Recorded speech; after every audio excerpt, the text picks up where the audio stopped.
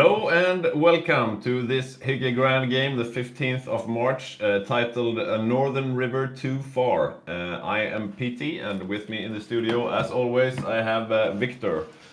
Hello, and yes, welcome indeed. If my voice sounds a bit under the weather, it's because I have been battling a cold, which you often get when you try to cross a northern river too far. But I'm getting better as we're moving on, and I have black coffee here to cure me Yes, from this illness. yes, and I'm sure with the support of all of you people around the world watching the stream, Victor will recover speedily.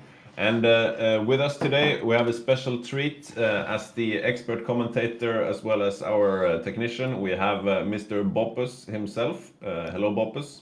Hello, nice to be here. Nice to have you here. So, what are your thoughts about the game today, Mr. Boppus? Uh, I have a lot of thoughts. I'm here myself a little bit. I don't know. We'll check that later on. Oh, right. Move Can that can you headset away. can you hear yourself? Is it Okay. now? It's no better now. Okay. Yeah. So my thoughts about the game today, it's gonna be an exciting game. We have a lot of fun players on fun places. Of course, I was talking to Badger yesterday, sitting on Yugoslavia. What he will do will be exciting to see. I think everyone thinks Navy, but will he go Navy? It's yeah, there's gonna be a lot of choices there. But I think we'll Yeah. have a really even game as usual. We'll try to set up this as good as possible to have equally good teams and yeah, looking forward to an exciting game. Yeah, Rosen, who's playing Italy, he told Badger on Yugoslavia that if you go Navy, I will annex you. So maybe that's enough of an incentive not to do the Navy. So Yeah. I do hear that Albania is trying some Navy shenanigans. That's yes, out yes, of we have a our, new player on Albania who's going for submarine threes reportedly. So we'll see what happens with that.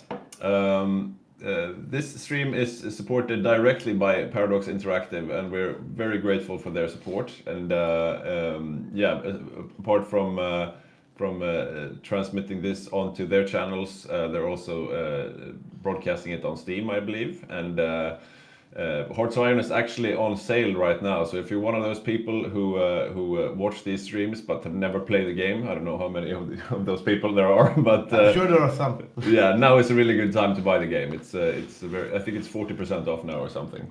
Yeah. And if you buy the game, then you should also subscribe to our YouTube channel and become a Patreon, because then you will get a lot of guides on how to actually play the game. Paradox games are known for their sometimes steep learning curve, but Yeah. we are always here to help in the Hygge community. Yeah. For And, some we- reason, we have been able to actually put out soon to be 200 guides or something like that, and we keep rolling. So yeah, if you like complexity, yeah, this is the game for you. Yeah, yeah. And if you wondered, what about supply? What's naval range? Those kind of things. There's a guide about it. Whatever it is, there Boppus and the Badger have made a guide about it. So if you go to youtube.com/hyggegaming, you can find our YouTube channel. So yeah, as you can see in the background, we are in the lobby. We are waiting for the last players to wake up and join. Let's see, we have 30 people in the game right now, but that's 3 of us from the studio as well. 27. I don't know how many were we supposed to be today.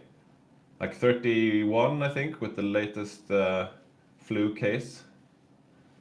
I'm not really I sure. believe so. I made the totally wrong decision yesterday to learn to write a Python script to make statistical analysis for this game instead of actually reading up on what I should have read up on. So Yeah. Yeah, that's a real treat for you guys today, you guys watching, because you will be getting live statistics from the game presented by Boppus, graphically and verbally. Yeah, Yes. indeed. We started with that last game, and it proved to be a huge success to be able to get, like, in real time, how are the players doing on airplane production, how many tanks are Germany putting out before Yeah. Barbarossa. Yeah. And Don, as a very analytic player, is indeed a good man to do that analysis. Saxoniv has a question. Didn't you have one on last game, Boppus? Updated now? Question mark. I wonder if he means a guide on last game. I guess it means the statistics thing, right? Because we had statistics last game. But Oh yeah. That's true. That's true. Yeah. But this Nice to time- see you, by the way, Saxolive. Nice to have you on the stream as usual. One of our regulars there. Yeah, and this time we have even more statistics. So now we have even factory, not output, but factories, how many civilian factories, dockyards, and so forth. And we have made some small graphical improvements for some of it. Yes, and this is a historical multiplayer Hearts of Iron game. If we didn't say that already, so we're playing roughly historically. The Axis and the Allies teams are set, so no team switching, no free diplomacy or anything like that. We're also playing on a special mod called the Hygge mod, which is based on their Finest Bra mod, which is a mod made for multiplayer games.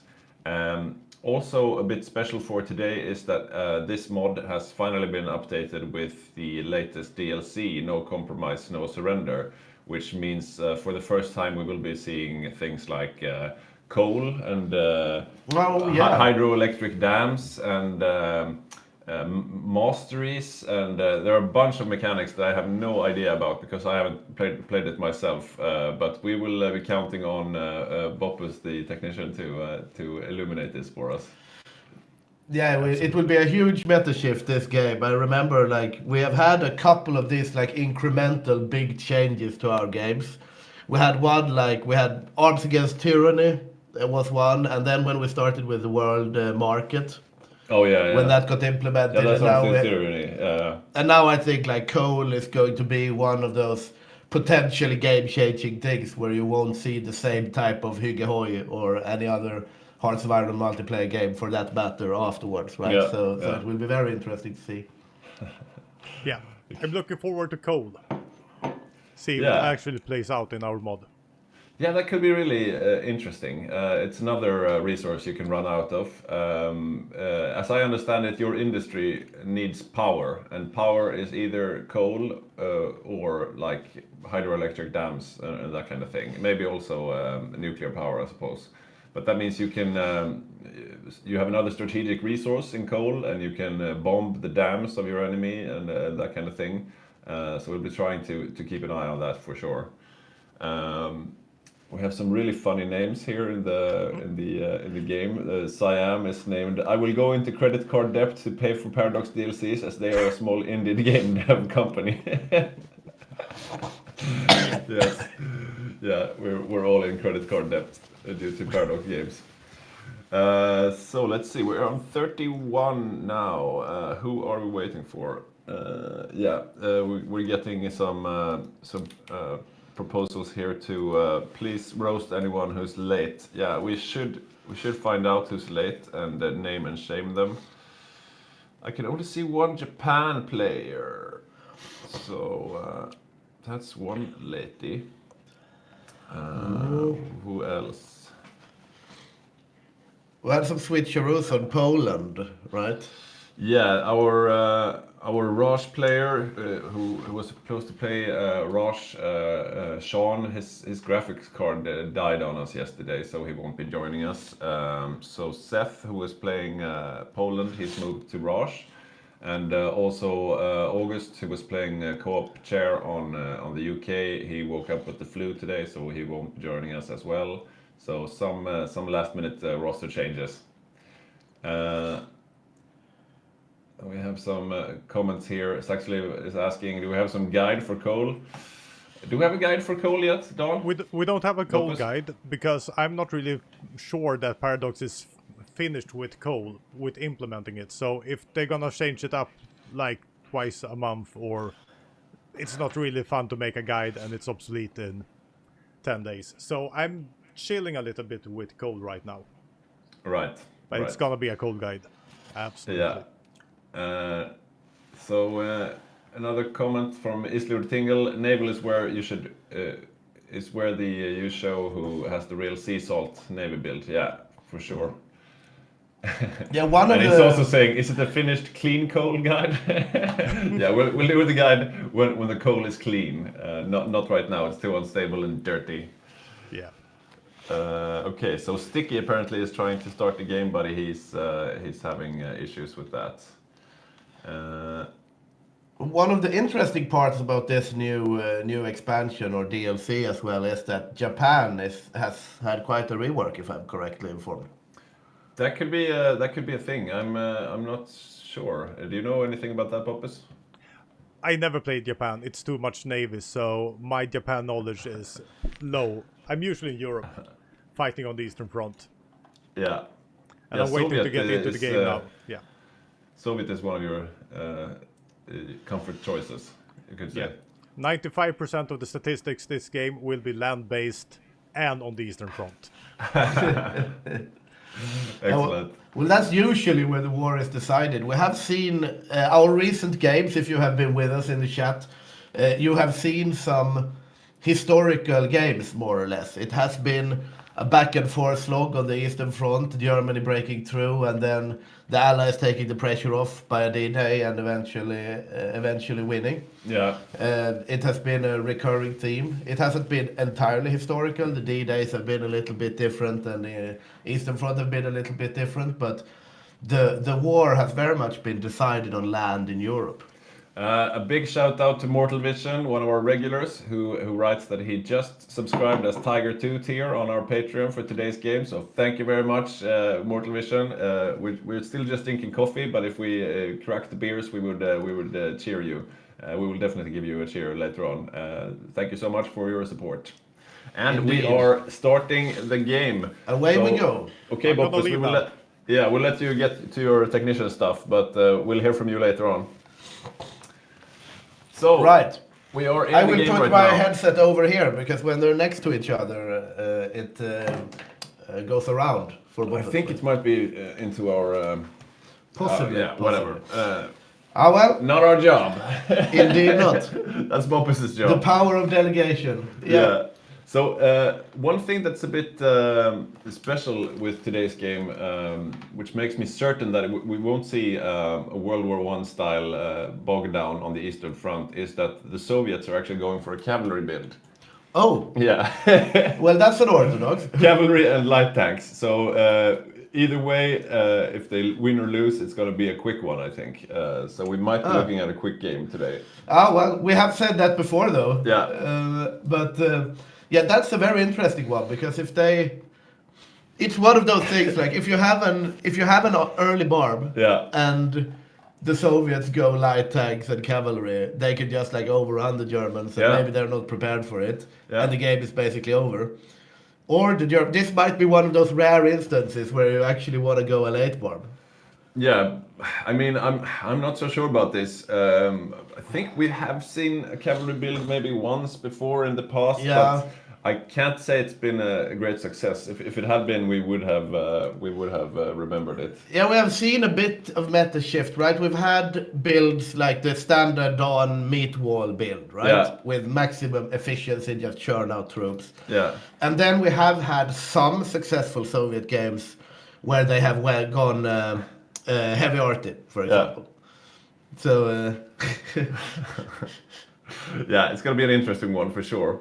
So let's get into presenting the players. So on the German Reich here, as the Führer, we have Yuri. Yuri is the main controller on Germany, and he's a 2-star general from the Netherlands. He's been with the Hygge community for 2 years now. In that time, he's played Germany twice, and but both times he's lost those games playing as Germany though. He is joined by Hygge as his co-op. Hygge is one of our Lithuanian players. He joined the community at the same time as Yuri, but they're not real-life friends or anything, apart from through the Hygge community. We're I all guess. friends, Yeah, yeah. we're all friends now. He's played Germany just once before with us. And their strategy is to attack Poland, Netherlands, Belgium, and France simultaneously. They will try to take Crete and Cyprus and go for Egypt and Iraq. They will go for an early barb with mostly tanks from Germany, Bulgaria, and Spain. and then they will go for Ukraine first before aiming for Moscow. So that's their build. Yeah, And, I mean, it's an ambitious plan. Attack everything at the same time. Yeah. Focus in the Mediterranean. It's like when you take a train across Sweden, right? And you have to switch bus 5 times. Yeah. If just one of those instances is delayed, it can derail the whole chain. I Yeah. feel like this is one of those risky plans where if one of these things does not pan out as expected, then you're gonna have to adapt, right? And we'll see how they do about that. They are. So it seems like they're not going for a huge infantry army themselves. They will have a lot of tanks, and they will leave to Romania, for example, to build line infantry. I wonder how this will play against the horses of the Soviet Union, because the tanks will most certainly beat the horses one-on-one, or the light tanks. Yeah. But if they get overrun and surrounded, that could be it. So we'll see. Islud is saying it's like a traditional World War II plan: attack everything and find out. Yeah, pretty much. Yeah. We have a question also from Bjorn McLean here. If Japan is too much navy, does it make it Badger's favorite country to play? And that's a good question, because Badger has been playing a lot of navy countries, but I haven't seen him on Japan that much. No, UK is more his style for some reason. It's a similar concept though, right? Yeah, Supply from a capital on an island and a lot of... Yeah. John McClane is saying, "Hey Soviets, why the long face?" We got a nay joke as well from Islud Tingle here. Very good. Love it with the puns. The player name on the Soviets is also from the movie Death of Stalin, right? Okay. It's... I might be smiling, but I'm very fucking furious. this is the scene where Georgy Shukov, right? They have delegated to the NKVD to guard Moscow during Stalin's funeral, and he gets very upset with that. Okay. I watched it the other day. Good movie. Yeah, it's a fun movie. Okay, let's move on. Who should we take next? Why not present the Soviet players? I'm just gonna scroll down a bit. So on the Soviet Union, as the main controller, we have Pontus, and Pontus, he's been with the community for a long time. He was the MVP of last game. I'm not sure if we've handed out the medals yet, but he will surely win, because he played Bulgaria, and it was the scariest Bulgaria I've seen in a very long time. Oh yeah, definitely. That was high impact throughout the game. He was really carrying the Eastern Front for the Axis at some point. Yeah. And I mean, Pontus has always been a solid player, but he's never been like in the top 3 or anything. I don't know, micro-wise. But last game he really showed that he's got what it takes to really fight with the big boys. Yeah, he really stepped up that game, right? Yeah. It's a very impressive performance. And he's on the Soviet now. Yeah, and he's joined by the, what should you say, the replacement stream team, the guys who do the stream when we're not doing the stream. So Magnus and Andreas, T o'clock, they're also very solid players. And they're going for this cavalry build, as I said. And they are, of course, also joined by Mongolia, played by Mossberg. Mossberg, who is he's the OG technician, another guy who's been in the studio. Mongolia is actually his comfort choice. It's the country that he's played the most times in our game. And it can have a lot of impact as well, Mongolia, especially this setup, to be honest, because Mossberg, Magnus, and T o'clock are good real-life friends, right? Yeah. So if they're going to coordinate, you would very much like to have that coordination with Mongolia. So they will have an easy time cooperating, and Mongolia can possibly make up for some of the shortcomings that you will inevitably get if you play a cavalry Soviet. Yeah, maybe he can show them, like, this is how you ride a horse. This is how you do it. So that's the Soviet Union. And I mean, this build that they're doing, the cavalry along with the light tanks, this could pretty much decide the game for good or bad. Yeah, I mean, the Soviet meat wall tactic is more of a, you don't know it's over until quite late. Yeah. I mean, even if you're losing when you're doing like a garrison build, it takes a long time because there's so much meat on the wall to get through. I will see. But I mean, we haven't seen this in a while though, so it might pan out either way. Yeah, we do like whenever people go for unorthodox builds. It keeps things interesting, I would say. Yeah, it's definitely fun to switch things up a bit. Yeah. So let's see, who should we go for now? Maybe the UK. Let's. So on UK we have Hygge. Hygge is one of our veteran players. He's got 6 veterancy stars, and when we're talking about stars, each star is 5 grand games. So he's got 30 plus grand games in his back pocket. He's only played the UK once before though. And he was supposed to have a co-op in August, but August woke up with the flu today, so Hygge is on his own. And the UK is not. It's not the biggest major to play, but you have to have land forces, you have to have navy, you have to have air, you have to have everything set up basically. So it's still a stressful. Yeah, I mean country. it's also a big step up for Hygge. Yeah. To be honest, Hygge has been with us for a long time. He's a good player, right? But I don't think he has solo controlled a major in this way that he will do today, and. That really can, either he proves himself or he falls short. It remains to be seen, but it will definitely be an interesting United Kingdom. And Yeah. also, if you're going to start out playing a major nation by yourself, right? There is no better way to start than when we've had a big new expansion rolling right in. Yeah. Because then the meta is unknown, right? It's a blank slate. That's true. So I think this has potential.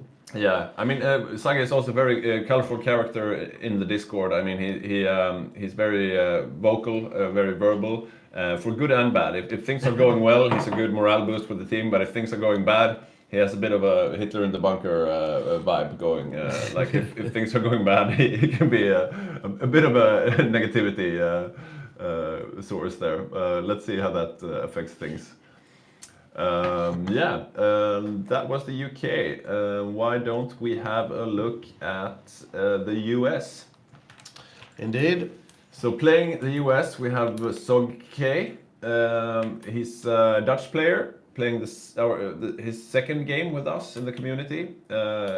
Last stream, he managed to win the raffle on stream, which is weird because the players are not supposed to listen to the stream. So if you're listening right now, it's okay. Stop listening. You're not supposed to listen on the stream, so don't do that. But it was his first game, so yeah, we'll cut him some slack for that. He's got a lot of experience with multiplayer from other communities, and his strategy is to go for a two-front strategy. So they will be very aggressive in the Pacific and try to be as annoying as possible towards Germany. It will be interesting to see how this pans out, because I feel like we've heard this a lot of times in our last maybe 3 or so even games, right? Yeah. That the US says, yeah, we're going to go full navy, we're going to harass them in the Pacific, we're going to be active. And then suddenly you see basically the Japanese landing on Guam and they're just island hopping and nothing is happening, right? Yeah. But maybe this time will be different. Yeah, Hygge is joined by Ian though, and Ian is another really strong player. Also, he's only played a few games with us in the community, but he's played a bunch with different multiplayer communities. So both of them combined should be a quite formidable United States, I think. Let's see. Yeah, he must have a lot of memes when things are going bad, probably. What else do we have? We have a question here from John McLean. Was it against the rules for Poland to potentially win the defense? In other words, they are expected to exile. Yeah. Yeah, they are like, it's not explicitly stated in the rules, but I mean, that's one of those things that, for example, we have rules that you can't win the defense as France, for example. Yeah. And you can't win the civil war as Republican Spain. Yeah. But Poland, it's such a foregone conclusion. Yeah, I'm not even sure if we have it in the rules, but yeah. If we don't, we should, because yeah, definitely. If you manage to defend Poland or France, the game is basically over. But you can't really. I mean, that's you can't do that, right? I mean, on the off chance that you have a very good player on France and a very bad player at Germany, and everything goes the right way, you can defend France. Yeah, but But you Poland. can't defend Poland, right? No, Even if you're the no. best player in the world, right? You're just Shouldn't. going to get run over. Unless you know something we don't, John McClane. Well, we have seen tries from Poland at the Bergorhof. We Yeah. saw Poland trying to like para-drop and quick cap Hungary and stuff like Yeah, that. but So they- they can they- create quite a headache. They but- didn't manage to get air superiority. Yeah. Okay, so now the game is finally running. We have unpaused the game, but we'll continue with our player presentations for now. So let's have a look who's facing the United States on the other side of the great big Pacific Ocean. As the Empire of Japan, we have one of our stronger players, Stationary. He's got 6 veterancy stars. At this point, he's almost typecast to playing Japan. It's one of his countries that he plays the most. 5 times in total in our Grand Games. Yeah. He's got a lot of experience also playing with other communities. So yeah, really strong Japan player. He's got a co-op in Båt. Båt has been playing with the community since 2023, although quite a spotty attendance record. So this will be his first time playing Japan in one of our Grand Games. I think it will be very interesting to see now when we have both the main controller on the USA and the main controller of Japan being players that have predominantly played with other communities. Yeah. And see how that will affect our gameplay, because when we have a lot of people playing a lot of games with us, you develop a meta with the community. But now we might see something new here. Yeah, there was some discussions about the China War.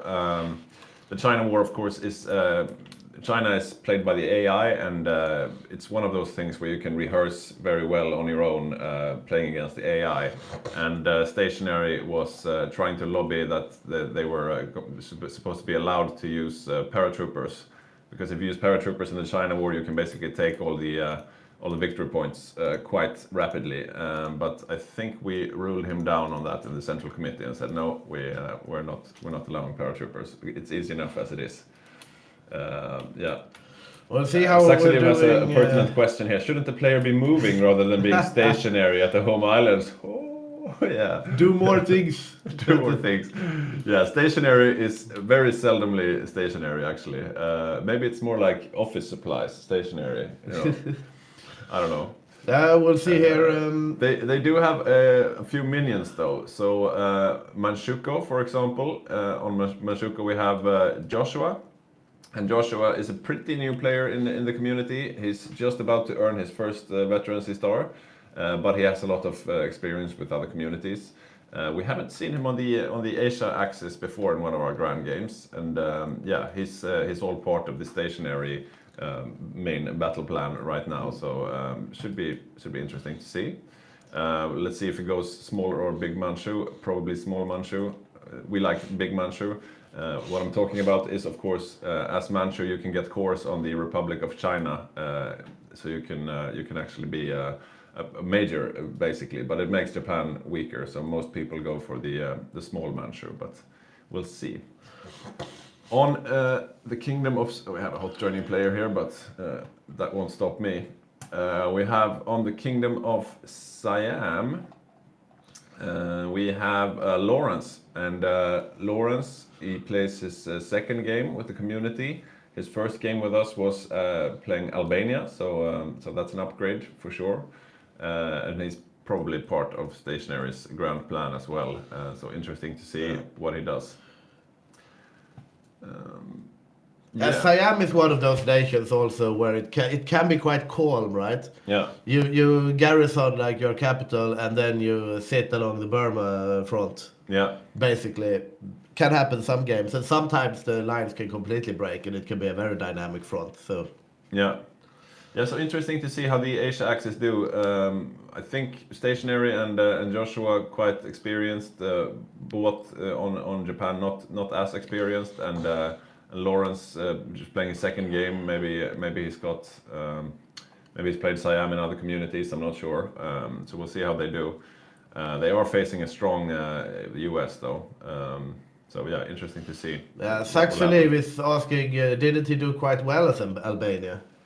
Was that the last game? Because I think think Albania so. had some fun things on the Eastern Front. They were also like quite impactful. Bulgaria was the big bad wolf though, Yeah, now right? that you're saying it, maybe we should actually expect big things from Lawrence here.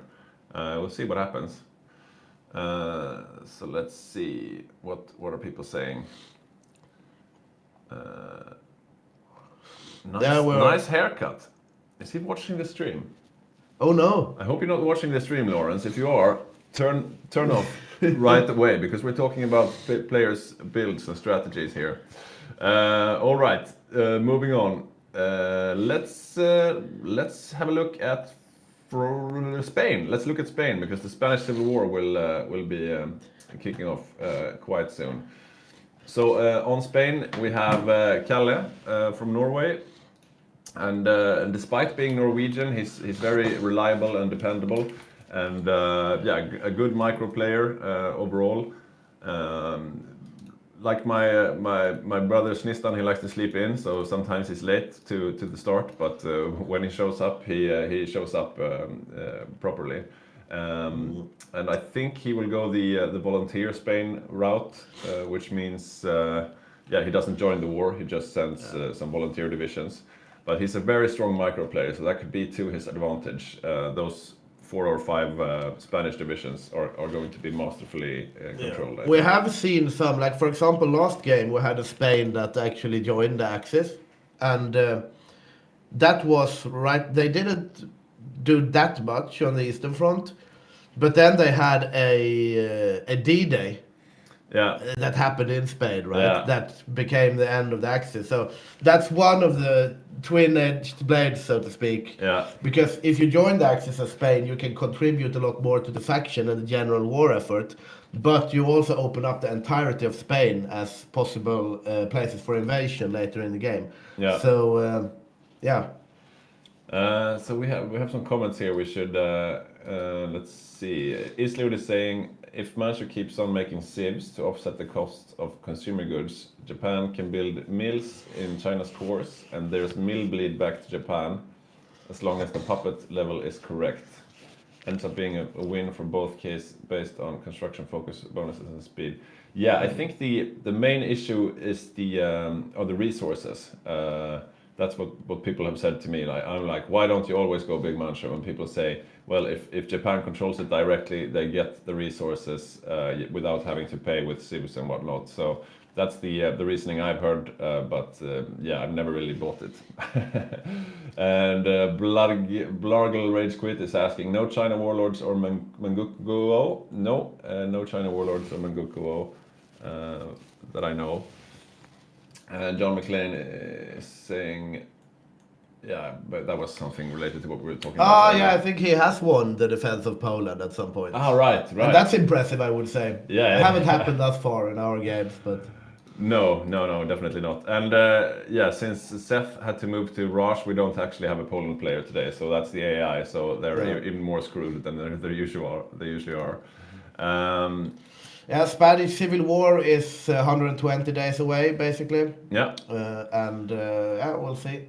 Yeah, I think there have been some discussions about the volunteers in the team chats. At the studio, we're looking into the strategy discussions somewhat of the Axis and the Allies, and there have been some discussions about who should send volunteers and how many and so on. So we'll have a look at that later on.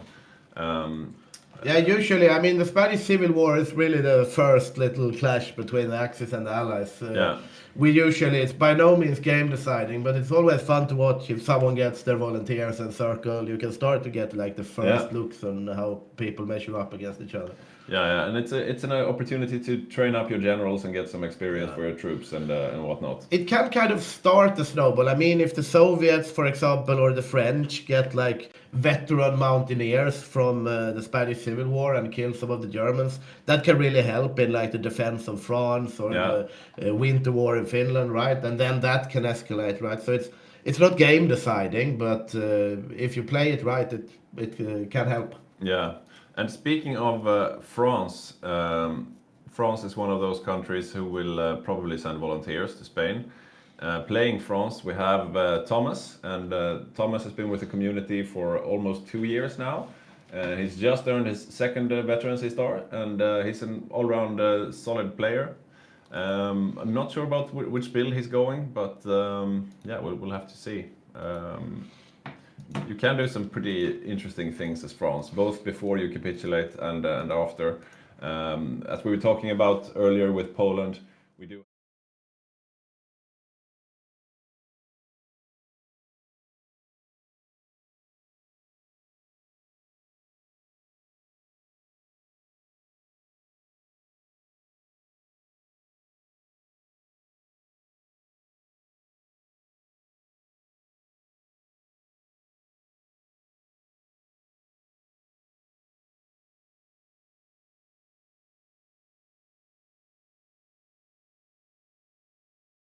Start with the biggest country there, which is Romania, and playing Romania we have Jonte. Jonte is a part of the Central Committee, co-founder of the community, and baby brother of Badger. He missed out on the last Grand Game as he just received his second child, but now he's back with a vengeance and a will to play computer games again. He's played Romania 3 times before, but the last time he played Romania was 4 years ago, so yeah, maybe a bit out of practice. He's going to be doing a lot of the frontline duty against the Soviets, so a bunch of 15 with infantry divisions. Yeah, interesting. Romania is one of those countries that can really make a big difference on the Eastern Front. Romania, Bulgaria, Hungary, especially if Germany is going a more infantry-focused build, then these are the countries that's going to carry you to Moscow, basically, if you're Germany. I think we have the wrong game feed up on the stream, actually. I only see a day-night cycle rolling in the Pacific. Yeah, that's true. We can see Bob was in panic trying to fix it up. And there you see the beautiful Romania controlled by Jonte. And as we said, he is a very, very experienced player. And he has the potential of being a very, very scary Axis Minor on the Eastern Front. We've seen him do it before. And yeah. Yeah.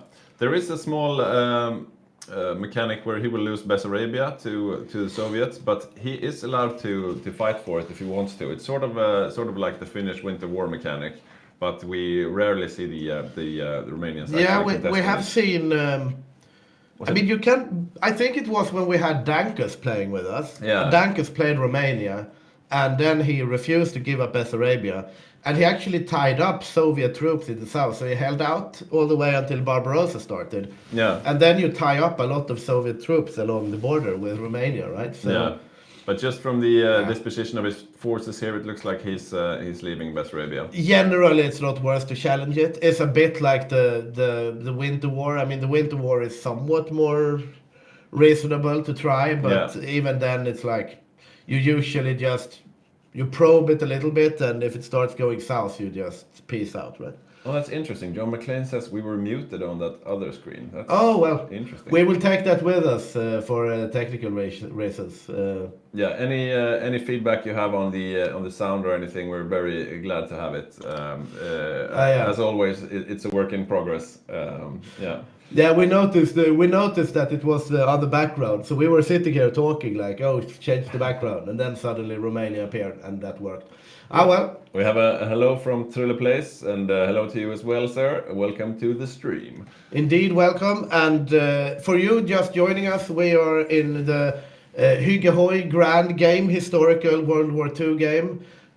Called A Northern Bridge Too Far. A Northern River Too Far. A Northern River Too Far. So, yes. So these titles of our grand games, Badger comes up with them, and they usually have some cryptic meaning and some relation to I don't know, World War II. Anyways, on Bulgaria here, on the southern border to Romania, we have Matthias. Matthias is an 8-star general, so he has more than 40 games with the community.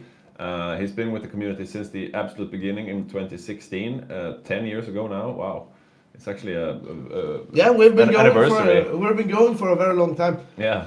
Is this the 10-year anniversary of Hygge then this year? Yeah. We should celebrate at Bergård. We should definitely celebrate. And I wonder at which time of year the first game was, because then it'll be Yeah, we'll get back to you on this one. Yeah, we haven't definitely. really thought about Yeah. this. It's actually the 10-year anniversary of Hearts of Iron and of Hygge Gaming. And moving back to Matthias, Yeah. the player on player on Bulgaria, he Yeah. is a preparatory player. He studies up what he needs to do and he executes it. Very military discipline, right? Yeah. Played a lot of majors recently and good potential here. Bulgaria is also one of those countries that can actually choose a bit what they want to do. If you are Hungary, for example, you're kind of like, okay, you're going tank, right? Bulgaria, we have seen some shenanigans, naval invasions of Baku, some infantry things, some rocket artillery, but I think this is a by-the-book type of player. He has prepared for something and he's going to stay to that plan. Yeah. He's a military man in real life, and he's solid player nowadays. Like you said, he's been playing a lot of majors, so just focusing on small Bulgaria could be really nice for him. Yeah, I've realized like when I played, I usually cast, right? But when you played as a co-op or main controller even on majors, and you go back to playing a minor, it's kind of like when you have been walking with a weight vest, right? And then you take it off. Yeah. Because you get it so condensed down, you can focus on smaller things again. Yeah, And definitely. I think... Yeah, we should see a good showing from him. we see Arvid is saying that we were muted on the screen with the overlay for Axis and Allies total divisions, not when we watched the day and night cycle over the Pacific. Okay. Good feedback. That's good feedback because we want to be able to talk about statistics when we see them, right? Even if Dawn is the one that knows the most about it. Yeah, and Boppus Fixed it. says it's already fixed. Amazing. Proactive guy, that Boppus. Truly Plays says, I am really bad at Hoi 4. Well, you're in luck because you don't have to play today. You just have to watch and we will guide you through it all. And if you have any questions, don't hesitate to ask. Yes, and also you're in luck because there is a YouTube channel called Hygge Gaming where we provide guides on the multiplayer Hearts of Iron. Yes. And if you also become a patron, then you get Even more guides. 50% more guides, which means you get 50% better at Hoi. Yeah. So. And the links are, of course, youtube.com/hyggegaming or patreon.com/hyggegaming, I think. We'll get those links up on screen for you later on. And for those of you joining us in the Paradox stream channels, we want to give a big shout out and thank you to Paradox. Not only for making this game we play, of course, but also for supporting the Hygge Hoi community and deciding to bet down on us as a community to help us being able to give these matches to you. Yeah. So a big thank you. Boppus has taken over the point of view now. I'm not sure he why. has. He is doing something here. There. Something is happening at least. Yeah, he's taken over the screen control there. I'm sure he has a plan because in 29 days the Spanish Civil War will be starting. Now I am in control of the view here. So I'm now looking over at Spain here and we see that the Spanish troops are arrayed around Bilbao. This is one of the areas that will be controlled by the Republicans, right? Yeah, the Basque territory is up there in the north. It's usually a solid strategy to take them out first. But we weren't really finished with the people in the Balkans. No, let's go back to the Balkans. So on Yugoslavia, we have the General Secretary, the leader of our community himself, the Badger, and let's see, he's been told by Rosen that if you go Navy, you will be annexed, and that's good. That's a good thing to tell Badger because he's the Navy guy. Yeah. But reportedly he's not going for as of now, he has one naval dockyard only, and looking at construction, he does not seem like he's going Navy. But I know that he in his heart would have liked. Yeah, cover your eyes, Boppus. He's building civilian factories. Boppus hates civilian factories. Everybody should build military factories all the time, if you ask him. He's actually going for a dockyard there. Hey, you see him queuing up a dockyard and prioritizing it. That's sneaky. Okay. But anyways, he's going for mechanized infantry, reportedly, and the strategy is that he will be positioned in Finland, where they will try to make a trap for the Soviet forces. So we'll definitely keep an eye on that later on. The Soviet horses will be coming in thinking, oh, this is easy, and then they will be cut off by Yugoslavian mechanized infantry. It's always fun to see people make plans in Finland. It has a lot of potential. I like Finland myself, right? Yeah. But even after the Winter War, right, you can because we've seen Soviets get like all the way to here because you have to get in Helsinki to capitulate them, right? So you can do a lot of fun things. Yeah. Okay. Yeah, now we also see the coal here. We see Alright. that Badger, for example, here in Yugoslavia has 39 units of coal available for use, and he has 8 units of coal that is needed for the production lines, which means he has a surplus of 31 coal then, which reduces the factory energy consumption in general. But there's no indication, like in the top bar, how much coal you have, like with the other resources. Well, I think it's a trade. It's in on the, yeah, but it's yeah. There's no shortcut. I mean, yeah, like we said, it's their first time using no compromise, no surrender here on the Hygge cost. So Yeah, we're definitely newbies when it comes to this as well. The first game with coal, it's like when we had the international market, we were lost for a bit. Next grand game, we will be completely read up on it because then we will have had a guide on it. But yeah, if we look at coal for now, we have actually some domestic production of coal in Yugoslavia, so that can be good for Badger. But now we have a good question here from Arvid. What we would like to see in Hearts of Iron 5 when it actually shows up. That's a good question. Maybe we'll return to that later. It's more of a discussion point because, yeah, as you were just pointing out, the Spanish Civil War has kicked off. Yeah, the Spanish War has indeed kicked off here, and we see that you have now. I'm watching from the nationalists' point of view, and they by themselves only have these militia troops basically, and likewise Republican Spain. But the nationalist troops does have the Franco Corps from North Africa here, that is quite well done in comparison to the militia troops. So they have about 5 divisions so that they can actually push with. But the big deciding factor in the Spanish Civil War is, of course, going to be the volunteers from the fascists, the democracies, and the communists, respectively. And the Soviets are sending 5 divisions. Italy is sending 8 divisions. 8 divisions. That's a lot of divisions for Italy. That must mean that Rosen has a lot of crappy divisions out just to be able to fill that many. Yeah, I'm checking them right now here. That's 16 divisions. Let's see. Volunteer forces are in transfer. I think I will have to wait for a little while. Yeah, they were sending 8 divisions. The Soviets are sending just 5 divisions, and the Soviets usually have the largest amount. But yeah, Rosen is really going ham on the volunteers there. Yeah. I think I'm gonna go get us some more coffee. Oh yeah, you do that. I am actually in control of the view right now, so might as well. And I will go through the Spanish Civil War with you, amazing people watching us here. We see that the German Reich is requesting to send volunteers. They are going to send 3 volunteer divisions here to the fascist side in the Spanish Civil War. And for those of you not familiar with history, the fascist countries are going to send volunteers to the nationalist side, and the communists and democracies are going to send volunteers to the Republican side. And we also have a rule here that the Republicans cannot win the Spanish Civil War. They can win on the ground, but they still have to capitulate, and then they have to give the Soviet Union off-map factories.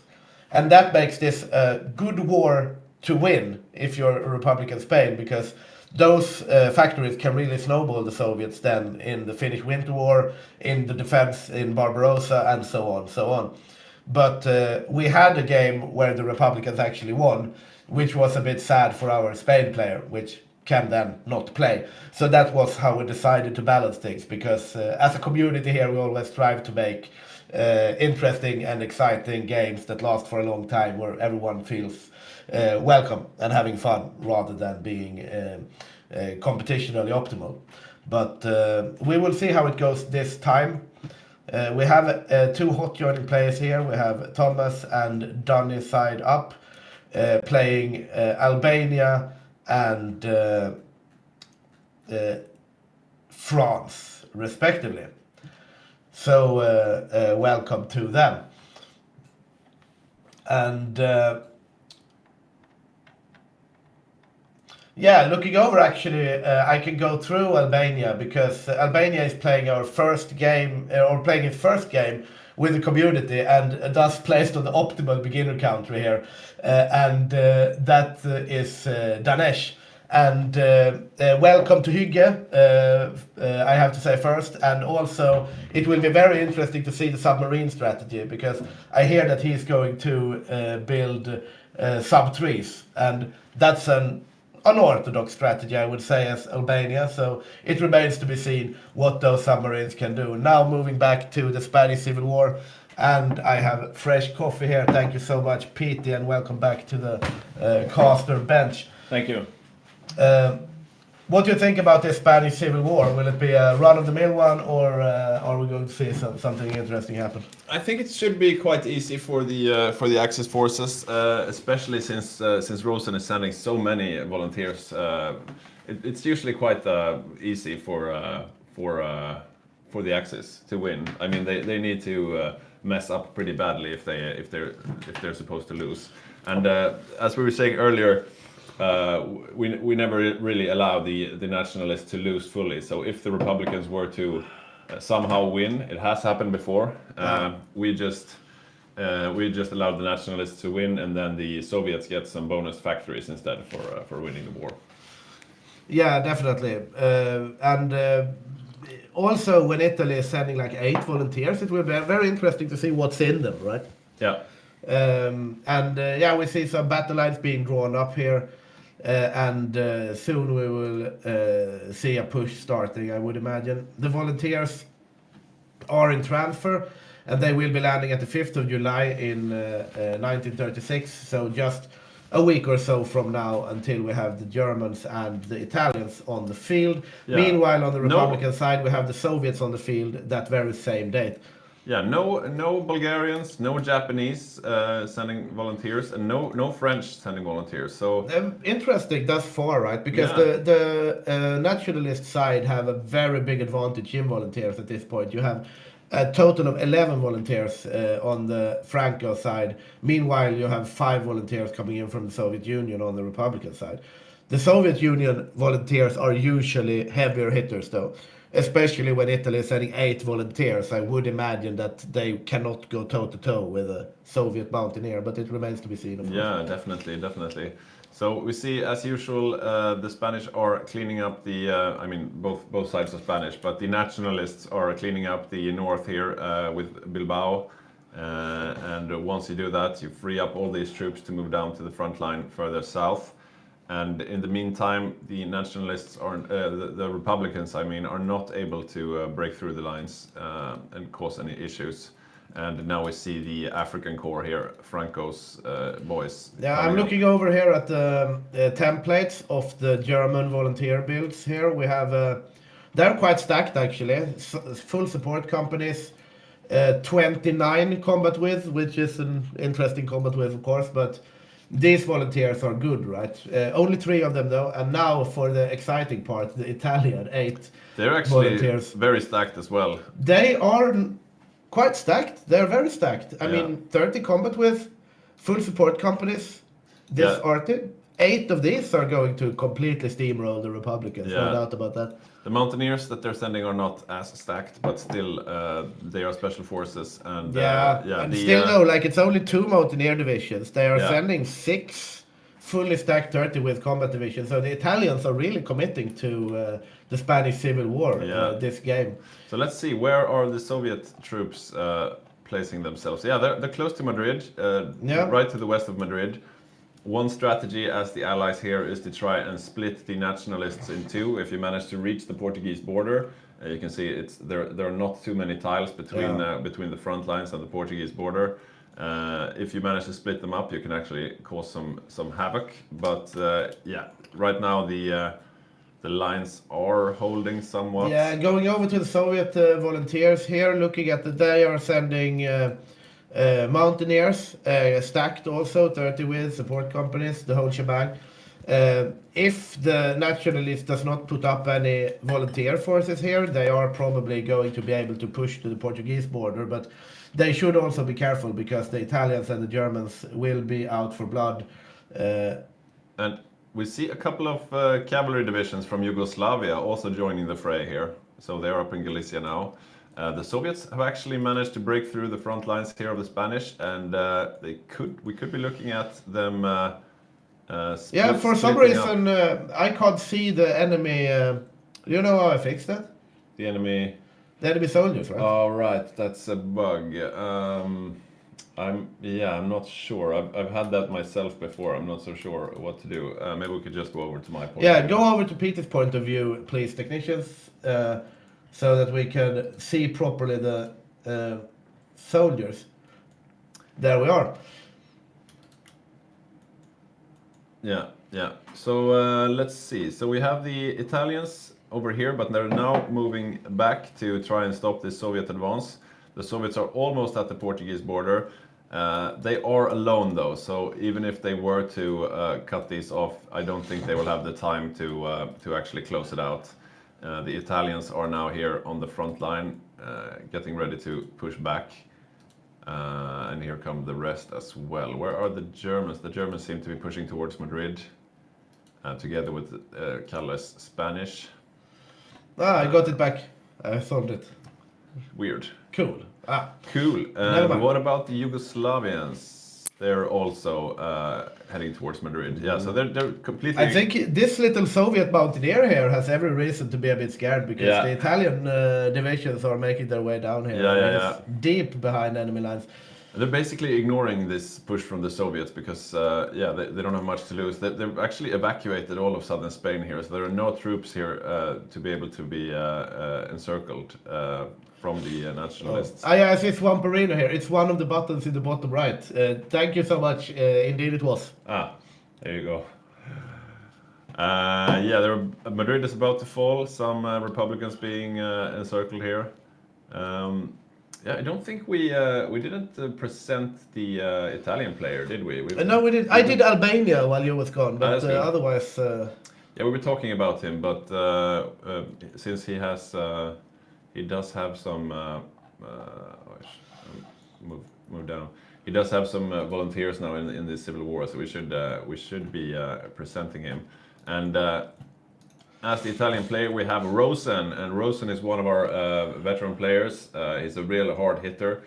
He's one of our players from the Shetland Islands, which is a bit exotic. That's all the way up here somewhere. Is that the Orkneys? No, that's the Shetland. No, that's the Shetland Islands. Yeah, so up here in the cold North Sea, that's where he lives. And Italy is not his usual choice. He's played them 3 times before in our Grand Games, but he's been in a lot of Grand Games.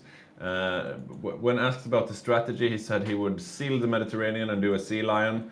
I guess we'll see about that. He can be quite boisterous. Yeah, plants rarely survive contact with them. Exactly. Napoleon said once, I think. Exactly. Okay, we see another encirclement here of Republican troops. It's dragging on here. We also see that Bulgarian volunteers are hitting the ground on the fascist side, and the French have landed on the Republican side. Yeah, so everyone wants a piece of the civil war except for the Japanese, who we sometimes see. They are not here, but Bulgaria and France, as you said. France have sent 3 volunteer divisions, 24 combat with no artillery. So the French volunteer divisions are the weakest at the field at this moment. How embarrassing. Yeah, I should say the Bulgarians are not amazing either, to be honest. Only 19 combat with, so it's a bit of a late send. Both Bulgaria and France, they send in a little piecemeal now at the end. The committed nations in this civil war is definitely the Italians and the Soviets. Yeah.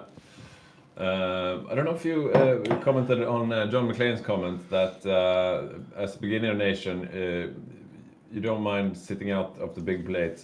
South American small countries are nice and fairly easily invade South American. No, I haven't touched on that actually, and I think you do have a good point, right? We've seen manpower powerhouses like Brazil and Mexico and so on. I do, however, think you're not allowed to invade that much, as you can see in this mod for performance reasons. You can see that you don't even see Argentina, Bolivia, Chile. They're not in the game, so you can't really expand much.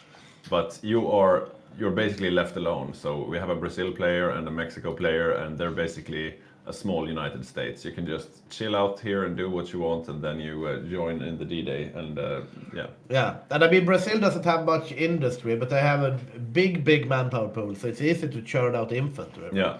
And you can churn out infantry, like we said, pretty much undisturbed. So if you play that right, you can be a very good, like, just add meat to the wall when you do a D-Day, for example. So I'm keeping an eye here on the front lines, but nothing super exciting happening. Madrid is still standing. Yeah. You want to see as the nationalist side, you want to see Madrid falling quite quickly. But Yeah, I have definitely seen faster Spanish civil wars than this, but there is nothing at the moment that indicates it's going to go any other way than the traditional way. Looking at the losses here, we have a fielded manpower of 850,000 on the nationalist side, with 13,000 losses. Meanwhile, the Republican side have about the same amount of fielded manpower, meanwhile carrying 125,000 losses. So the war is developing in the nationalists' favor. Yeah, and of course, the later you win the war as the nationalists, the later you can start doing your macro and building up your industry and that kind of thing. But the longer the war drags on, the better it is for all involved countries when it comes to the experience gain. And you're training up your generals, you're training up your divisions.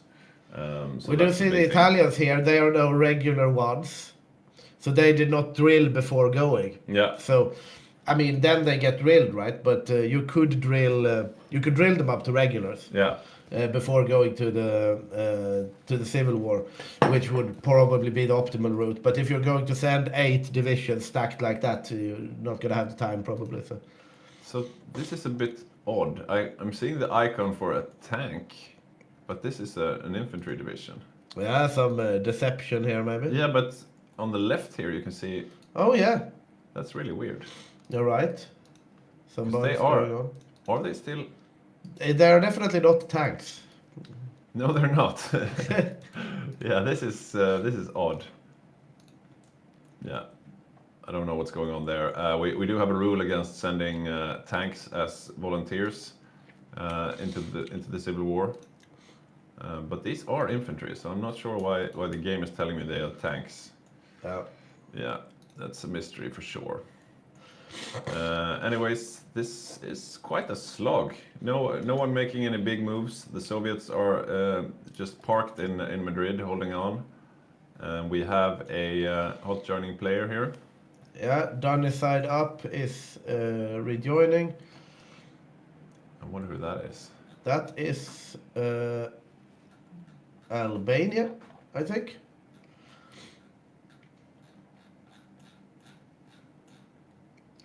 I'm quite sure it's Albania. I think I presented him before. And we will see. We have our games have become very stable the latest years compared to how it was in the beginning. Right? Oh yeah. I mean, last game we barely had like one desync or something like this, and the hot joins are quite quick. But I think it's just that we, incrementally get better computers compared to the game's needs, right? Yeah, but it's also a paradox making the game more and more stable with time. And also we learn what makes games unstable. So for example, you should disable all the armor packs, and it's very important that all the players have all the DLCs downloaded, that kind of thing. So yeah, things like that. Yeah, that's true. Like since they started the subscription service, it has been a lot easier. Yeah, okay, so let's why don't we present another player while we're waiting for the hot join. We weren't quite done with the Balkans. I think we have Hungary left, right? We do have Hungary left, and playing Hungary, we have actually the original Hungary player, I almost say. It's Francis. And Francis has 8 veterancy stars, having been with the community since 2019.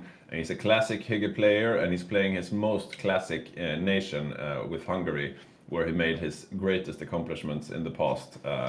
at one of our grand games, I think it was. Yeah, one he of was our, the Bergerhof. commander of the Try Again army. We had a very, very close game, Yeah, he which got- the Axis ended up winning due to Hungary making an amazing push Yeah. in the north of His Germany. entire army got wiped, but then with his new army called the Try Again army, he split the D-Day into two. They had landed in Northern Europe and taken half of Germany, and then Francis basically killed them. So yeah, it really interesting to see Francis back on Hungary.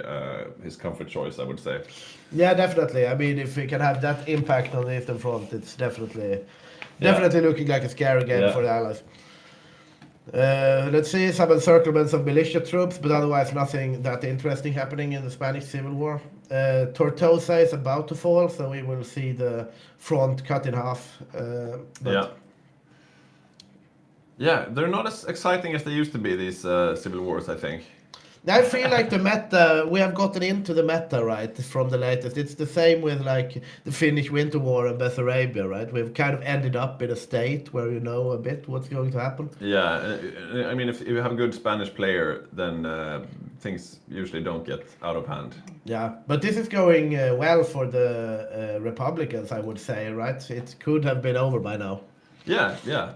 I mean, it depends on what you want as the Axis. Maybe you want to grind XP. You're not allowed to do it to an exploiting level in our games, but yeah, you can take your time a bit, I suppose. Now we see the German divisions here are about to level up to regular 2, at least. So some experience. Erich von Manstein is farming his trait here of let's see.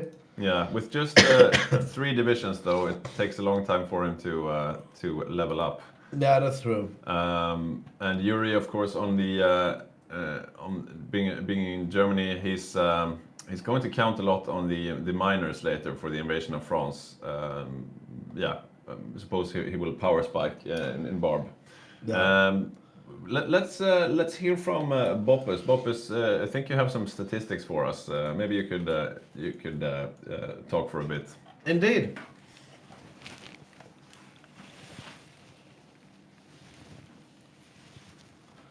No, you don't. Now you hear me. Now we hear you. yes. Yeah, I muted myself. Yeah, because I've been looking into the statistics right now, what's happening in the build-up, and we have, if I find it here, some statistics showing who's building military factories and who's not. And what we see here is Germany and Japan going straight for military factories this game. Japan And you can like be- that, don't you? Yes, I like that. So we have the 2 major powers of the Axis actually going straight into military factory production, which will make a huge difference early on. While looking at England, USA, Soviet Union, USA of course not building military factories, but no one has transitioned there yet so far in the first half of the year of this game. But Japan and Germany having military factories production up right now will make a difference coming into 1939, and that will be interesting.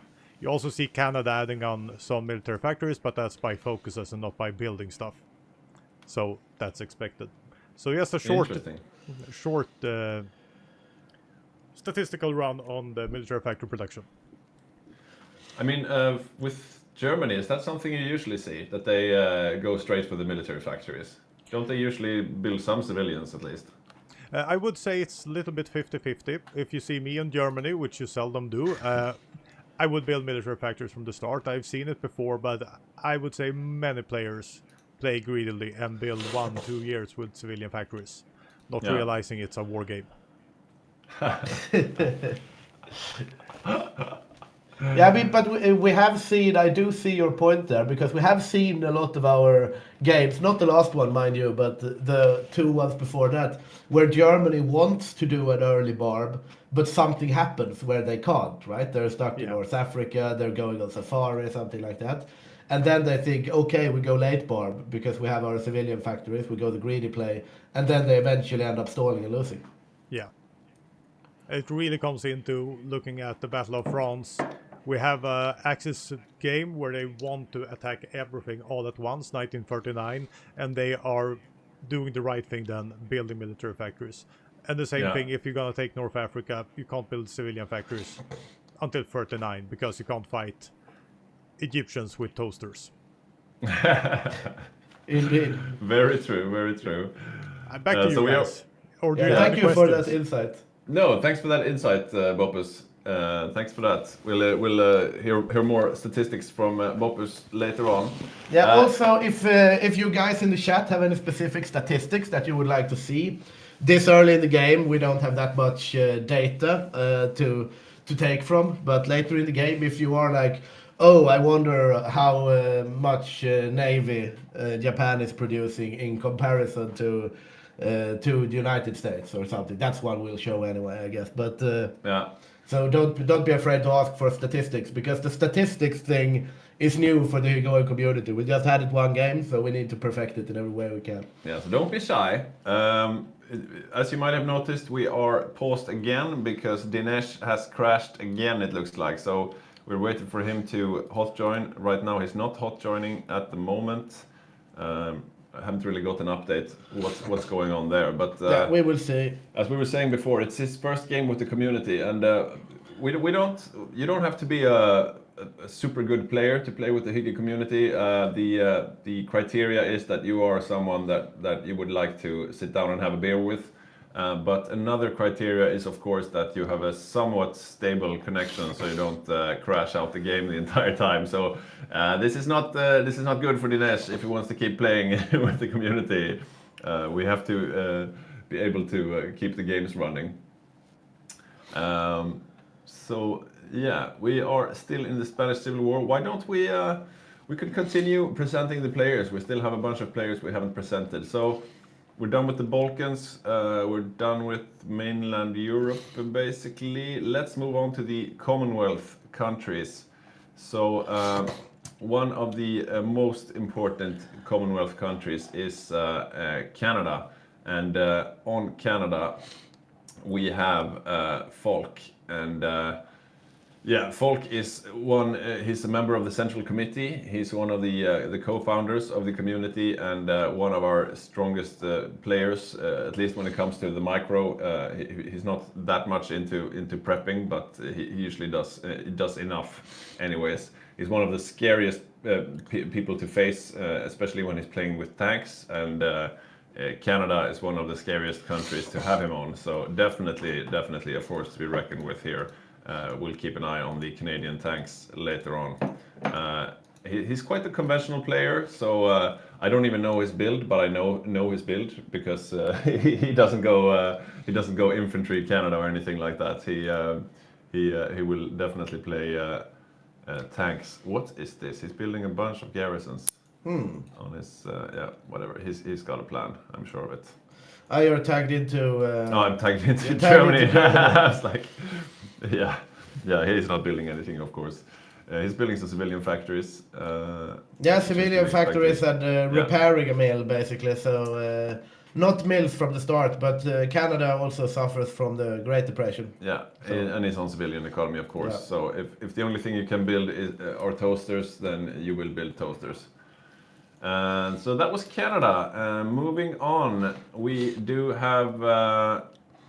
Let's go to Australia, down under.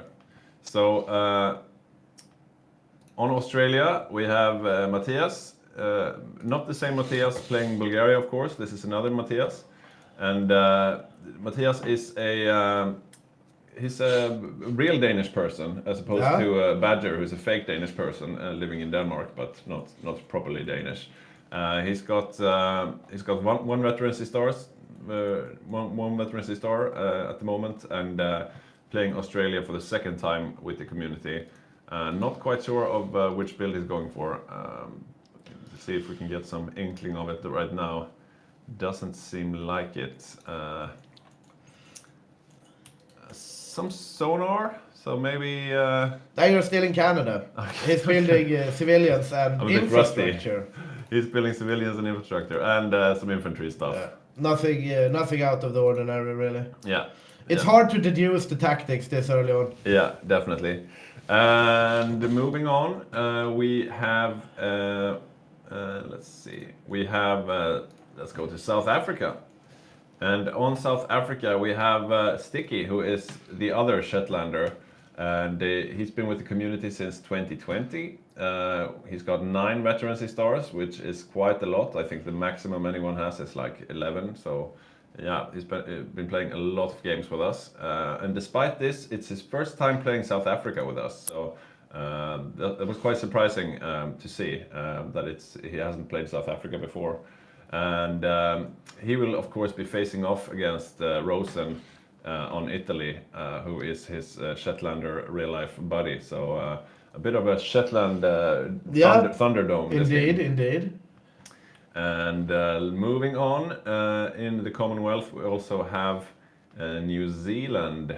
And on New Zealand, we have Tom. And Tom is a friend of Stationary who... it seems like it's his first game with the community, so very welcome to the community, Tom. And since his real life friend is Stationary, it seems like his purpose in this game is to annoy Stationary, because he's going to play a surface raiding build as New Zealand, and Stationary, of course, is playing Japan as the main controller.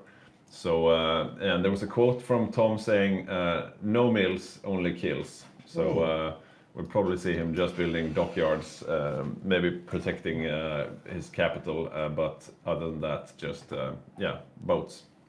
Yeah, I mean, like, New Zealand is one of those countries that can show up almost anywhere also, right? Yeah. It's like New Zealand, Ireland, the countries in exile like France, Poland, if you have a player on that, or these countries where you don't really expect them anywhere. They can just be somewhere. Suddenly they're on a D-Day, suddenly they're invading Norway. Yeah. It will be interesting to see what he does with this. And welcome to the community indeed, Tom. Yeah, he's building dockyards, as we were saying, and going for the cruiser hull here, level 3 cruiser, 1939 cruiser hull. Okay, so light cruisers then, I suppose, for raiding, which is interesting. And was that all the Commonwealth countries? I'm not forgetting anyone, am I? So I think that was it for the Commonwealth. Another country that we haven't presented. Let's just have a quick look at Spain here to see if anything nothing too exciting. There is the German volunteers are in a bit of a dangerous salient here, but so are the Soviets in regards to the aforementioned German volunteers. So we might see some encirclement, counter-encirclements, or nothing happen, depending on how this pans out. But the Germans are being pushed back now. If I was the Soviets, I would rather click this than this. But yeah, they're not in the right place though. They have had to move further to the left. Yeah. But it looks like the Germans are safe. No encirclements. Yeah. Nothing exciting going on. Yeah, we'll see. Like, the Soviets are in a bit of maybe a bit of dire straits. It depends on, but the Italian volunteers are all the way up here at the northern part of the front, and the Germans are down here. So I don't think they will be able to encircle the Soviets before they escape. We have a question from Nerd Warrior. What Discord is this on? We do have our own Discord, but it's not an open Discord. This is the Hygge gaming community, and Yeah, and we have an Axis channel, we have an Allies channel. I think you get Discord access if you are a patron. Yeah. So you do. So go to patreon.com/hyggegaming. If you become a free patron, you still get some information and that kind of thing. So yeah, do that if you want to support the channel. Let's see, a small encirclement here of Republican troops, but nothing to write home about. The Soviets are out of there. There is one poor French mountaineer still pinned in Toledo. He might lose his life. Yeah, he's a bit. He's in danger a bit. And, Yeah, I think of all the countries here, France is the one hurting the most from losing troops in the civil war. I think because he needs every last man to defend France later on. And this is actually looking quite grim for the earlier mentioned mountaineer here. So I think France might actually lose a man here, and that is the first. Oh, you think so? Yeah, possibly.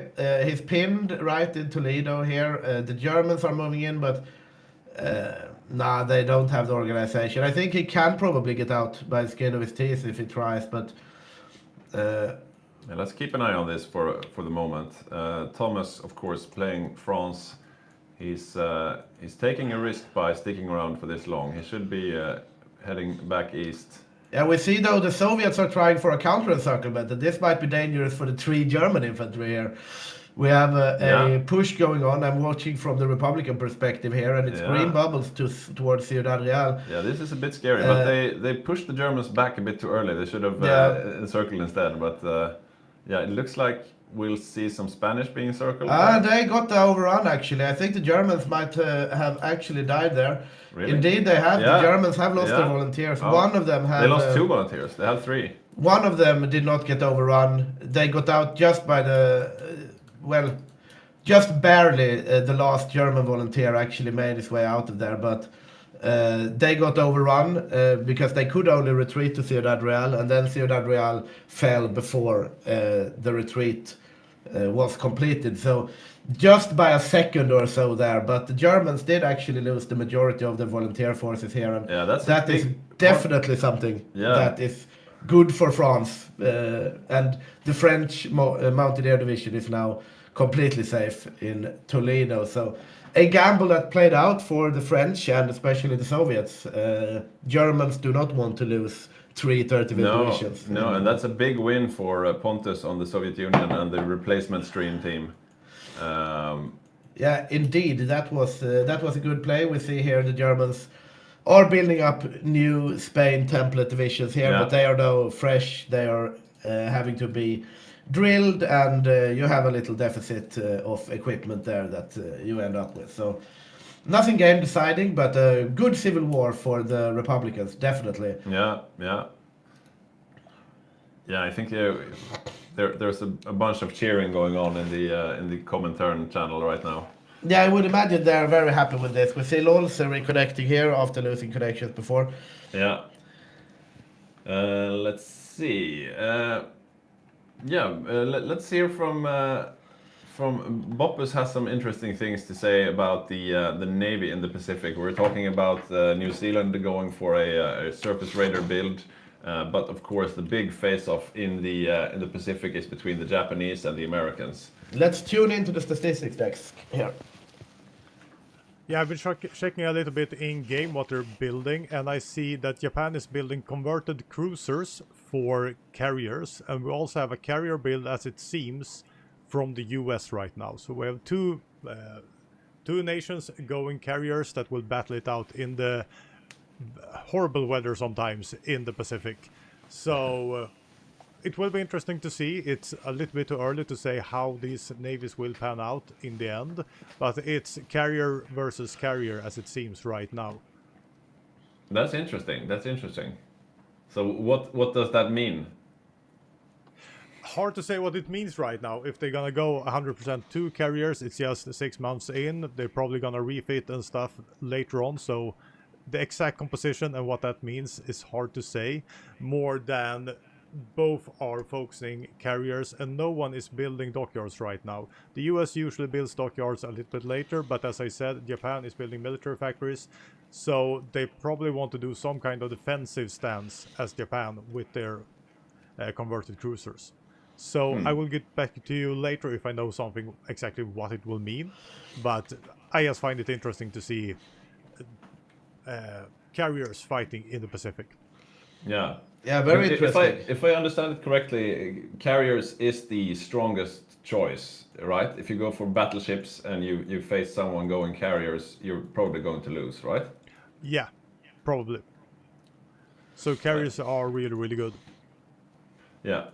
The problem with carriers is that they cost in military factories, since you need to build airplanes to your carriers. So they might seem less expensive, but they have a huge hidden cost in all the fighters and naval bombers that you need to build with them. Yeah. We have seen people doing some sneaky raiding builds using carriers, because you can control them individually and you place them a bit away from the enemy fleet, and then you do dockyard strike. I don't know what it's called. Port strike. Port strike. Sorry. Yeah, Port that's strike. horrible. Yeah.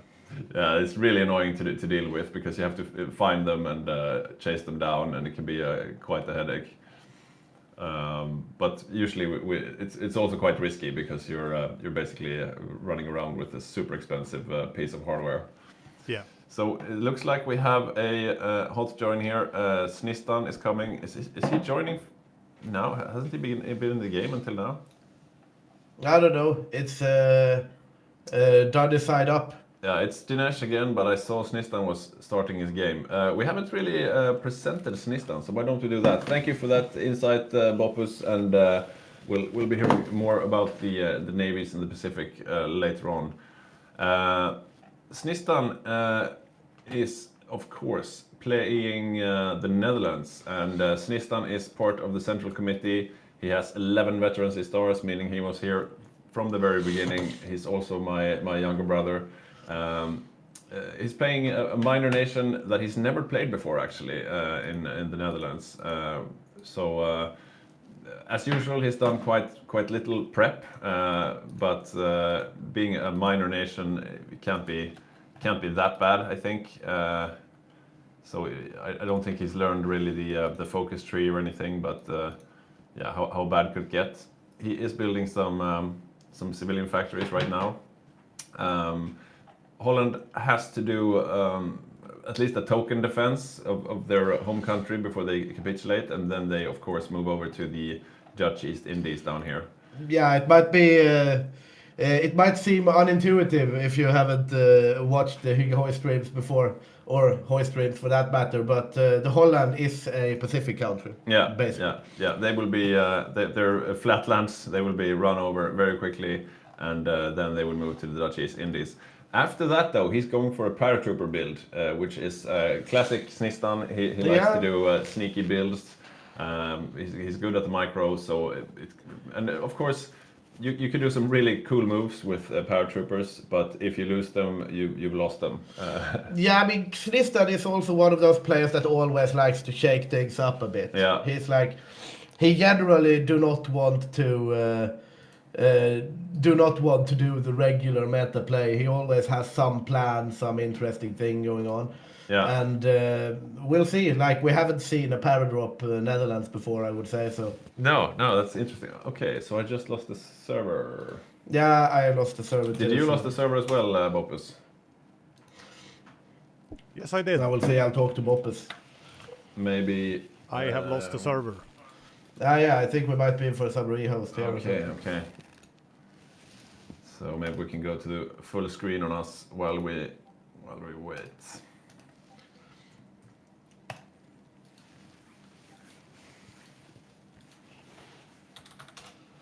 You're not using the stream deck, Bopus? I'm trying to use the stream deck. Somehow I lost some connections here.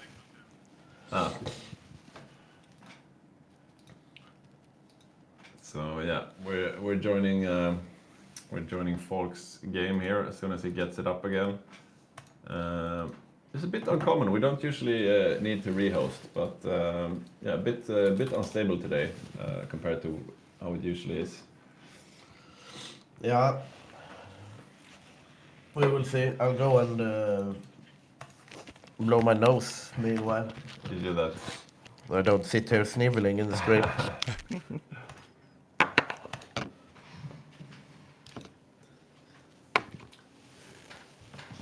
Yeah. So what do you think about the game so far? Not much to report so far, of course.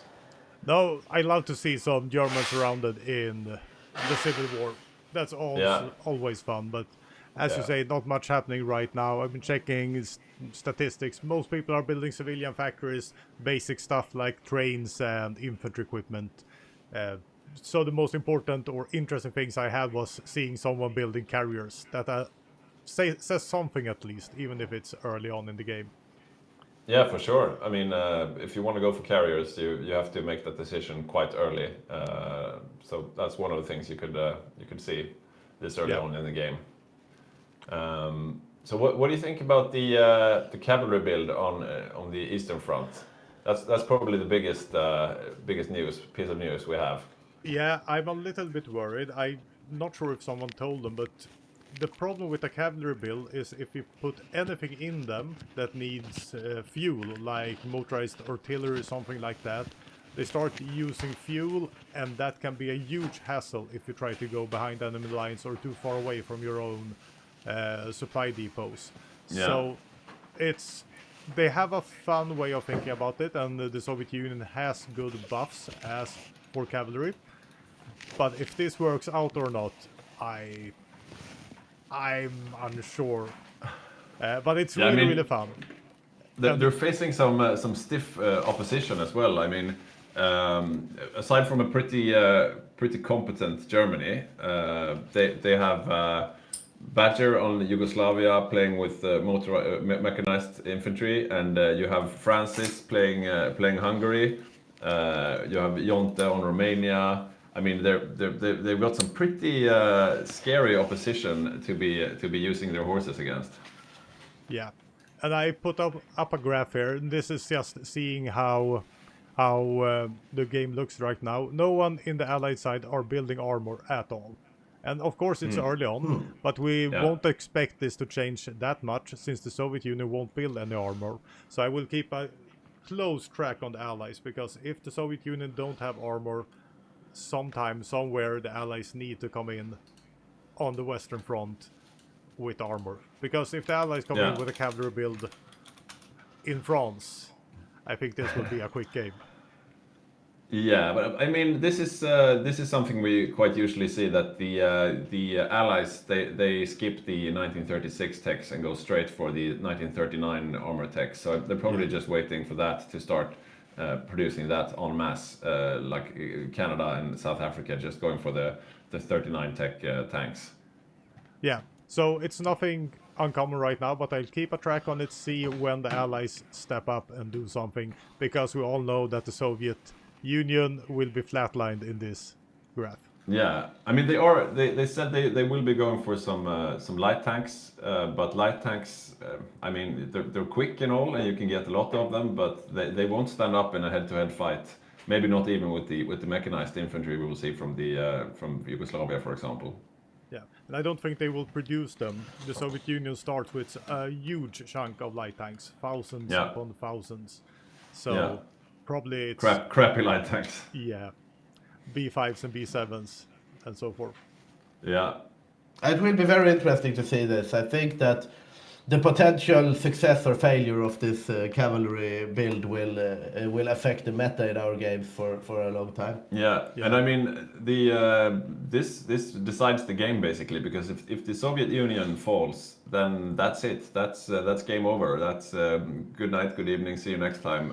Because even if the Allies are having a heck of a game, if the Soviet Union is out, then that's pretty much GG.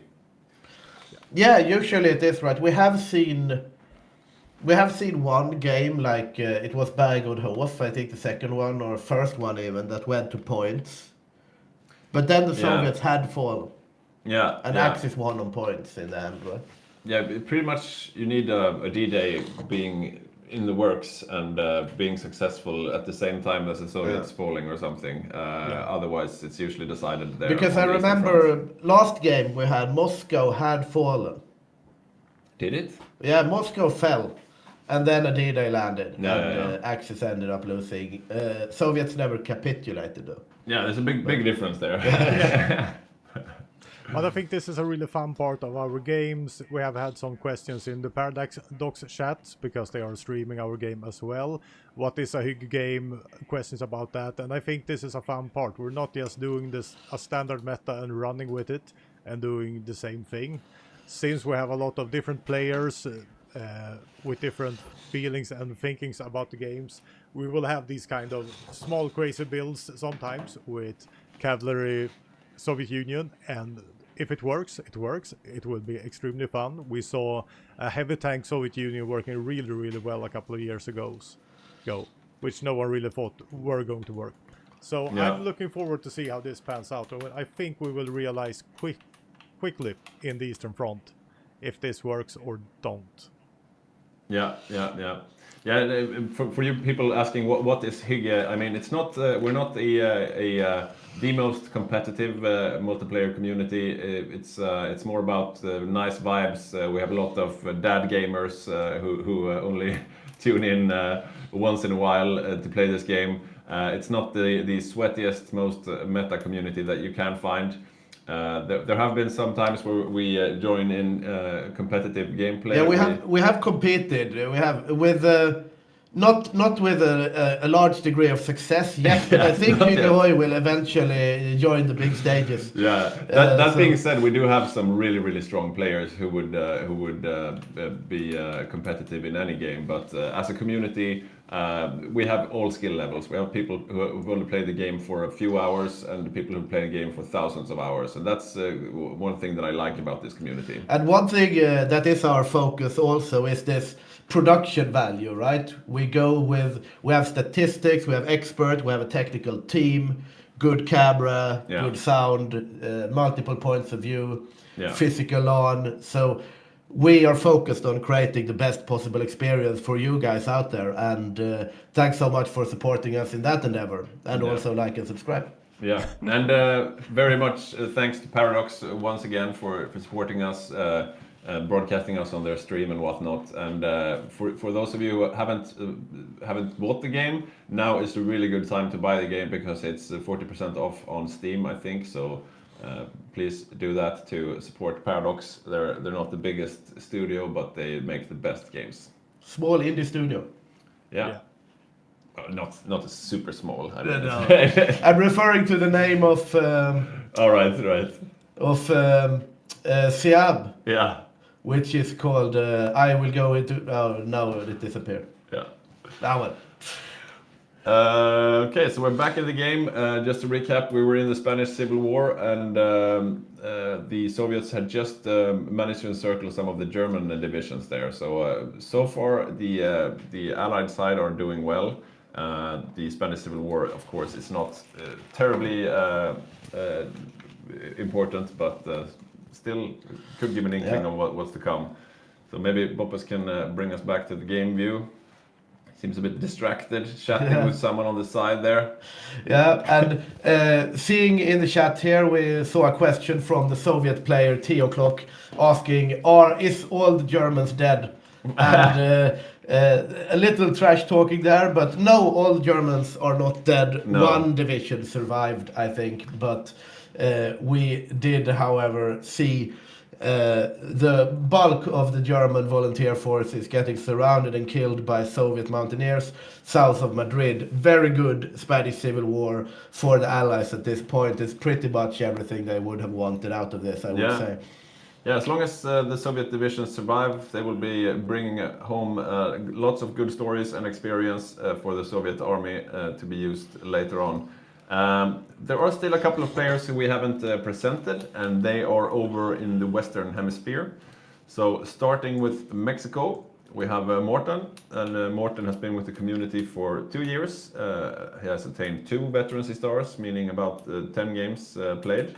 And his first game ever with us was as Mexico, actually. So he's back to his roots, and the Allies won the game then. Maybe they will win the game today as well. We'll see. He has a quite large production of smaller infantry here. Yeah, quite early build-up. Very of 6 troops. combat with.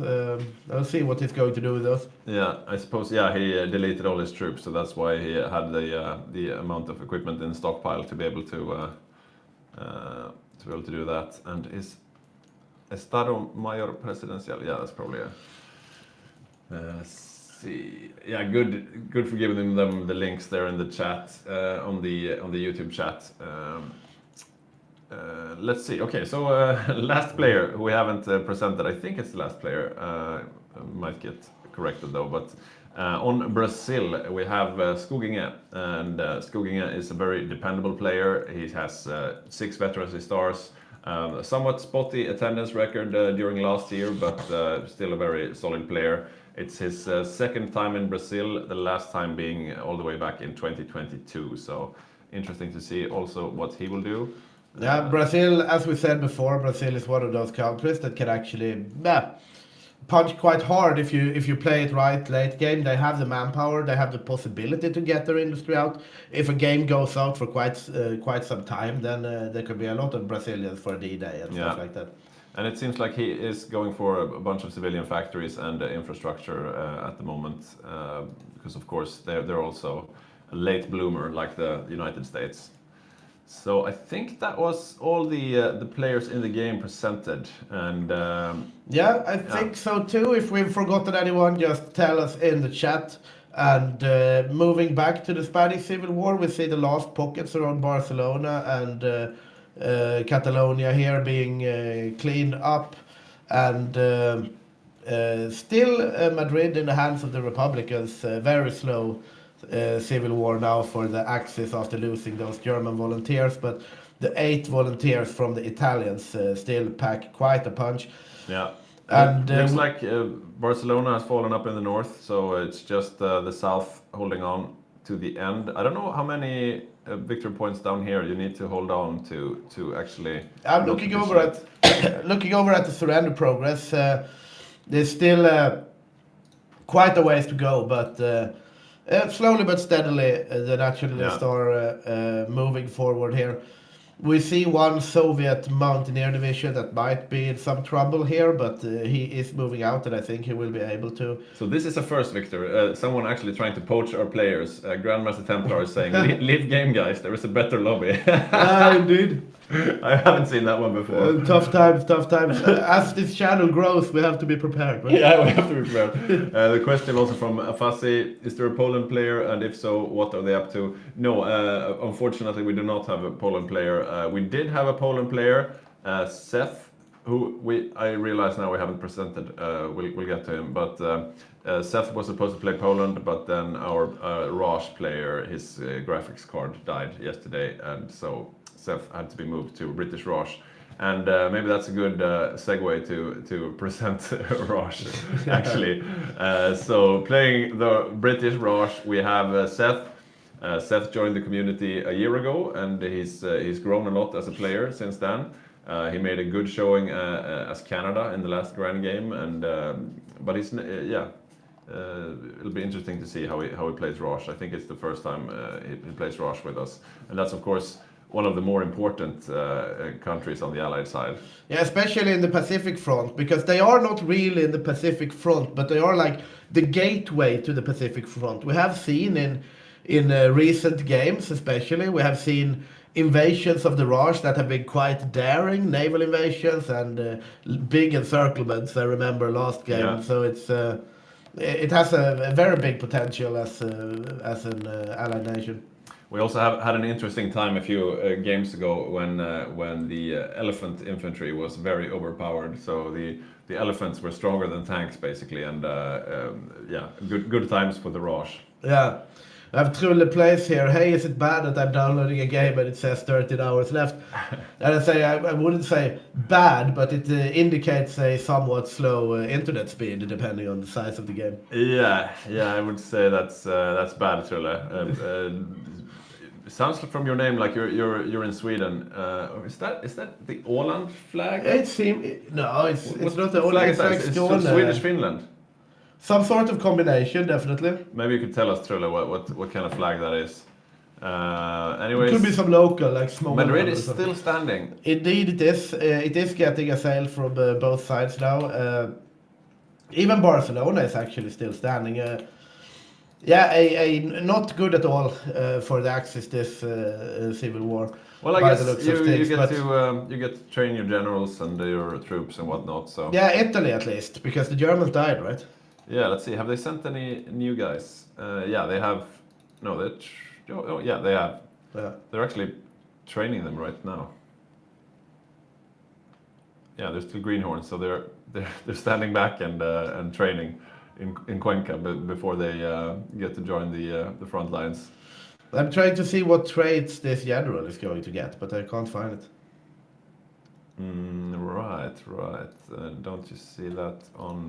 Let's see. Here we are.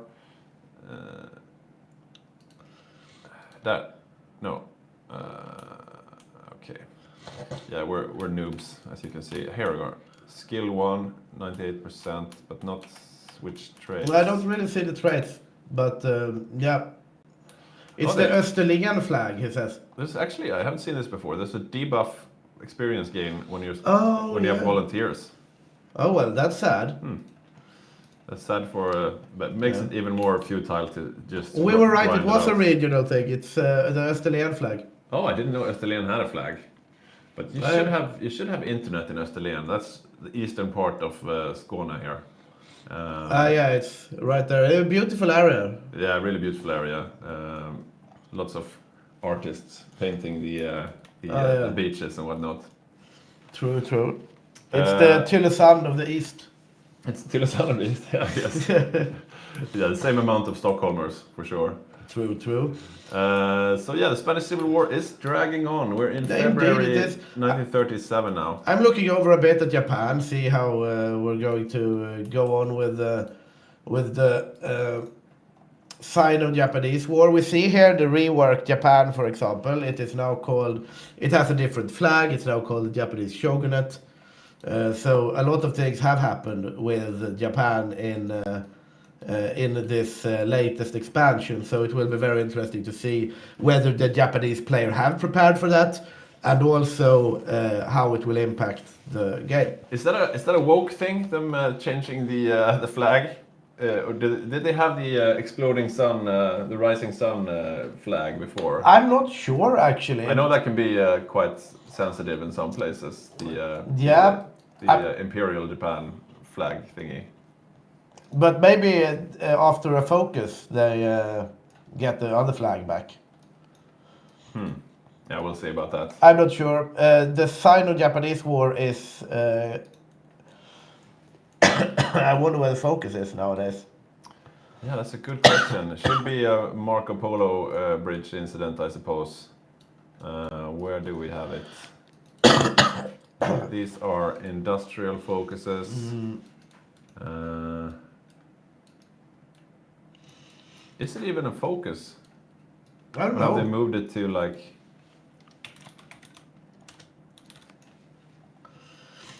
Develop the South Sea Mandate. I've definitely not read up on this new DLC. No, me neither. Let's see. Yeah, we don't know basically. Yeah, But, at some point the Sino-Japanese War will happen. Yeah, usually we see the Sino-Japanese War kicking off in 37, but it can also kick off later. And yeah, I think the earlier the better for Japan, right? Yeah, I would say so in general.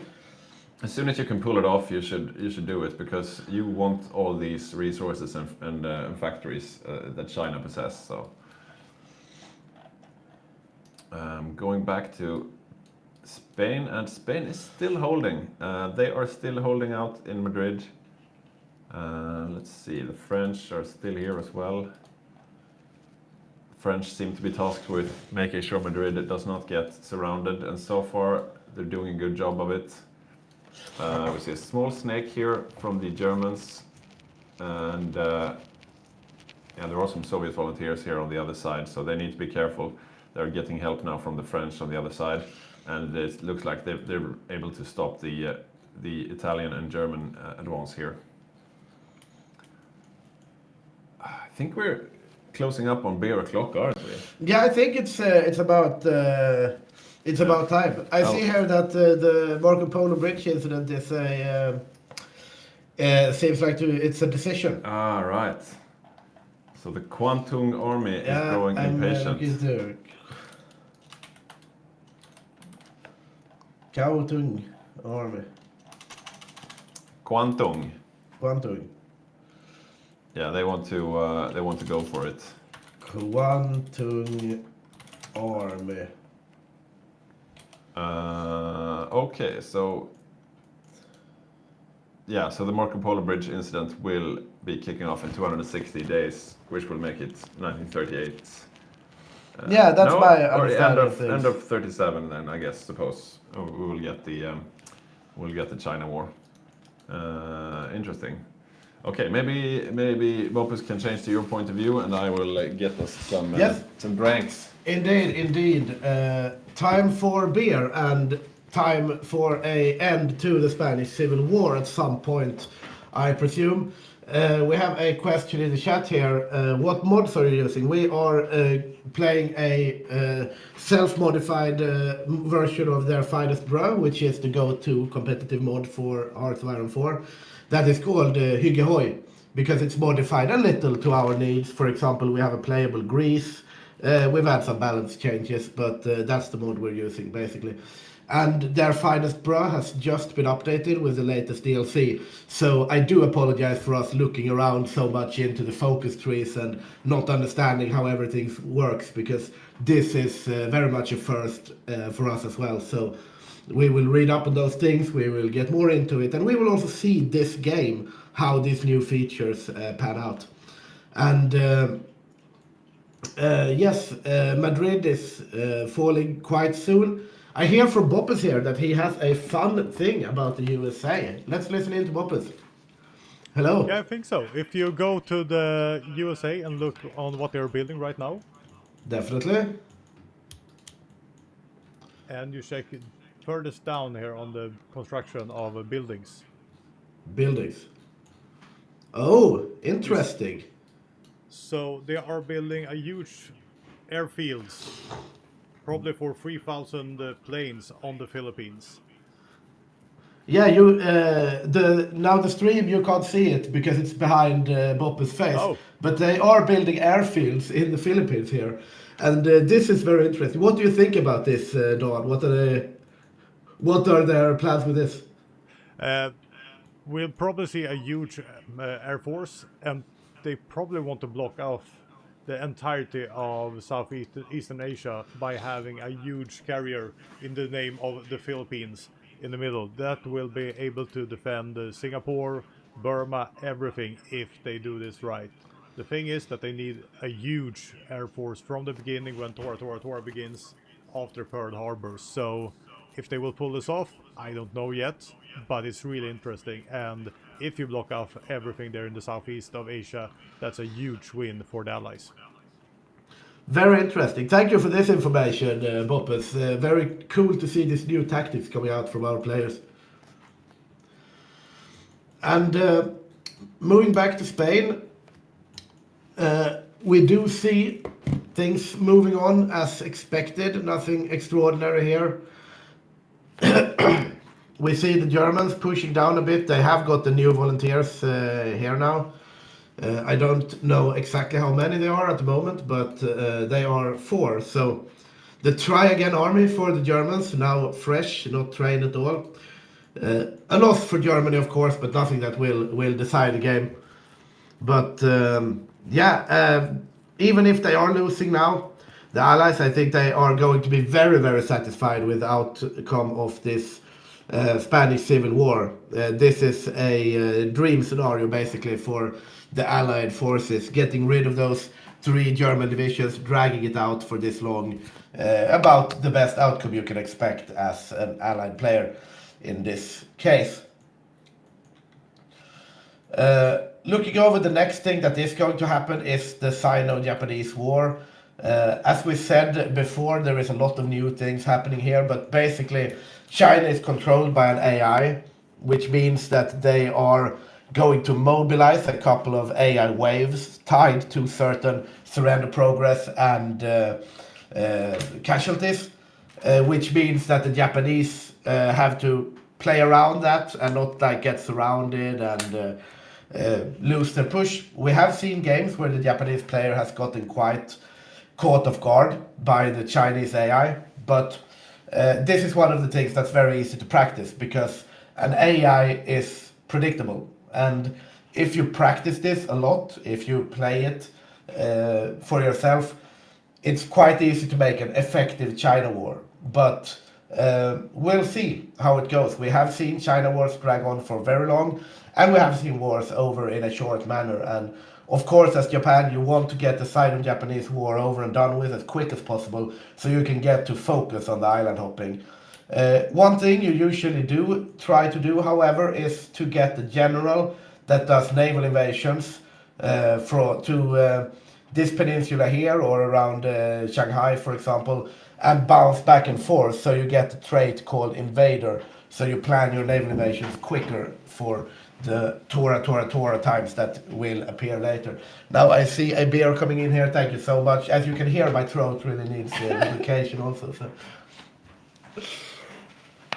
Welcome back, Petey. Thank you so much. We've been talking about the fun thing the United States is doing, actually. Don really? had gotten some information with his well-trained technical eyes.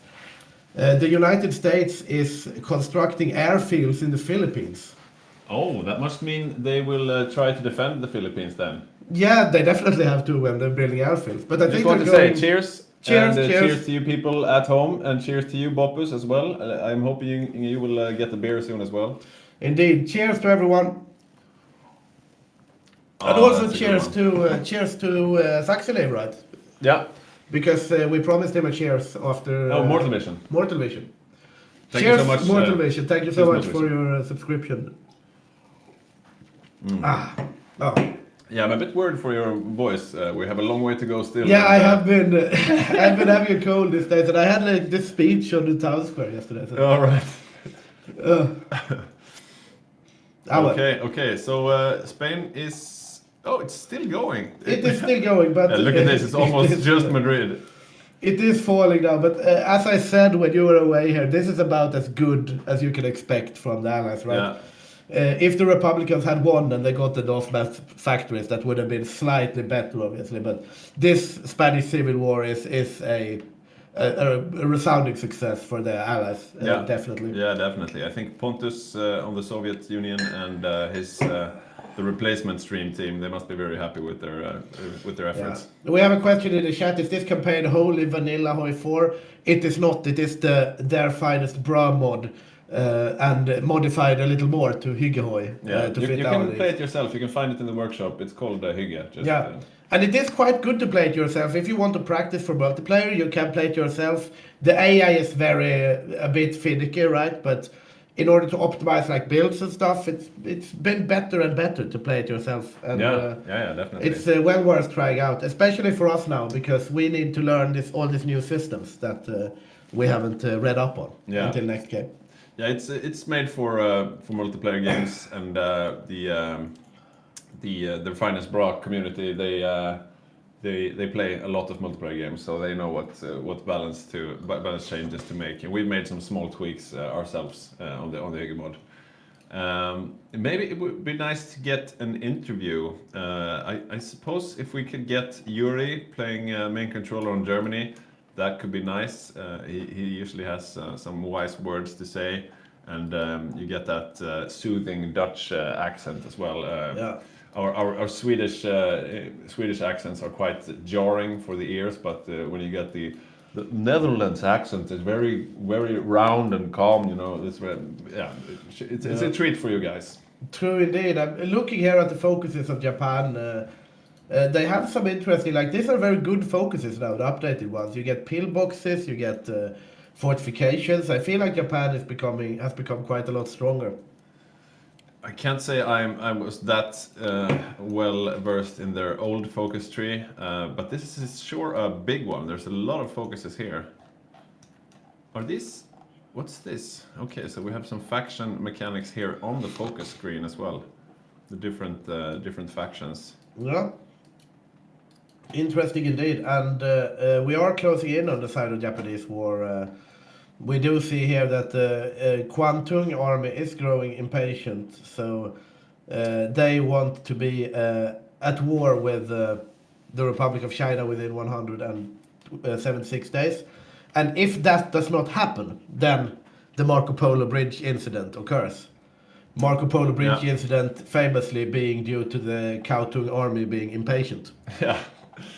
Yeah, it sort of wasn't really a big plan. It was more local commanders just getting a feel for it and starting a world war by themselves. Yeah, we will see. We also have the test the Soviets. That one. Right. It's some because kind the of provocation mechanic at the Soviet border usually comes through focuses, right? Before the Sino-Japanese war. But now we might see a situation where the border skirmish between the Japanese and the Soviets occur after the Marco Polo Bridge incident. And it seems like the Soviets are prepared for it. They have Zhukov here together with 6 mountaineers. I guess these are the Civil War dudes. Yeah, I think so. Yes, they do have an irregular amount of experience, Yeah. which would indicate. Oh, I'm still main viewer. I forget this. So looking over the border provocation that we're talking about is a decision that the Japanese have called "Test the Soviets." And as you see here, the Soviets have prepared by putting the divisions that have just been in Spain to defend against Japanese border incursion here. So they are prepared for this, and it's a long travel for these guys because they were just fighting here, killing off some Germans, and now they are over in Vladivostok.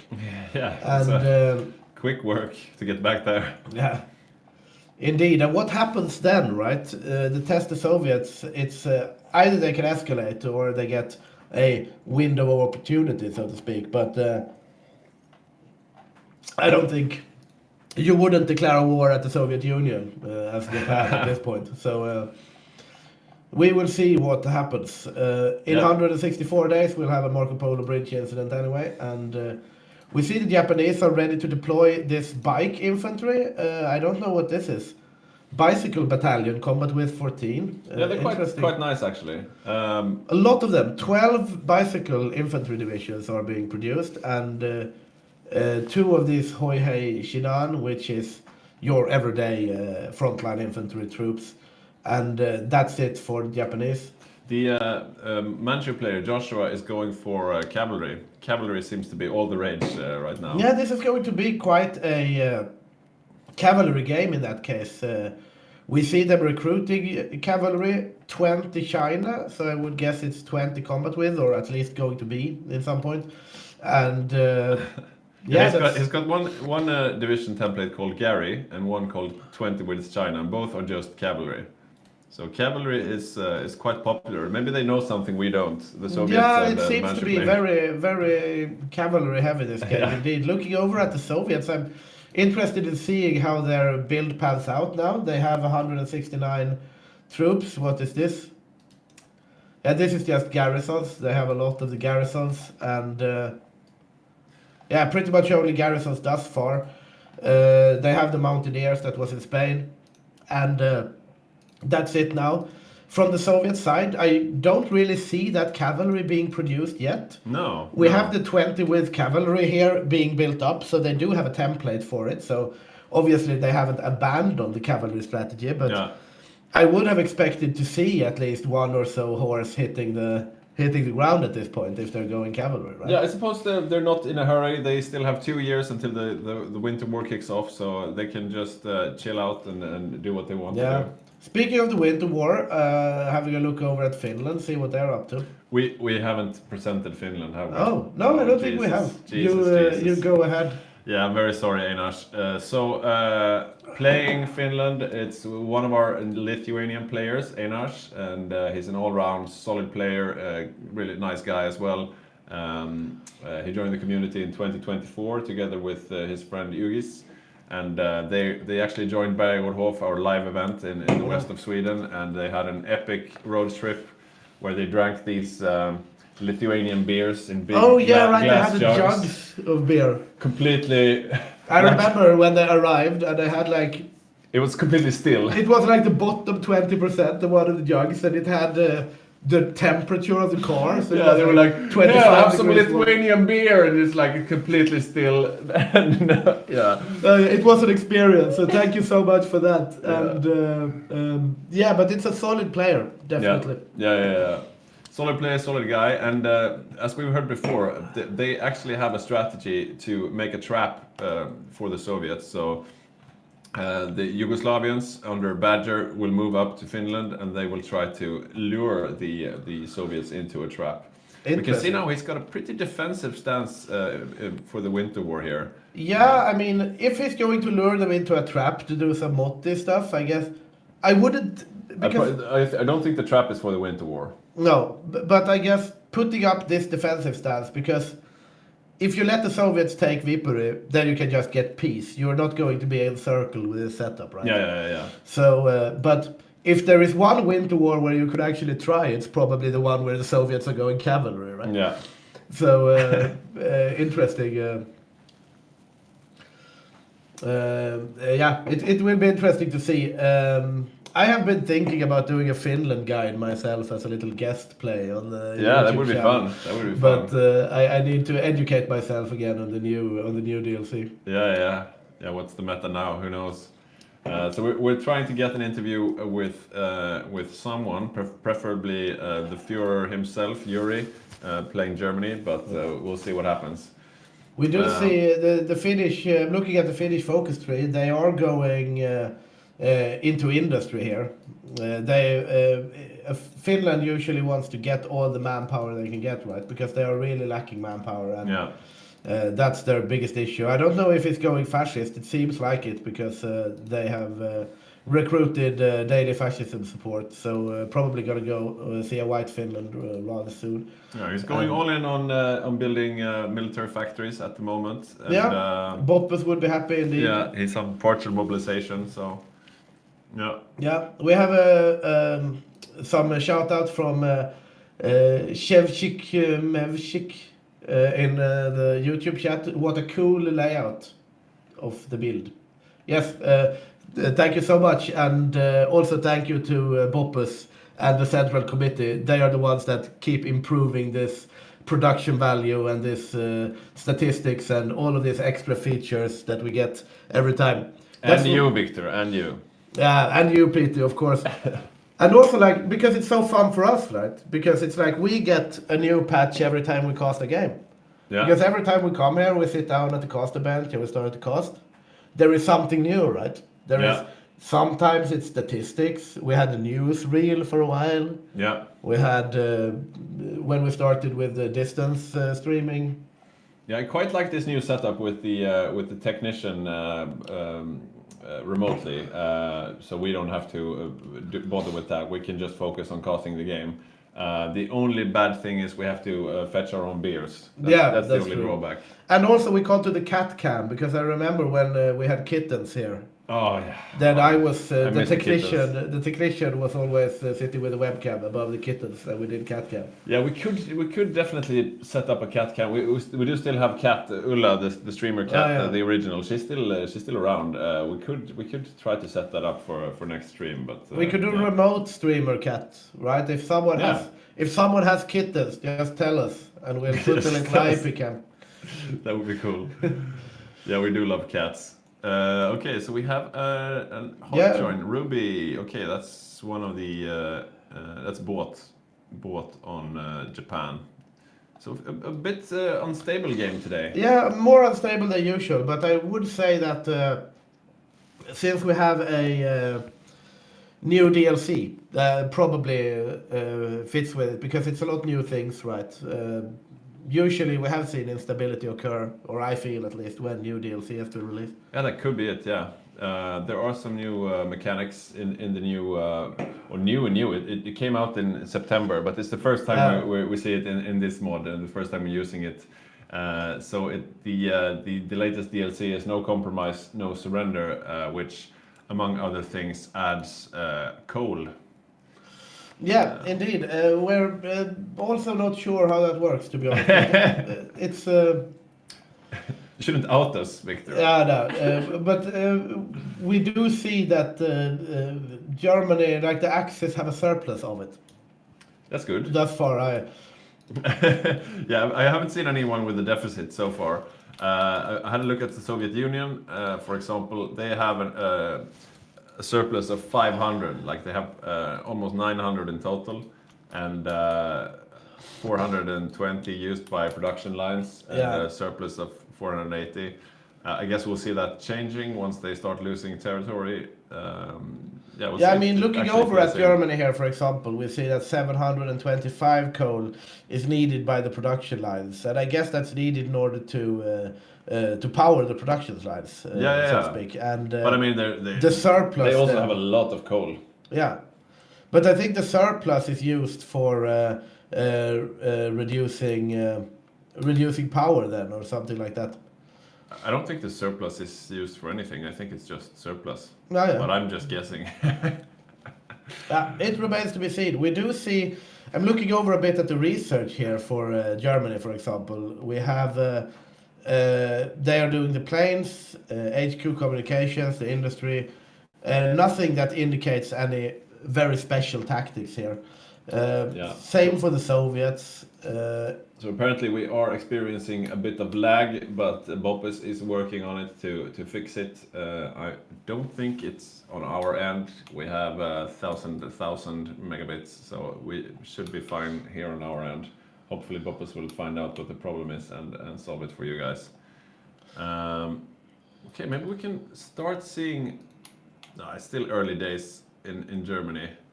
But you can see they've started arraying their troops on the border to Poland. I'm looking over here at the Japanese. We do see them starting to plan out some battle lines in regards to China. Yeah, Naval invasions of Qingdao and Donghai. that's a classic. This little small peninsula with Qingdao. You cut that off and you take some Chinese troops, and you also get these ports of Yantai and Wei.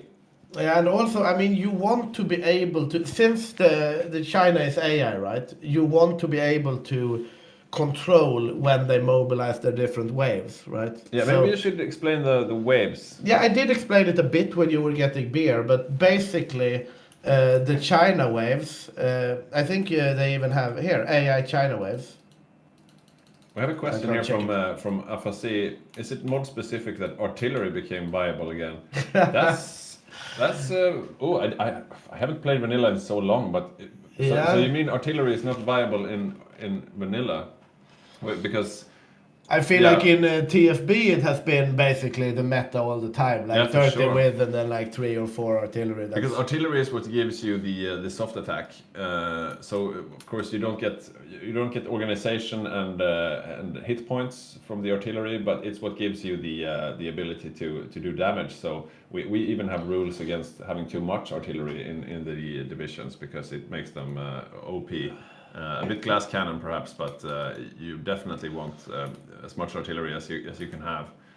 So if you have a look at the Japanese templates, let me check yeah, here. you are the looking you are at the soldiers. viewer right now. You see here, right? So we have 2 rows of artillery and then 3 almost 3 rows of infantry. Yeah, and that's the maximum amount of artillery you're allowed to have in a template of this size. So artillery is definitely a good. I'm not sure And the if it's reason, mod-specific. if a new player that's watching this might wonder why not put an extra infantry here, why only this? Yeah. And that is due to something called the combat width. For example, you see here that the combat width is 30. And if we look at a area, for example, this Plains province southwest of Donghai, this is a Plains province. This means that the combat width is 120, as you can see here, and additional attacks is 60. And if you know your division from upper primary school, you would know that this is equally divisible by 30. And that means you get the maximum efficiency, right? Because if you have a combat width of 28, for example, and this is 120 and then 60, then you are going to have an amount of troops that never joins the battle, but just stands there and eats supply. So that's why I want a combat width of 30, for example.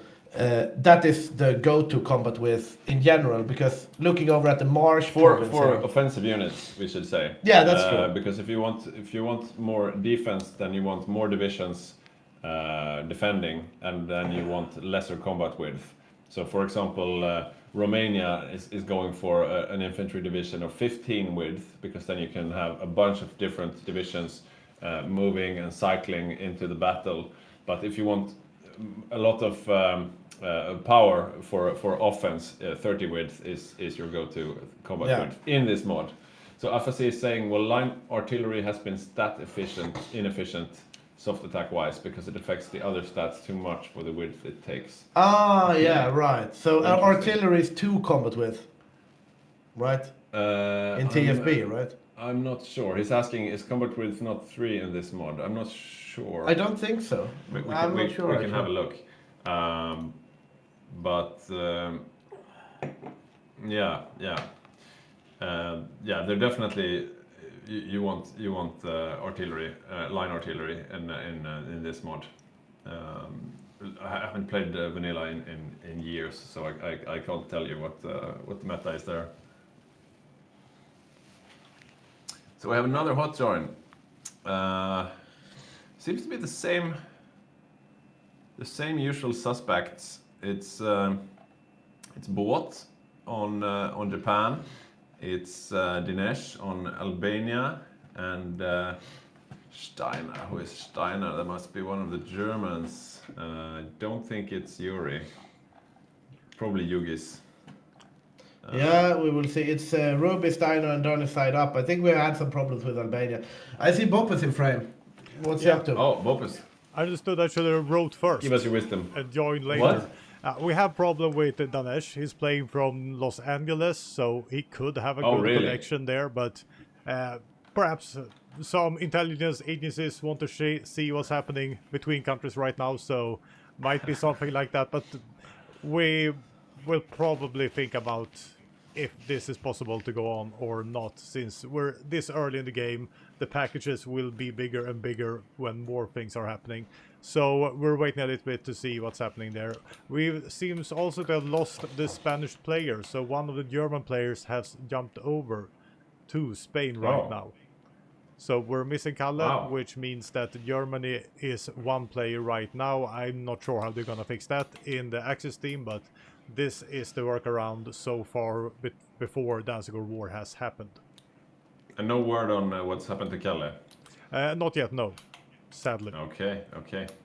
Interesting. We have excitement outside of the game as well, and it looks like how's our lag doing? It still seem a bit. Yeah, I only see the OBS version here, so it's a bit choppy still maybe, but hopefully you guys are following us. That might be fine. the OBS stream. I will put it up here on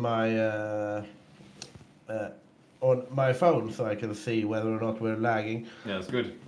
Yeah, and FSC is saying, I mean, for realism purpose, it makes sense that a lot of artillery is preferable. Yeah, I totally agree. And I mean, I like it the way it's balanced in this mod. Like, if you need to hold territory, I mean, for HP and morale, you should have infantry, but for pure damage dealing, soft attack,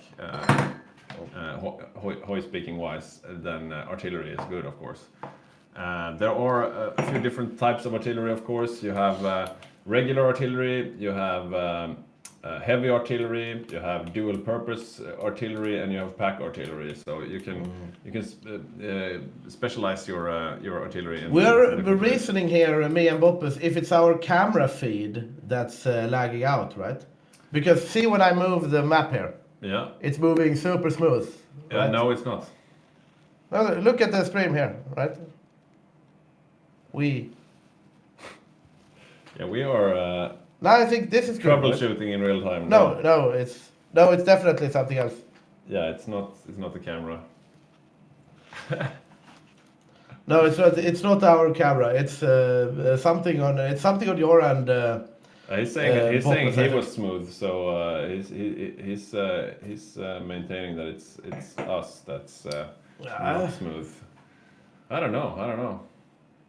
We usually don't have this problem, but I guess because it's the whole OBS setup, right? Because I mean, now we are, from my view, on the war, so to speak, and we have switched between views, no problem. But it's strange because we didn't have this problem earlier today. Yeah, we will have a look at this in the lunch break, and that's a good information for you guys. We will have a lunch break when we have the war declaration in Europe. So once Germany declares war on Poland, we will have a 45 minutes lunch break, and then we'll check out what's up with the stream and see if we can fix it out. But I hope the sound is not choppy for you guys. That's the most annoying thing when the sound is breaking up. Can have a look here. We see the Japanese have their naval invasions planned, and that's probably the next thing that will happen. The China war kicking off. Yeah, we have looking over at the decisions here. We do see the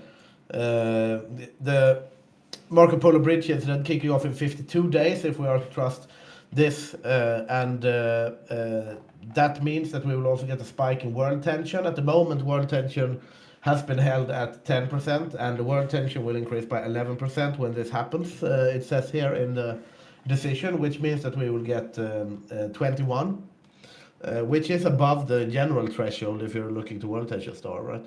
Yeah. And I mean, 10% is another one of those limits that you want to stay under, and we're at 10% now. So the allies, they are not starved for world tension. And for you new players, what we're talking about is this little number up in the corner that says 10% right now. Indeed.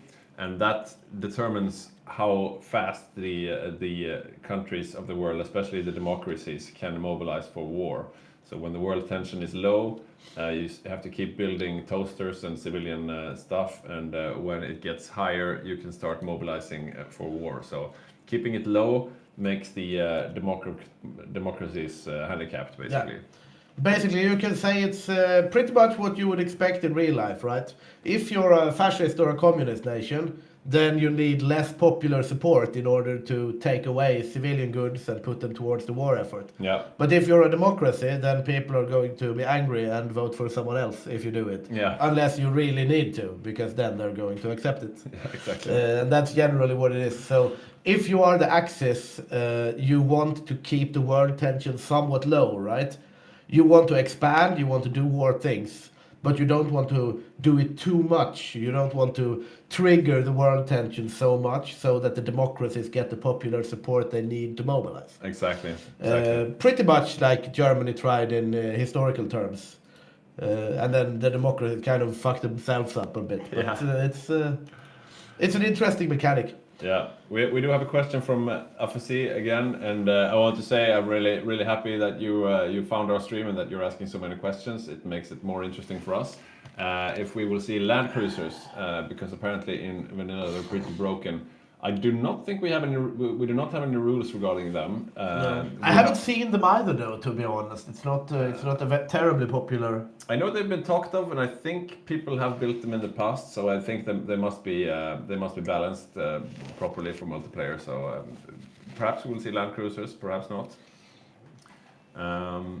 Yeah, let's keep our focus on Asia for now, because that's where things will be kicking off in just a moment. It is moving forward and forward. We have 33 days until the Marco Polo Bridge incident, by the looks of things right now. Yeah, and that's an interesting template. What is that?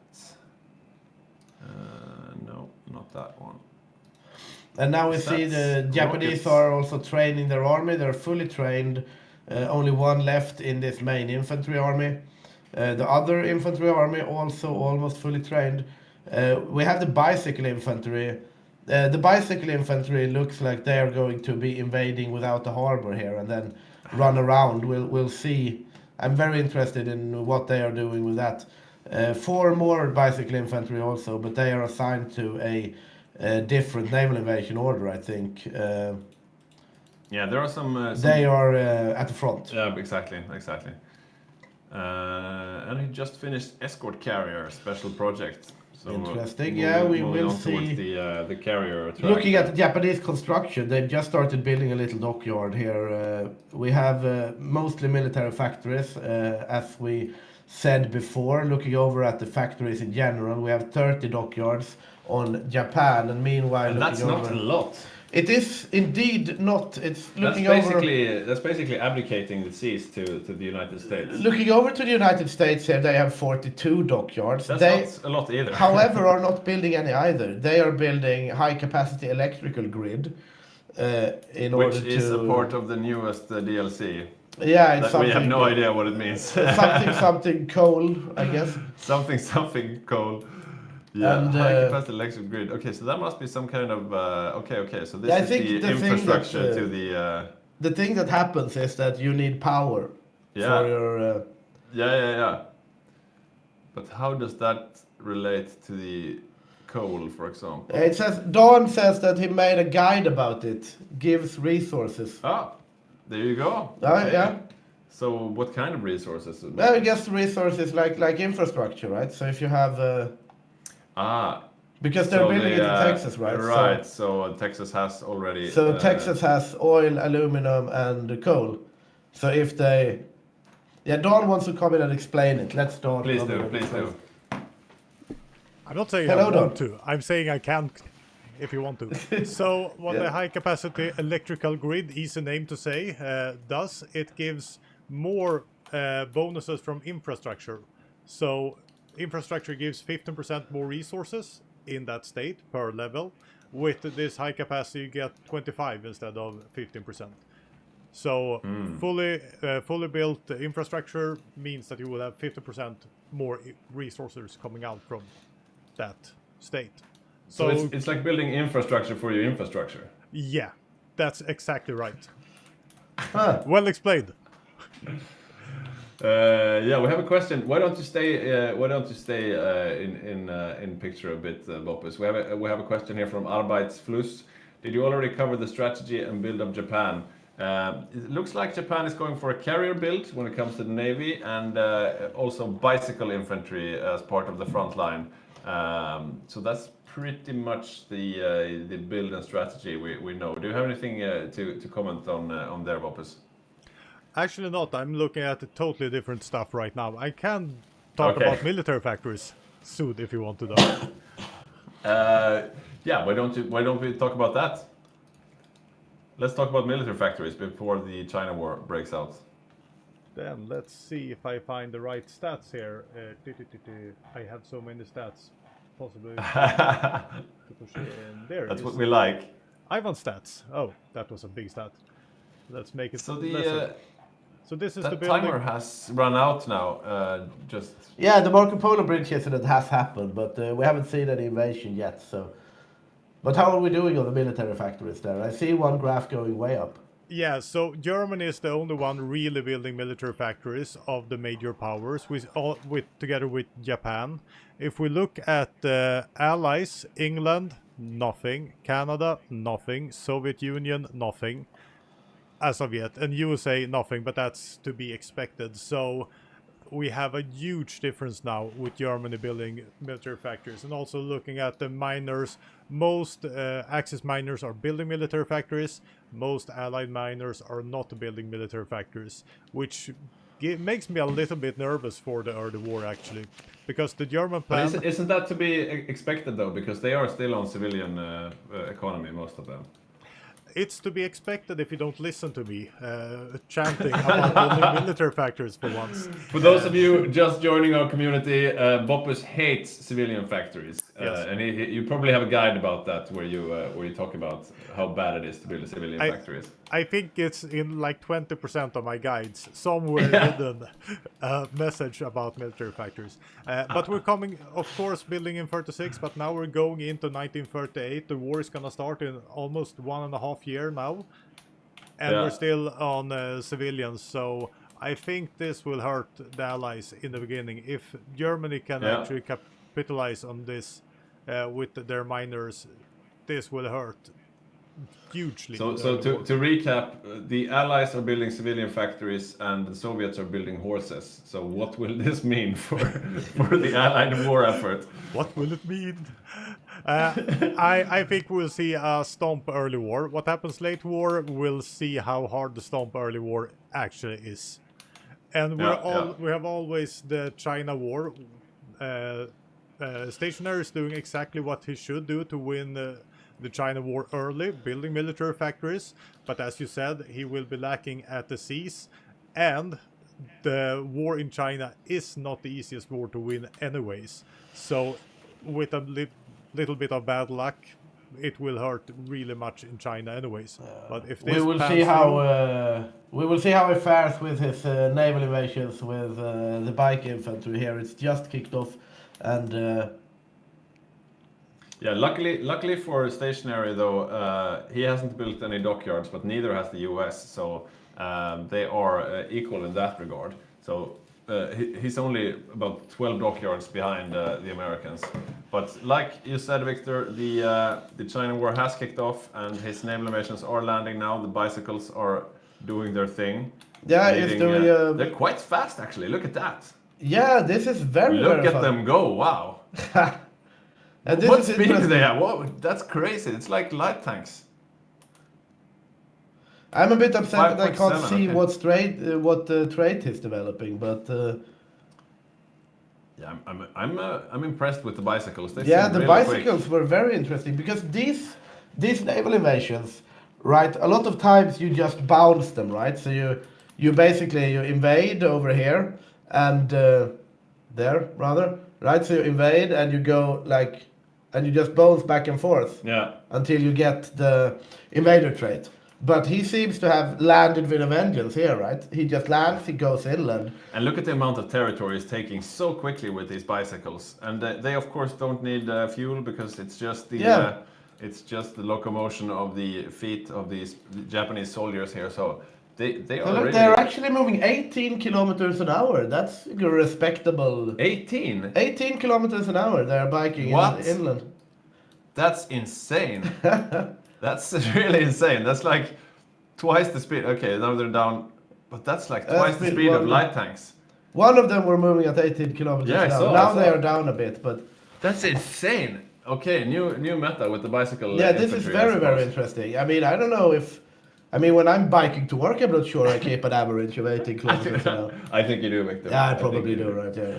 I think we need more beers, right? Oh, yeah, let's I'll get go- one more. I'll go do that. And I will talk to you about the Spanish Civil War. Or was I Spanish Civil War? That's over. I will talk to you about the Chinese, not so Civil War, but rather the Sino-Japanese War. The Japanese have just invaded with a crap ton of bicycles, something that we have never seen before here, but it has worked out in favor to the Japanese. They've been able to take a lot of territory fast, and we have Dawn popping in. Yeah, you were alone, so I thought I'll pop in there. I'll put on Yeah, sure. a screenshot of these bikes to the stream here. And as you said, the base is almost 18 kilometers per hour. So even though they're moving through mountains, cold infrastructure, they're moving extremely fast. This will be a fantastically interesting war in China, I would say. I mean, the meta is very interesting. Like 18 kilometers an hour, that is very, very fast. And they don't require fuel, right? I haven't checked that far in, but I don't think they require fuel. And look at mountain here, if you see the stats. They have a bonus speed in the mountains, so even a stationary has constructed a fantastic template here, and I will deep dive into this very soon. Interesting. Thank you. Yeah, indeed, you heard Dawn here that this is a very interesting turn of events. We are seeing the meta shift, we are seeing new ideas come onto the field, and this bike infantry might very well be something that will survive the test of time, because thus far it has really performed well. And yeah, they are like, it's simple yet reason. I mean, looking at this template here, 18.6 kilometers an hour speed, fuel usage 0, and well, it's just bikes. A very, very interesting take on the Chinese war. I think that we will remember this for quite some time. If they manage to keep this up, it can be very effective. But they should be careful though, because the Chinese do mobilize their waves rather soon. We have the first wave already mobilized, and we get the second wave and the third wave later. And these bikes may be fast, but they cannot really stand up to anything in the field. So it remains to be seen how they will capitalize on this. But for now, a very good gamble with the bikes. Yeah, just to put in perspective, I mean, we were seeing 18 kilometers per hour. If you have really fast light tanks, you might reach like 12, 13 kilometers per hour. So 18 is really super fast. Yeah, I'm looking at like the average here, 17.9. Even this one is taking attrition. They are They low jump supply up. now, still 10. 18.8. I'm putting up a bit of, look here, like I'm just putting up a bit of the templates here. Look at the speed of this. 18.5. 18.8, 17.9. They are just biking their heart out across the plains of China. Yeah, we need to get stationary in here later to explain his bicycles. Yeah. Love the Japanese bicycles, only saw them in Finland so far, yeah. And that's... we have to check them for steroids, says Pitty Flint. Yeah, it's Yeah. Lance Armstrong. Yeah, exactly. blood doping or something. Yeah, but it's interesting because I mean we have seen bicycles in Finland. They have the bike infantry, but in Finland they don't really help that much because you're just trying to hold the line, right? Yeah. They might be fun for the continuation war, but in the continuation war they're just gonna get shredded anyway, right?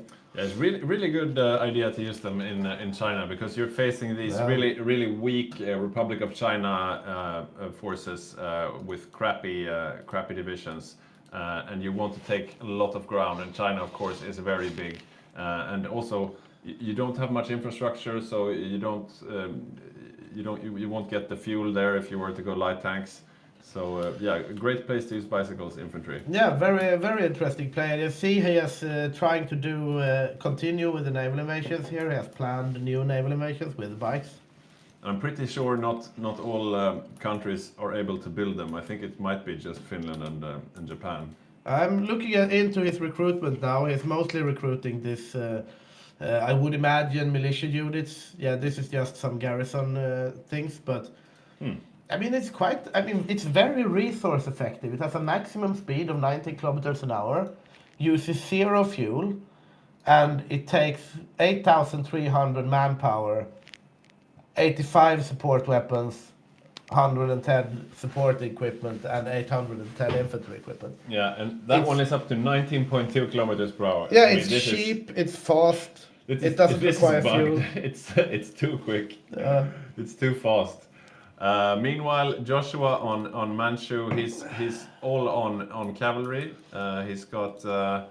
He's got 16 cavalry units, but they're still slogging on the border there up in the north where they began, while the bicycles are winning the day further south. We have a question from FSC here. Do they have any modifiers from focus tree or doctrines influencing the bike speed, the Island's arms in general? I mean, that must be the case, because if you look at the so the template is already at 19.2. So yeah, I'm looking at this new thing you see here called the Mastery. This is also new for this DLC, right? Yeah.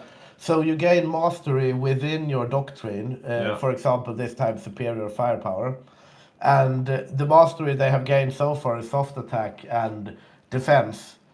And then you have hard attack, organization, breakthrough. So there is no speed upgrades here by the looks of it. Might be within support companies or some other things, but yeah, I think it's just base speed. Yeah, Blorgel Rage Quit says an interesting thing that we actually know they were on performance drugs, not steroids, but uppers. Yeah, like the Germans on Panzer Schokolade. Oh, now I can actually see the traits finally. So we have organizer, infantry leader. So they have completely given up on the trait for naval invasion.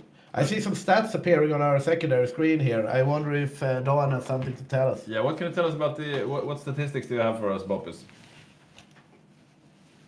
I was trying to hide everything and prepare a statistical rundown, but okay, let's go. You're in the spotlight now. I'm in the spotlight now. The first thing I've been looking at is produced armor, and as you see here, axes are just skyrocketing here. Allies were mid 38 now, no armor whatsoever. They have produced 5 tanks in 2.5 years. So armor-wise, Germany is way ahead on the axis. If we're gonna go and check the next thing, and that's division count, we see the allies are coming up a little bit here, but that is with Comintern, so it's a lot of crappy Soviet Union troops. And this was the graph I wanted to show, and this is planes produced. So if you see here, Germany started producing planes early on and have producing for a while now and taking off a little bit here. Look at it, Italy and England, almost no planes produced, 200 in England versus 1,100. And you see the production speed is also higher in Germany. So we see how the building of military factories are paying off now, and it has been for a while. And this will be really interesting. I haven't heard anything about a Seelöwe or a Luftlöwe against the UK, but if this continues, Axis will have total air superiority over the in the skies early war. Interesting. We have a question from Asnog. So late the side tanks from the Allies. What do you think? Yeah, Was well, it a question they- for they me? are- No. Yeah. Do you think they will do late tank designs then, the Allies, or? They Yeah. have started building now. They're using the Cruiser Mark IV chassis, for example, Canada is. So I think these are the 1939 tech, right? Also, South Africa is building the Matilda 2 chassis, which are heavy tanks, also 1939 tech, I think. Wow. So, yeah, they've been waiting for the 1939 tech before they start producing, and now both South Africa and Canada are having the majority of factories on these tanks now, so they should be catching up a bit. But this deficit in plane production is definitely worrying for the Allies. Yeah. You expect to see the Axis be ahead in planes in the beginning for the Battle of France, for example, but the Allies usually catch up quite quickly after that. But they need to start producing in order to catch up. Yeah. Yeah. So we'll see what happens now. The last year here before war will be really interesting. I will keep a track on all the statistics, and if I see something spiking for the Allies, I will show you. But it's also interesting, even if you put everything into military production now, like the latest tank, the latest airplanes, you need to build up efficiency, and you need to catch up somewhat at least. So we'll see what the graph says in like half a year or a year. Yeah. Yeah. Thank you so much, Don. Yes, we had a clarification here or illumination from Blargl Rage Quit that 7 countries have bicycle battalions: Finland, Italy, Japan, Netherlands, Sweden, Hungary, and Brazil. So there you go. I did not know this. I only knew about Finland and Japan. But it is an interesting question also, like, where did the Allies' production go then? If they're not building planes, if they're not building tanks, what are they building? Right? Yeah, that's a question for Boppes to look into more in depth. I'm looking over a bit at Hygge here, and he's building up quite a big surplus on radios and squad weapons, for example. Looking over at the logistics, still deficit of support equipment, but Well, he's got 59 military factories in total, and 15 of those are on fighters. So he is building. Yeah. They are trying to work their way back here. That's about a third or fourth of his factories are on planes. But it still looks like he wants to have a sizable. We see the next hop off for the bicycles have taken place here in Japan, Jesus, where look at they that speed. open up a new front, and this bike is fast, right? But as you see here, he can't push through. So every time he encounters resistance, because the bike has no attack basically. Yeah, but he's on very low organization. But yeah, he just takes the tiles. He goes there instead, right? Yeah, he just surrounds them. And then you see you have 2 infantry here, so they can push. So it's a very interesting tactic here. There you get the big encirclement instantly. So he just clicks, doesn't work, click an empty tile, because the Chinese are so overwhelmed at this point, so they can't keep up the front. And if there is a gap in the front, there you move at 19 kilometers an hour. Yeah, that's crazy. Okay, so we have a few comments here in the chat. Do the Allies want to hand Poland and France as pawns for later war scaling? That might be a bad idea. Yeah, I don't think that's. I mean, Poland, they're giving up Poland. That's for sure. France, we usually don't see a lot of help for France. France is usually on their own. We'll see about that though. No. At Tribune says it would be strange if the Netherlands couldn't build bicycles. Yeah, indeed, that's bicycle country number 1. And are they just more focused on, as Nog says, are they just more focused on civilian factories and swapping mill factories late? Yes, but that is what Boppes hates. And we see Boppes doing it. We can see here the military factories. There. Yeah. Like the military factories of March 1938, and you see how the Axis are really starting to get this momentum that the Axis really want, because they want to be able to control the war machine. They want to have the momentum. When you've seen Allied wins the last couple of games we've played, and it has always been due to, at some point, the Axis run out of steam right before they can really finish off the war, right? Yeah. But I think that we have, during those games, not seen this amount of steam going into it. This is numbers that you definitely like if you're Germany or Japan. Yeah, because that's the usual dynamic of this game. That the Axis they have the initiative and they are on the attack.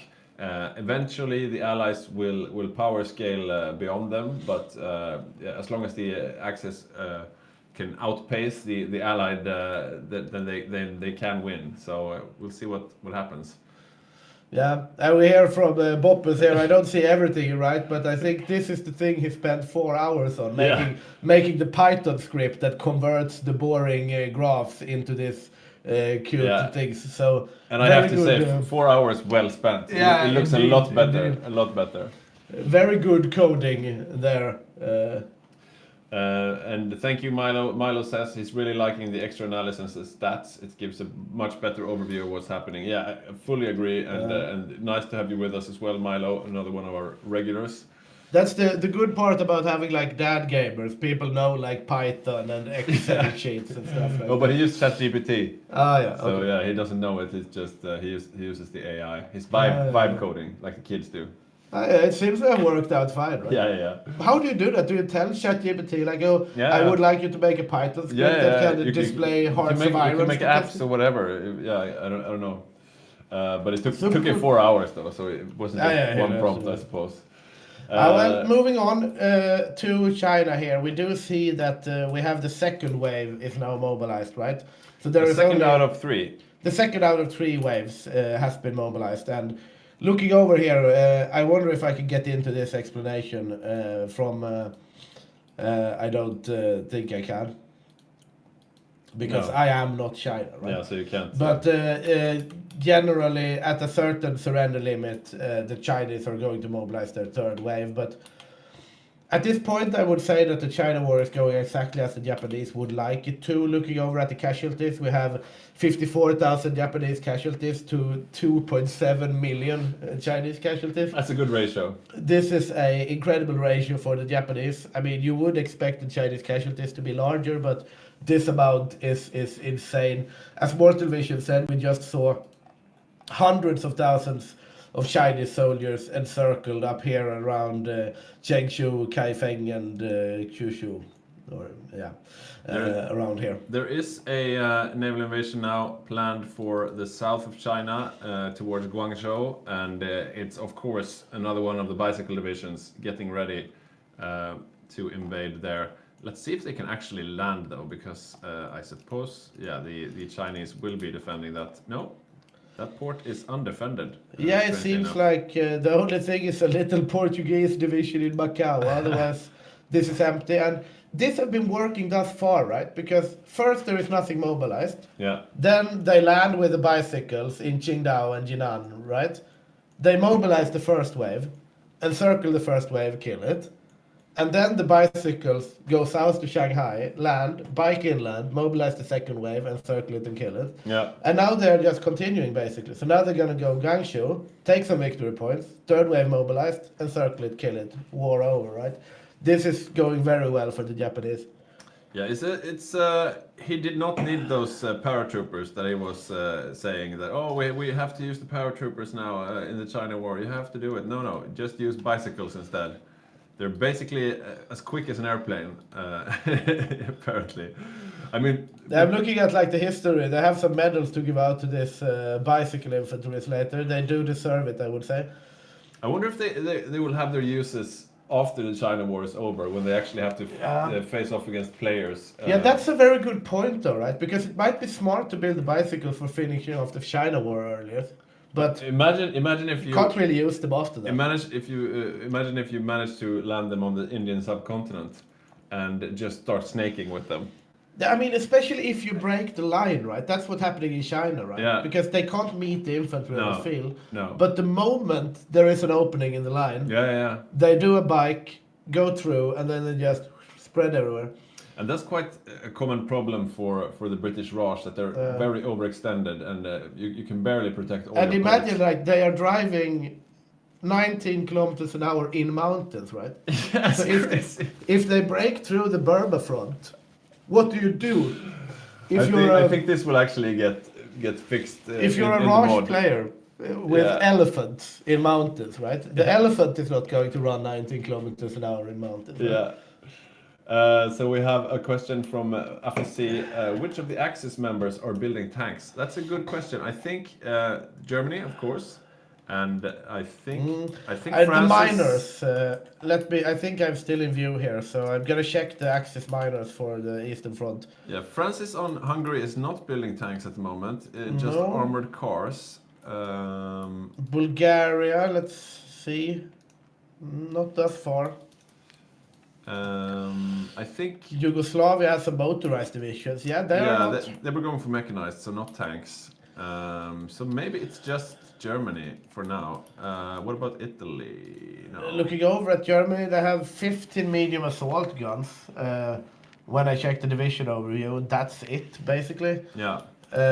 And Italy can be interesting also. They will be going into South Africa, of course, rather early, so they want to keep an eye on Marines and infantry. So Italy is actually the country with the most dockyards right now. Or they're tied with the US. The US are up to 52 dockyards, and Italy, played by Rosen, are at 51. So Italy is really going hard on the navy. I mean, if Hygge doesn't step up the navy game here a bit on Great Britain, I think they're going to have troubles in the Mediterranean, to be honest. Yeah, Hygge on Great Britain, they're at 39 dockyards, and I mean. Looking over, Rosen is still look building. over at Rosen is still building this dockyards. data here, right? It's planes produced. There is such a big deficit at this point, and we're only like a year or so away from all-out war. Yeah. The Allies need to rectify this at some point, Yeah. otherwise they're going to be in major trouble in the skies. Yeah.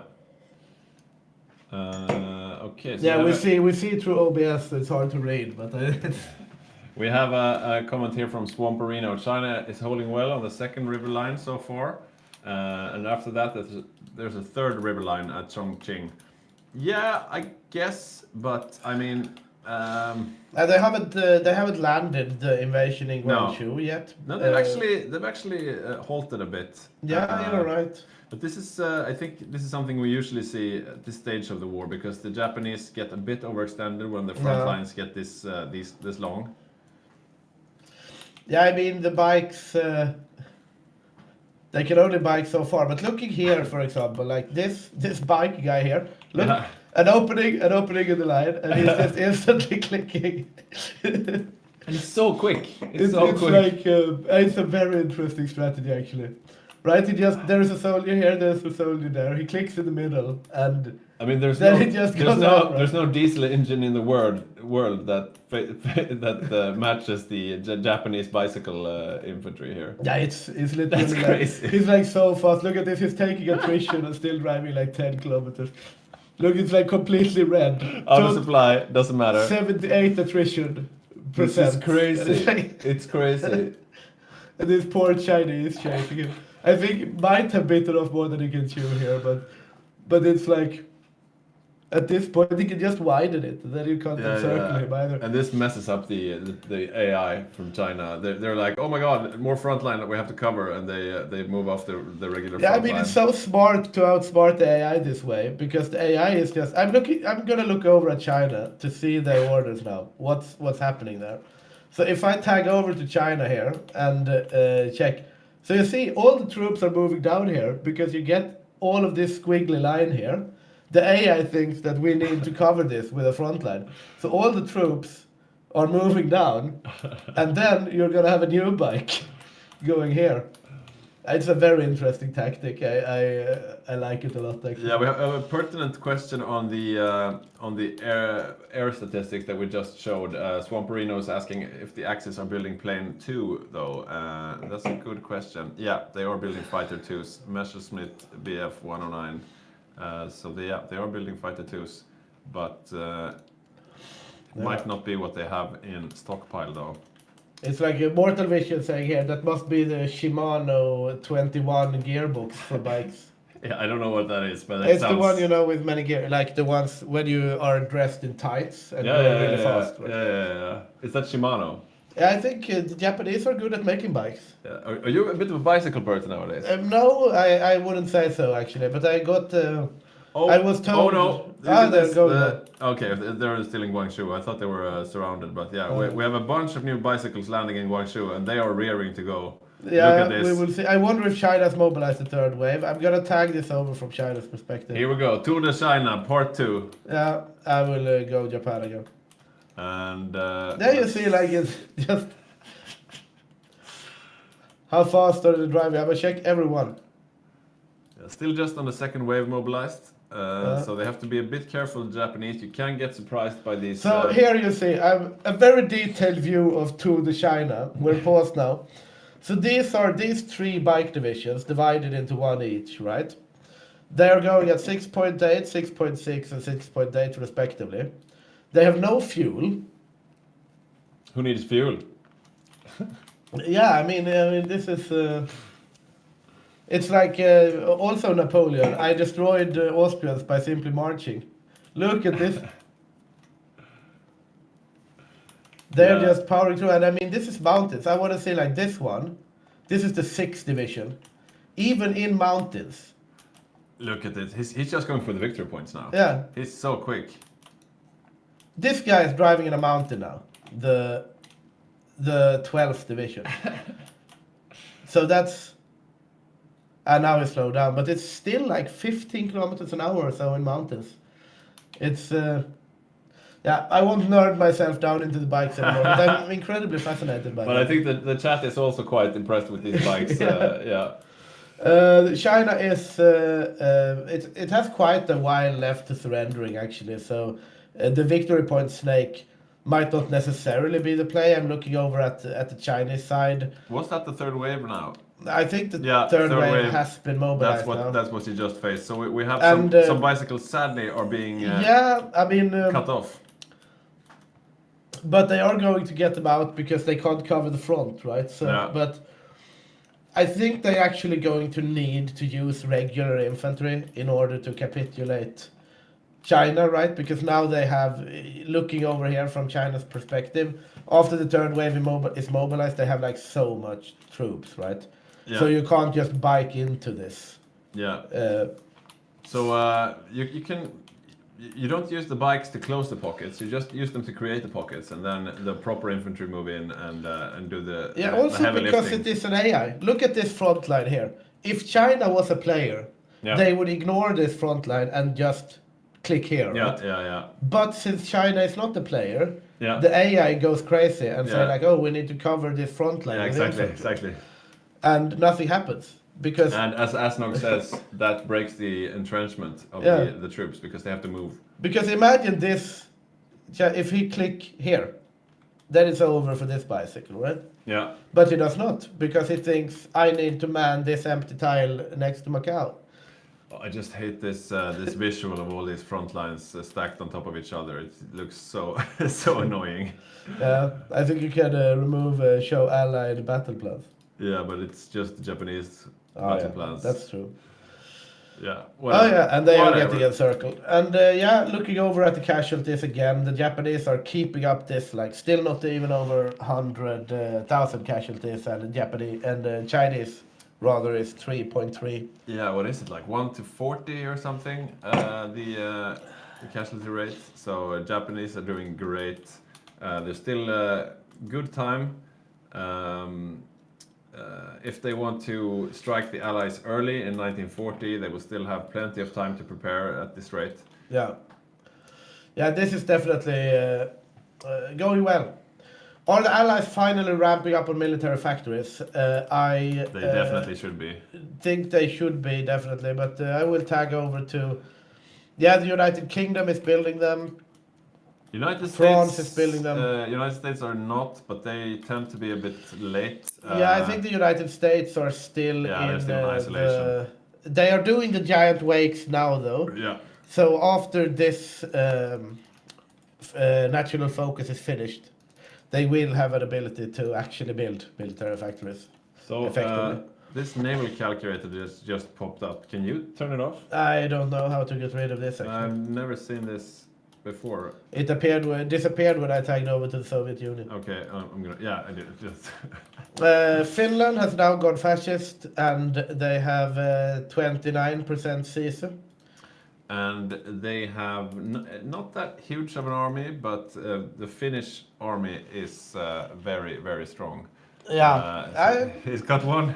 He's got one He's going template Rangers, called that's interesting. Perkeles, and this seems to be his pride. These templates right here. So Rangers and lots of artillery for support. Just one of them so far, but very, very strong. Of course. we have Boppus wants to come in and talk here. I am sure he has some relevant insight to the Please. situation. Enlighten The us, only thing Bobbers. I wanted to add now, it's Japan. I really love this strategy. As I said, they started out building military factories to be able to steamroll the Chinese, and I would say they are about to do that. If you look at what they're building right now, they're building dockyards. Yeah. So Oh yeah, now they're actually preparing for the next stage, taking China first, and then they need to be prepared for the US. So they're probably not just gonna do a defensive stance here. They're building dockyards. The US to compete. built some dockyards, or maybe it was just focuses. They're at 62 dockyards, but the Japanese are almost caught up with 54 dockyards. And as I was saying earlier, world leader is 55 dockyards on Italy. So the axes are actually quite heavy on the dockyards. I would be a bit scared if I were the Allies right now. Yeah, I agree. This is interesting, but I like the economic play here. Build military factories when you need them to do a quick attack, then transitioning to dockyards when you need those.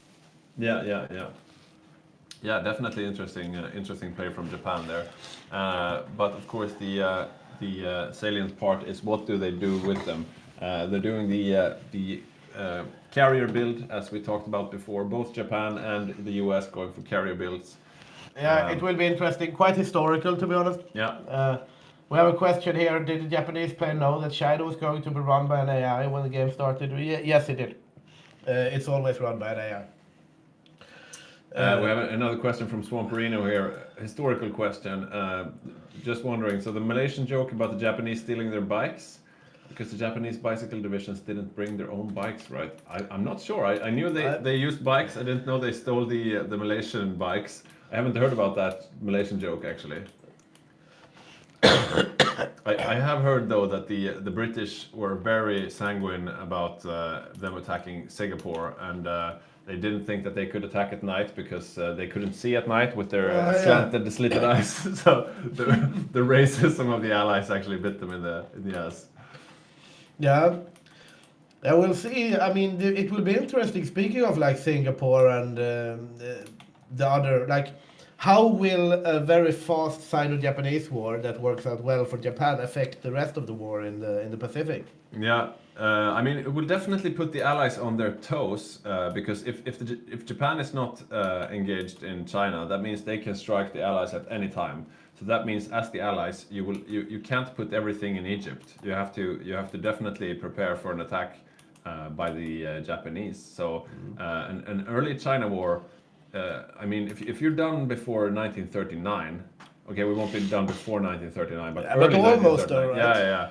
This is really good for the Axis. It puts, I it think puts once, the pressure off Egypt, I would say. Once the next bicycle reaches Chongqing, I think it's going to be almost over. What's the surrender progress looking? Let's have a look. Yeah, we see the bicycles have found an opening here again.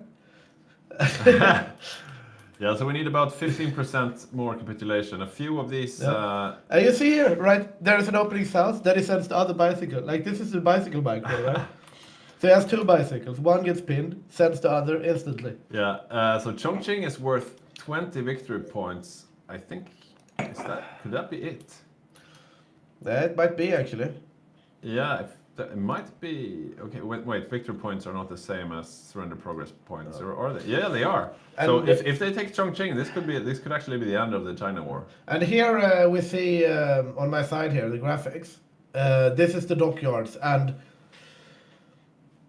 this is, I would say, bad numbers for the Allies. I mean, USA is obviously above Japan, Yeah. but Japan, Italy, especially the discrepancy between Italy and England, is definitely going Yeah. to show in the Mediterranean. And we saw daring plans from the Axis to go hard for North Africa before. Yeah. And And I think Yeah. the United States have noticed this, so they are responding now. If you have a look at this construction queue, or just switch over to my view, I'm looking at the construction queue of the United States, and they are responding now to this. They're building a bunch of dockyards because they're like, oh my God, we can't have less dockyards than the Axis. So they're building a bunch of dockyards.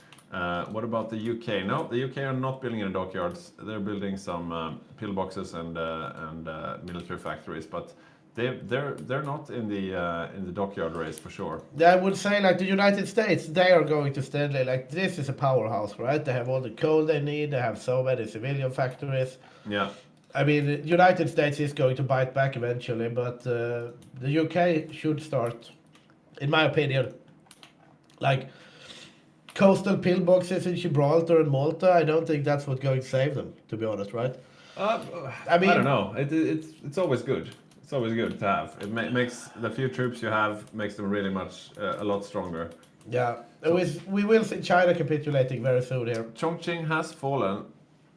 Okay, so we're 5% from capitulation. Yeah, they only have 60% collaboration. That might be the only fault on Japan's side here, to be honest. That the bikes, very good, like the micro, stellar, everything well executed from Japan's side. But I would have liked them to have 5 collaboration governments at this point, so they could just be over and done with it, right? Right. Because if they had put a little more time towards building collaboration governments, they might very well have had this squared away now, and that would probably be a record Sino-Japanese war Yeah, for the Japanese. They have another one on the way, but it won't be done until 7th of March. It's still going to be a very, very impressive performance by Japan in this Sino-Japanese war. Yeah, stationary and boat can definitely be satisfied with what they've done. And as we said before, this puts And we the see the pressure on the last, allies. And it's going to be over just like it started with a bike. There is no Chinese military personnel in Dali, I think. So I'm just gonna tag over. No, it's not. There's just a Japanese question mark biking around in the mountains. Also, out of curiosity, I'm going to look at the speed of this in the mountains. Still 15 kilometers driving from mountains. That's That insane. is insane. It's bugged or not working as intended. That's for sure. Yeah. And this is the meta shift. By the way, Dog, can you take down the dockyard graphic? Yeah, we have a question here. We gotta give a comment from Asdog that we gotta give a Japanese player a yellow Hygge jersey. Isn't it the leader? Doesn't he have a pink jersey in the? I think so. Tour de France. That's true. Mortal Vision said it as well. Can you take away the dockyard? I think now they will capitulate on their next victory point loss. So we have this bike here. They have a medal. They have. This is interesting. Like looking at the unit details of the 8th Bike Division. It took part in the siege of Kunming, seized the airfields at Hunan, Lingshan, and Dali, secured Nanchang, and seized the airfields at Huangshan. So this bike has biked like around the entirety of China. Yeah, that's a long way, and he gets a medal as well. Yeah. Yeah, Oh, well, that's it. That's China done for. So Swamperino is saying classic coffee into beer move. The best drinks on their own, but the worst combination. I would say it's quite a nice combination. You get Yeah, I the, mean, you you get the need to energy, start you get the the day energy with from the coffee. coffee, and then you get the different kind of energy from the beer. You don't want them at the same time, of course. That's a really bad combination. I would agree. Okay, so that's the Sino-Japanese War, finished, expertly executed by Japan. Yeah. Very good job from their side. Definitely. The Axis did take a little beating in the Spanish Civil War, but all things considered, Axis doing very well. Looking at the graphs, outproducing the Allies, winning the Sino-Japanese War quickly. Yeah. Like pretty much outplaying the Allies when it comes to this non-armor build that the Allies are trying. I see problems for that build, both on the Eastern Front and in the Mediterranean. Yeah. So, yeah, the Axis have started out quite well here, even though the Spanish Civil War must have been a letdown for them. Yeah, so the next thing we're waiting for now, of course, is the invasion of Poland. And yeah, we'll see when that will kick off. And when it does, when the declaration of war comes towards Poland, we will have our lunch break for about 45 minutes. But yeah, just stay tuned and we'll be back quite quickly. So I'm having a look now at the German focuses. Yeah, They have the I am also. Danzig or war. Okay, so they need a couple of focuses more, but they could do it quite soon. They need to go the Molotov-Ribbentrop Pact. Yeah. Before that, they need to integrate Czechoslovakia, which I would imagine they're doing right now. So it's probably going to be the integration of Czechoslovakia, Molotov-Ribbentrop Pact, and then Danzig War, maybe treaty with USSR. No, they don't need the integrate. They've taken fate of Czechoslovakia instead. So they just need. Yeah. They could be going to war in just 2 months if they're really quick about it. But it looks like they're doing some other focuses at the moment. Yeah, it's a good time to have a look at what the.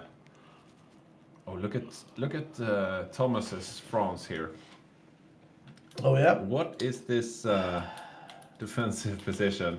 He's basically abandoned the Maginot Line. Yeah, this is a meat wall France. Very interesting to see. Yeah, but I mean, you have The really divisions are called Hail Mary in caps lock and are 20 combat with anti-tank. It's an interesting. It's a good division template, I would say, for France. And it's quite a lot of them. But I mean, they have good forts in the Maginot Line.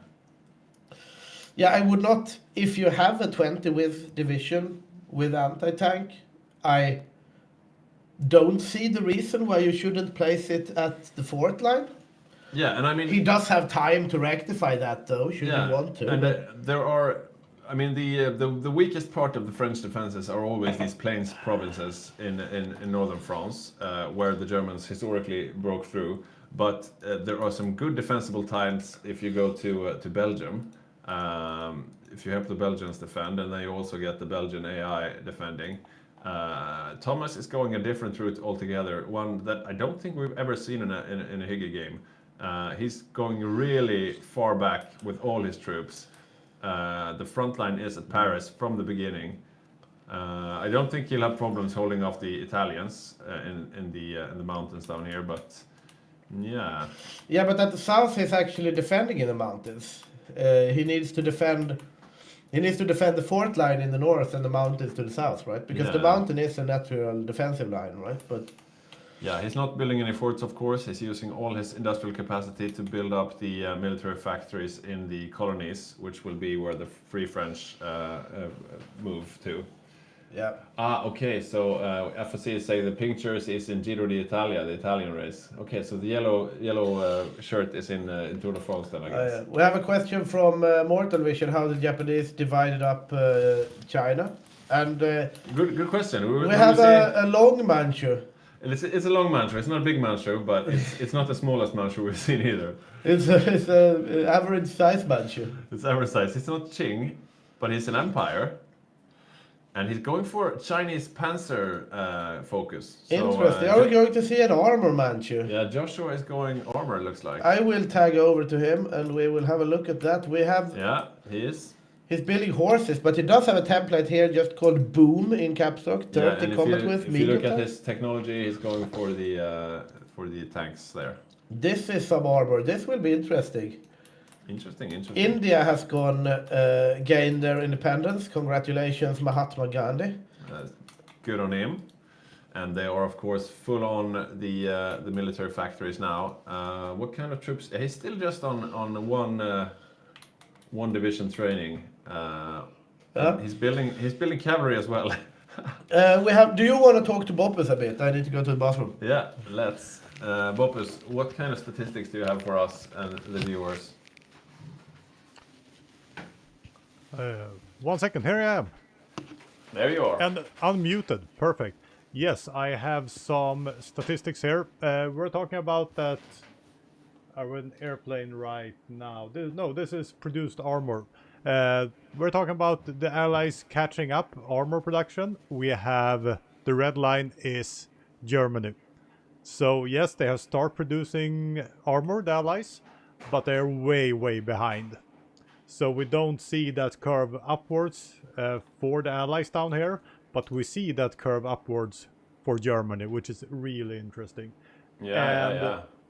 We see the same thing with planes here in February 39.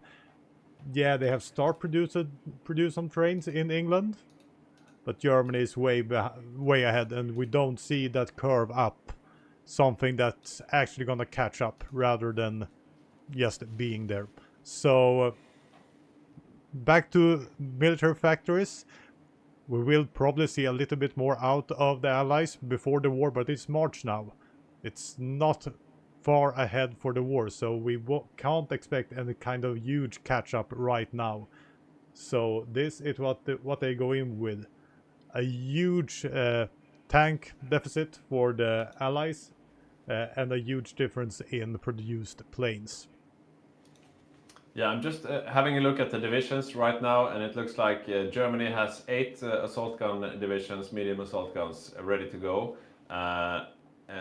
Canada has 3 tank divisions ready to go. South Africa still at 0 tanks. So this checks out with what you just said. Yeah. We do have a comment here from Fraser, who I believe is our Paradox contact, right? Yeah, cool. Yeah, really cool to have you guys watching the stream and supporting our stream, Fraser. We really appreciate it. And Fraser is wondering if we could recap what this match is, what the goals for the Axis and the Allies are. Very good point. So this is a Hygge Grand game, which we do about once a month, maybe every second month sometimes. It's a historical multiplayer game where we play inside our community and we live stream these games. And the goals for the Axis and the Allies are, of course, world domination. Will the fascists win, or will the democracies win with a touch of communism on the side, I suppose, since they are allied to the Soviets? So those are the goals, basically. We can get into more detailed goals later on. But basically, this game so far, to do a quick recap, we had a Spanish Civil War that was quite successful for the Allies. But then on the other hand, we had a China War, which was really quick from stationary Japan. And we are now preparing for the invasion of Poland and later the invasion of France. What's also very special about this game is that the Soviet Union, led by Pontus and the replacement stream team who does the stream when me and Victor are not doing the stream, they are going for a cavalry build, which is quite unorthodox to say the least. A bunch of horses will be seen on the Eastern Front, and this could definitely decide the game for good or bad. So that's a quick recap. But once again, thank you so much for your support, Fraser, and thanks to Paradox for supporting our stream and restreaming our stream on your channels. And if you're just tuning into this and you don't even own Hearts of Iron, now is a really good time to buy Hearts of Iron because it has a big discount right now on Steam. So definitely go buy Hearts of Iron if you haven't already. Yeah. Yeah, Welcome back, Victor. thank you. What has been going on? Not much. I was doing a quick recap of what's been going on, and Boppus was looking at the tank production. The tank production of the Axis is vastly greater than the tank production of the Allies at the moment. Yeah. Germany does have 8 medium assault guns. Maybe you could switch over to my view, Boppus. So Germany has 8 medium assault guns here. It's here right now. So the assault guns, there are a variant of the medium tank which is heavy on the soft attack. So really good against infantry, very good for rolling up France. Very good against cavalry also, I would imagine. Yeah, probably good against cavalry, and I think they will do just fine against light tanks as well. Meanwhile, Falk on Canada still only has 3 tank divisions, which is not much, but it's not less than you would expect at this point of the game. And South Africa still has. They've just gotten out their first tank division, heading up towards Egypt, where we will see the first clash between the Allied and Axis armor.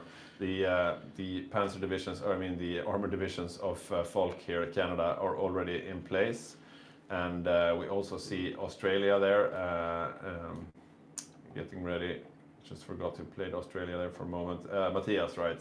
So Matthias will help with the defense of Egypt, but perhaps if stationary and the Asia axis start threatening, maybe Australia has to leave early. We don't see any troops from the British Raj here in Egypt, which we sometimes do. It's a less beefy Alamein defense than we've seen sometimes. Yeah. Definitely, but we'll see what the Axis make of that. But look As at of this! now- Look at this! They're building horses as well. So, Seth, who's playing Indian playing horses in Raj. Somalia, yeah. Okay, so cavalry seems to be the name of the game today. So Soviets are going for a cavalry build, Manchu are building cavalry, and now Raj is building cavalry as well. So a lot of cavalry. I think cavalry might do somewhat well in Somalia, right? You know, Yeah. and supply of fuel, but Germany can also take Danziger War whenever they want, should they wish to at this point, because they've done both the Molotov-Ribbentrop Pact and the treaty with the USSR. Yeah. However, it seems that they have picked Rally the Industrialist, which is 140 days. So, oh no, they haven't selected. It's Rudolf Hess working on that one. So they are still reasoning what to take, but they could very well start the war at this point. Yeah, and now Thomas on France, he's changed his disposition completely, and this is more something that we usually see. So you have the troops on the Maginot Line and towards the Belgian border. So this looks much more conventional, and yeah, it would be nice to get an interview. Maybe we could get an interview. I know we were lagging a bit before, but no, I don't think we're lagging as much as we were, are we? I think we've been going. We'll see. I see Boppus is writing something here, but perhaps it will be hard to get someone right now, and then we have the lunch break. But Yeah, it's true. Maybe we could get an interview for right before we unpause the game after the lunch yeah, break. We'll possibly. see. Dawn is saying that they are stressed, and I would be too. Like, not necessarily if I was the Axis, but the Allies need to rectify something. Is this how it usually is? An independent Bangladesh? Yeah, that's true. Where did Bangladesh come from? I don't know if I've seen this before. Yeah, there's no player. Yeah, no play. But why are they like a puppet or no? Maybe They're in the Allies. Hmm. But this is a bit. I don't know. I don't know Because if I like if this. they don't call in Bangladesh, then they can just guard up here in the mountains. Yeah, but on the flip side, if Bangladesh doesn't defend their ports, well, I guess Yeah. Seth could always defend their ports for them. But And the It's front scary. line is going to be in Burma anyway. But imagine if stationary and the guys in the Asia axis, if they went for a super early attack on the Allies right now, the Allies would be completely unprepared. I mean, Seth on India has 11 horse divisions who are over in Ethiopia. I mean, if they go for a quick attack on the Asia Allies, that could be disastrous for them. Yeah, I mean the entire Indian army is in Somalia or Somaliland. I don't know which one. Which. Yeah. The Americans are not building any army so far. They just have these training divisions, templates with a lot of units in them to be able to build up the experience before they change them over. But yeah, they don't have a big standing army at all. That's their entire army, these three training divisions. So they're also not prepared for war anytime soon. I would imagine here that the Germans are going to go Danziger War. Next focus, they're now fixing some synthetic rubber refineries, and then they have either partial autarky or full autarky, but then they need to control more resources. So this is probably the last preparatory national focus before they declare their war on Poland. What about the US carrier and battleship ratio? Let me see here. The US have 5 carriers in total, 15 battleships. You press the naval thing in the corner. Right. So as you see here, it's 5 carriers, 15 battleships, 18 heavy cruisers, 12 light cruisers, 142 destroyers, and 76 submarines by the looks of things. So the US carrier to battleship ratio is 1 to 3. Yeah, but I suppose since they were going a carrier build, I guess their battleships are mostly the starter ones. Let's see what they have in production actually. Heavy ship hulls. What does that even mean? Is that is that a battleship? I would say it's a battleship, yeah. So they have the USS Yorktown basic carrier, otherwise it's early heavy ship. Basic cruiser. Yeah, we're not. Yeah. Navy is not our thing, Victor, is it? No, it's definitely not our thing. But I mean, these are the 15 battleships are in this main fleet here. Yeah. And those 15 battleships are all early heavy ships, basically. So you're right in that sense. There are no. It's nothing to write home about this battleships. I don't seem to be able to switch my point of view Let's now. see, could we have any info regarding the amount of anti-tank division for the Allies? We do have some so statistics far? on civilian factories right now, though, on the screen. Well, the USA, no surprise there that the USA dominates this statistic. But that's due to the Great Depression. Even here, Japan is doing very well. They have just taken over China, though, of course, but Yeah. still. I think that France is going a lot of anti-tank, right?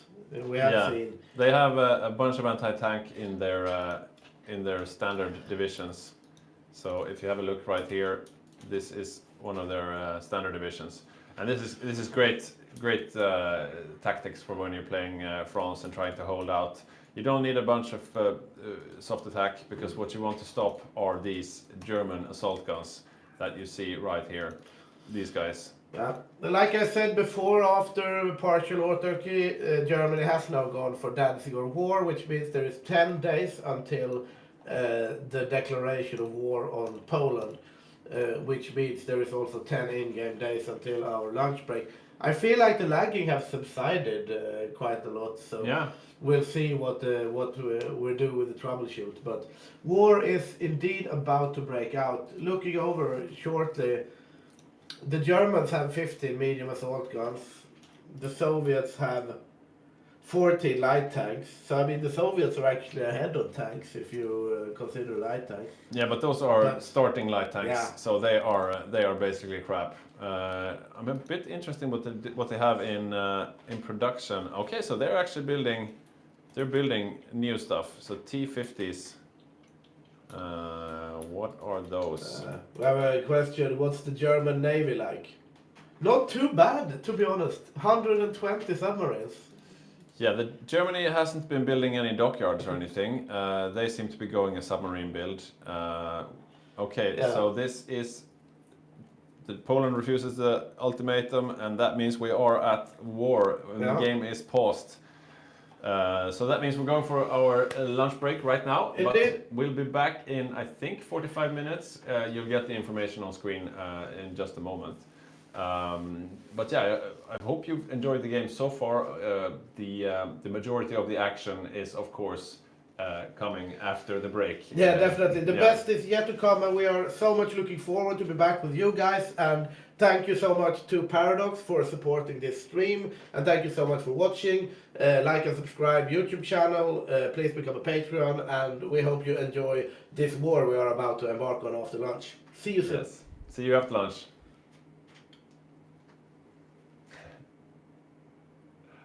Yeah, we'll see you.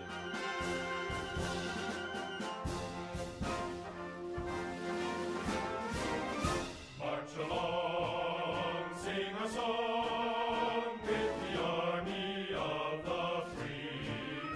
Count the brave, count the true, who have fought to victory.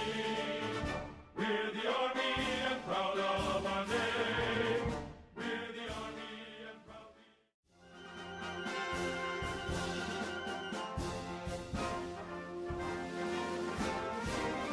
March along, sing a song with the army of the free. Count the brave, count the true, who have fought to victory. We're the army and proud of our name. We're the army and proud.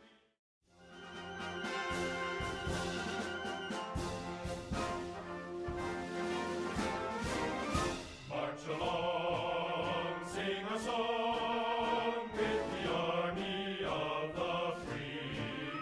Count the brave, count the true, who have fought to victory. We're the army and proud of our name. We're the army and proud.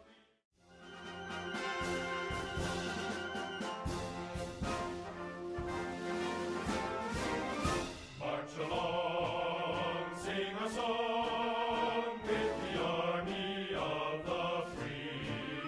Count the brave, count the true, who have fought to victory. We're the army and proud of our name. We're the army and proud.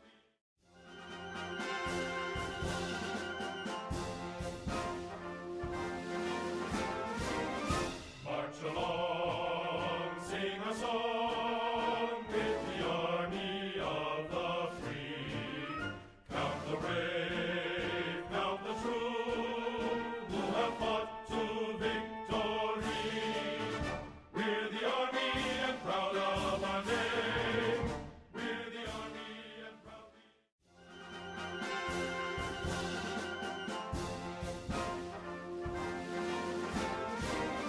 March along, sing a song with the army of the free. Count the brave, count the true, who have fought to victory. We're the army and proud of our name. We're the army and proud.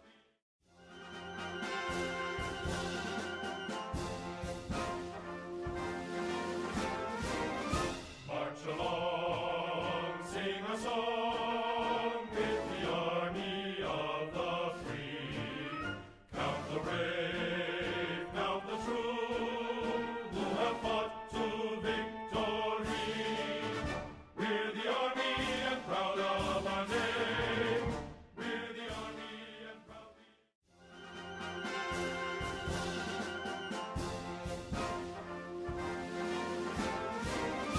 March along, sing a song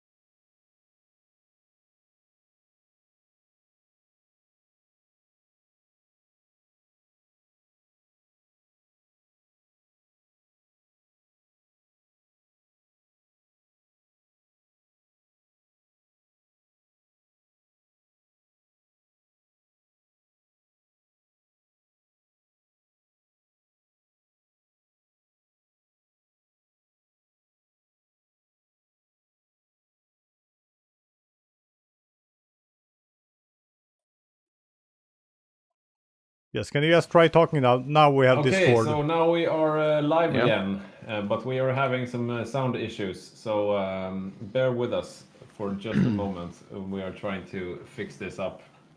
And we just lost the server as well, so a bunch of technical issues hitting us all at once here in the Hygge studio. We are trying to set up an interview with Yuri, who is the main controller of Germany, but right now we are having some sound issues. I'm not even sure if you can hear me. So I if can. you can hear me, guys, on the stream, maybe just give me a notification that you can. Otherwise, I think most things are fixed now. Yeah, they can hear me. Seems like the And sound now out you is also working. see Yuri on screen. So hello, Yuri. Hey, hi. How is your game going so far? Yeah, build up, obviously. So, yeah, we had some troubles in Spain, actually. Yeah, you lost In the some German troops in Spain. Yeah, Yeah. indeed. Well, What's your my comment? co-op did. Your co-op did. I thought your co-op was playing in Spain. Yeah, no, afterwards, after the Spanish War. So up until the Spanish War, someone else filled in, Ah, okay, and okay. after the Spanish War, August took over my co-op up until Okay. now. So, yeah, I was alone. And yeah, we lost 3 good divisions. I don't know how. That to ask August. Yeah. Okay. But I love it. yeah, up until now it's You just going. blame your co-op. Obviously. Yeah. That's what So co-ops are for. exactly. So now we're preparing for Poland and Netherlands, Belgium, and France. We're gonna attack all 3 at the same time. Yeah, yeah. So all 4 actually. Sorry. Oh, 5. Yeah, Luxembourg. Yeah, you're So, counting Luxembourg yeah, as well. it doesn't count. I don't know. What do you think about the defenses? Do you think you will run into some problems there, or are you confident that you will succeed here? Yeah, well, it looks like we have the good army. I mean, French went for what is it, infantry build. So yeah, we went for a medium tank build with lots of soft attack. So I think we can do some serious damage in France. We're gonna take Belgium obviously first, so French can't move in, and then we'll see how that goes. Netherlands, I don't expect much. Yeah, there actually. Yeah. Are you So I should be. disappointed that your home country isn't defended? No. It's we feel more German anyway. So Swamp Germans, right? exactly. Yeah. So wannabe Germans, they're our brothers. So I should look into the camera. What about Denmark and Norway? Are you going for them quickly as well, or waiting until after France? After France. Yeah. Okay. It's just time enough. And actually, probably Bulgaria and Romania, those countries, they'll Yeah. take Norway. Okay. Yeah. So we you can delegated, concentrate on. quite a bit to the Axis miners. I guess that's nice. Yeah, exactly. So we're hoping to go quickly to Egypt to see if we can quickly overrun Egypt and get the oil in Iraq. Would be nice. Yeah. And hopefully Ivan can start early in Asia. Yeah, he We had can, a pretty quick China war, which threatens an early war against the Allies in the East as well. Exactly. Yeah. How do you So, feel about North Africa? You have had extensive plans there, I hear.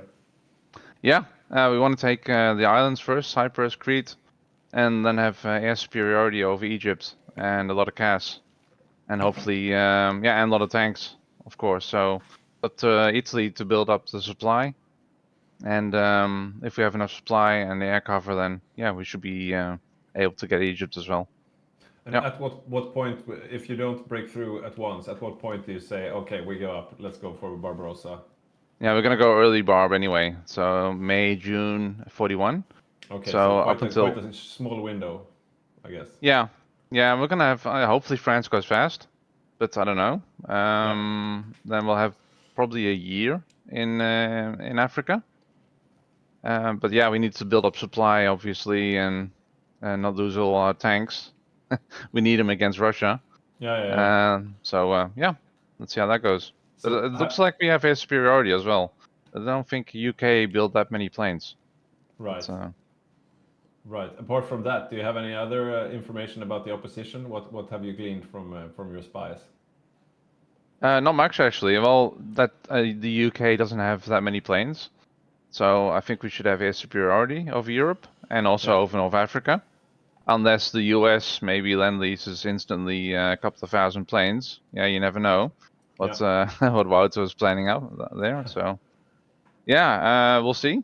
And we haven't been spying on the Soviets yet, so building collaborations on Poland and France. Okay. And yeah.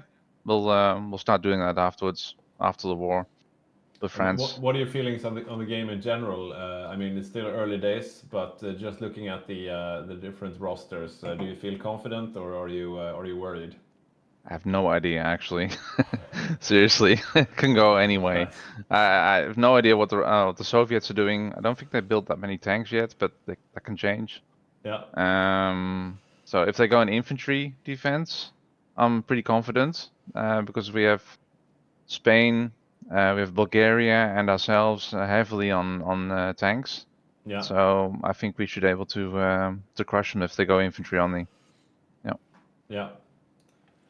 Well, nice. Yeah. If there are any questions in the chat for Yuri, our main controller of Germany, now is the time to put them to him, and we will relay them. And let's have a look. Victor, do you have any questions? No, and I hear you twice, so it's very hard for me to ask them without interrupting. Okay, that's weird. What about? Okay. Okay. Yeah, so we're we're getting getting, information that they want to start the game, so we have to release. We have to release the Führer. Okay. Yes. I want to do the Yuri. salute. I'll do this. Yeah. Okay. Do the politically correct salute, please. Okay. Thank you so much, and good luck. Good luck on the Thank you. battlefield. Bye. Bye. Okay, that was Yuri. Right. Yeah, he seemed pretty calm and collected. Not overly confident. Not very Hitler-like personality, I would have to say. No, very calm, and I think, to be honest, what we've seen thus far, I do say that the Axis have every reason to be somewhat confident in Yeah. their ability. Obviously, there is a lot to go, and there is a lot that can happen. But Yeah. seeing things as of now, I would say that the Axis hold a clear advantage. I think there is some statistics that Boppus would like to even present in regards to this. Yeah. We've had some activity in the chat while we were having lunch. Someone was asking about the good campaign to do, and another person was suggesting South America, and yeah, that might be good. I haven't played single player Hearts of Iron in a very long time. We're just here on the multiplayer, and right now I see Boppus nudging his way into stream with his big graphs. You're so What do you quick have for about us? it. I'm here setting things up. I haven't got the time, and you see my stats, and you bring me in instantly. But let's go with the graph as you see in it now. This is every country in-game fighting, and it's military factories. And I wanted to give a more clear view. It's hard to see what's happening in the bottom there, but we see the majors. We see Germany, Japan annexing China, just jumping up there straight Yeah. away. We also see the Soviet Union is building military factories, but Germany and Japan is far ahead in military factory count. And Yeah. even if there's a lot of miners down there adding up, they're quite a punch in them. This is worrisome. I'm looking forward to see the German hammer striking down its neighbor right now. Their neighbors. Yeah, so definitely early on the Axis are favored because they have such a huge advantage of military factories. But I suppose having built civilian factories, that means the rate of building military factories later on will be bigger. So if the Allies manage to hold on, they will have an advantage later on, I guess. Yeah, they will. But that might be too late. Too little, too late. Yeah, thank you for those statistics, Boppus. Thank you. Did you have any ideas? Okay, we lost him again. Never mind. He needs to ready up also, so we can start, I think. Yeah, ready up, Boppus. Yeah. Anyways, we've had some activities in the chat while we were having lunch. We had a couple of questions. If we could, if you are allowed to. Oh, what's that? I thought I saw an Isaacson in the chat, but he removed his comments. Stop watching the stream, you stream sniper. Anyways, we have a question if you can join this community or not. We are not really open to accepting a bunch of members, but if you write us an email, we can take it under consideration. But if you want to support the stream and continue to watch us, you can watch us at youtube.com/hyggegaming or patreon.com/hyggegaming, where you can become a Patreon and support the stream more directly. But you don't have to be a paying member to support us. Even just joining as a free patron helps a great deal. And yeah, if you're just joining us, this is a Hygge Grand game. What was the name of the Grand game again? It's a northern river too far. A Northern River Too Far, right. And it's a historical multiplayer game. We are playing the Hygge mod, which is based on their Finest Bra mod, which is a multiplayer-ish mod. And you are just joining us after our lunch break. We are about to unpause the game. We just had a short interview with Yuri, who is the main controller of Germany, and he seemed quite confident. He had correctly gleaned that they have the air superiority. They have built far many more planes than the Allies have. They are also ahead in tanks and ahead in military factories. So dark days for Yeah, the world. it's looking bad for the Allies, I would say. Like economically speaking, the Axis have been dominating here.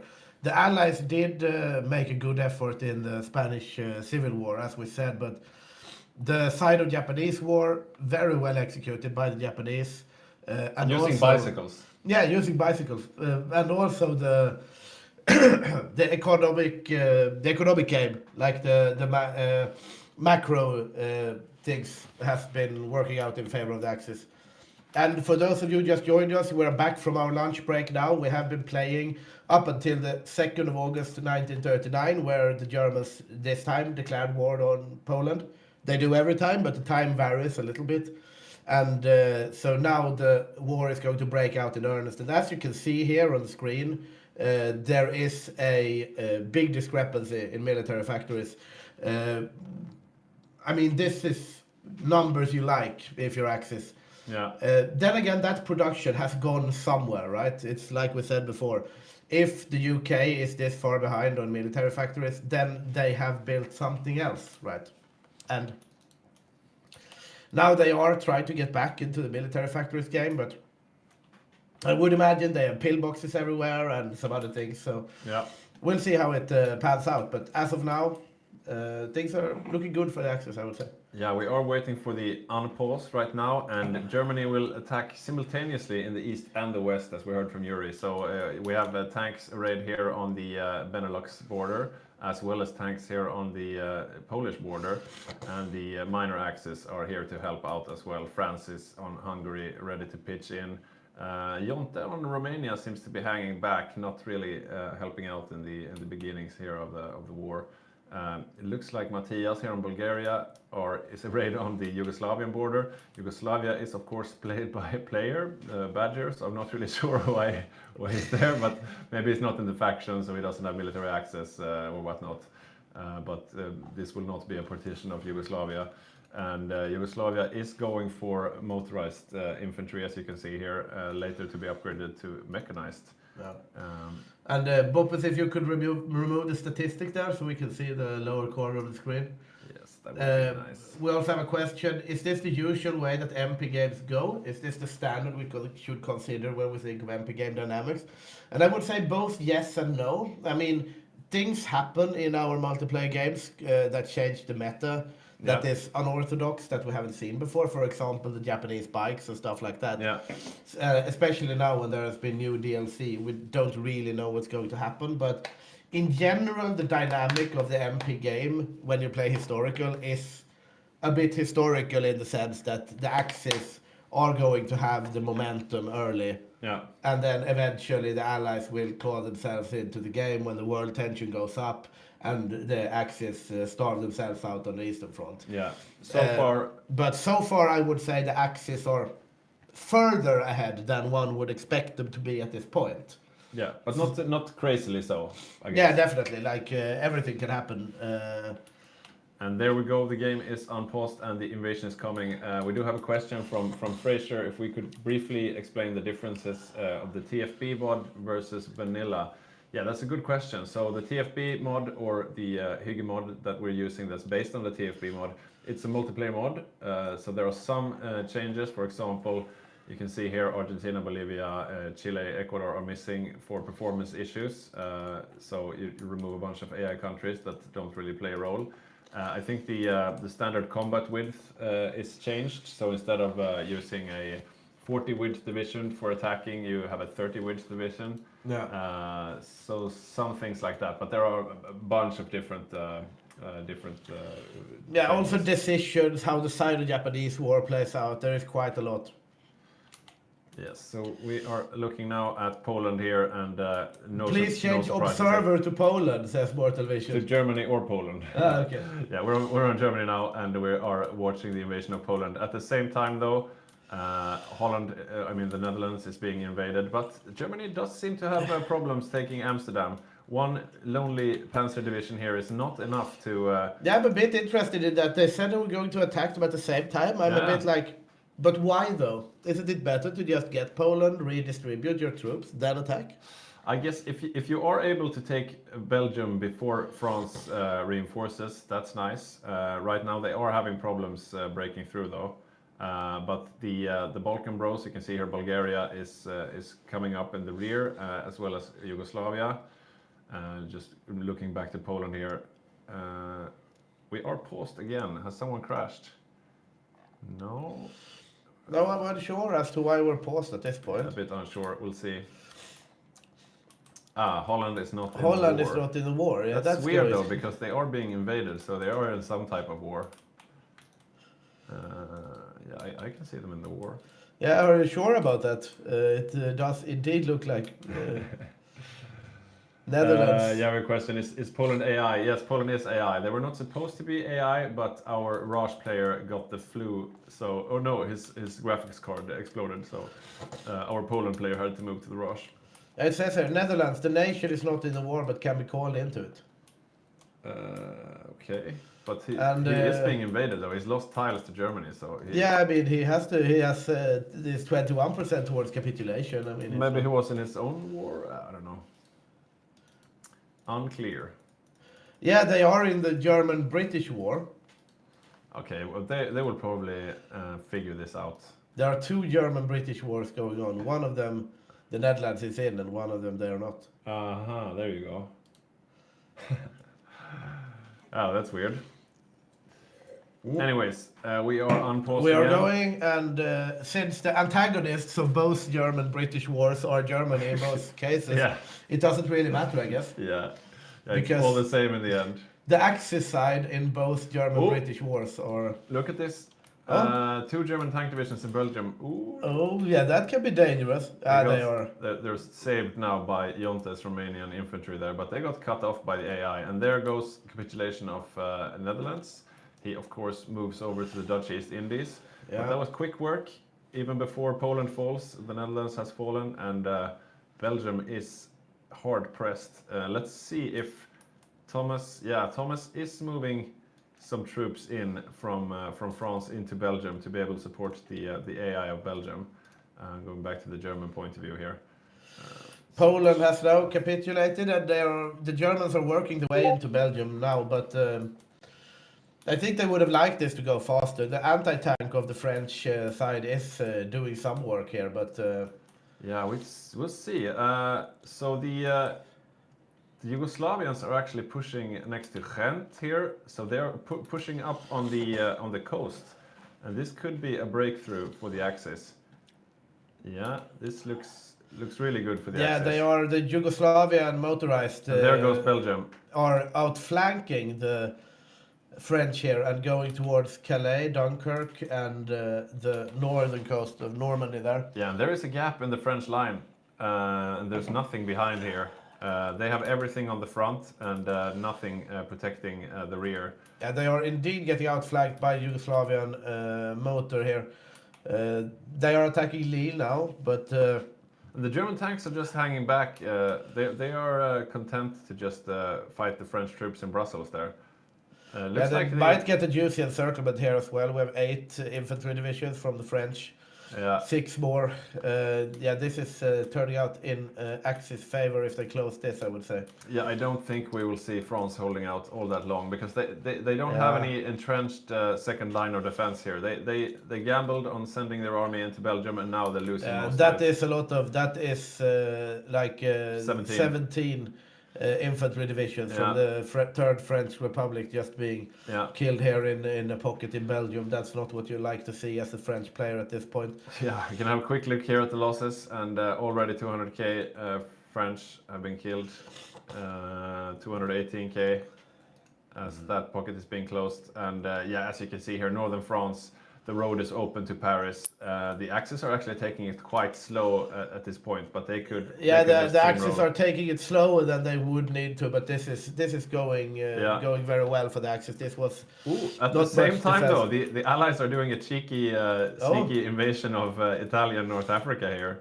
Yeah, that's very interesting. The Allies have pushed up far in North Africa. They are even to the west of Tobruk at this point. It's Falk with his Canadian tanks who is leading the charge here, but they must be careful. They don't want to. I mean, the overextend. Canadian tanks, they are dangerous, but they are tanks. So, I mean, they shouldn't outrun their supply here. But Yeah, let's have a look at it's a good Hail Mary from them. I mean, if they take Benghazi, it will be very Yeah, but cumbersome have for a the look at this Italians to though. get back. I'm looking at Rosen's Italian perspective here, and they've already taken Malta, and he's got 6 Marines ready to re-invade on Tobruk.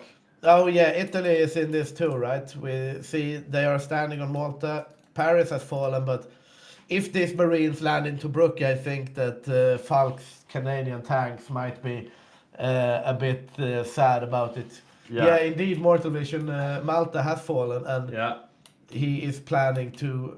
He actually cancelled the invasion plans of Tobruk. Now he's going to Crete, but yeah, he needs to go back. Falk does with his Canadian tanks because yeah, he they are- has realized what is about to happen, and the Canadian tanks are indeed rolling back to Alexandria here. Very early Malta, good play by the Italians. We have, Oh, Finnish winter war kicking off. yeah, let's see. I'm just gonna have a look here. Yeah, France is falling quickly. There's not much to say about this. Actually, there's not much to be done. It seems like the Finns are going to give up the winter war. The only defense they have is very deep. Yeah. A bit of a coward's move, I would say, as a Finland player, but Yeah, but the most important I understand thing, what they are gunning for Yeah. here. They will not get anything encircled. They Yeah. will keep all their powers. They will do the white peace and then prepare for the continuation war. Probably a smart thing to do. A little boring, but yeah. the Finns will lose some territory, but they will not lose their precious manpower, and that's the most important thing. Yeah, it most definitely is. We have seen, like, of course, if Finland wins the winter war, you get a border directly towards Leningrad instead of having this long behind Viipuri.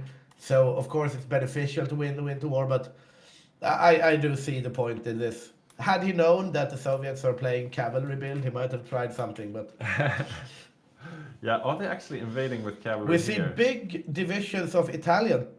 Yeah, it's this bug, right? That it looks like tanks. I was like, what Yeah. the hell is happening here? But, Yeah, I'm not sure why they it's actually still- show up as tanks. I think it's really weird. Yeah, but these are quite heavy divisions, though. So we have the Yeah. Italians planning to push back the North African front There goes to France. Alexandria.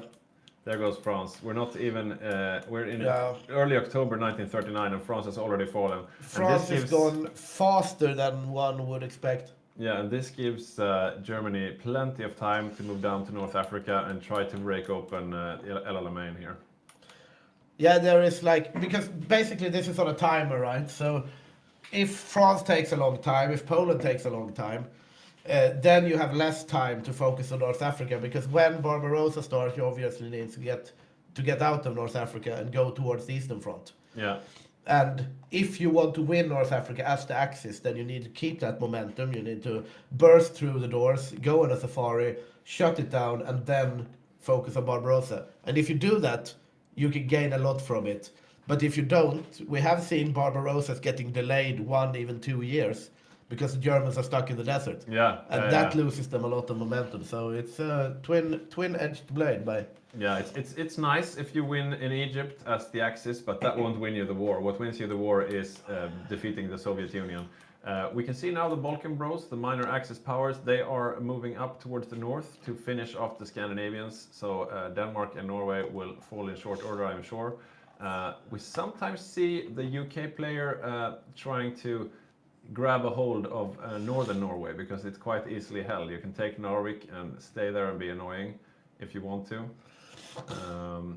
I don't see any British troops up in Scotland though preparing to move over, so maybe they won't.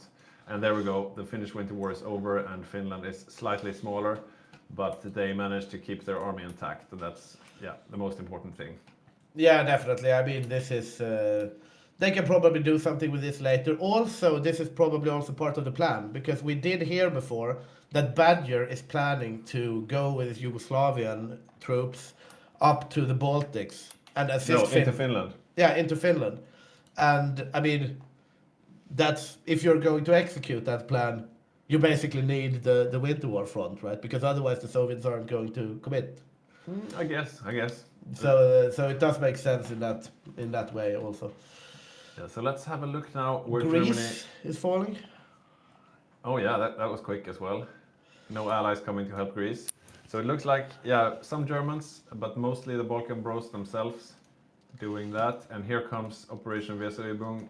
So they're going for Denmark and Norway. And this will be interesting to see. This must be earlier than they had expected, right? You remember when we talked to Yuri, we were like, are you going to go Denmark or Norway after France? And it's like, yeah. And I mean, if you can get Norway before the end of the year, that would be great for the Axis. Oh wow, he's got 15 tank divisions down in North Africa now. Actual tank divisions, not bad ones. Yeah, true.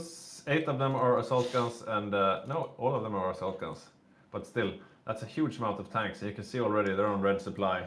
The supply down here is not it's not set up to handle that many. Yeah, they have also they have some supply hubs left to take also though, because the supply hub of Masamatu, for example, was cut off due to the Allied advance. Yeah. But now when the Allies have backed up to Alexandria, the Axis will be able to consolidate more. But it's a lot of troops to keep on the front line, definitely. Yeah, we have a question here from Commissar Kordowski. Why do you do assault guns versus full tanks? Yeah, that's sort of the meta. You usually see Germany doing that. Part of the reason is they're much stronger against infantry, but so it's much easier to take France. But I'm always a bit skeptical to it, because when you want to break through El Alamein, you're not facing only infantry anymore. You're facing Canadian and South African tanks, and then you want that heart attack and piercing.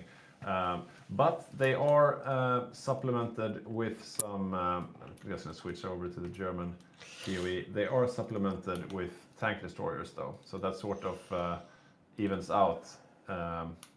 So the tank destroyers will give you the piercing and hard attack, and the assault guns will give you the soft attack.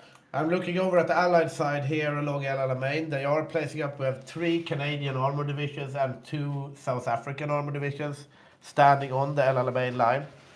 They are going to try to hold this against the onslaught coming from Italy and Germany. And that's not a lot, though. I mean, versus 15 German tanks. Yeah, that is not a lot.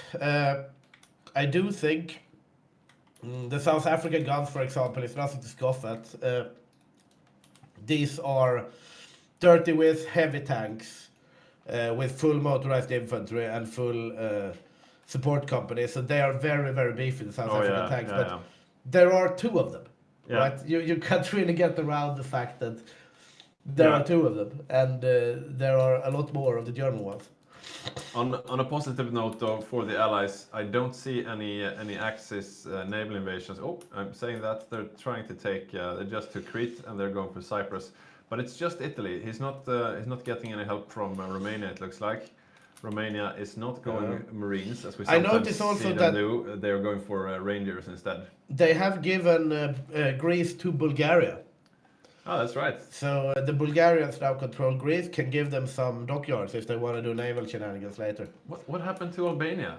I think we lost disconnected. I think we lost Dinesh. Yeah, sad to see. Yeah, so Dinesh was joining us for his first game ever, but yeah, he was playing from the LA, so Los Angeles. Yeah. So yeah, Unfortunate for him. he had to be let go. We have a Hungarian invasion of Norway. You can see here by the color that it is Greater Hungary that has occupied. Yeah. They are sure to be supplemented by German infantry at some point, but the Hungarians are the ones making landfall in the Oslo fjord, advancing in towards the inland here. Yeah, from the name and icon, they say they're tanks, but I don't think they're tanks just yet. No, No. these will be tanks later on, but right now they're just posing.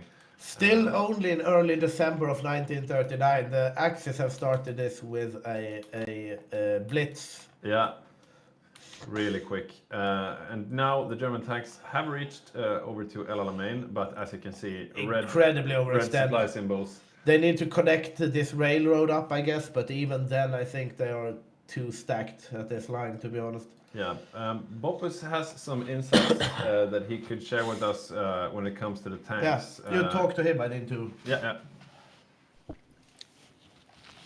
If Victor's voice holds out until this evening, we'll be very lucky. Yeah, Boppus, what kind of insights can you give us about the tanks? Oh, let's see. I lost the tanks. Do we have tanks here? Here we have tanks. So what I saw here, and I checked in game also, we have Axis totally outproduced tanks during the game. But we see here, we have the yellow dot here, which is Comintern. And the Comintern are building, as you were suspecting, T-50 light tanks. So they're not just using their stockpile of old Soviet tanks, 30s and 20s, 1920 type tanks. So they have newer, more modern light tanks they're gonna use. So it won't be, as I somehow hoped, only cavalry. Yeah. They will have something else. Yeah. But we see here they're catching up, they're building faster than the Allies are building right now. Yeah. Yeah, these graphs are looking bad for the Allies, I presume. Yeah, well, the Soviets have started to produce a bunch of light tanks, modern light tanks, so that's something. But yeah, we're looking at the supply situation down here, and it doesn't look like they were prepared to receive this many German tanks. You can see here they are very, very much out of supply, and it doesn't matter if you have 15 tanks if you don't have supply for them. Yeah, it's just too much here. I mean, that's why El Alamein is so hard to push through, right? Because even though it's few tanks, I mean, we said that, oh, it's only 3 Canadian tanks and it's only 2 South African tanks. You can't fit that much more, and they're heavy. They punch. Yeah. And they're even competing for space with the Italian infantry up here as well. So yeah. And still, like, looking at the fighters, the Comintern is actually trying to get back into the fighters game here. I'm looking at myself at the screen here because I can't read the statistics that well. Yeah.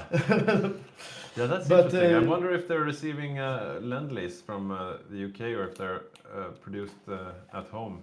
Possibly, but I mean, that's a silver lining for the Allies, at least, that they do have some air production over in the Soviet camp, because the Axis gaining complete air superiority this early in the war is, obviously they are going to dominate the skies for some time, but you would want to bite back rather soon if you're the Allies. Yeah, the Soviets are not producing any planes at all, actually. In a set of bad news, though, for the Allies, for the Axis, it seems like the naval invasion of Cyprus is failing. Yeah. They are bouncing there, and the reinforcements on the island from the British were enough to hold it, and that's good for the Allies in El Alamein, because we have seen a lot of North Africa battles decided by naval invasions in the back, like you naval invade Tel Aviv or Beirut or something like that, right? Yeah. And then you go around, and then the occupying party of Alexandria and Cairo have to retreat in order not to get encircled, right? So they do avoid that by keeping Cyprus. It will be hard for the Axis to go the back way, but they've only kept it for now. I don't think the defenses are particularly advanced. It's only 2 light infantry divisions there, so if the Allies or if the Axis were to regroup, invade the harbor tile, invade next to it, cycle the invasions. It will be hard for them to hold this with this defense, I feel. Yeah, but they don't have a huge marine force. It's just these 6 Italian marines, and that's it. Like I said, you don't have the supplementing Romanian marines that you sometimes have. Yeah, that is indeed true. Like both the marine game has been somewhat weak on both sides here. The garrison is quite weak, but the marine invasion is not that big either. We do see some naval battles going on here in the Mediterranean, but no engagement of the big fleets yet. Yeah, just subratings. Yeah, looking at the air map mode, you can see the Axis are dominating the Eastern Med and Yeah. Libya here. But over northern Egypt, it's still contested. And if you look at the construction menu here of Italy, they are frantically trying to build up the air bases and build up the railways and infrastructure here to be able to bring more stuff to the front. But they need to it's a matter of Axis air micro, right? Because they have like 626 planes against nothing over the central Mediterranean. Yeah. If they have nothing competing against them, it's enough to leave like 100 planes. They move the rest to Egypt, and then it's easy green. Yeah. Now they are green over Egypt as well, even though they have a more static anti-air, obviously, on the Allied side. But they finally seem to be catching up in terms of supply, but they still haven't moved up to the front line yet. yeah, looking over at I'm looking at the naval losses. We have it's convoys. The Italian Navy has sunk a lot of convoys. They have also, like, looking at the submarine game, the Italian Navy has sunk 44 British submarines, while the British only have sunk 3 of the Italian. 51 light hull versus 3. I mean, it's not the best ships, obviously, but still Still only convoy raiding and anti-raiding. No big naval engagements. Let's see if we can find the British Med fleet. Where is Oh, that? look here. We have green bubbles for the Axis along the LLMA front. Here we go. This So we I'm need to looking keep from an eye on. I'm looking from the UK point of view, and this is dire. Yeah, this might be a breakthrough of the line here. It's somewhat tight, but And there's not too much behind. I don't think so. This might be a traditional LLMA breakthrough, actually, to be Yeah. honest. And these 3 infantry here, and now the tanks need to. And you look at this. Falk is already falling back with his tanks. They're falling back towards the Suez. So that's the second line of defense. They're not moving south into the Sudan. They're staying up in Egypt, but they're moving behind the canal. I mean, Falk is seeing the writing on the wall here because the South Africans, they are falling back slower than Falk, right? Yeah, and they Falk only have 2 realizes- divisions, and they're about to lose their 2 tank divisions. Exactly, like they're going to get encircled here. They should have retreated earlier because when Falk ducked out, then the South Africans need to duck out as well because they do not have the speed, the maneuverability, or the infrastructure support to stay alive in that sense. They're going to be It's overrun. a classic Falk. He's looking out for himself first. But they might actually make it back to the Suez. Yeah, they might just make it by the skin of their teeth. I think they will be split up though. So one of them are going to go on the Sinai side, and one of And them now are they're going to pushing go on Falk's tanks. the African side. But They don't have anywhere to go. They have to go through Iraq. Look at will this. they have time to Australia, blow up? Australia is going through Iraq. Will they have time to blow up the Suez Canal? Probably not, right? That takes a few days, right? Yeah, they are blowing the Suez Canal. It will take 19 days. They're not going to hold this line for 19 days. I can say that much. So the Axis will take the Suez intact, and the Allies are retreating towards Iraq and not towards Sudan, which leaves Africa pretty much open if the Axis want to go for a safari. Yeah, this is, and I mean, this South African tank is still not looking too good, right? Yeah, he's the only There one. it No, is there he gone, goes. And that's 50% of the South African fighting power, to be honest. Yeah, and it looks like the Canadians. No, they do have a port here, and they want to leave through. The Oh, port, we I have a suppose. big fleet engagement right outside here. Now we will see who will win. Will it be the Italians or will it be the British that takes home the cake in the Mediterranean Sea? It Oh, will the be Italians. the Italians. Oh, that's bad for the Allies. So far, the Axis are winning the first round of this battle, of this war. Okay, so two Canadian tanks made it out through the port. Only 2? What happened to the rest of them? I have to check. Now, No, this they is still, interesting. They still have It's, their 5. Mamma mia, indeed. This seems to be a total roll this far, says Commissar Koroski. And by the looks of things now, yes, the Axis are definitely ahead. We have seen our last 3 grand games or so have been Allied wins in the Yeah. end. And we have seen the Axis dominating earlier in these games, so I'm not ready to call anything yet. No. But, I mean, this is a larger Axis domination than we have historically seen in the games that the Allies have won quite closely in the end. Yeah. So this is not looking good for the Allies. They're going to Yeah. need something drastic. And what makes me even more worried is that the last few times that we've seen the Allies lose Egypt, the Allies have managed to make a second line of defense further south. Right now, there is nothing down here. So, Yeah. so if the Axis chooses to, they can go on a big safari and just invade Africa and start threatening Free French and South African territory. Also, the I mean, they would need support from the rest of the Axis. It seems like the Balkan Bros are just chilling at home when they could actually be going down to Africa right now. And I mean, it's an interesting. What you're saying here is that eventually the Germans have to go Barbarossa. But So they have we more than a year. Yeah, that's the thing. Like now they have all the time in the world. Yeah. Because before we have seen the Axis eventually win in North Africa. Then they go to Barbarossa, the Allies take back North Africa. But Yeah. if they have lost pretty much everything down to the south of Ethiopia, it's a much longer journey to actually get the North Yeah. African coast back, right? And at the same time, Stationary and his Asia Axis bros, they could go to war at any time. So the Allies, they can't afford to defend Africa too much. I mean, Australia, the Netherlands, India, they have to stay in Asia to defend. So they can't really go to Africa too much. Yeah, this is a rough spot for. We also for the see Allies. encirclements of British infantry down here. They are losing some. I mean, yeah, the last Egypt defenders there, yeah. Let's have a look how much the UK have lost so far. 132k, not too bad. What about South Africa? How much do you still have left? Yeah, none of the tanks are left. Yeah, they have some infantry, but I mean, also Norway has fallen to Hungary, Yeah, and yeah, but if I were the Axis, I would really want to exploit this right now. I cannot see why Bulgaria and Romania are just chilling out at home. These guys could be halfway towards South Africa by now. yeah, I do agree. Right, there is no.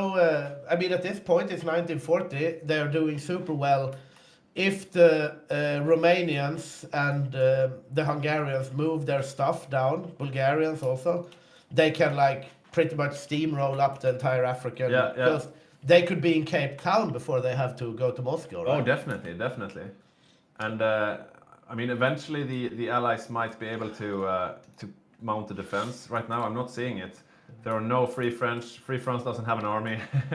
South Africa has 6 of these. What are they? Garrison divisions. Yeah, they're crap. Yeah, And, definitely. There's nothing else here really. I will is see this, where it ends is up. this I the see Raj? the German tanks are moving down in the desert here, but That's Canada. So Canada has their 5 tank divisions intact.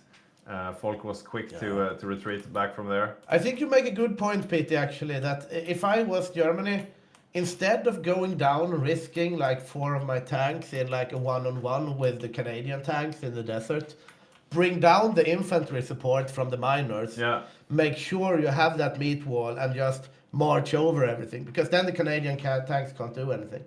Yeah, But, this is a bit annoying. Where are they? Why aren't they reinforcing? I mean, because as you said, if they go jousting with Folk's tanks, they can lose their tanks, but they don't need to. They Yeah, can it they can feels send in the Balkan Bros. We do have some Italian infantry coming behind here, though, because it's a bit deceptive, because they look like tanks for some reason on our screen, but they aren't tanks. But they're also, they're heavy infantry divisions. Not too many of them. This is not enough to take Africa. You need the numbers. Yeah, I mean, Africa is big, right? You have Free France here, United Kingdom, more pockets, Portugal, South Africa. And Yeah. Germany is just snaking here. This is really risky. I mean, we can see from this perspective that there's not too much to threaten him, but he doesn't know that. He's just Yeah. going in blind with these 3 divisions, ready to be cut off at any A time. very, very confident German move here. Looks like it's going to play out if they want to. Dodd says, I want to show something, smiley face. Yes. Yes. Show us. I'm back. Yeah, this is a graph of manpower fielded, Axis versus Allies. So we see them hurting really much Yeah. now. We see here, they had almost the same, and here's a drop with... Is that the fall of France or is it Egypt? Oh no, it's fall of France. Oh, I should check. Yeah, but then you see Egypt after that, the small. Egypt's coming dip here. there. Yeah, that's more like it. It's 100,000 troops, so not that much. Yeah, this is the fall of France. Sorry for that. I got too excited seeing a graph. But still, we're Still, at yeah. a huge difference here with 1 million men more for the Axis, Euro-Axis powers than the Allies right now. And we're a about loss to of see LLMA. German tanks getting sniped here by Folk. Folk is striking back. The Germans overextended here. Thank you, Don. Thank you for that statistic. Yeah, and now we will see here the German tanks squaring off against the Yeah. Canadian tanks, and they will not be able to do that, right? No. They have to go home. Then Yeah, again, I mean, this they're is sad. They could have been halfway to South Africa now if the Balkan Bros had joined in, but they're just sitting here in the Balkans doing nothing, and they have a year. They still have a year left. Yeah, it's almost like it's an entire year. They have the second Vienna War just passed, right? And we have German tanks in Ethiopia. I mean, if the Axis lose the game, I would say this is the point where they threw it. They could have really taken out Free France and South Africa. There's nothing here except Martin's Folk's tanks here. It's the only Allied troops defending Africa. Yeah, I guess they don't know that. They're probably worried that they have formed some sort of line, right? But I don't know. Right? I don't know. Yeah, Iraq is falling here, and And that was the plan, I guess, for the Axis, as we heard Yuri say in the interview, to take the Iraqi. Let's see, just gonna get the resource map mode. Here we go. To get the Iraqi oil, which is sorely needed. Here we go. This is Iraq. That's Iran. Get the Iraqi oil for the Axis war effort. So still, the Axis are ahead, but they could have been so much more ahead, I think. yeah, they had an ability to capitalize here that they don't really have taken. But they are still looking very, very nice in the grand scheme of things. We see now the Italians starting to form a line here. Yeah. Yeah, and, and Rosen is also quite a conservative player. You won't see him spearheading towards Cape Town, but yeah, I'm a bit disappointed because we could have seen a proper safari. Yeah, I mean, this was a very, very good safari moment. Now they're going to hold here, and that's like eventually, right? If they hold here for a year, then go Barbarossa, what's going to happen? Yeah, Then the Allies are going to roll up the Nile. Eventually, they're going to be in Alexandria again. You had every possibility to shut them out of Africa for the foreseeable future. Now it's going to, the lines are going to stabilize where they usually do in case of an Axis victory. They have, however, played everything very well and maneuvered everything to the best of their ability. So still very, very good play by the Axis, but I would also like to have seen them capitalize on this better. yeah, and I think Yuri or Yugis, they're doing a fighting retreat here now, so they haven't really lost any tanks from what I can glean. They still managed to survive there, even though it looks quite scary there for a moment. But it looks like they will hold this line here with Rosen.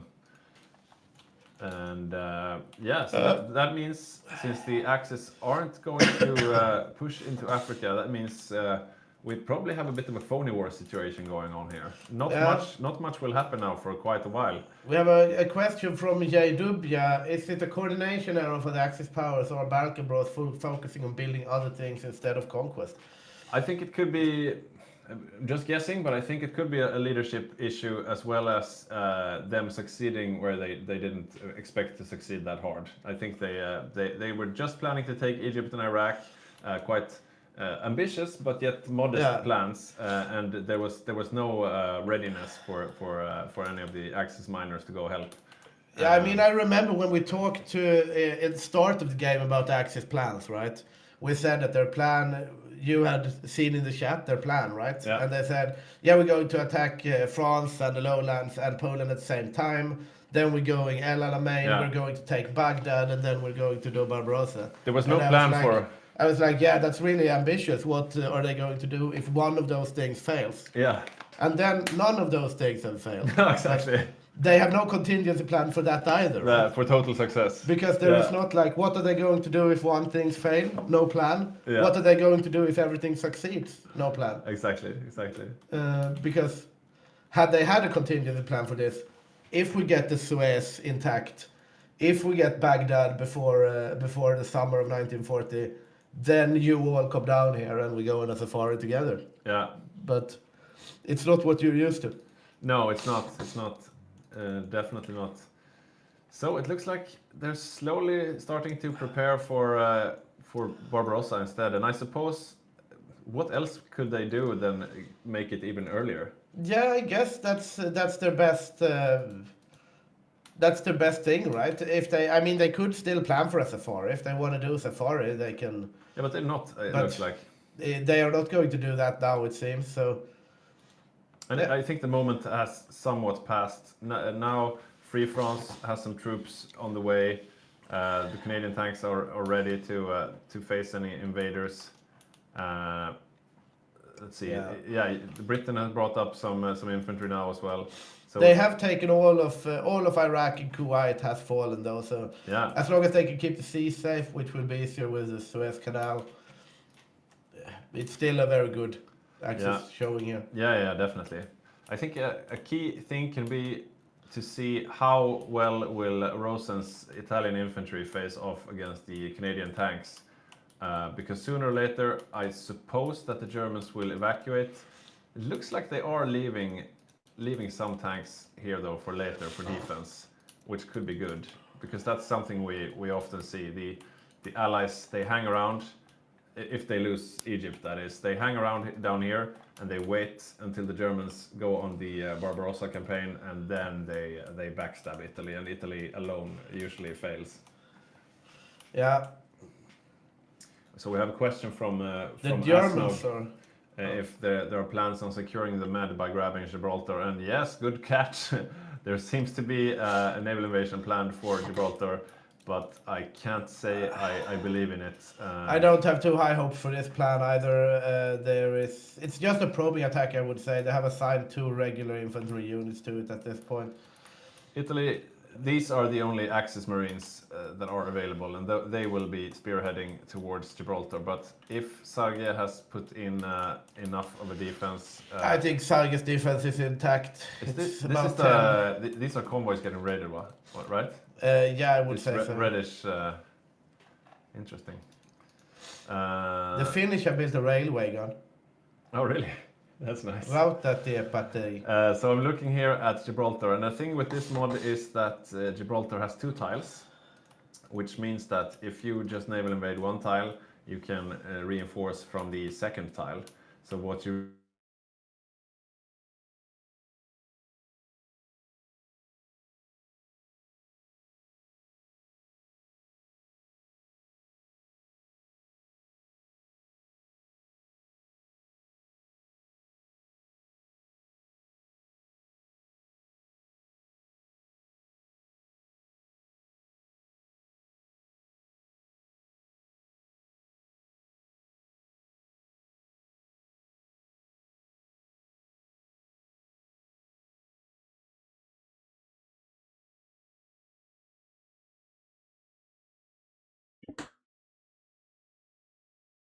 So it seems we have lost our friends in the studio.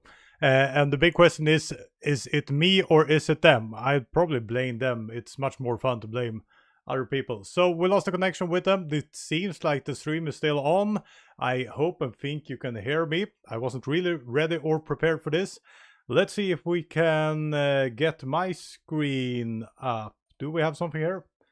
Yes, it seems Yeah, like they are Wi-Fi. coming back. Okay, coming back.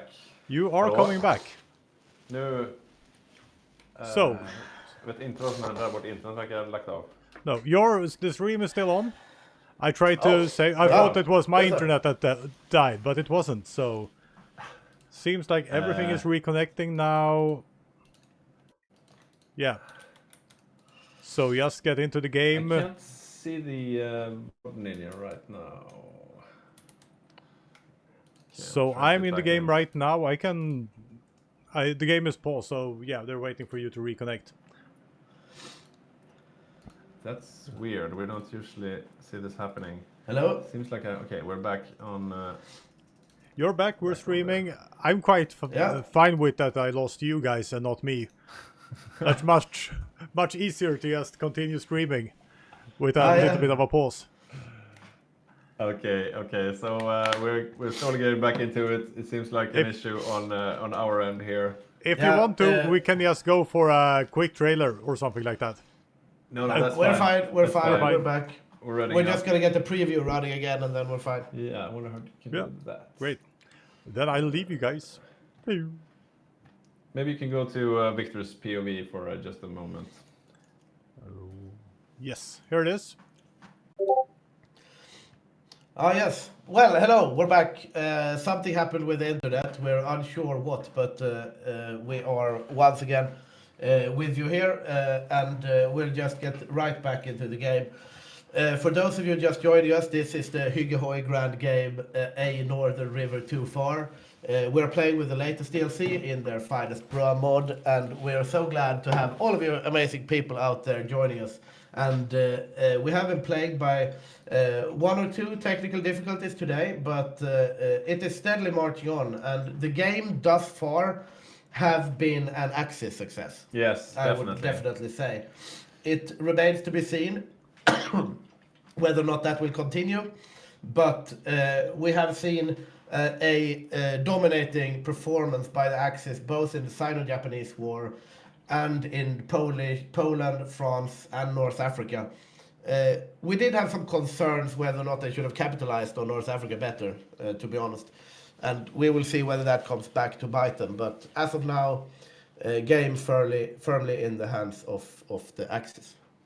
Looks like Bopus lost the connection, so yeah, he was very happy with himself that he was so stable, but now it looks like he crashed. So Yeah, we will see. But as long as you guys can see us, I guess that we can just will keep you company until Bopus get back, and then Bopus will keep you company if we disconnect, and we will just back each other up. Yeah. Another good part about the off-site technician. yeah, and we're very glad to have you all watching the stream. It means a lot to us. The few viewers we have, we very much cherish, and we would like to give a big thanks to Paradox for supporting our stream. Both with promoting it and sending it on your channels and whatnot. So big thanks to Paradox. And yeah, if you just joining us, you never played Hearts of Iron before, and you think it looks like something you want to play, it's on sale right now. So go check that out. Yeah, and, indeed. On screen right now, you see the number of military factories. Yes, indeed. And as you see here, still the Soviets are clawing their way back. The economy is ramping up for the Soviets as well, but Germans still dominating when it comes to economy and on the battlefield, I would say. Definitely. It looks like Dinesh, who was joining us for the first time and had to disconnect because he was lagging down the game. He was annexed. He was Albania. He was annexed by Italy. He is now back as the third chair on Germany. Oh well, that will be good. Good to have him back. Hopefully the internet connection is better this time, Yeah. but it can always be nice with an extra co-op. Yeah. And I mean, this might also be good for Germany because there is so much things to keep a hold on, keep an eye out of, and Definitely. to have this extra person. I remember when we watched the Eastern Front late game, we're always like, oh, free military factories, oh, free research slots, Yeah. oh, you haven't clicked this decision. Yeah. If you have a third co-op, that really helps, right? Yeah. I think 3 people on Germany is definitely not too much. So I guess we're. Yeah, here we go. Bopus is joining. Yeah, Bopus is back, and then we will very soon be back with what's going on the battlefield here. We have seen North Africa falling to the Axis. Iraq is now Romania, and Greece is now Bulgaria. Seems like Norway is still free up in the north. That must mean that the Allies landed there, because when they capitulated, they must have lost that territory. So that must mean the Allies landed in northern Norway, right? We'll have a look at that once we get Yeah, I into the think game. Norway is still in Allied control, but I have seen some German smaller divisions actually moving down here in order to take out Norway in earnest. And I think that's what they need to do. Now, when they had this dominating beginning, the Axis, I think what they need to do is make sure to tie up all these loose ends, like get the whole of Norway, even Narvik, get the whole of North Africa, secure the Hormuz Strait, Yeah. secure the whatever this strait is. So I'm having a look here. It looks like Sarge and the UK actually invaded with some crappy troops, but still, it's really annoying for the Axis. So Narvik is liberated. Yeah, And, Narvik is yeah. allied hats. We do see some Belgian AI units here, but I think these United Kingdom troops in Narvik and Finnmark will actually be quite a headache for the Germans. Yeah. And that's, I think, it's classic Sarge, right? He is a bit of a headache. He never really gives up, right? He does these small Yeah. naval invasions. We've seen that before with him. Yeah. He goes like, okay, I put 3 troops in this undefended harbor or something like that, right? Yeah, he can be a sneaky player for sure. So yeah, as we were saying before, we are in a bit of a phony war situation, seeing as the Axis declined to do the full-on safari. They don't have anything to do now because they've planned Barbarossa in about a year. Yeah, there is not much happening at all. I'm looking over maybe at the Ratakonosin Kingdom, see if they have I mean, they do have designs towards Singapore that's going to be realized eventually, but Yeah, so as of now, nothing. that will probably be the next thing happening then. The Asia Axis joining the war. And they are not, haven't picked a national focus right now. Stationary hasn't. Let's see. Let's have a look at Snistan on. Oh, look at this. America is in. This is a rule break, isn't it? What? About pre-placing? Yeah, they're not in the war. That's true, that might actually be a rule break. I haven't considered it. Maybe Bopus, you could write something in the gentlemanly channel asking if this isn't a rule break, because they're not in the war. They're allowed to play stuff in the Philippines because that's their puppet, but I'm pretty sure they're not allowed to play stuff in the Dutch East Indies. And Snistan, who plays the Dutch East Indies, should know this.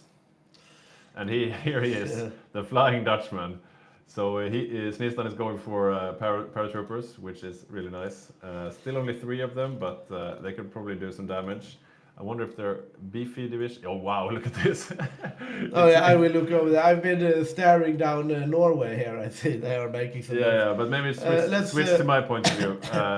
These are not your grandmother's paratroopers. These are beefy paratroopers.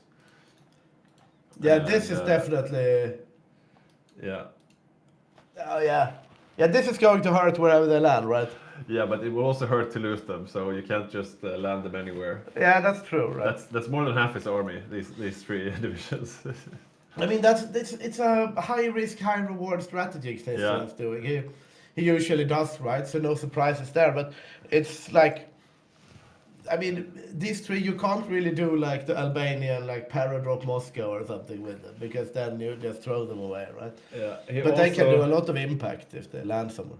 He also has 2 bicycle divisions, and they are up towards Sudan, so they're ready to face off against the Axis there. Oh yeah, we do see some probing attacks by the Axis here, beginning of a little safari. We'll see what happens here. I don't see any probing attacks. They are just holding against the Allies. Oh yeah, but they moved up one tile, right? Maybe they didn't. You mean the Allies? No, the Axis. Look. Oh yeah. Yes, a bit of a back and forth here. Yeah, I don't think they're probably not going for the safari, but they're pushing up the line a little bit, it seems. Yeah, I wonder what they're doing, because they're just losing entrenchment. They're not committing to Africa, but they're not really holding either. I'm not sure. I don't really like this play from the Axis. And these Canadian divisions, 5 Canadian tank divisions, they're going to be painful once they reach the line. Oh, definitely, definitely, yeah. They do have a railway gun down there and stuff like that now, right? But yeah, they should have took their chance when they had it, like we said. Poor Sticky on South Africa. All his tanks died in the fall of Egypt. He is building some new ones, but yeah, it will take time. He's got two in production here, so yeah, he will have 2 divisions soon again, which is what he lost. I'm gonna take a look at the Navy summary here. We do have the lost ships. If we look at the current year, for example, we have the convoy game heavily favors the Italians. Otherwise, there haven't been any major engagements. The last month, likewise, convoys. And historically, submarines, light cruisers. So no major naval engagement, but the Italians are steadily out-trading the British at sea. We have a question from Motorvision here. What happened to Iraq and Iran? And Iran still exists, but Iraq is now Romania. Yep. Another question for you, Boppus, here. Isn't Japan pre-placing here in Ratanakosin? So I guess that negates the US pre-placing in Dutch East Indies. We will have to have a discussion about this. Meanwhile, we see a retreat of the Axis line here. They are moving back. What are they doing? The Axis are getting pushed back. We do have the Canadian armor trying to actually cut through this. I don't know if they're going to commit to this, but no, they are getting pushed back again by the German tanks, and it seems like it will stabilize along the front that was. But yeah, there is a more defensible position further up. With Luxor, you only have a few tiles that you need to hold. Boppus, do you have something to say about the manpower?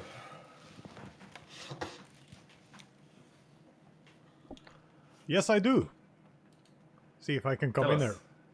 Hello. I put on a little screen for the audience. Let's see if we come right here.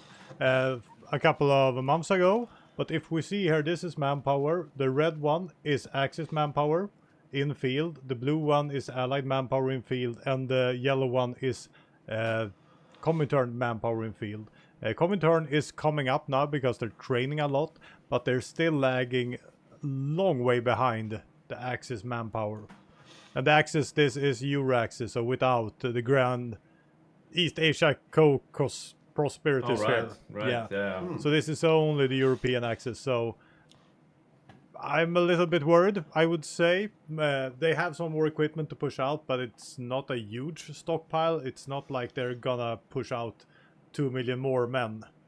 And this is with a cavalry build, not with a heavy tank build or T-34 build.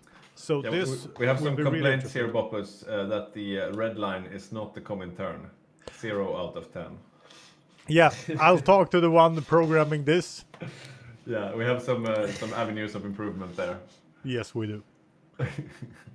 Yeah, but that's interesting and worrying for the Allies. Yeah.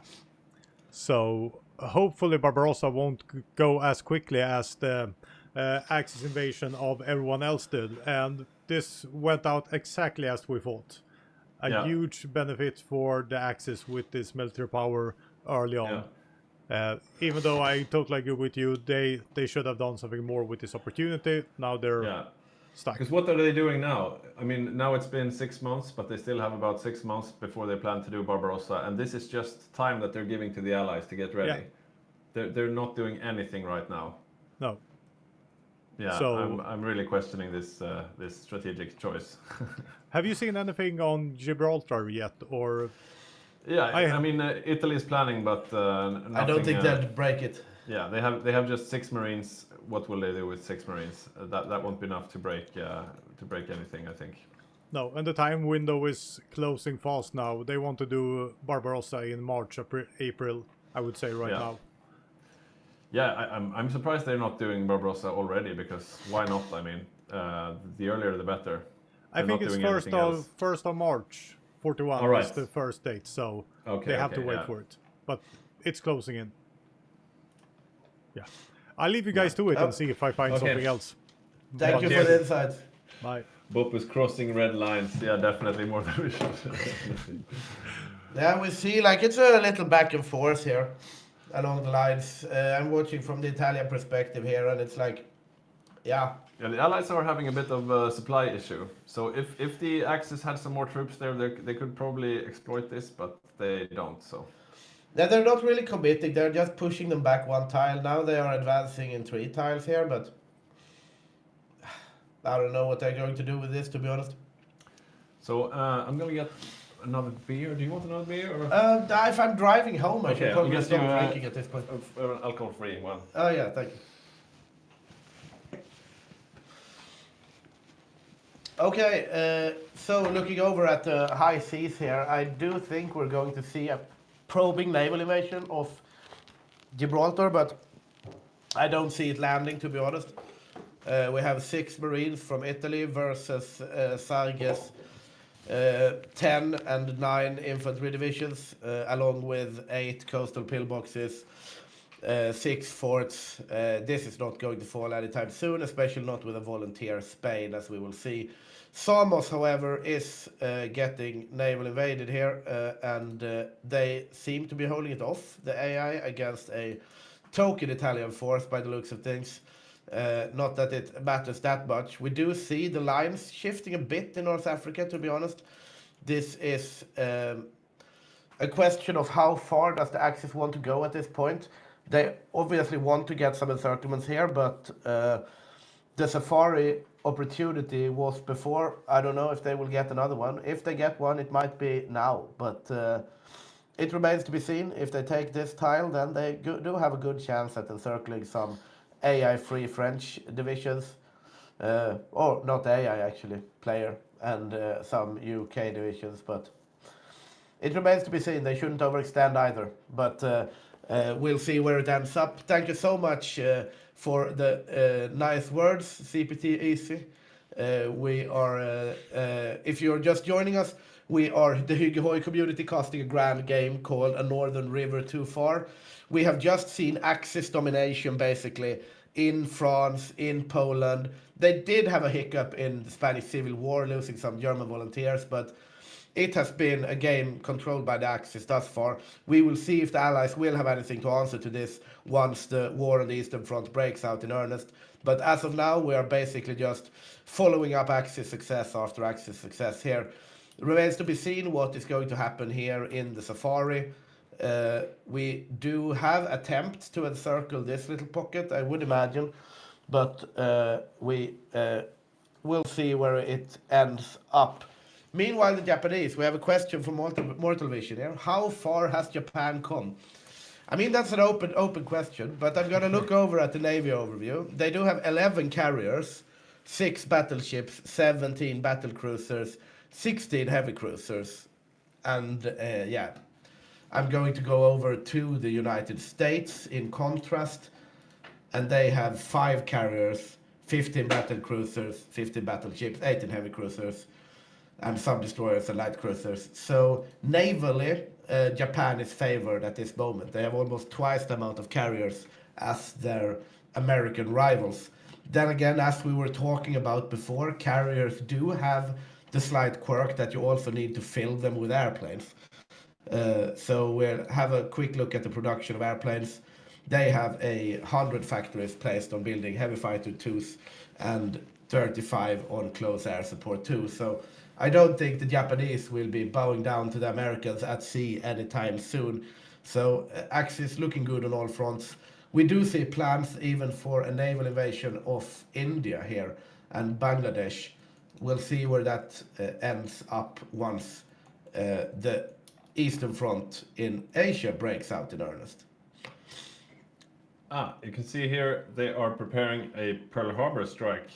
Oh, are we going to see historical Pearl Harbor? Interesting. I think this is one of those from the new DLC. Oh, yeah. They are preparing a Pearl Harbor strike, so 37% now and ticking. Very interesting. So this is... Yeah, I'm a bit... I'm a bit- we usually don't see, because historically one could argue that Pearl Harbor was a mistake, right? In general, you Yes, don't want yes. to drag America into the war Yeah. this early. But if you're gonna do it, it was Fair a enough. pretty good way of doing it, I guess. Yeah, historically Japan didn't dominate the side of the Japanese war this way Yeah. either. Yeah. Might Anyways, be good thinking, we will see. if we jump to my point of view for a bit, as you were saying, we see these naval invasions being planned, and these are scary. Seth does not have a bunch of defense, especially not in Bangladesh here. So it's an open road for Japan. I'm just wondering if this is legal according to our rules, because they are pre-placing in allied territory, something you're not allowed to do. So before the war kicks off, Japan is really only allowed to be in Japan, unless he's managed to make Ratakanosin into his puppet, but I don't think. He's in the Japanese sphere, does that count? I don't think so. That's just a faction. And meanwhile, as you were saying, they are doing like a tiny bit of safari. Again, they're showing that if they just committed, they could have taken Africa now twice over, but they're not. They're not They are committing. doing like little safari and then they unsafari again. Yeah, yeah, and I mean, yeah. Interesting tactics. Falk is very conservative with his forces, of course, staying in the back. He's not losing any tanks, and he's threatening to kill Italians and Germans there. Rosen really needs to hand out his medals to his brave boys here down in Africa. He's got, yeah, they're quite good divisions, but they're going to be lonely in a while, I think. So we are in the middle of December. Let's see, still nothing going on here on Gibraltar, it looks like. Yeah, kind of quite a calm 1940 to be Here's a honest. bit of a naval battle. Naval Battle of Mallorca. Just convoys. But also cruisers. What is Britain doing with a fleet in the Western Med? That's brave. Is the British main fleet in the Western Mediterranean? No, not the main fleet. I don't believe. No, I just saw something swish by there. Let's have a look from the British POV. Yeah, there's no reason for him to be there, right? Yeah, definitely not. Okay, so I'm looking now at the British fleets. I think it was just some kind of escort thingy. You see the Japanese Pearl Harbor strike is prepared. Oh, it's prepared. Yeah, it is prepared, so they need to do the focus, strike the southern road. And once they do that, I guess they can strike Pearl Harbor. So, I don't know. We have been digging around in this focus tree before, but... So we have a question from Captain Easy. You probably said it already, but what version mod are you playing? We're playing on the Hygge mod, which is a version of their Finest Bra mod. So it's a multiplayer mod. A lot different from vanilla, you can say. So how far off are they on their focuses, Japan? Yeah, I'm not sure. They need to do something called strike the northern road, but I don't find it in the focus tree, so it might be a decision. I have absolutely no idea about the Japanese focus tree in the latest expansion pack, to be perfectly honest with you. Yeah, it seems like they're. It seems like they are. They're saving off a focus, so they're saving days on a focus, or it's just a mistake. I'm not sure. I'm looking here. Raid ready to launch. Pearl Harbor strike. Likelihood of success very high. On off or at the launch. And I mean, if they take out the British Raj immediately, which right now it's looking. Let's have a look from Seth. Yeah, I mean, at some point we always say, right, that the game is decided on the Eastern Front. It's in the war against the Soviets. The game is decided, but at some point, if the Axis dominate everything, Yeah. right? If they win in South Africa, if they win in the middle of Africa, Yeah. if they take out the Raj, if they take out the Americans, at some point, they might win. Oh, look at this. German tanks encircled. Oh yeah, This is what happens when you do half a safari. they're unnecessary indeed. Not Okay, seems like they just lost one though. Yeah, I mean, not a disaster for the war effort in total. They do have some margins, but Unnecessary. unnecessary. Should have done a real safari, or none at all. See some naval engagements here. Nothing too exciting.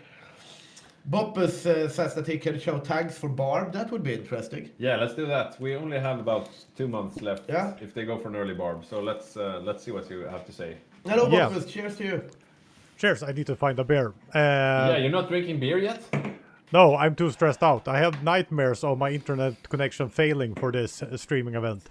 But what I saw, I was checking the Germans right now. They have, they had 20 tanks. They lost one, but they don't go for tank. They are going for assault guns. Assault guns with a lot of soft attack, which is perfect against the Soviet Union. So here we have 19 of them. They're only building more assault guns, so they know they're gonna fight a soft target, so they go for a cheap and high soft attack, and this will be really, really tough. And look at the breakthrough here. 1100 breakthrough, 450 soft attack. The soft attack is a little bit low, I would say, but still, it's the perfect unit to actually fight against the Soviet Union. They're up at 3 million manpower right now, but I showed the statistics in the overlay screen. They're lacking 80,000 infantry equipment. So yes, they have fielded 3.3 million men, but they lack in infantry equipment, which means they have lower defense, which means that the soft attack of the Germans will really, really hurt their And infantry divisions. If you have a look at the Soviet divisions, they have now converted, so they are all on horseback. Yeah, we do see also Japanese biking infantry has taken Singapore. Yeah, A lot of things going on here. Yeah. So they are taking Malaysia pretty quickly. Thank you for that summary. Yeah, thank you so Yeah. much, Don. Over to you. Yeah, sorry for interrupting 1150 breakthrough, as Mortal Vision says. That is nightmare for any infantry. Yes, indeed. They will just melt through. Yeah, the that is Soviets. going to be very hard for them. But we see already Hong Kong and Singapore falling to the axis. That is quick. Let's see when they get naval supremacy on the Bay of Bengal, because then they will just take out Raj, I think. Yeah, this is going He to does be not have a very lot. dangerous. Most of Seth's defense is arrayed Oh, here. look, they are auto-launching. Auto-launch of Strike on Pearl Harbor in Okay. 8 days. I'm going to keep an eye on this, and you can look at Rush. You do that. I'll tell you I how don't even Pearl know what Harbor it goes. means. What will happen? But I guess they will strike Pearl Harbor in 8 days. yeah, but what does that mean? Is the American fleet there? If Nah, not, I don't know. What does it mean? Good question. Yeah. So the Indian subcontinent is not very well defended. You can see here he has some divisions which are not fully equipped, and this is what's supposed to defend India, but they're not there in the ports just yet. On the other hand, the naval divisions are not launching just yet either. They are ready though. This is a rush first strategy. They're I not. see Dawn on the image here. Cheers, Don. We are not sponsored by any brewery yet, but we are open to suggestions. Cheers, and cheers to you guys watching at home. We are well and truly into the Second World War now. Indeed we are. Okay, so what happens to Pearl Harbor? I see the arrow is now red. Yeah, we will see here in 4 days. Likelihood of success is very high. Like, as you said though, what is success? What does it mean? It's a very philosophical question. We do see the plane here going. You see this little plane? Yeah, there we go. I don't know what's going to happen. I'm scared. I'm scared. I'm scared, Victor. Critical success. Critical success. Target information. Yeah, okay. The naval base received 90% damage and minus 25 repair space. Oh no. That's not a complete Day disaster. of infamy. Oh yeah, but they get Naval anti-air attack minus 25%. yeah, that's actually quite nice. That's actually quite a deal. Oh, but here we go. Look at this. India is being invaded. Oh, yeah, let's see here. Ouch, ouch, ouch. Seth cannot defend this. They're very ouch. It's the bikes. It's the bikes again. It's the bicycles. Like I was saying, this is where they could be used. The Indian subcontinent is quite empty. I'm going to switch over to Seth's point of view here. They're just biking. Yeah, this is a nightmare. This is a nightmare. Look at them. Japanese infantry on bicycles, and they are so quick. I'm going to switch over to Japan again just so we can see just how quick they are. Okay, not as quick as before. That one was just. Have you 3.4, put 4. something extra on them now? I don't know. They look much Yeah, slower. he has put a pioneer battalion on them, I think. Is that what's slowing them down? Because I they're don't not know. as quick as they used to be, but they are quick enough. They're quick enough, Victor. They are very quick, and look at these pockets around Calcutta, and the Burma line is already completely broken. They have Yeah. nothing here, Yeah, the entire Indian army basically is trapped. and no backup is coming. The only possible Brazil is backup. here. Ah, yeah, Bangladesh is dead. Brazil is here with some troops, but that's pretty much all the support they have right now. I'm They could looking- get the support from Ethiopia if they want to give up the safari. Yeah. Yeah, I think that's what's gonna happen. For example, you can see here Folk's tanks are heading Yeah. towards support, but they might be too late. Yeah, I don't think. I mean, the bikes are too fast. The bikes are too fast. Even though they're slower than before, I'm a bit disappointed. We saw them going at almost 20 kilometers per hour earlier, and now they're just. And they are slower, definitely. Yeah, it's just don't think- 7.8. These are rookie numbers. Yeah, the bikes are going slower. Is it the Pioneer battalions? But they should be. Lowest base. Could it be the motorized recon company? We only Yeah, have, yeah. Look at that speed minus 11. He Oh, put yeah. in motorized recon company, and that slowed down the bicycles. The bicycles go slower when you have motorized. That's hilarious. And also they require fuel now, right? So when they Yeah. are this deep behind enemy lines, they go slow. He basically nerfed the bicycles. Yeah. But look at this. This is a Yeah, this disaster is a- for Seth and for the allies. And I mean, we're not even, Barbarossa is not even started yet, right? And No, but it can start at any time. yeah, it can. And I guess the war between the United States and Japan is started, right? Because they did Pearl Harbor. Yeah, yeah. So we're going to see some island hopping and some Tora shenanigans. Yeah, this is bad, and you can see stationary and both, they're just snaking towards the victory points right now. And as you can see, we are looking from the Indian point of view, so we know what's behind the scenes, and the answer is not much. A Oh, few, this is a few looking poor bad. Brazilians. There are some Indian troops now on the front, trying to fend off the bicycles. Still very, very far from capitulation, though, India. Yeah, yeah. And they're still very soft, the bikes. But once they lose their entire army here in Burma, the entire Asia Axis army will be heading west. Yeah, that is true. And I mean, they have nothing here. There's nothing defending Delhi. We see. I mean, this bike is entering Delhi now.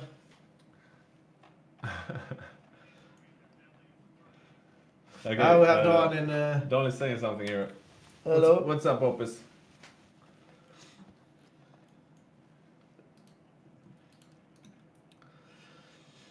Yeah, they are Yeah. 35% towards capitulation. I mean, if they don't stop the bikes, they're going to lose eventually because they have nothing, right? So.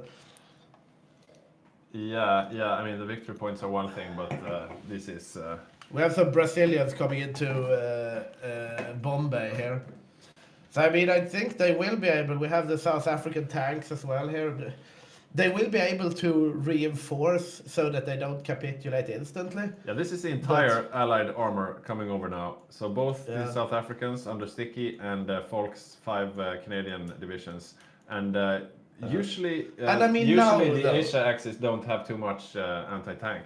At this point, we have been saying go on the safari. Now they should go on the safari, right? Yeah, yeah. There is nothing here. They could just go all the way. They can put some crap down here and just let it roll. Yeah, but just they're not. do the safari now. Get some garrison infantry from bumfuck nowhere and just put the front line order at least. You do something with this front. I'm getting frustrated with it. Yeah. So I think the Axis are at risk now to be pushed back by the Allied armor because I don't think they have too much anti-tank. Yeah, and I mean this is not that they like the bicycles are still very very soft. But Yeah, too bad Stationary nerfed his own bikes. yeah, I mean, if they clean up this pocket though, they have a lot of arms that they can put towards it. But can they beat the Allied armor? I mean, the Allied armor will lack frontline troops, but still. I don't think they will be able to like easy cap India in the way that we were thinking. I think that the reinforcements have arrived in time. We see them being pushed back from Ahmedabad and these places, right? The Brazilian infantry is making short work of the Japanese bikes, to be honest. Joshua on Manchu, though, do have tanks. So we will see a fight between Manchu tanks and Allied tanks in just a while. Yeah, as for now we're paused. I'm unsure as to why, but Stationary have disconnected. Oh, that's a person you have to wait for, the main controller of Japan. Yeah, definitely. I'm gonna look around a bit. In the meantime, we have 100 naval dockyards now on the United States, for example. One thing we didn't mention earlier, Snistan on the Dutch East Indies, he has a carrier. Reportedly. And there it is. HRMS Flying Dutchman. Oh yeah. It's a converted cruiser. And it's right now lying off of Sumatra. Yeah, a Dutch East Indian carrier. That's nice. That's not something you see every day. Indeed not. But just taking stock of the Indian situation here, there are no stable front lines as of yet, but the Allies have landed. So you have all the South African armor here, and where did the Canadians go? They were just here. Are they behind here somewhere? No. Where are you guys? Yeah, they're here as well. So the Canadians and the South Africans have landed, and they will definitely beat this. Yeah. But then you're facing up against Joshua's tanks over here, and the main bulk of the Japanese army over here. I mean, they are going to clean up this border gore snake thing is not Yeah. going to win them India, but they have disrupted the front line so much that at this point, right, once you get the entire army in, if you stabilize the front line, you're still going to stabilize it around like western Bangladesh instead of the middle of Burma. So it's a win either way. Yeah, as it looks now, it would benefit the Axis if the front line was longer. If it's a short Yeah. front line, the Allies could hold it quite well, but if it's a long front line, the Axis are outnumbering them right there in India.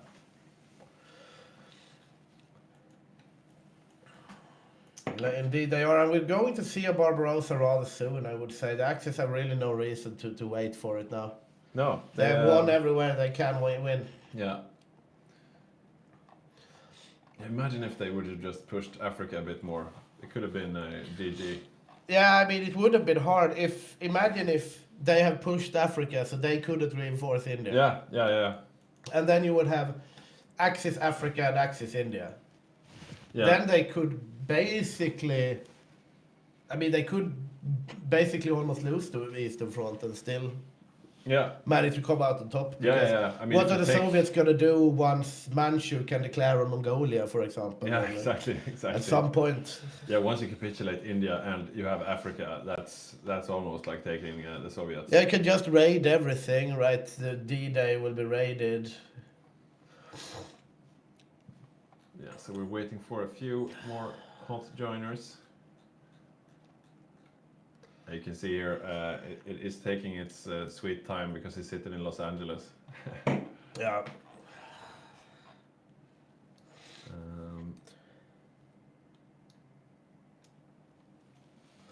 Anyways, this is a Hygge Hoy Grand Game, 15th of March. Northern River to Northern River too far. Northern River too far. You have some losses for us, Bopus. No. Show us. Let's have a look. Yes, I do. We have the losses in India so far, and they will start to rank up, I guess. Let's see if we can center this perfectly. We see allies here coming in with 3.1 million in manpower fielded, going down to 2.9, so 250,000 dead in India so far, and if I remember correctly, the pocket is not closed in Burma Yeah. yet. No, it's not. So we will see them losing even more. And not sure. I feel comfortable with the gameplay here from the Allies. We have Euro Axis here, the red ones, with a higher manpower, a higher octane power than the Soviet Union has. And it doesn't really look good with the war in the East either. So this will be a hard game for the Allies to reclaim, I would say. Yeah. Yeah. Yeah, thank you for those insights. And yeah, indeed, it remains to be seen what can be done by the democracies of Europe here. But this is heavily looking Axis favored. We have seen Axis favored games before that have gone badly for the Axis in the end. But that has often been due to a quite dominant Soviet Union and a very big D-Day or something like that. I haven't seen the potential for either of those things at this point, to be honest. No, the troops that would have to do the D-Day, they are stuck in India right now. So, and yeah, if the Allies are to do a comeback, they will need to begin it right here on the Indian subcontinent very, very soon. And I think we will see some nice moves being made soon from Folk playing Canada and Sticky playing South Africa. They are two people who play a lot of games together. They have a very good coordination. I think they will work together now to try to beat back the Axis. They are, of course, heavily outnumbered, but the first thrust of the Axis advance here are just lighter troops, bicycle infantry, that kind of thing. So they do have good potential here to strike a blow against the Axis, I would say. Yeah, we will see. I mean, the Allies, they need a win at least.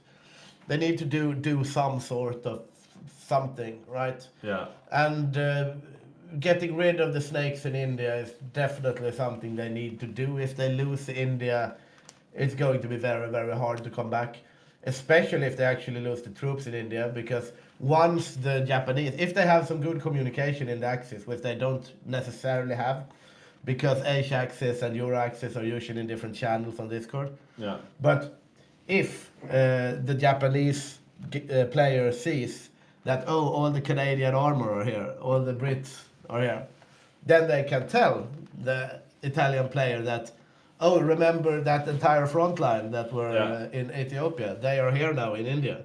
And then they can go on safari. Yeah, but I mean, Italy is alone. And I don't think Rosen will go on a safari alone. Probably not, though. If he had support just from one or two more players, maybe he could do it, but I don't think he will now. Especially since Barbarossa is about to hit off at any time. It's a bit sad. We have a comment from Blargle that any Japanese bike veterans that come home after the war are going to have absolutely jacked legs. Yeah, definitely. Yeah, true. They've been bicycling Asia, Tour de Asia. I'm gonna check this Ahmabad bike. The 4th bike division? No, it's, was it the 9th? No, this one. The 15th there looked like a strong one. Yeah, here. Seized airfields at United Provinces, took part in the occupation of Delhi. Here, seized airfields at Shanxi, He's been at it for years. took part in the siege of Chengdu. Seized airfield at Chongqing, seized Delhi. And then seized airfields at United Provinces. So he has That's a hero. He has been biking around the world, this guy. Okay, so we are about to unpause the game. Seems like it was Dinesh again. Very welcome into the community, Dinesh, but if you don't fix your connection, I think we might have to drop you from this game very soon, because there's been a lot of hot joining back and forth. Yeah, I pray for it. That the connection fixes, that is. But yeah, you can once again see the military factories here. Yeah, Germany still commanding lead. Japan coming up as a good second for the Axis. Soviets coming back. It's looking very Axis. It's very Axis favored at the moment. Yeah, definitely. I guess the United States with Sogke and Ian, they will really need to pull something out of their hat in order to switch this around.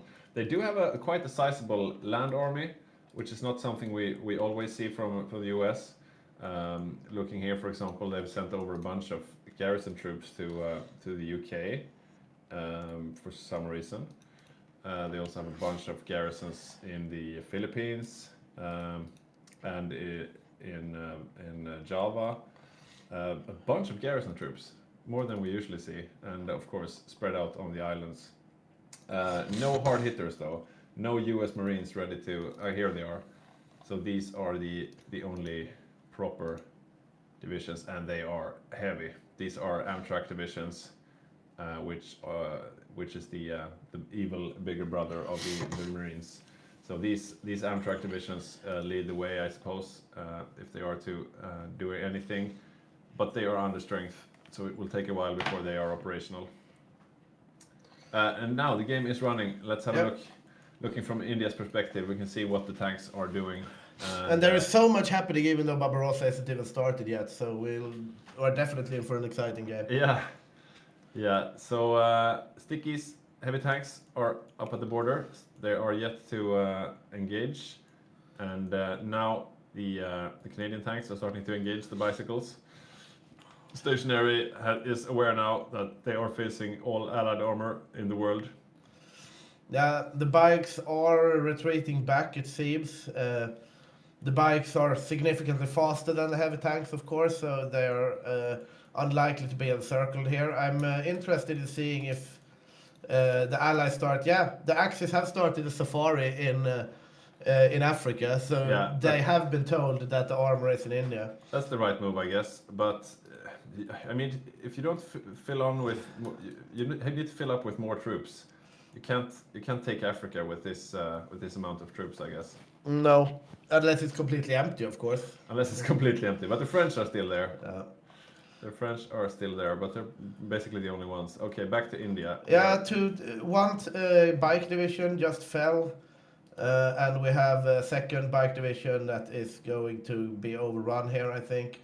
Yes, there we are. 2 bike divisions are down. The bikes are getting. They did a very, very good fighting for Japanese, but against the heavy Canadian armor, even the glorious Japanese bike infantry will die. And unfortunately, we just lost. Now we still have the original 15th Bike Division here that has stormed both the Chinese capital and Delhi, and he seems like he will get out.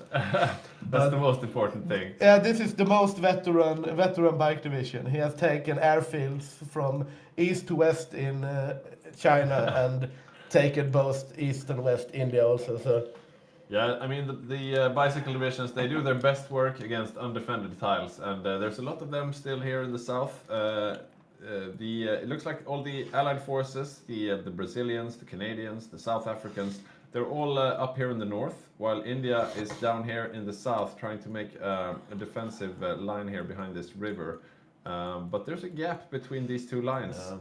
We do see naval invasions being planned, though. The Japan is not done that's here. Good. That's good. They are going Marines from Rangoon and from whatever the fuck, Akyab. If they take Bombay, to Bombay. On the other side of India, the Allied tanks might not even get out. So this is a good move. We see Barbarossa kick off though. All right. And if you ever wanted to see a bunch of cavalry in Hearts of Iron and see how they do against against assault guns with 1100 soft attack, this is your moment, because look at this.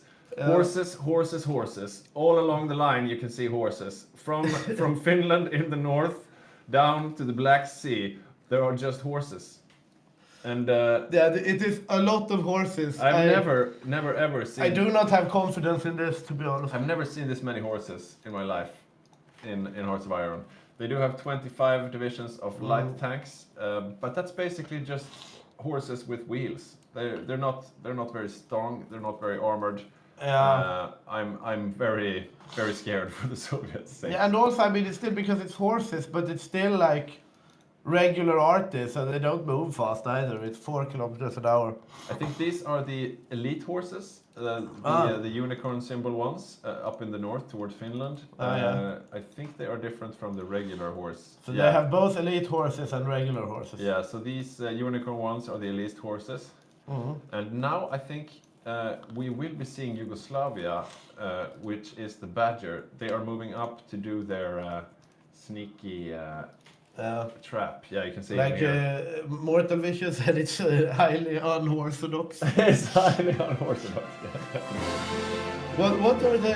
Okay, so land doctrine, artillery and support combat. So they have- Okay, we have to still keep an eye on India because it's, Oh yeah, definitely. it's on a nice edge here. Let's not forget that. It will take a while before they reach the actual front lines because this is a common strategy. You just leave this area here. We're still paused until when the war breaks out. We pause for a little while so that people can pre-play. Get their ducks in a row. Indeed. Now we see manpower fielded, a statistic that is displayed right here, and there.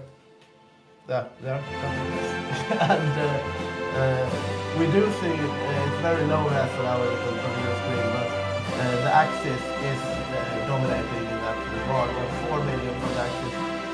Of course, the Comintern and allies together outpace them, but one would expect that this is also looking favorably for the Axis, and we will see.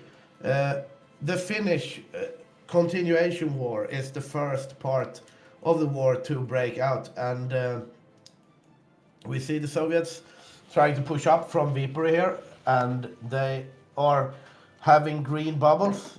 We did see a promise from the Yugoslavians to enter into the war in order to protect the Finns. And we'll see where they are. I'm interested in Badgers.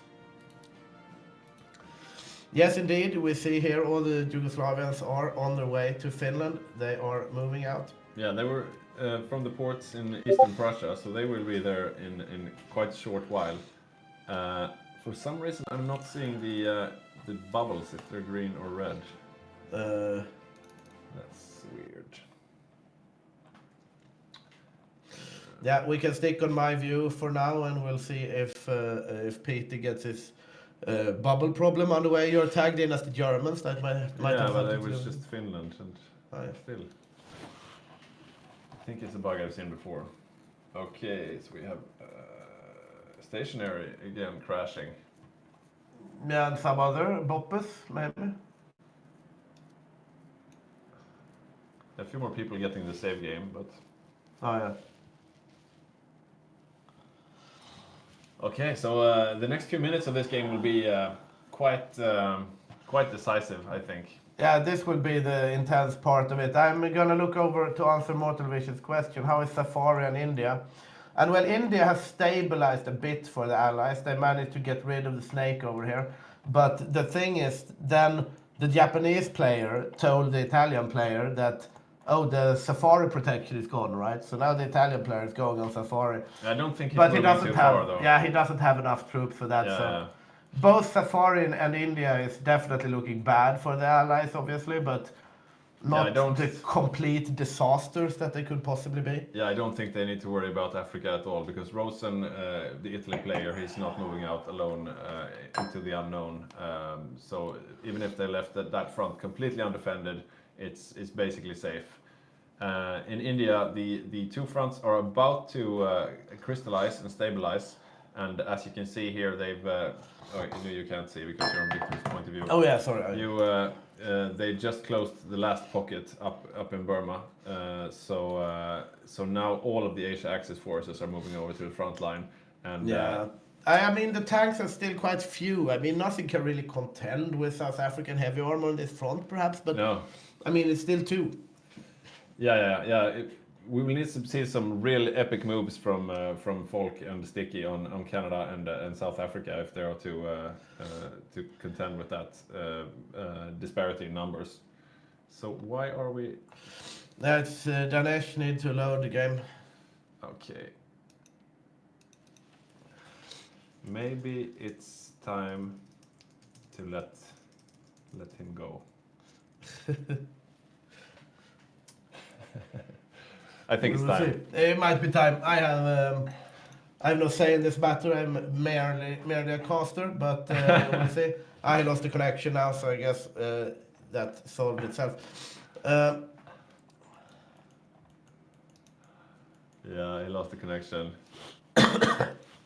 Maybe you just have to take him out back. It was nice having him with us, but you can't let an animal suffer either. You know, you have Yeah. to sometimes you just have to know when enough's enough. Yeah, I would say that it's time to just run with it. Mortal Vision is saying, if India stabilizes, the Japanese do not have the armored forces to overrun Philippines and Dutch East Indies. No, That's a good point, we actually. usually don't see the Japanese with much armor at all. But yeah, I mean, if there's a stable front in the middle of India, that will bind up a lot of the Axis forces. I guess a lot will hinge on what happens at sea. We haven't seen any big naval engagements between the US and Japan yet. Usually the US stays a bit passive during Tora Tora Tora, which is a modifier in the beginning of the war, giving the Japanese huge buffs. So the Americans are usually quite reticent to engage majorly at sea. Let's see. Okay, so Dinesh is joining Yeah, again. he is back. I mean, I guess in a way, we might have to let him go at some point. But of course, at the very start of Barbarossa, it's of course very sad for the Germans to lose their third goal. Yeah, Right? for sure. So I do see the point in not letting him go Yeah, as yeah, well. All right, we are indeed going. I'm having a look here at Finland. I'm interested to see the contact between the Yugoslavs and the Soviets. It looks like they're moving back, as if they're preparing for a. They were supposed to prepare a trap. Yeah, That I was the think that's thing, what they're right? doing. You can see Einars just now. He's moving back a bit with some troops over in Lahti. They're not on the front line. He's like, oh, come in here, and at the same time, Badger is moving in with his motorized. This is the trap being set. Yeah. You can see him now. Oh no, we're retreating. Look there in the south. It will be very interesting to see if the Soviets take the bait here. But they would want to trap a lot to make it worth it before they show their cards. And so far, it's not too much Soviet stuff coming in there in the south. Some at least. Yeah. And we have Mortal Vision is saying that I need to take some nose spray, and yes, indeed I do. I have a cold, so I should perhaps stay at home being sick today as well. But I can't miss the cost, you know. That's true. But maybe you should stay home from work tomorrow. I have to speak to a bunch of pensioners about things. You'll probably kill them, Victor. No, they will be fine. I will see how I feel. If I get a nose COVID spray. is well and truly over. If this was a couple of years ago, he would be in for manslaughter. Yeah. Oh, look at this. Oh, right. The Indian front. So the Japanese are breaking Let through. me go back to the Indian front. And now things are happening everywhere. Let's take the Japanese vision here. It's just the bicycle infantry that are running around. Yeah, but they are like, this bicycle is now getting encircled, but it's so fast that they can just bike Yeah. back. Basically.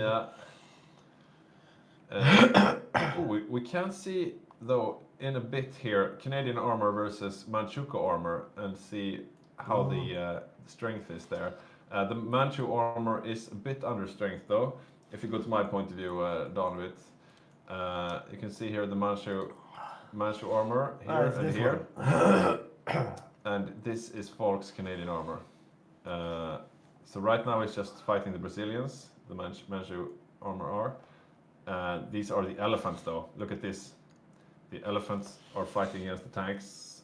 Okay, so the tanks managed to defend, but they are being pushed back. They are much too few. By the looks of things now, I'm unsure whether or not the Japanese will even need to do the naval invasion of Bombay, for example. Yeah, but if they do, they cut off the line of retreat. So that could be, yeah. And look up here in the north, there's not enough to hold this. And yeah, Falk is the first one to get out. Yeah. He's preparing his retreat. They are giving up on India. India is about to fall. Yeah, Falk is going. This is the last line of defense now. And that means that the South African armor is gone, and India has been pretty much capitulated by once again the lightning blitz of the Japanese bike infantry once again. Yeah, let's see. They haven't retreated just yet. They're holding the port, which might be just a defensive position. They are still in the front lines fighting the Thai elephants here, and yeah, they're fighting the good fight, but they're lacking frontline troops. So this might still stabilize. The north is lost, but this is something of a defensive line. It's a bit back and forth though. No entrenchment. Yeah, it's looking bad for the Indians. Let's go up to Finland. I'm again. going up. Finland is also looking bad though. Actually, one of the first Allied successes in the war. That's the trap that the Finns were preparing against the Soviets have not closed yet, at least. Well, they are trying now though. Yeah, the Yugoslavians are in the front and they are attacking on their own. It looks like Einars have to go and catch up because right now Badger is attacking on his own. He's doing quite well though. Yeah, Badger is pushing up here. They didn't, as I said, the trap that they were planning is not really panning out as they were thinking. But we do see then 8 Soviet horses being encircled in a little motte up here. Ah, that's nice. So the Finns are doing their work up north, and the Yugoslavians are pushing out the Soviets a bit in the south as well. So now the front lines are starting to meet here down south, and usually you see the Axis repairing the infrastructure, building up the railway system to be able to sustain the attack later on. So no big engagements as of yet down in the south. All of the fighting is up here in Finland, where it's Yugoslavia in the south fighting on its own. Look at the north. yeah, the Finns might be counter-encircled here by this the looks Soviet bad for horses actually. Einars, and this is the advantage of having these cavalry. They are so fast, yeah. and that's a lot of Finns. Yeah, that's a lot of Finns dead actually. I think for the winter war, like the forests in the north of Finland, then the Soviet horse strategy might not be too stupid actually. Yeah. But they are getting pushed out towards the That's infantry a here. lot of Finns because Finland does not have too much to draw from. No, they do look at those not, losses. and those are the good divisions as well. These are proper divisions with support companies and everything. Einars is having a rough time of it, but these here German are German tanks. tanks. German tanks to the rescue. They managed to save one of the Finns. Did So they? most of the damage. I don't is see done. any Finns up There there. was one Finn that got out, I think, or No. maybe he got overrun. No, but they might be able to exact the revenge. But they are alone. There's no frontline I infantry. would be a little careful if I was a German tank here. Actually, this is Yeah, This is not necessarily a good place to be as a German but they are tank. so strong compared to these cavalry. Yeah, I mean the horses are getting shredded, but there are also more of them. But yeah, it's a bit dangerous. Nah, they are stabilizing now. I feel Einars on Finland, he's not really working with his allies. I mean, these troops down towards the south, they should be joining up with the Yugoslavians, and in the north, they should be helping out the Germans up here. So they're a bit disentangled. But You keep an eye on that, and I'm going to see if there is any naval engagement between Japan and the Americans. yeah, it looks like the Finnish situation has stabilized now with the German tanks coming there. I will go and look for what happens in India. Let's have a look here. Japanese perspective.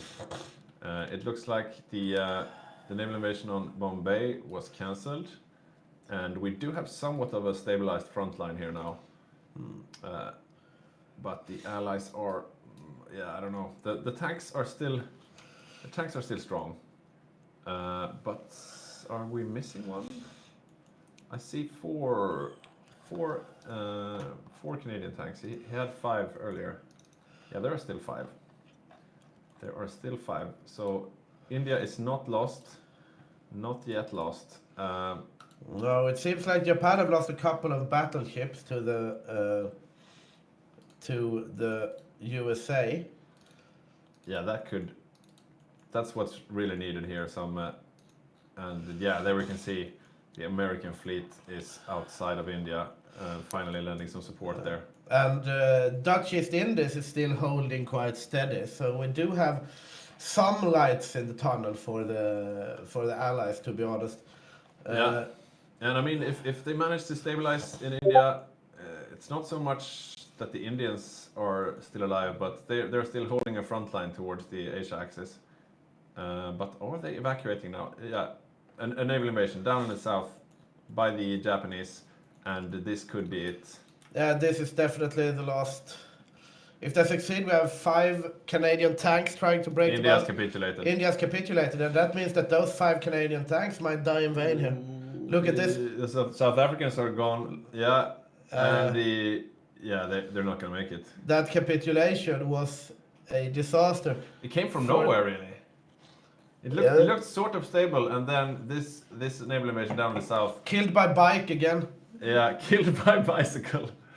Oh, this hurts. This is a complete disaster for both South Africa and Canada. Oh, the Allied war effort is really hampered now. Okay, South Africa managed to get out with 1 division. This is really bad. Very, very, very bad for the. Ouch. Okay, so this is so they are cheering right now in the Asia Axis channel. The Eastern co-prosperity sphere is complete, I would say. The Japanese control India, they control Singapore, they only need the Dutch East Indies. Philippines, I guess, they are losing ships left and right, though, to the American air bases still on the Philippines, but... So we're looking again at the Eastern Front right now, and as you can see, in the north is the main avenue of attack for the Axis right now, and they are pushing quite well. Einars has recovered from his losses earlier and is pushing, and he's being supported by German assault guns and Yugoslavian motorized, and there's nothing really on the Soviet front lines that can stop them. They are trying to move to Leningrad here, doubtful if the horses can hold it, getting some encirclements. Yeah, this might be the moment when Pontus, as the main controller of the Soviets, says, maybe I shouldn't have gone for just horses. Yeah, they did get some encirclements, like the horses performed well in the forests of Finland, but that's not... Yeah, I mean, that's where they could shine, when you're facing a numerically inferior enemy, and you can just overwhelm them with pure numbers and speed. But right now, I'm not so sure. I wonder where the main thrust of the Axis armor is. Francis, for example, playing Hungary. Where are your tanks, Francis? Don't you have any tanks? These are not tanks. He's not building tanks. Is it these ranger battalions? What's going on? Did he lose his tanks? It looks like Francis is not going tanks after all. Maybe that was just a ruse. Yeah. Because they looked like tanks before, and he had the tank symbol and everything, but maybe he's just going infantry after all. He's going for Rangers, it looks like, and they're up in the north together with Yugoslavians, and Leningrad has fallen. Leningrad has fallen, and what about the German tanks? There was a bunch of them earlier. Where are they now? So most of them are up in the north. Some up in Leningrad, the other in the Baltics. Nothing down in the south? Okay, so here's the southern group of assault guns. Not making any big moves at the moment, but they seem to have supply issues. So maybe they're just waiting to consolidate, build up the infrastructure, the supply and whatnot before they move on. Okay, so it looks like he's moving the southern tank group up towards the middle. Maybe to bail the Romanians out here, or no, they seem to be doing fine. Yeah, maybe. They're just pushing on all fronts. So the Soviets... I will stop looking at naval warfare in the Pacific. Nothing fun happening there. Yeah, the Soviets are not holding, and this is not looking good. Looking grim. Leningrad already falling. We do have Dawn with some statistics for the East, if we want that. Yeah, could you give us that? I'll keep the Eastern Front on here in the background. While you give us some stats, Dawn. Yeah. First of all, air production or airplanes in the field. We see that the Soviet Union didn't build any air the entire war. So they have their starting old P-57s, or I don't remember, shit aircraft. Okay. And you see the war starts with 2,200. They're down to 1,500. This will drop more and more. So they started the war with a little bit more aircraft in the air, better air superiority, and this will just go down, down, down now because they're drained for aircraft that are pretty shitty from the get-go, but give some air superiority at least. So Yeah. they're losing their war in the east totally, and if we check manpower, it's not huge movements, but we see Comintern here is yellow for some reason. Yeah, they're going down from 3.5 million to 3.2 million, not a huge thing. We see allies dropping from 2.8 to 2.55. And the Axis actually regaining some of manpower in field. So right now, you've seen it in the battle, and I seen it from the statistics. Ooh. We have There's a Yeah. big counter move here from the Soviets now. This Oh. might be the best news for the Soviet side yet. There are Bulgarians here. There are German frontline troops all being smashed up. So this is the best move so far from Pontus and his minions. well Good on needed. them. That was well needed. And here come they're capitalizing on it. So they're continuing to push. Maybe they could get some of these frontline troops as well. But the Germans are coming down. They're very out of supply though. Meanwhile, as you were seeing in the background up in the north, there were big encirclements of Soviet horses being manhandled. Doesn't look like they're caring much about northern Finland. That's still a red hellscape. But down in the south now. Okay, so the final part of the pocket was taken out. Let's have a look a bit at the losses. So Germany's lost almost 400k so far. What about the Soviets? How bad is it? 700k. That's not too bad actually for being the Soviets. You can take and sustain millions of losses as the Soviet Union and still be fine. I'm looking here at Japan losing 9 carriers. That's very sad for them. And 9 carriers. 9 carriers sunk in the Battle of Far Eastern, whatever the fuck. Okay. What is the Far Eastern? I will search. But that means that we probably won't see too many big moves from Japan now. Yeah, Japan just does not have any carriers left. That's all of them sunk in the Battle of Far Eastern that I can't read because it's only a tin. Yeah. So I don't know. They do have some naval invasions planned for the Philippines, but it's questionable if they manage to get the naval superiority needed, and that means they will just have to stay and defend. They did take out India though, so they've done theirs, I suppose. There, Far Eastern Indian Ocean. It's here they were sunk. Oh, so that's Far Eastern Indian Ocean. Zoom out a bit. That's this one. Oh, so over there. That's a weird place to get sunk. That's a bit aggressive of them. I wouldn't know why they had their. Maybe they tried to go for Australia or something. Maybe. Okay, so we have it's Dinesh again. Not the most stable debut for our rookie here. Okay, so Seth, who's playing India, he's rejoining now as the UK co-op. So he's joining Hygge there on the co-op. And not much you can do there, Seth. If you get naval invaded like that, and you don't have enough to defend. You simply don't have enough. You need some help from the rest of the allies. You need either the UK or the US to protect your oceans. And if you don't, you can't defend all your ports, basically. You can see here a small planned naval invasion by Japan onto Ceylon as well. And looking a bit grim for the Allied side, I must say. The Soviets did have a small victory here down here in the south. So that's the only thing in their advantage, I would say. But we're in September 1941. Leningrad has fallen. They're just a stone's throw from Moscow, and I'm not really seeing it.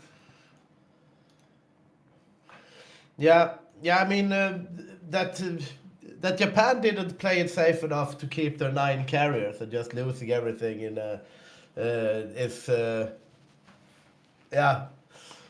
That's Yeah, a bit of a throw, right? But I don't I think mean, it's... that's the best victory that the Allies have had so far. Yeah, definitely. Like the some encirclement, they encircled, was it they killed 4 Finnish troops in an encirclement? Yeah. And Yeah, but some Hungarians on the eastern front, but the 9 carriers in... and look at this. Now we have the statistics with Japan owning all of India's military factories as well, and yeah, that's a tough picture. You can see though that the United States is ramping up their production. They are a late bloomer, and even though it's just 1941, they're really kicking up that production. So, but still, it's looking quite rough, I must say. So I guess if you look at the total there, it's quite even, but yeah. Jan Boppus is saying here the US is up 140 mils in 4 months.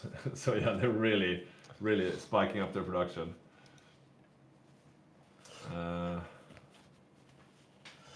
Yeah, definitely. Like this... yeah, the US is coming in with a vengeance, definitely. The Japanese have really been dominating everything in the Asia axis, even capitulating India at this point, but Yeah. getting their whole fleet sunk by the United States and now being confined to the land. Their capital is still on an island, mind you. So Yeah. losing naval supremacy at this point of the game. Not that fun, especially when the United States control the Philippines and have air bases there. Yeah, as you can see here, they do have some naval invasions planned, but will they ever be able to fire without the fleet? Yeah, if you lose all your capital ships, that's basically it. They are irreplaceable. During the time span of the game, you can't really rebuild a fleet like that. Yeah, I mean 9 carriers in one battle. I wanted to see the battle results, but I can't even find them. All right. Okay, we are back. Going again, and we are unpaused straight away. I'm going to the let's have a look at the German point of view here. I'll try to find the battle results in the Pacific, but just going along the eastern front here. Yugoslavia making some moves. The Badger loves the eastern front. He loves that slog. And down here in the south, the German tanks are here now, so that puts a stop to any Soviet advance. They are still having a lot of problems with the supply down here in the south, though. Probably need to build out that supply. I'm gonna have a look here from Romania. Yeah, they're building railroads, but they're still prioritizing their mills, though. the Finns are advancing rather quickly. Yeah, Einars is just going balls to the wall. We have the German part of the front line has stalled. I wouldn't say they're not even attacking that much, but they're holding around the middle of Ukraine. But the Finns are pushing on. Yeah. Or the Yugoslavians rather on the Finnish front, I should say. Yeah, the Yugoslavians are pushing, but they need some front line, and the Finns are not that many. It would really help if they could just clean up all of northern Finland and the Kola Peninsula, and to be able to shorten the front. But the Soviets are under pressure, really under pressure, and now the Germans are starting to push down in the south as well, even though they're out of supply. They're just going for it. Where's the Soviets? Oh, okay, so they have a defensive line. It's just a bit further back on the near side of the river, though. You would prefer to have your defensive line on the far side of the river. Yeah, it's a weird. Yeah, it seems like lack of supply is slowing down this advance. Here comes a bit of a crunch, though. The Baltic line has met the Leningrad line, so the Finns are united with the rest of the Axis forces. Yeah, it's quite early in the game also for this. Yeah. They are still doing very well on the eastern front. Yeah, The Axis here, even if they would have liked to go further in Ukraine, probably, but I mean... It's still 1941, as you say, yeah. The Italian Safari also is still moving on. Yeah, they're actually going. They have actually gone on the safari now, and by the looks of things, they're somewhat successful. We have Marines landing on the other side, so they can probably take all the way up to the Strait of Hormuz. And Yeah. if they actually manage to kick the Allies out here, they even have the link up to India. And they are locally superior. The South Africans have just landed with their tanks, but it seems like the Italians were able to stand toe to toe with them, and yeah, they're basically dominating the Asia. I mean the Euro allies right now. Yeah, basically the only light in the tunnel for the Allies at this point is the fact that the Americans have managed to kick the Japanese Navy quite hard to the curb. There is no reasonable way in which Japan can threaten the Allies at sea. At this point, perhaps if they can get a short naval supremacy and invade the Philippines, I see their plans here, but Yeah, that's what they're trying. it's Just having a look though at the Japanese fleets. I'm trying to find their main fleet. Okay, this is probably it. As you can see, this is pretty battered. Just a few early battleships and not enough screens to screen anything.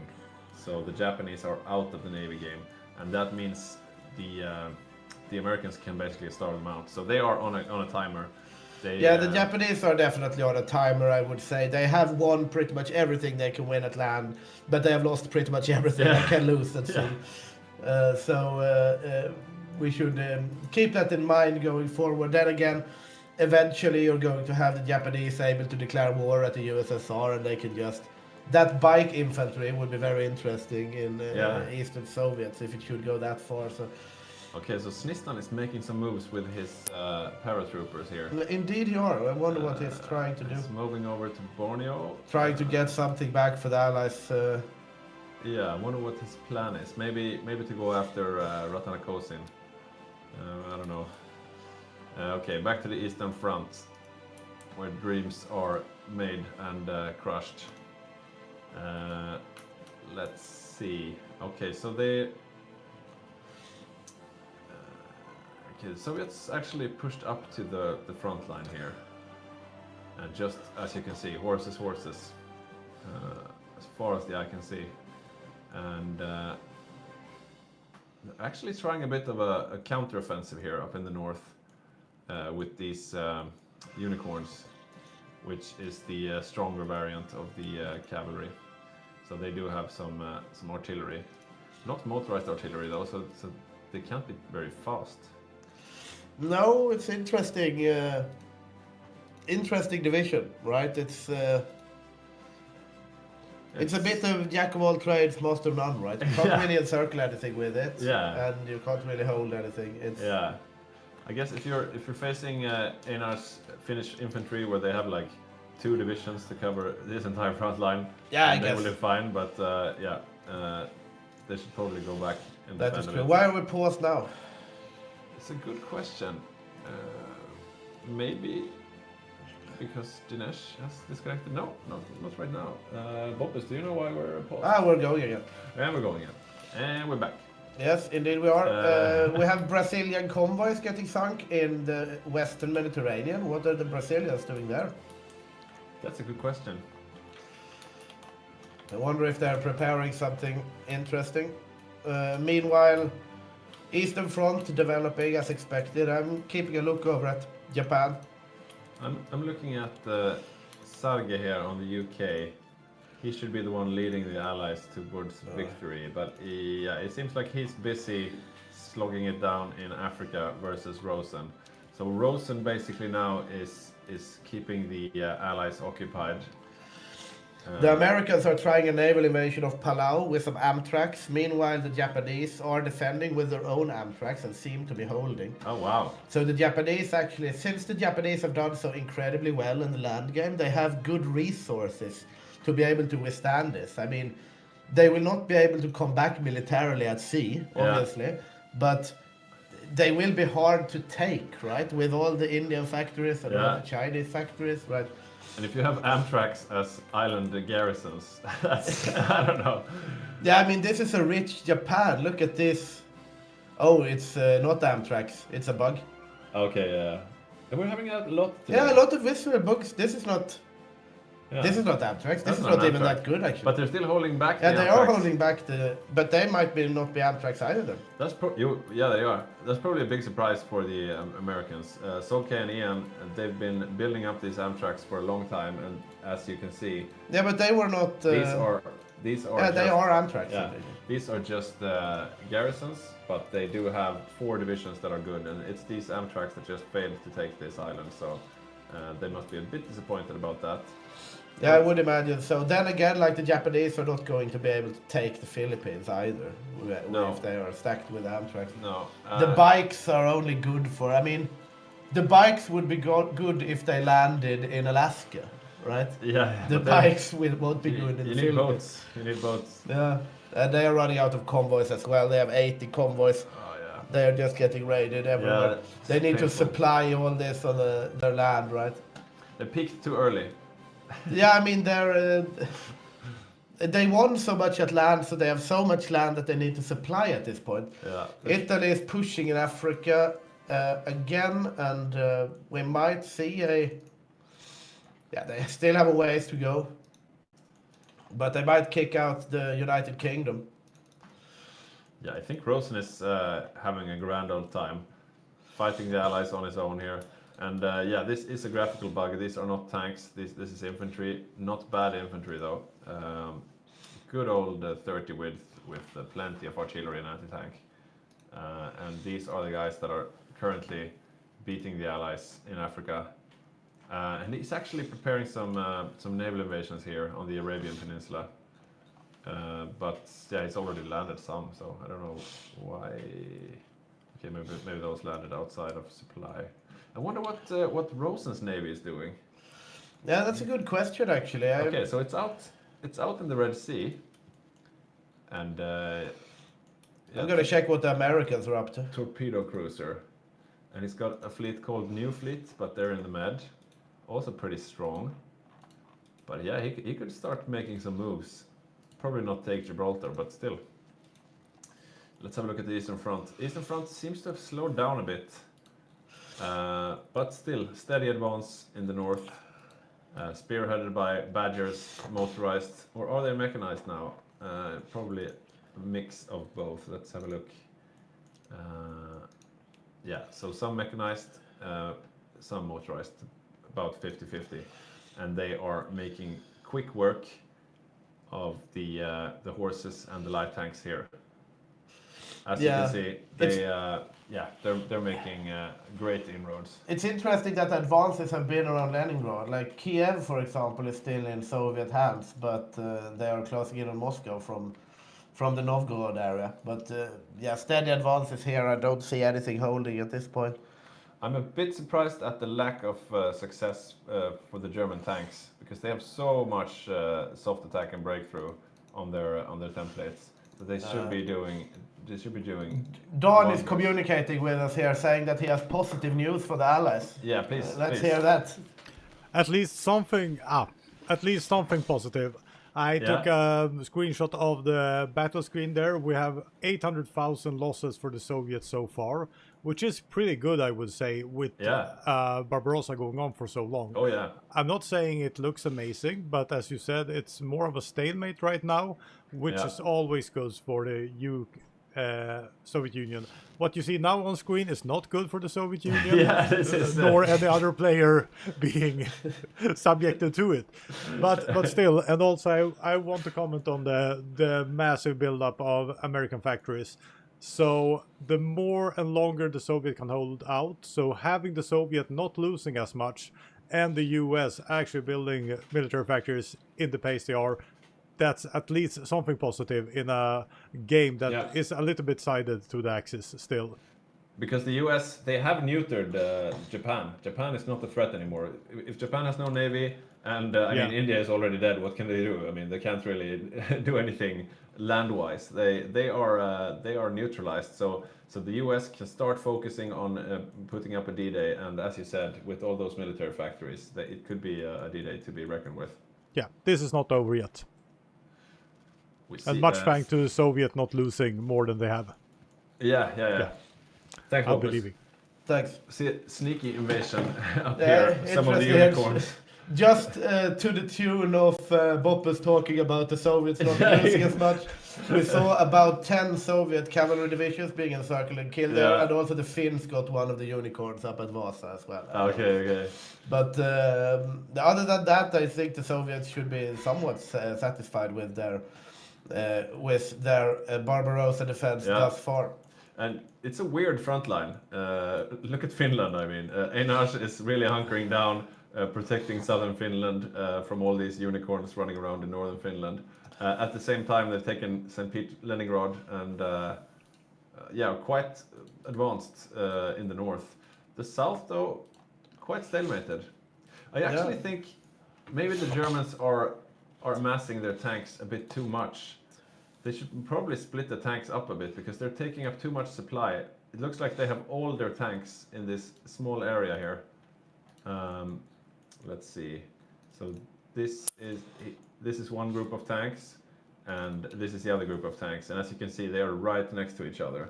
And I don't think the supply situation is looking all that great. As you can see, it's quite red-orange here on the front.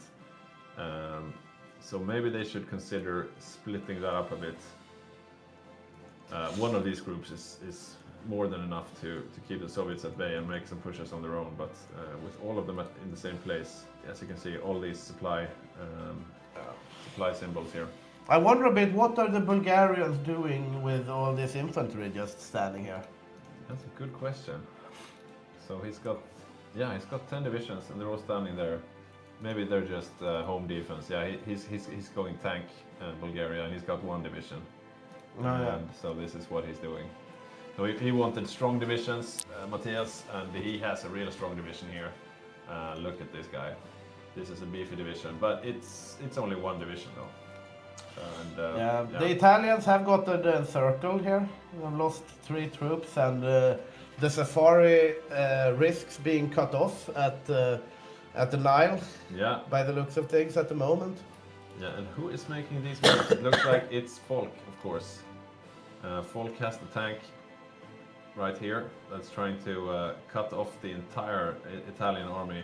And as you can see, Rosen is forced to move back quickly. He's strategically redeploying, but that also means his troops will be out of morale. He should be able to hold down. A couple of British troops here encircled, but they're left alone. And it looks like Rosen is fully on the retreat now. All of the troops going back to a defensible position. He does not want to be cut off and humiliated down here in Africa. This is the end of the Safari 2.0. Yeah. Meanwhile, in Finland, the Soviets are trying to push in around Viipuri. They're going to get cut off, however, by the Yugoslavians. Yeah. By the looks of things now, you never know. That's a sneaky move from the Soviets. Indeed it is. It A bit looks aggressive. Doesn't look like it's going to pad out in their favor though. And we have another encirclement of some Soviet troops here. But a good try. Might even be able to break them out by the looks of things at the moment. Maybe. You can see here on the Yugoslavians, the symbol has finally changed, so they have a majority of mechanized now instead of motorized. Yeah. They actually fucked themselves over even more. Unfortunate for the Soviets. Yeah, indeed. the rescuers got caught as well. Ouch. Yeah, that hurts. We do see some encirclements of Axis troops though on the eastern frontier. Golem, Minsk, Bobruisk. It looks fine. Or does it? Does it? Or does it? Yeah. Oh, wow. Okay, so mostly frontline troops, but still, the Soviets are biting back. Yeah, they are biting back. I mean, the horses. Pontus and Magnus and Andreas, they're not rolling over to die here. Now they are overrunning most of the things they are able to overrun, right? When they meet, like you said, when they meet the front line with numerically inferior infantry, and the whole front is filled with horses. I'm a bit questioning what the Germans are doing with their tanks. It seems like they're just overstacking them, and because individually they should be able to overwhelm the Soviets just fine, but they're just standing still in places without supply, like down here. Yeah, it's not very well executed this Navy game, We could have a or look. say micro game. We could have a look at the Soviet losses. Who's responsible for them? And of course, it is Germany that's responsible for most of them. Yeah, but Germany also lost 447,000. You don't want to Yeah. see that as Germany at this point. Yeah. Still a ways to go before you reach Moscow. So the Soviet losses now, as you could see, up to 1.2 million losses, which is significant. Meanwhile, the Japanese managed to sneak out one little victory. They took Ceylon, which was when nobody was looking. Oh, yeah. But I don't think they'll be taking anything else because they, as we said, lack a navy. I'm quite impressed that they even managed to take Ceylon, to be honest. I'm curious what Snistan will do with this. Look at this. Now the Soviets are pushing at the broad front here. You see red bubbles all along from the German perspective. They're pushing in Ukraine. I just want to say Snistan is going for Taipei here, Taiwan. Yeah. Sneaky. Look in Ukraine. Yeah, I'm just gonna switch over. There we go. Oh yeah, the Soviets are pushing, and they're pushing straight into the German tanks, but the German tanks are out of supply. Yeah, this is annoying me somewhat. They should split them up. We see blinking from the Germans here towards the Romanians attack up here. And I do agree with the Germans in that sense that it would probably be a wise move. Nothing is happening now. Still big supply issues everywhere. Everywhere they want to make a move, they have zero supply. Is Romania building anything yet? Yeah, they're starting to build some. Yeah, okay, so Romania Now the supply Romania is situation, building some railways up towards Leningrad, so that means they're coordinating their infrastructure building. Look here, the supply situation improved so to yellow, and instantly all the bubbles are green instead. Yeah.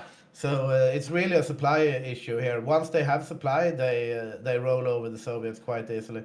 They lose one tile here, but I don't think the Soviets will be able to capitalize on that. But Yeah, definitely feels like the Axis are out of momentum right now, though. And Yeah. as we're saying, the clock is ticking because they were building military factories early on, while the Allies were building civilian factories. I'm going to look now at the United States. They're going led to by get very Soke dangerous. and Ian. And what do they have in production? No recruitment going on. they have Marines, they have a lot of infantry. Yeah, they're producing a lot of stuff, but they don't have a bunch of stuff being trained right now. Just looking at their logistics tab. They have gotten Palau now, though. So the Japanese have lost their first island in the hopping. Some island hopping going on, yeah.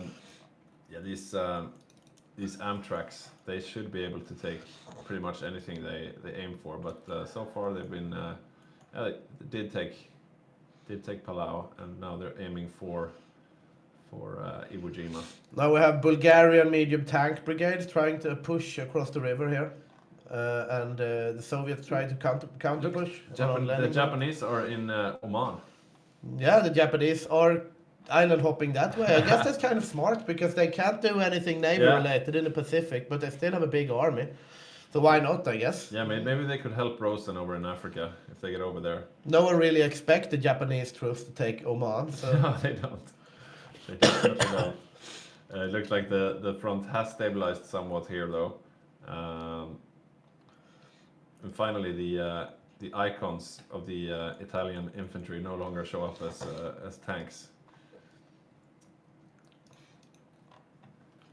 I just saw some stuff being overrun there, but yeah, the front is really slowing down here in the east. yeah, definitely. But I mean, I think the Axis could push, right? I mean, there is one horse on every tile. They have Yeah. no business not pushing. right? Yeah. So we are paused What again. are they constructing? They are constructing like railroads outside Kiev. We're paused again, and it's Dinesh disconnecting once more. Yeah. Ja. Yeah. Okay, I'm gonna get something more to drink. Would you like another one of those? Yeah, sure.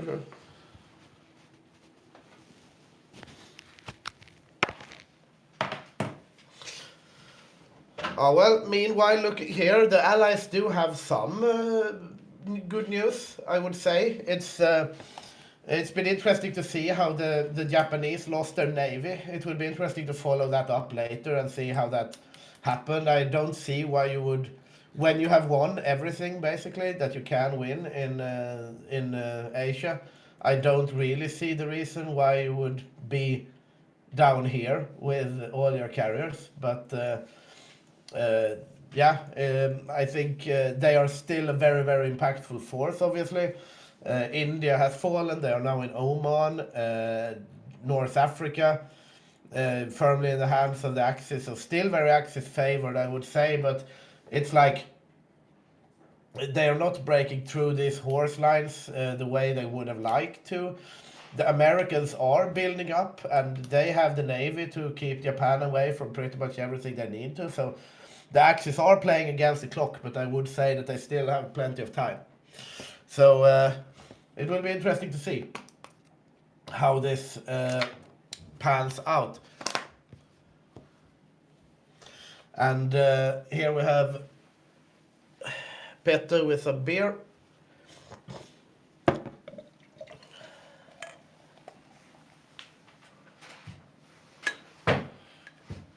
It's interesting. It really looked over a while ago, but the momentum has definitely shifted, I would say. Yeah, but I would say that the Axis still have margins. Yeah.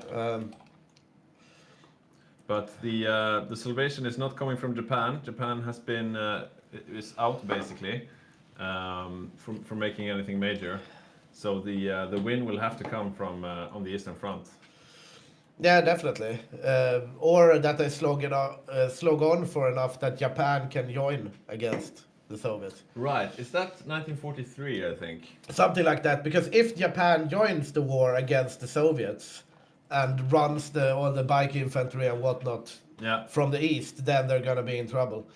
But I think, like as I said, they should push here. They are pushing now, the Axis, because these tanks are making short work of the horses. Yeah. When they attacked them, they waited, they built up supply. They got some encirclements here, so perhaps they got a bit more cautious. But and is that? I'm having a look now at the Soviet front line, and it looks like the horses are actually under strength.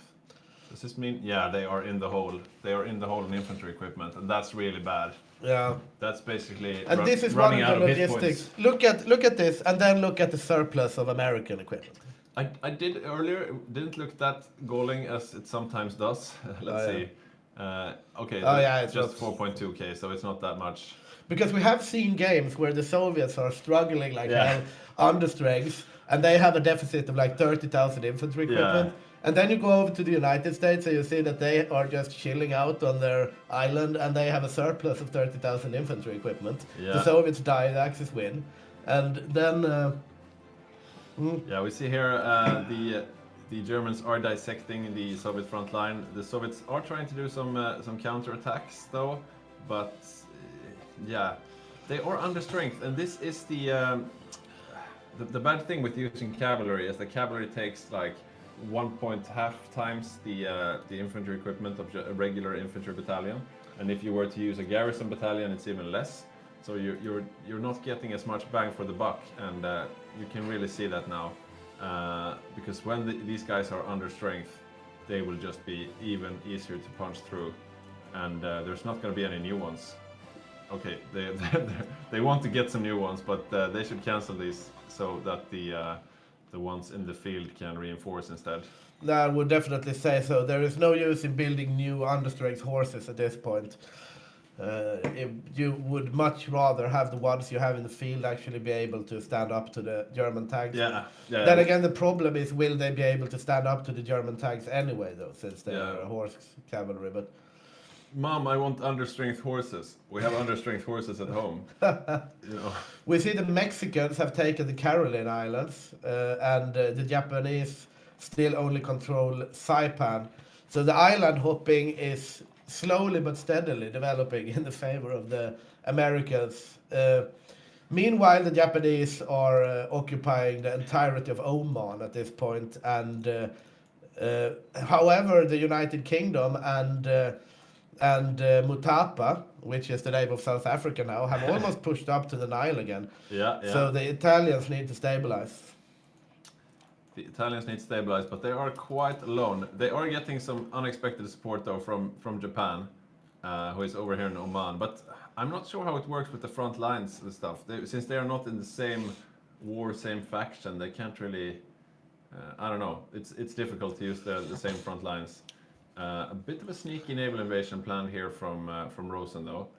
He's finally using his marines for something else than just staring menacingly at Gibraltar, which will never happen. So he's brought them down here. Maybe he can make some moves defensively instead. But looking at that port, it looks well defended though. Switch over to We have a breakthrough on the eastern front with the German armor. We have Bulgarian armor coming in here. They're pinning sub 7 horses that I think they will be able to kill unless they cock it up somehow. But yeah, they need to click him again. They didn't click him, so the horses got out. But slow but steady advance. In the south, though, they are still in the same place they were a few months ago. It's just been a bit of a back and forth here. And the German troops are also under strength, it looks like. Are they also in the hole when it comes to infantry equipment? Yeah, they are definitely are. They are also hurting. Okay, so it goes both ways. So that means that the front line of the Germans is not as strong as we thought. I wonder about the Romanians though, because they're carrying some of the load here. They seem to be doing fine. Yeah, still positive on infantry equipment. So that's good. Jonte's stability gives some backbone to the Germans here, because the Germans are really lacking in infantry equipment. Lots of green bubbles here. Horses dying. The north. We have encircled Hungarian mountaineers up in Finland. Ouch, that hurts. Yeah, I'm not sure if we'll see a Francis MVP this time with this Hungary. It looks like he was trying to trick everyone that he was going for tanks when he was going for special forces instead. His special forces have been fighting valiantly up here in the north. I think they might be able to bail him out though with the Yugoslavian motorized. It will be Maybe. maybe not. I don't think so. Possibly not. Meanwhile, in the south, we actually see a little salient for the Germans moving up the front a wee bit. But yeah, and there Francis lost his mountaineers. He did not get bailed out in time. They're almost up to Dnipro, and some supply hubs here that could possibly be good for them. There is a supply hub in Dnipro. Once the front unravels, it unravels for real, right? But the horses are better when... If they need to do a little tactical retreat towards Moscow, horses are not too bad. I'm looking at the Soviet point of view now, and there is not much defense in depth, especially not in the south. The line is really, really thin. And in look at this encirclement. This is very sad for the Soviet Union. Yeah, because there's nothing else here down here. Oh, they might actually be able to flee to Crimea, actually, though. Yeah. Possibly not. They are going to get some of them encircled, definitely. Yeah, the pocket isn't closed. I got... And we see Kalle here with his Spanish tanks. Oh, yeah. Let's see, he's got 3 of them there. I wonder how many he has in total. 5. Okay, so Kalle is... So now down it's the completely open here. Look at this front line here. After that encirclement. Oh, yeah. Now we have Spanish tanks. If you have a look from the Soviet perspective, I there's will nothing here. do here. Nothing there. Absolutely nothing. It's yeah, that this small is Crimean army that just ran away, but other than that... They have to go all the way around this piece of water, whatever it's called. Yeah, and it's open all the way towards Stalingrad here almost. Yeah, Eastern Front slowly but surely moving in the Axis favor, I would say. Japan actually still holding Saipan, Iwo Jima, Okinawa, so the island hopping has not continued that much. They are still over in Africa doing things. But now the Japanese are done in Oman, basically, so... Just some small moves over towards the Arabian Peninsula, nothing major. I wonder where they are planning their main they are efforts. just in declare war on the Soviets waiting room, I Look guess. at this. They're trying a sneaky naval invasion onto Madagascar. Oh, well. Yeah, the island hopping. I mean, they are made for island hopping, right? And Yeah. they can't island hop east because the Americans are there. Yeah, So exactly. why not island hop west? Go, Because go west, life is peaceful there. I suppose. I mean, to be honest, the United Kingdom Navy is in about the same state as the Japanese Navy, right? So yeah. And the bicycle infantry here on the Indian subcontinent, waiting again. They're rearing to go. They just want an open port somewhere. Let me in, coach. Let me play.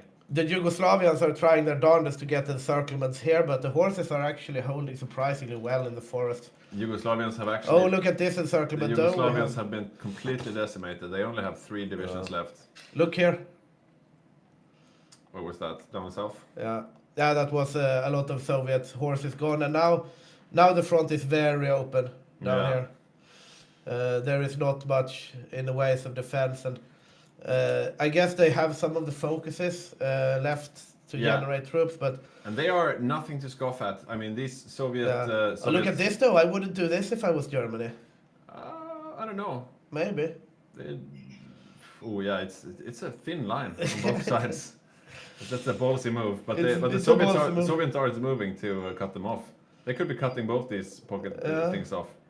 They are not microing. Yeah, I their think best they right might be now. stressed out now, and Look the at these Germans horses. are taking Look at the these last- horses here. They Yeah. could be. Yeah, they're pinging like. yeah, the Germans are taking the last. They could have done something there. Instead, they got encircled themselves, Yeah, and now yeah. they lose a lot of horses here.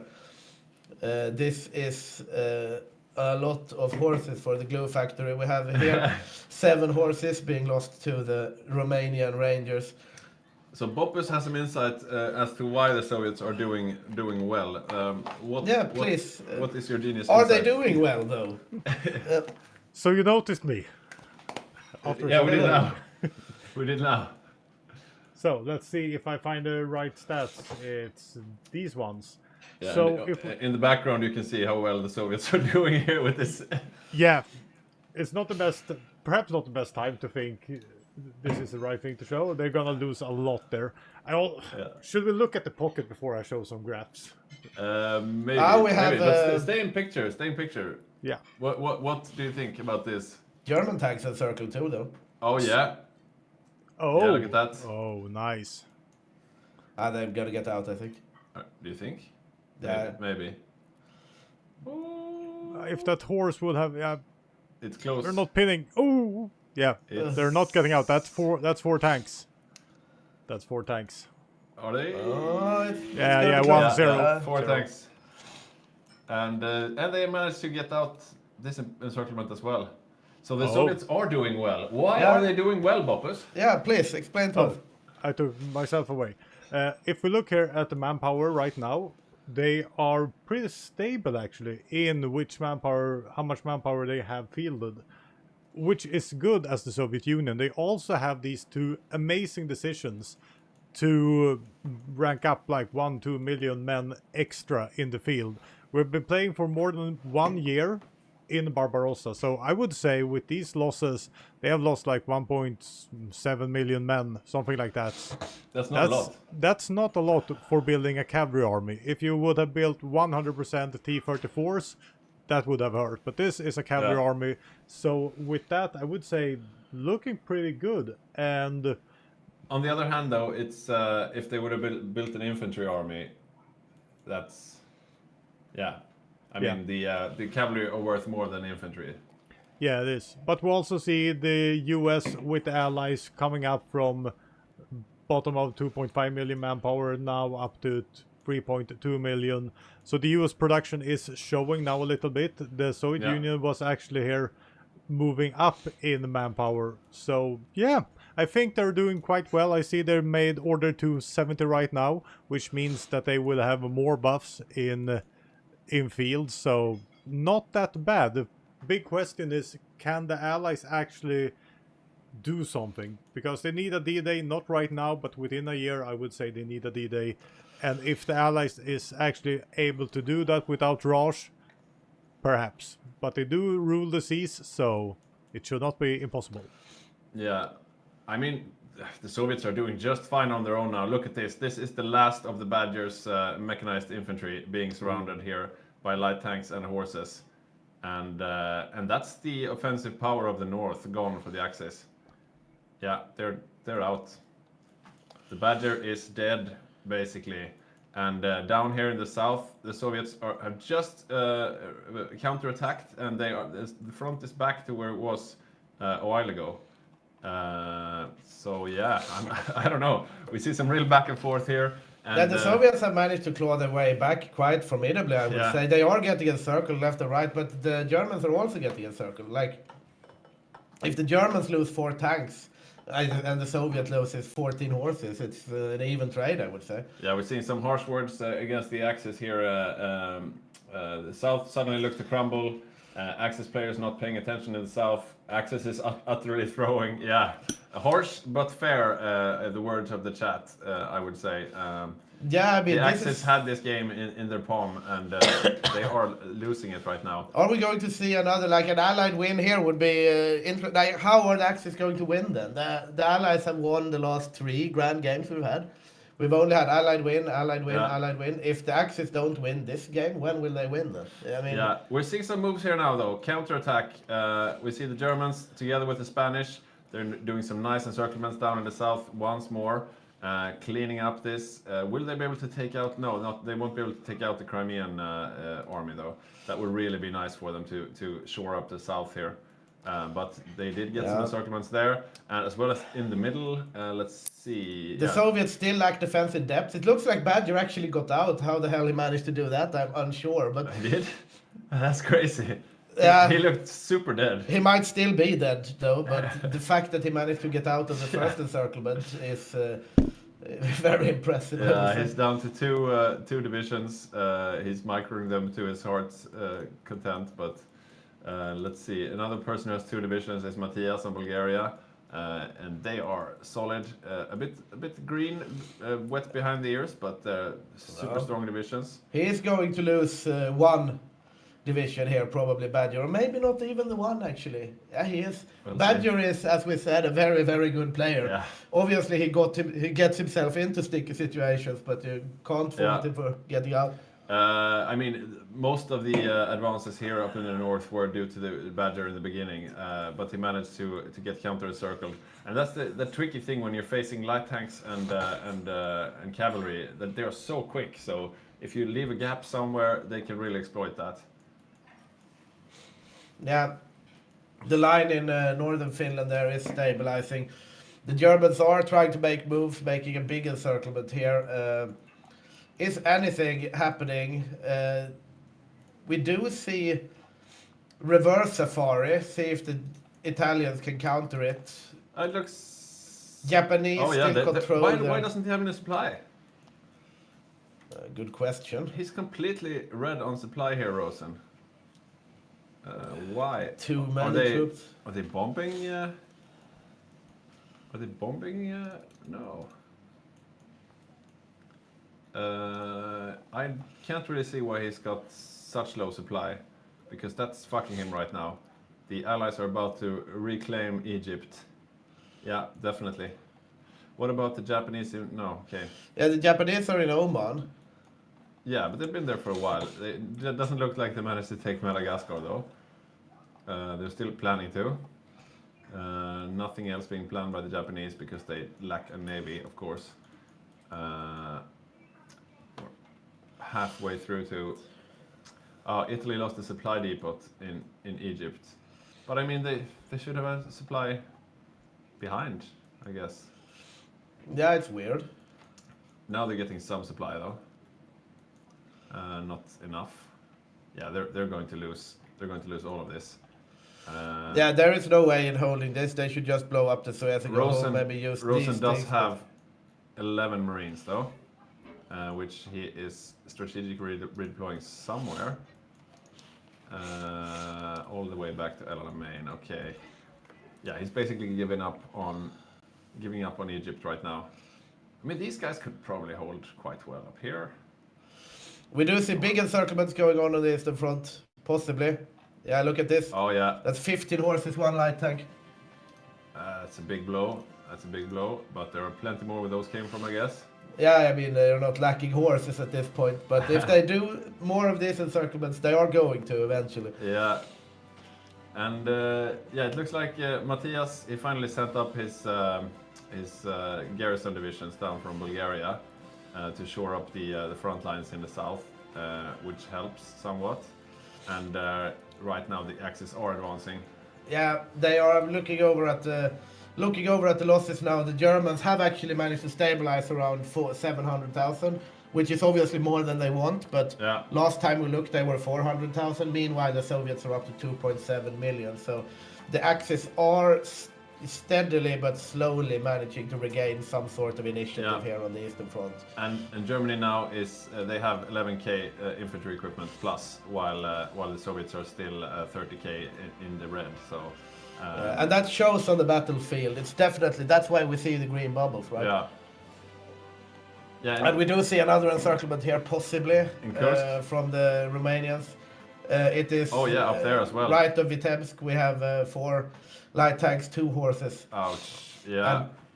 That's also a good morale booster for the Axis, that it's not only the Germans doing encirclements, that the miners get in and get some key troops off the field, get some encirclements, show that they can handle this part of the front on their own. It's good, because the German player can then focus on what they need to.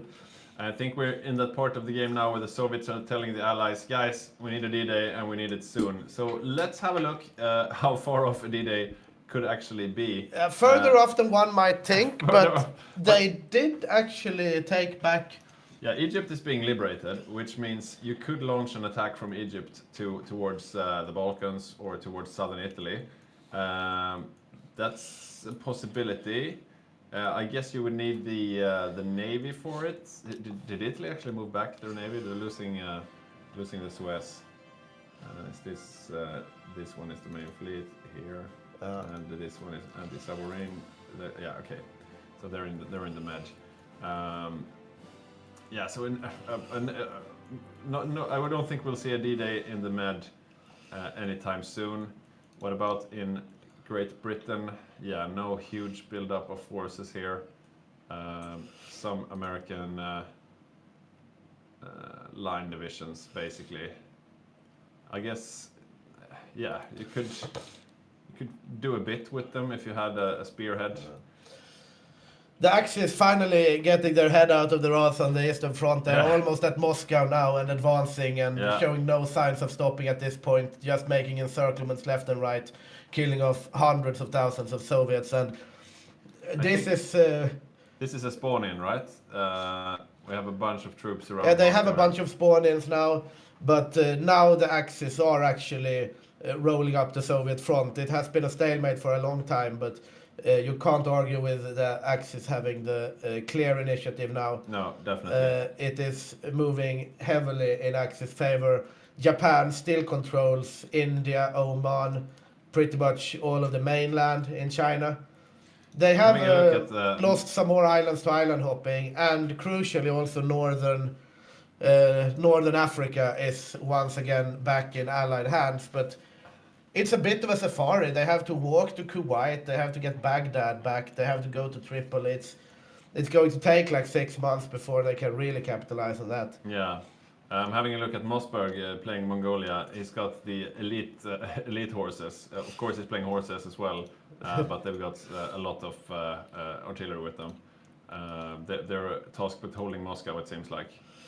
Yeah, we'll see how they do. As of now, though, the Axis are steadily closing in towards Moscow. The Soviets are counter-pushing a bit around Novgorod, but to no avail thus far. Yeah, they seem to be focusing on getting new defensible lines. So you can see here up in the north, a defensive they are line trying to get this river, another but line here down in the south next to Stalingrad. They're moving all the boys from Stalingrad down south, though. Is this a... Yeah, they're going to try to counterattack from Crimea.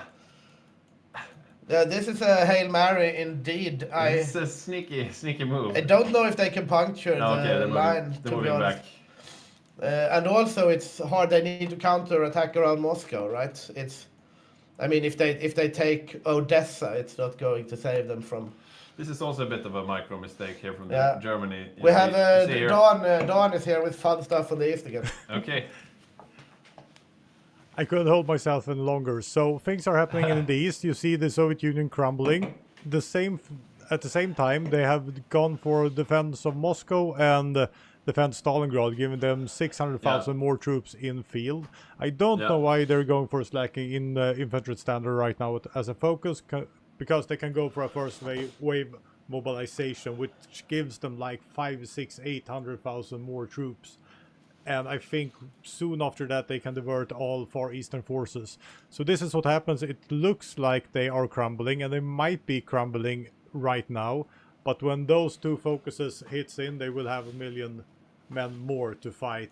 And that could actually change the pace of the war. But now I see what you see. It doesn't look good. But but this is where you need to be careful as the Axis, because it seems like you're doing just fine, and then from nowhere the Soviets just spawn in 1 million men.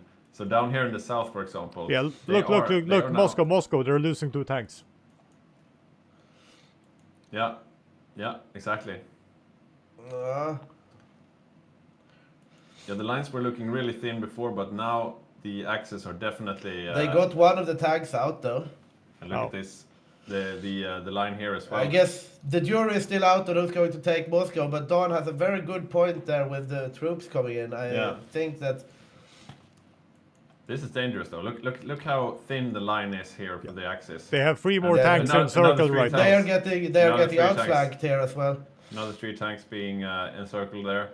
Possibly, I still think they can possibly get out. But there's nothing in the back to bail them out. Now they're pinging furiously. As oh, those 3 tanks! No, I didn't see them. Yeah, they're gonna die, and they're about to. Look, on the entire tank army is about to be encircled. The entire tank army, 6, 7, 8, 9. Oh shit! This is. Yeah, this is a disaster for the Axis. This is really bad. This hurts. This hurts me so bad just to look at. Okay, so that's the northern tank army just gone. Yeah, that's pretty much all the tanks. Yeah. Oh Jesus. It might get out though, but maybe these guys, not these guys. They're not getting out. No, they're gonna take the tiles behind.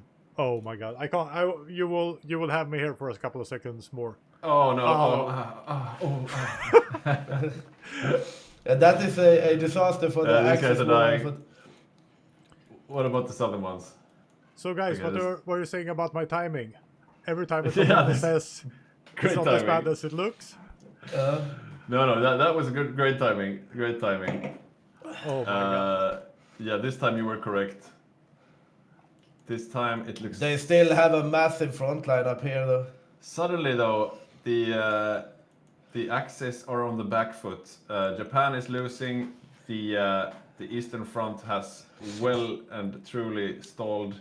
I mean, the Germans aren't fielding that much. They only have 7 medium assault guns left. Do they produce tanks? No, 1 Panzer division. Not enough equipment to train. This is not enough. They will not be able to kill the Soviet Union. By the looks of things now, possibly not, no. What about Spain? Spain has 3 tanks left. What about Bulgaria?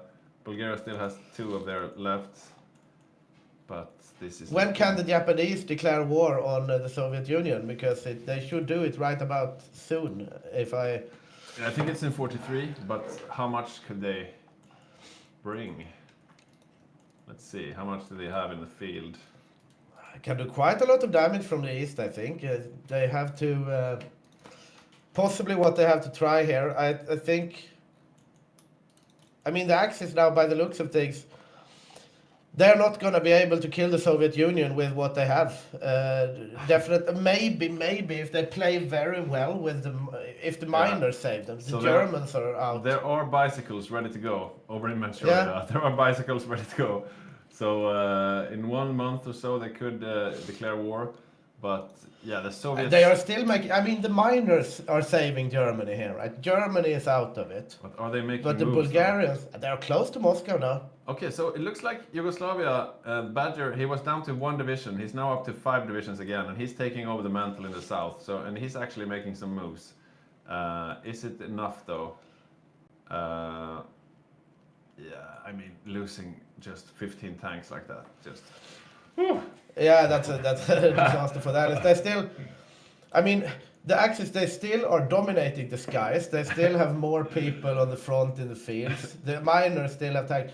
Seve is saying, Yeah. can Germany manage to claw the loss from the jaws of victory? Yeah, I mean, that's actually quite a good analysis, right? Because they have everything going for them. Like the Axis have so many margins. In Yeah. any other game, that would just be over. Yeah. But the Axis have won so hard Yeah. for so long that they can like fuck up continuously Yeah. and still be able to contend on the field. Yeah. If this was the last game or the game before that, the Soviets would be in the middle of Poland by now, right? After a loss like that. But Yeah.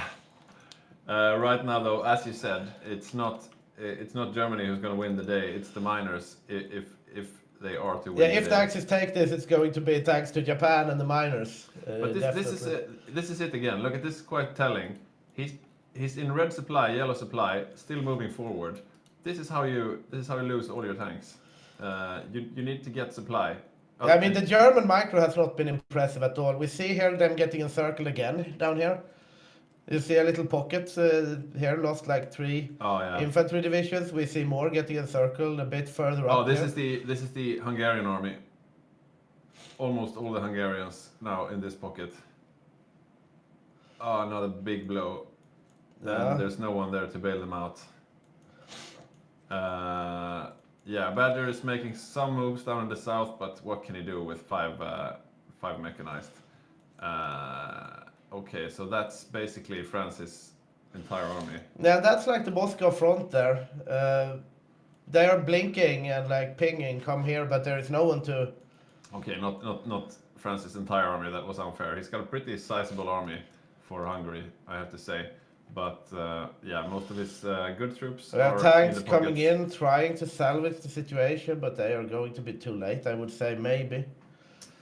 Badger making some moves here down in the south towards Rostov. Few encirclements. Nothing like this though.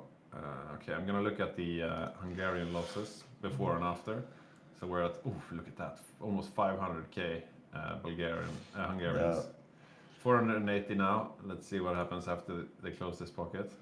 They're trying to get it out, but I think they're too late. They need to react more quickly to these types of things.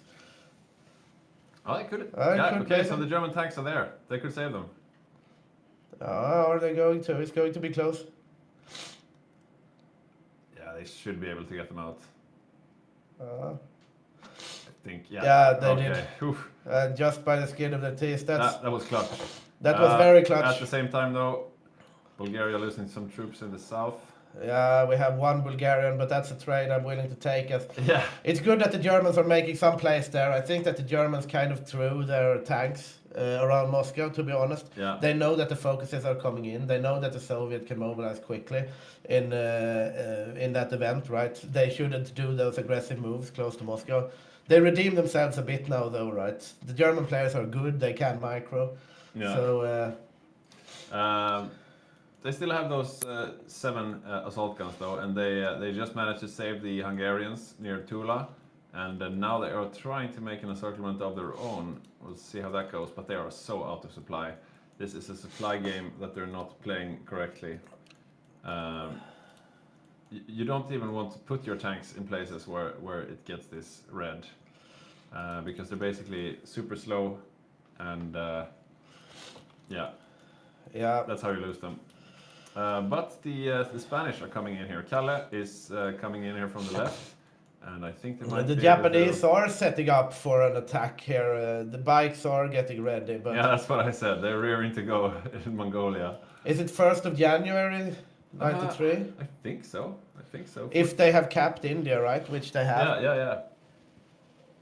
Mm. Yeah, that's a very good point. Usually, we don't see the Asia Axis invading the Soviet Union because they have to take India first. But now they have taken India, and they don't have anything else to do. So, yeah. I mean, it's a good distraction, right? It's a reverse D-Day, Yeah. right? They are Yeah, taking the exactly. pressure off the Axis by Exactly. invading the Eastern Soviet Union with bikes, right?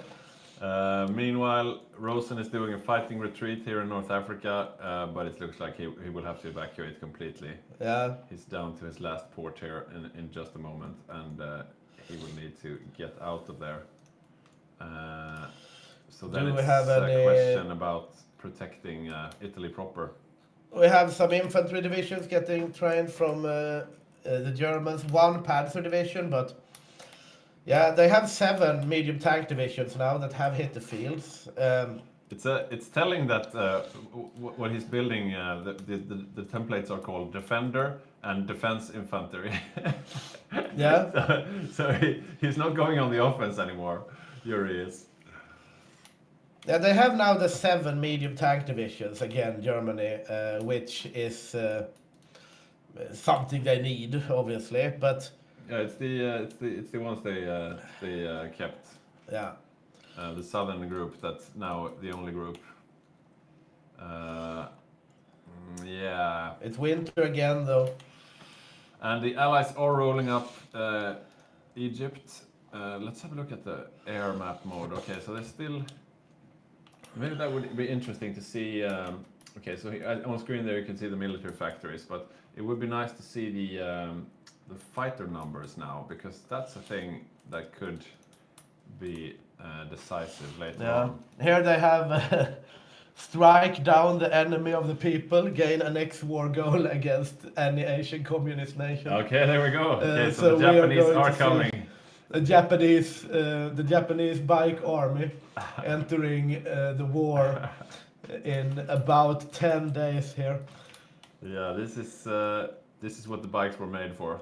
But And this and German... these are not the ones with the mechanized recon, so these are the fast types. And also the Germans should take it easy here, right?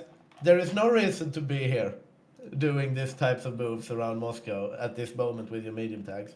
No. Communicate with the Japanese, wait until they enter, and I think the Soviets will just ignore the Japanese altogether.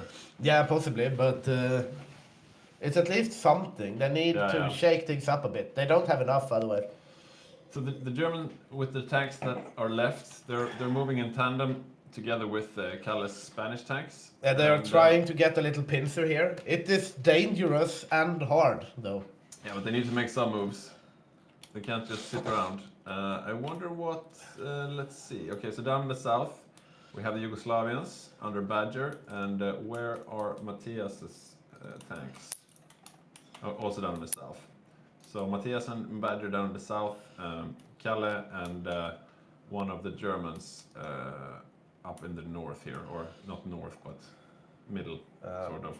In the north, things are pretty stable. It looks like, look at Einars, he's gone all in. He's taken all his chips, all his divisions, and just put them up in the front. I mean, he could link up with the Japanese bike infantry. Yeah, but I mean, yeah, Yeah, he's got I mean, nothing left in the back. He's just all in, pretty much. At this point, There we I go, think they there we need to go. like The distract. Japanese have The declared war. Japanese are in. Let's see how the bikes are going to do. So they will try to capitulate Mossberg first and Yeah, and foremost. Mossberg has nothing. So He's on his way home. So his 5 brave horses are going home to defend Ulaanbaatar. his 5 brave horses will be able to kick the ass of the Japanese Oh yeah, bikes, but I think the Japanese bikes which will reach Ulaanbaatar before. because these are not your grandmother's horses. Look at these. These are awesome. This Japanese, he's biking around here. Oh no, he's slow again. Oh no. But these should be the fast ones though, right? Yeah, but he's taking attrition, I think. Let's have a look. Might be winter. Yeah, deep snow. Look, You can't bicycle through deep it's snow. extremely cold and deep snow, so he can only bike at 2 kilometers an hour. Very sad for the Japanese bike infantry. I didn't realize they were doing so bad in the winter. But Yeah. they are almost at Ulaanbaatar though. Will Mossberg get home in time? That's the question. He's a bit further off. He is strategically redeploying though, using the railways and stuff. I think he will be home in the nick of time. Doesn't seem to be Maybe. too many railways here though. Maybe. Summer is coming though, eventually. Eventually the bikes will be faster. Yeah, and they are just, Here we have 18 kilometers an hour. just because, about to take Ulaanbaatar now. if they bike to Ulaanbaatar from the north, they can bike at 18 kilometers an hour. A small encirclement here of Soviet troops. Oh. The Axis have definitely not given up. They are still fighting the good fight. I mean, the Axis medium tanks there is not anything scoff at, Yeah. indeed. And they are slowly moving forward, right? The Soviets are going to need a D-Day. How are we doing on a D-Day, by the way? Yeah, I mean, Egypt is secure. Doesn't seem like anyone is, placed in a harbor ready to go, but they could go on a moment's notice. Folk here, the Canadian tanks leading the way. It looks like Rosen has finally completely evacuated North Africa. No, he's still got some here. Still got some towards Tunis, so he hasn't given up completely on North Africa. He could hold this line if he just manages to entrench now. He could hold this for a while, I think. Yeah. This is a good place to hold, unless he railways forward. What are you doing, Rosen? Just stop. We have some Japanese bikes going in towards the new Mongolian capital of whatever the fuck.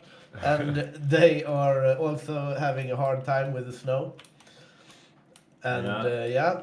We're in February, and I mean, Mossberg's 5 horses. Okay, they're heading towards the capital now. They're not going to face the Japanese head on. They're heading towards the capital. Moscow is slowly getting surrounded, but yeah, they're holding.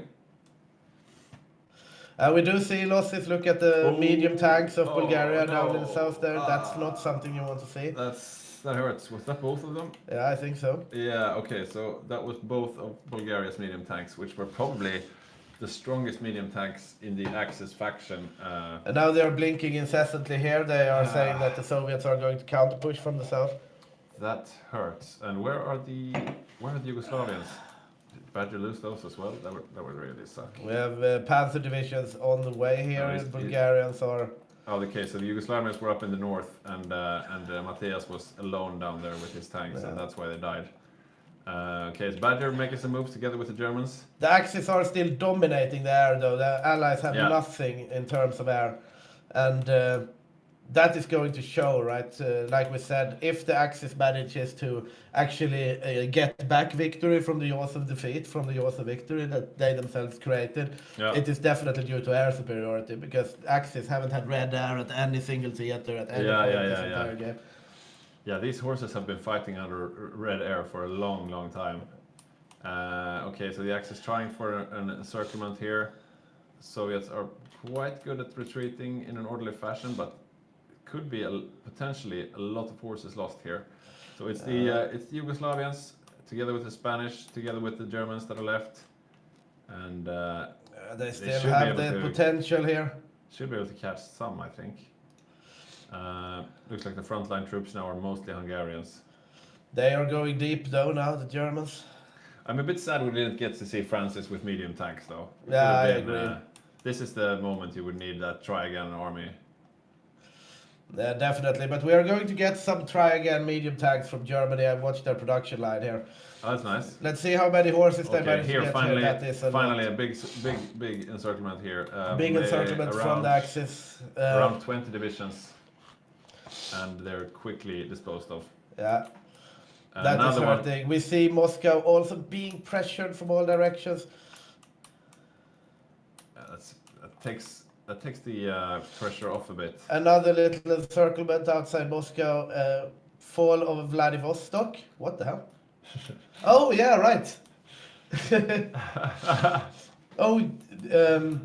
Yeah, the Japanese bikers and Manchu are gunning for Soviet territory proper. Yeah. And if we don't get the D-Day very soon now, I think the Axis might be back in this with a vengeance. Oh, it looks like, look at this. Rosen is fighting back. This is a big move from Rosen. He did a big naval invasion here in the back of the Allied advance. And these are all the South African tanks, all the Canadian tanks. The Axis They're fighting for their life. This is Rosen gunning for the MVP play for the game. These are the guys who were supposed to do the D-Day. Yeah, there will be no D-Day. There will be no D-Day. Look at this. Rosen. Oh, wow. If we want to he's see a just- really smug face, we should get him for an interview later. No one is smug like Rosen can be smug. Oh my god, that's a big, That big... is a big play Oh, from Italy. wow. Ooh, ooh. He might have just Ouch. saved.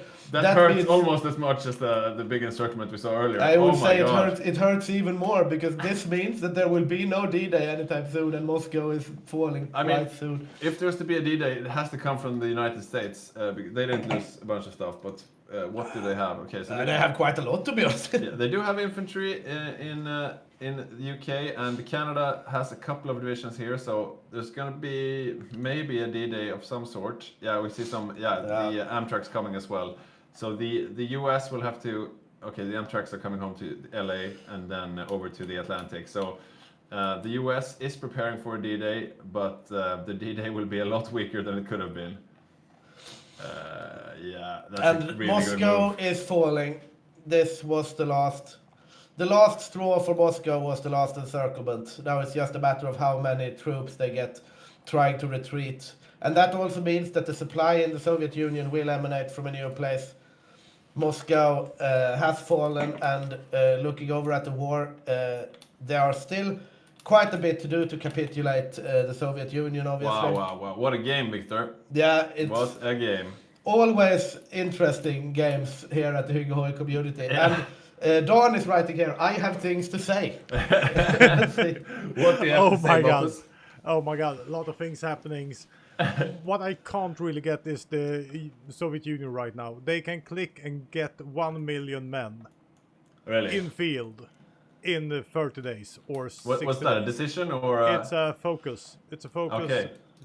furthest to the right.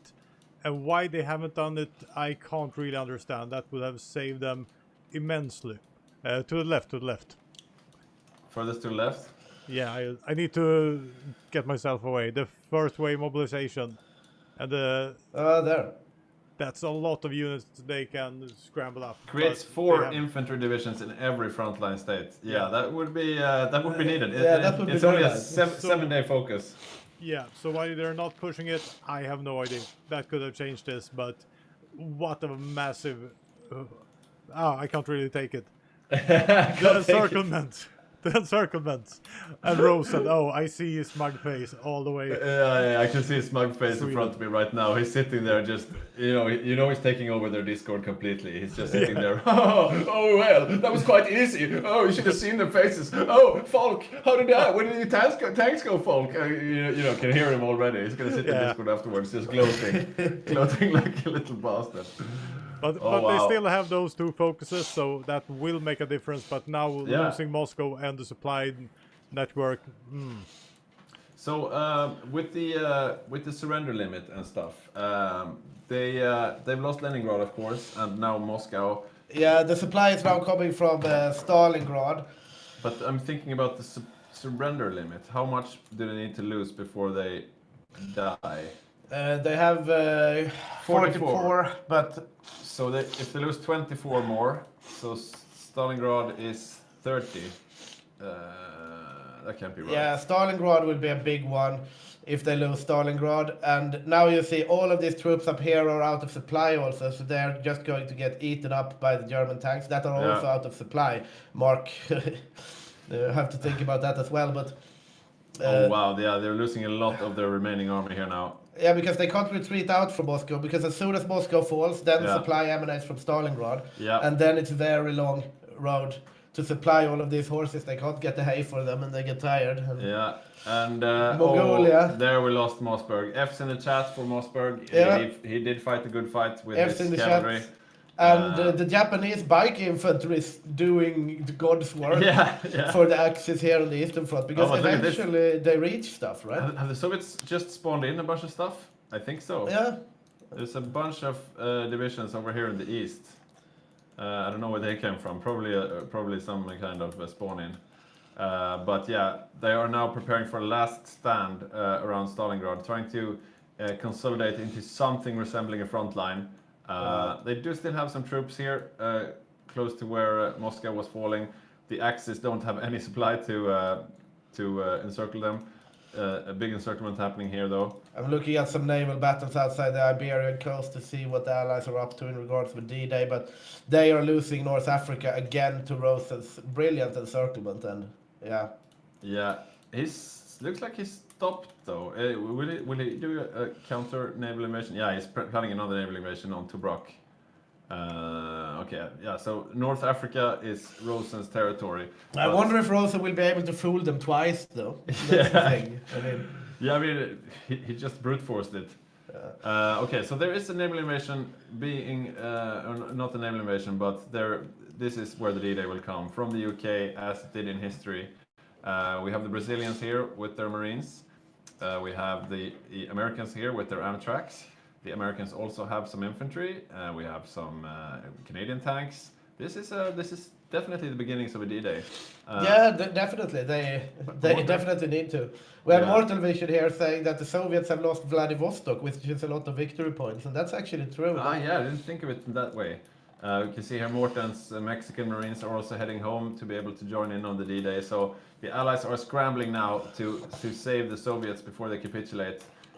The clock is against them, but it does look like the Axis advance. I mean, they've stalled a bit. They need to build up the supply, build up the railroads. You can see here red supply. The symbols. bikes are also getting killed by the spawn-ins, right? Because all the bike snakes got automatically cut off when the Soviets pressed the right. spawn-in. You can see here the chaos that is the Far East. And that's also the Soviets, they get the spawn-in of 2 infantry divisions at every frontline state. Yeah. So the Japanese snake works really against them. Oh, yeah, because that's then true. you get all of this massive... Yeah, you made the front line longer. Yeah, you made the front line so long because you send in the bicycle guys. Yeah. And then you get like 20 divisions per bicycle basically when you press the button. So now they have all of these shit are ton. courtesy of the Japanese invading them. So they killed Mossberg's Mongolia, but at what cost? Yeah, I guess. Why does the German Reich control these parts of the Gobi Desert? I will never know. I guess it's because Mongolia capitulated or something, but it still looks weird. Okay, so the Axis are moving in towards Stalingrad, but yeah, as you can see, suddenly the Soviets have a lot of forces here on the line. This is quite a beefy front line, and Yeah, the biking backfire, right? yeah, and this empty space here, I mean, it's empty, but it's still territory that you first have to traverse and then build infrastructure on. Yeah. So this takes time. And this buys time for the Allies to actually land with the D-Day. So it's not over yet, ladies and gentlemen. Yeah, I Yeah, pushed myself It in will be here. interesting to see how the D-Day Bompus was passes. saying, look at Soviets, and he's in the picture is- now with his graph. Yeah, the yellow graph is the Soviet manpower. So you see here, losing a lot, and then Yeah. bam, And bam. But Don, 1.5 million. do you think that the Japanese actually fucked themselves up because they get 2 infantry divisions for every frontline state, right? So Yeah. for every Japanese bike snake, they get like 15 divisions. Yeah, Yeah, that's that true. was When you snake, both sides of the snake is a front line.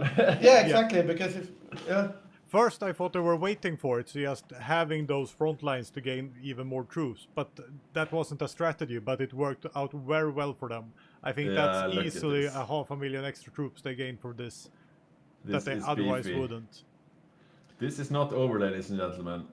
The Axis are not punching through this quickly or easily, and there is a D-Day coming. And what do they have to stop it? Because most of the mobile divisions of the Axis have died on the Eastern Front. The Germans have some here, and they are actually they are prepared to meet the D-Day. They know yeah, I what's mean, coming. it won't be an easy D-Day. The Axis have, as a whole, had such a good game.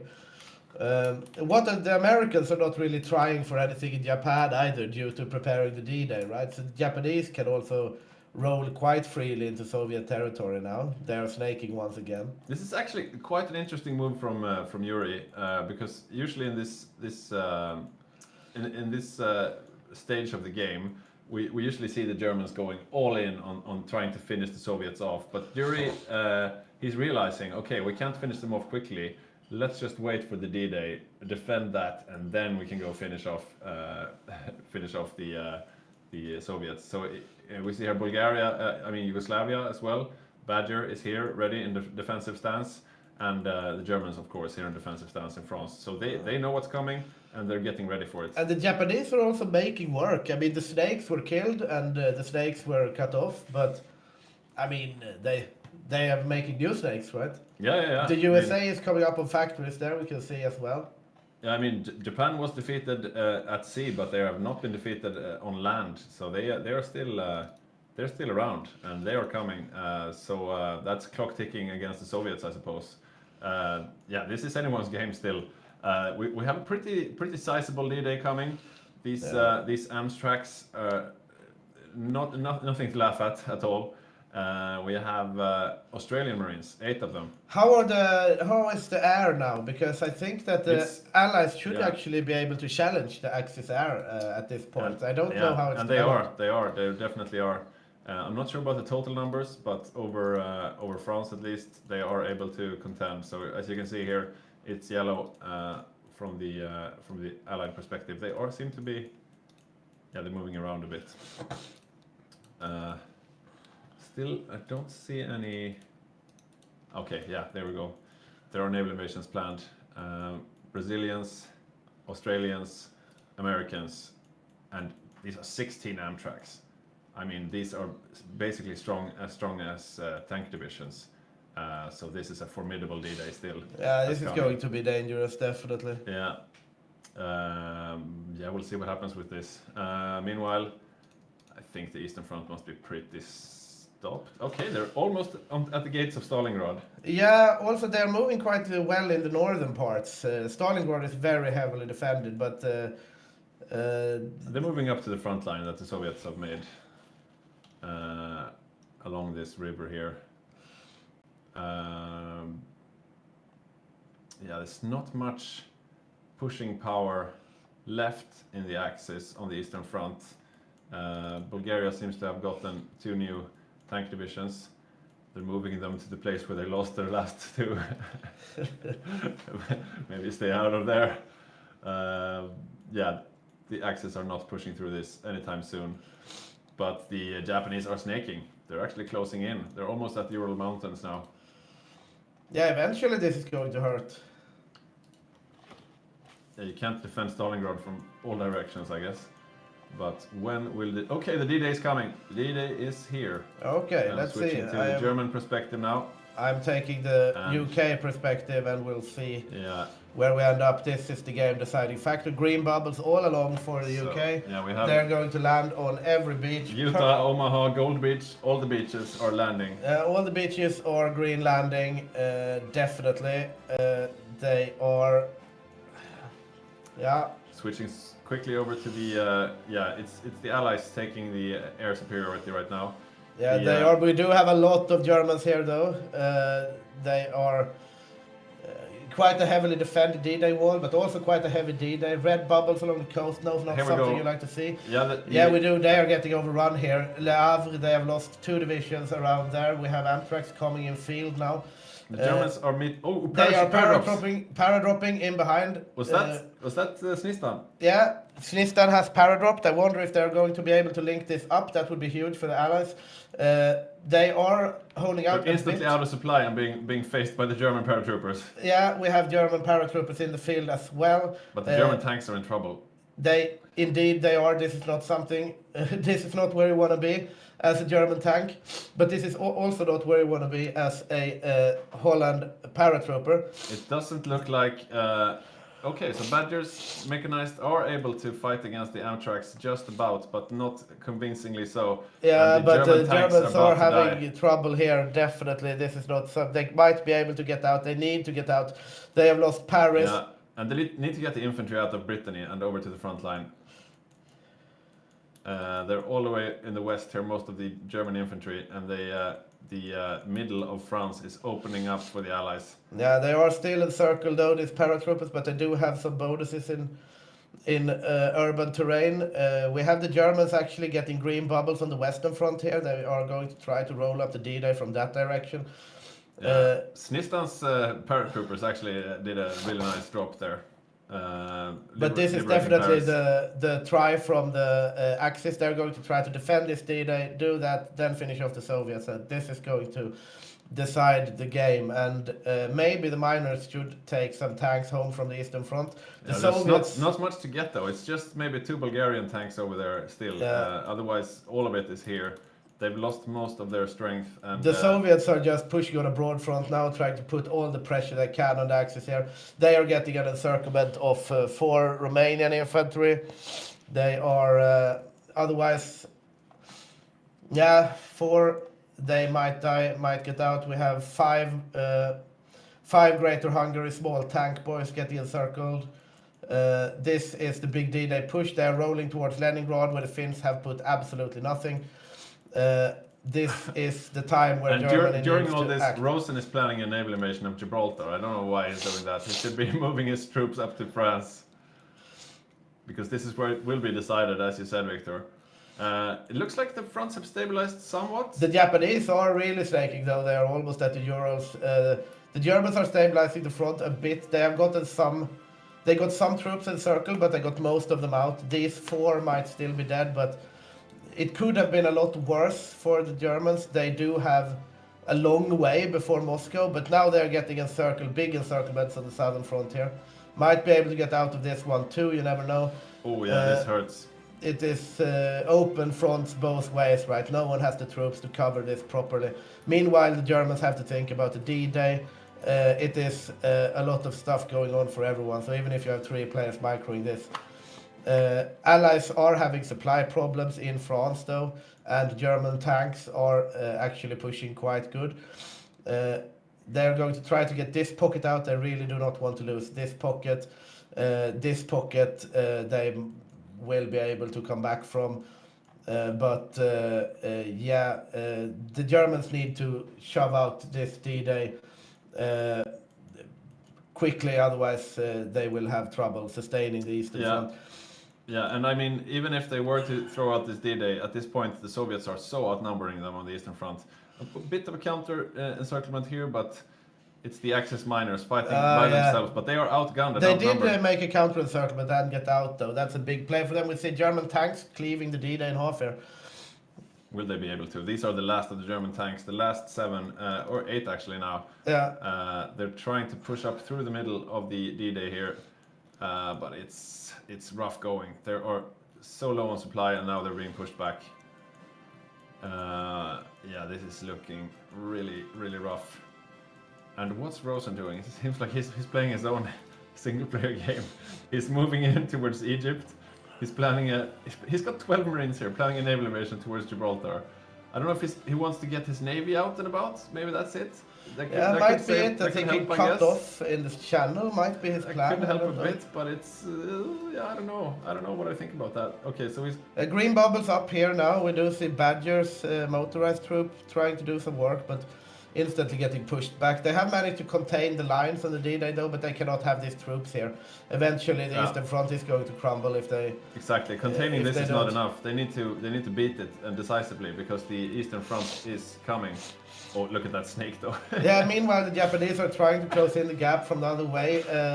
They are doing so quite adeptly. I would say that the Japanese have taken an impressive amount of Soviet territory, but it is not valuable territory, to be quite honest. Yeah. They are doing some counter-encirclements here. The Soviets are also stressed. The question is, what happens when the Japanese troops meet the Soviet troops? Will they stand up in a fight, or will they just crumble? They can take territory just fine, we know that, but can they stand up in a fight?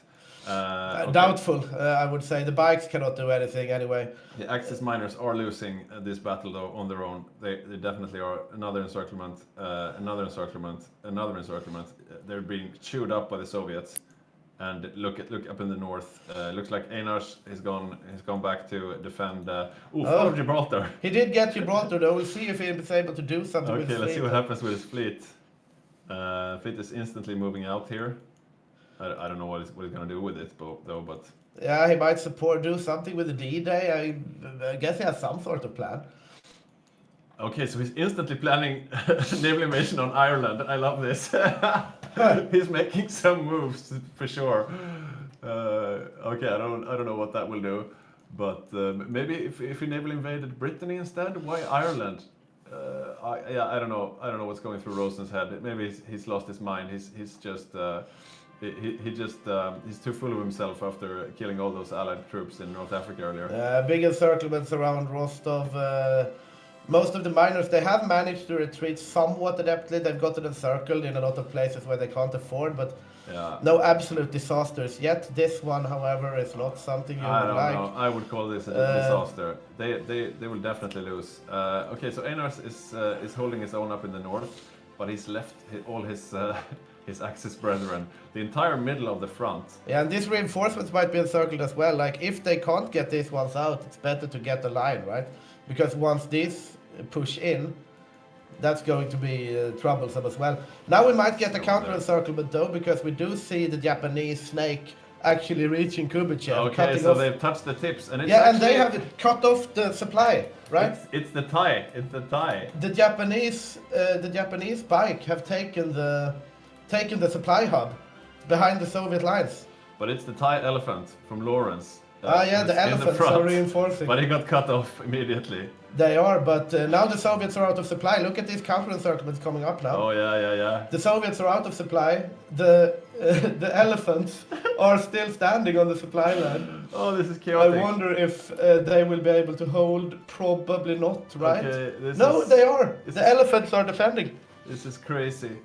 So the elephant has safely managed to reach the lines. Yeah, the Thailand elephants are fighting. The surprise for their lives. Romanians are there greeting the Thai Yeah. elephants. So the Thai elephants are holding Kubichev, resulting in an I'm- encirclement of some 4 I'm Soviet checking on troops. France right now, and Incredibly impressive. France is definitely falling. They're being rounded up here. Italy is here now with some frontline troops, though, able to stabilize somewhat. Yeah, the D-Day is successful though. And there are big naval battles going on here now outside of Portugal. Let's see, that's just some convoys being sunk. The Italian fleet is out on a last hurrah. Yeah, mostly just smaller fleets here.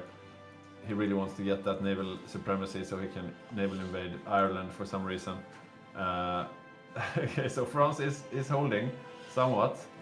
Yeah, the Axis have managed to stabilize the lines, but as we said before, that is not enough. They need to decisively defeat this D-Day, not Yeah. just contain it for some time, right? What do the Japanese have coming though? They're sending everything they have. Yeah. And, it's not bad stuff. They have. Yeah, the Japanese are sending absolutely everything here, and it's quite a lot. And the bikes are fast. The infantry is not. Yeah. The bikes. I mean, the bikes take the territory, so the rest of the troops. But can, I mean, the strategically Soviets are redeploy. getting chewed up from both directions. Try Yeah. to zoom out there a bit and look at this. Oh yeah. The Soviet Union is very small suddenly. This is a strange game. Very strange game. This. It's impossible to say how this is going to be. Because I mean, there are no allies left to threaten the Japanese home islands, so the Japanese can just go all in towards the Soviet Union. And the Soviets, they don't really have enough to cover both front lines. You see here, the line in the east is quite sparse. They're still winning in the west. Yeah, I mean the miners, the Axis miners are getting picked apart though by the charging Soviets. The Finns are back though, putting everything. Oh yeah, that's in good. here. That's good. I was thinking that Einars really needs to get down there and help his friends.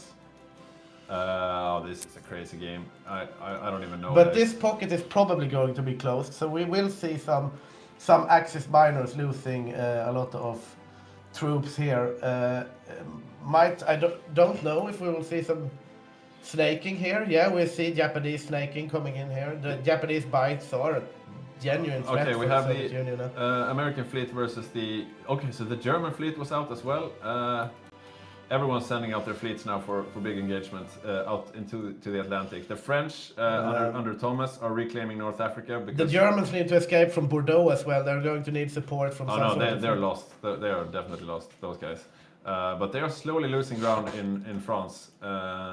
They are slowly losing ground. Slowly losing ground on the eastern front to Stalino and Dnipro, once again in Soviet hands. This encirclement is now closed with the Thai elephants and German troops. Yeah. Yeah, that's a painful one. Yeah, hard to do something there are about almost it. no access left on the eastern front, if you don't count the Japanese. The Japanese are advancing about as fast as the Axis, Euro Axis are retreating though. I wish if they had only retreated more and not lost all their troops, maybe they could have had more fight left, because they can't really do anything now. I mean, Romania is about to fall, I think. The Finns have managed to churn out an impressive amount of troops here, pushing up north. Yeah. Don't know what difference. They should like try to reinforce a line around Moscow, maybe something like that. But Hard to say. yeah, it's very hard to say at this point. They don't really need Moscow, right? It's not their capital, so. It looks like there are some sneaky naval invasions planned here. One on Brittany and another one here on Dieppe. I don't Will know we if it's see really- a Rosen naval invasion kicking out the D-Day? But he would have to win the naval war first, and I'm not so sure he's doing that. Let's see if we can find his navy actually, because it's been fighting over there. The Japanese bikes literally closing it. Oh, the Japanese bikes taking the oil fields of Baku. Yeah. The Soviets Yeah, I are running saw out that of earlier. fuel now. Yeah, they're over there. Okay, so the Italian navy is heavily battered. It's still out on the Iberian coast, fighting as well as it can. You see here the screens. Oh, yeah, they need. The they need Soviets to are repair. steadily losing fuel here. Look at this.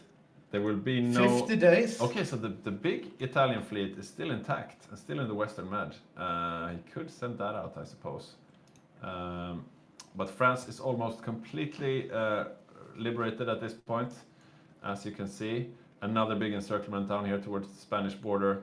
The Italians losing some good infantry, a lot of good infantry. This is basically most of the Italian army here. Yeah, this is Italy's main army getting wiped. Yeah, the D-Day is definitely serious. The Soviets though running out of fuel on the Eastern Front due to Japan's bikes reaching Baku, and Yeah, they're about to lose Stalingrad.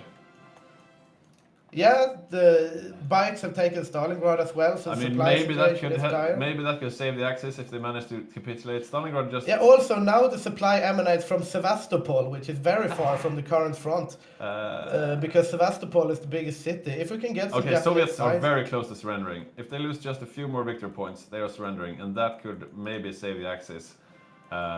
This is really. Yeah, down this to a is hair going to be trigger. very, very close. The Japanese, and we see Soviets getting encircled here, they are panicking. Do we have the surrender limit? They are about 3% off a Oh, surrender. that's just three. Where are three the tiles. Japanese? Where are the Japanese bikes? They're everywhere. They are everywhere. This is looking bad. Stalingrad is in Japanese hands. The Soviets are coming back to take it. They managed to get Stalingrad back, and now they will not surrender anytime soon. That was perhaps the last chance of the Allies, or Axis. I don't know. rather. I mean, the Japanese have good infantry next to Stalingrad. If they just turn around, they can take it back. It's just a small little Soviet horse there, and I mean Berlin is further off than the Soviets are to surrendering. Yeah, and the Japanese, they're marching in here, they're snaking towards Stalino. So once they get Stalingrad back, if they do, then the Japanese will be in trouble. The Soviets are steadily reinforcing Stalingrad, though. They know what's up.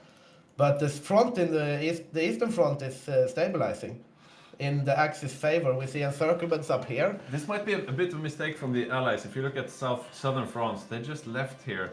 The entire Italian army are out of supply and in a small corner, but they're not being attacked right now, which is saving them. And now they are taking territory a lot here. The snakes are working. If the Japanese take Stalingrad now, I think it's over. Let's have a look. Yeah, Stalingrad is about to fall. Definitely. You think? Yeah, I mean, these are. I need to click it. Yeah, you need to click it. But they're about to be overrun. The snake is getting snaked. They are getting counter-snaked, but Stalingrad is going to be, much like in history, Stalingrad is going to be where this is decided. If they get Stalingrad, then we have a capitulated Soviets, I would say, from all the points that the Japanese are taking now.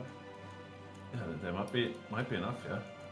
Maybe. Let's have a look. Okay, looking again at the surrender limit here of the Soviet Union. 23. Okay, so Yeah. 3%. That Stalingrad. If Stalingrad is, falls, that's it. But it's not.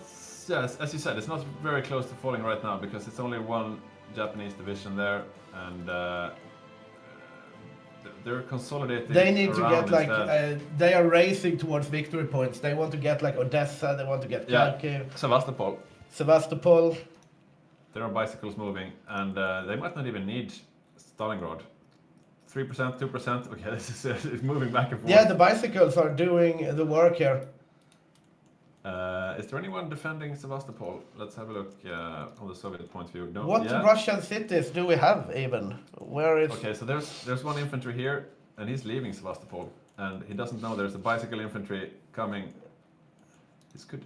Oh shit! This is close. Oh, the bike! The bike! 2%. Zoom in on the bike. 2%. Here it is, the Japanese bike heading towards Sevastopol. He's so fucking fast. No, don't turn around. No. Don't turn around. Oh, we have gone with us here. Yeah, I just want to witness this. This is. I have Don't nothing turn to around. add. Oh no! Oh my god. Jesus, that was crazy. What the hell? Oh my god. Okay, Okay. that's you don't see that every day. No, definitely. The Soviet Union capitulating because of a Japanese bicycle, bicycling all the way from the Far East I want to see to what. Sevastopol. I want to see which bicycle division it was. I have been following their story. Yeah, that guy should get a medal, definitely. Oh wow! So I don't think we'll see an instant capitulation because the Allies. Yeah, the Allies' D-Day is still. Yeah, they're killing. Still has potential. They're killing the yeah. entire Italian army, and the Germans are almost out of steam. And before the Soviets died, they managed to kill almost all of the Axis miners' troops. So Berlin is not safe by any means. It's by no means over, but this is Wow! an insane game for the Japanese player. They were not very good at sea, but everything else they were perfect. Oh, I need to get a drink. Oh yeah. It's gonna be a while before they manage to split up the Soviet Union, I guess. Yeah, definitely. probably. We can talk about some like statistics or something in the meantime. What do you think about this, Don? This is an unexpected turn of events. Yeah, this is an amazing game. The MVP goes to the Japanese bicycles. No matter what happens from now on, that's just, yeah. Yeah, they have. It's a very very innovative way to play. Like I mean, that bicycle has biked pretty much across the world, right? He started in Shanghai, and he ended up in Sevastopol, basically. Yeah, this should be some occurring event, a Hygge bicycle tour of Eastern Asia to the Urals. Yeah. Yeah. Indeed. Yeah, I'm lacking words. Statistic-wise, it's not much to say right now. The Allies are winning the air war, which is showing in the D-Day.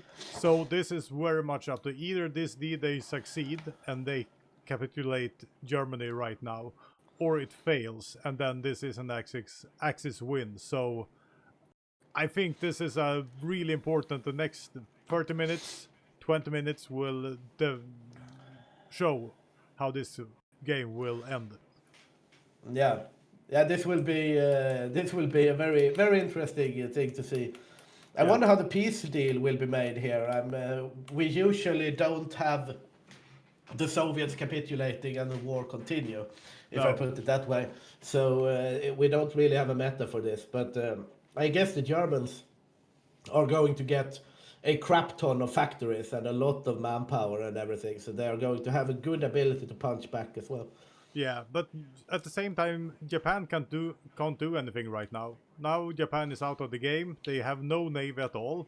They can't really attack anyone else. So now it's for the next 20-30 minutes. It's the German and the Euro-Axis versus the Allies.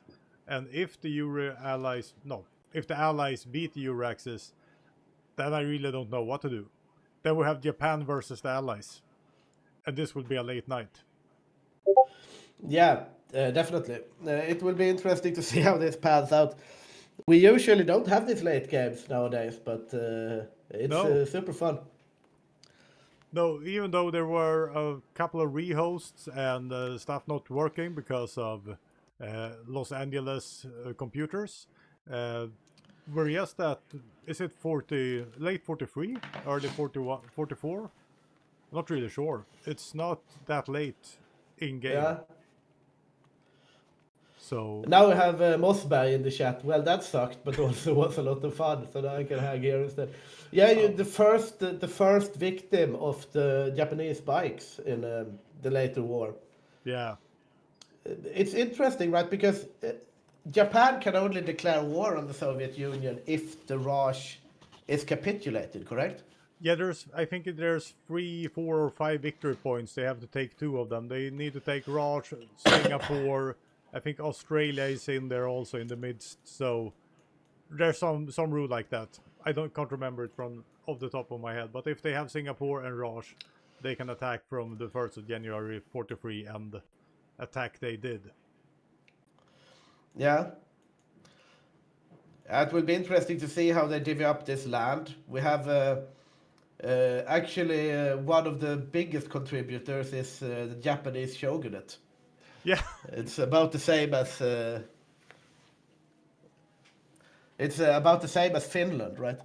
Yeah. But I see Petter coming back now, so I'll go fetch myself a beer and leave this peace deal to you guys. Yes, indeed. We are watching the negotiations unfold during the Treaty of Moscow. The Union of Soviet Socialist Republics have been defeated, not overrun completely, but defeated closely by actually a very, very surprising and well executed plan from the Japanese player invading, as you see the territory here, invading Soviet Union from the east. Because the D-Day, if you just joined us, Sakhalin, for example, took a meeting. There was an Allied D-Day that stuck, and the Axis Eastern Front started to completely collapse. But then the Japanese have been riding their Japanese bicycles all the way and actually managed to give the victory to the Axis. Not something you see every day. I'm wondering if we have time for a short interview with Pontus, maybe. I know Mossberg is in the chat right now. GG from you, Mossberg, who played Mongolia, and but it would be really nice to have the Soviet head honcho, the General Secretary of the Soviet Union, in here. Let's see if Boppus is able to get him before we start again, because the game is not over. No, the game is definitely not over. If you're just joining us, or if you play Hearts of Iron on your free time, when you see the Treaty of Moscow being signed, then it's basically over, right? But as of now, we actually have a D-Day that has stuck, which has liberated both France, Belgium, Netherlands, and Luxembourg, and is well on its way into German territory proper. Yeah. While the Soviet Union indeed has capitulated due to a Japanese bike reaching Crimea, basically. Oh no. Sorry. There we go. So it was here, Sevastopol. This Japanese bike, the 14th bike The division. 14th. That's one of the old ones, isn't it? I think so. I'm gonna check the. Yeah, you check the. I will do the division. bike things. You keep an eye out on the rest. Yeah. Let's see. Why can't I tag over? I can't tag either. Maybe it was because we were on the Soviets when they capitulated and now we're stuck. I'm not sure. I can't seem to be able to tag over to anything. Oh no. I'm on the German point of view though. I guess that's fine, but I'm also on the German point of view. I can hot join, I guess, so you can stay on the German. yeah, why don't you do that? 14th division. Okay, so we see the this is basically all the forces that Rosen has left as Italy, but yeah, it's quite irritating that I can't tag around. Yeah, you can hot join after I Boppus, do. can you still tag around as you want?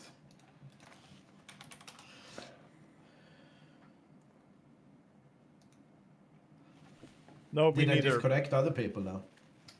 If you disconnected people, Yeah, because there was like one guy. there's a bunch of disconnects. Oh, I fucked no, it up. wait. No, these Oh, are we have Soviets. Commissar Rodoshi. Bro, read the tooltips. Read the binoculars. Did I fuck up somehow? I'm not sure. I can't rejoin it since. That's also weird. Boppus, are you able to Okay, read. We can read the tooltips like it says, right? What do you mean read it? Read the binoculars top. Yeah, I'm trying to read. What do you mean? I'm not sure. Ah well, that's what we get. Yes, but we want to be able to show you more points of view. Boppus, can you hear me? I can hear you. Can you hear me? Yes. Can you switch to different points of view? No, I can't. I'm stuck at the German point of view for some reason. Yeah, I'm also stuck at point of view. I can't join the server even. We are paused for some reason, so yeah, a bit of a technical issue. We can take stock of what it looks like, though. As you can see, there's not much left of the Axis front line here in the east. Hungary still has some troops. Romania has a few. Hungary seems to have most of it. Finland still has an army, and of course, Okay, the markings just below command power marking. Click those ones. You are currently click to exit country selection. Maybe the Okay. maybe the second one. Oh well, we're doing interview now. Okay, maybe we can do an interview while we rejoin, I guess. You can take over, John Rice. I don't know. Let's Exit just rejoin. country. I don't understand.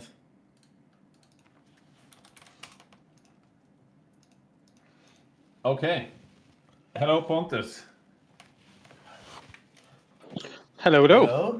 Hey, how are you? Good. Bit tired after an intense game.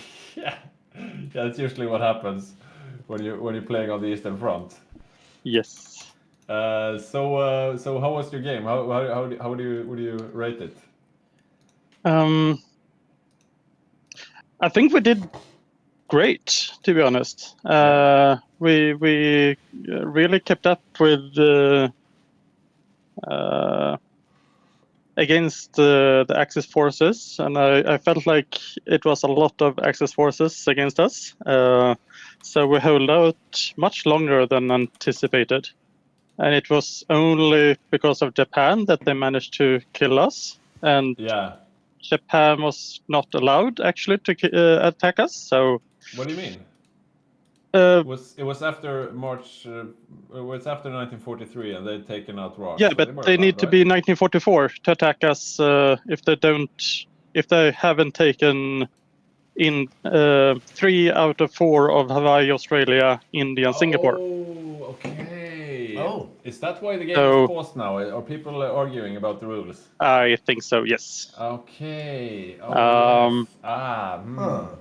So, but yeah, the that's sort Japanese of, bicycles were crazy. yeah.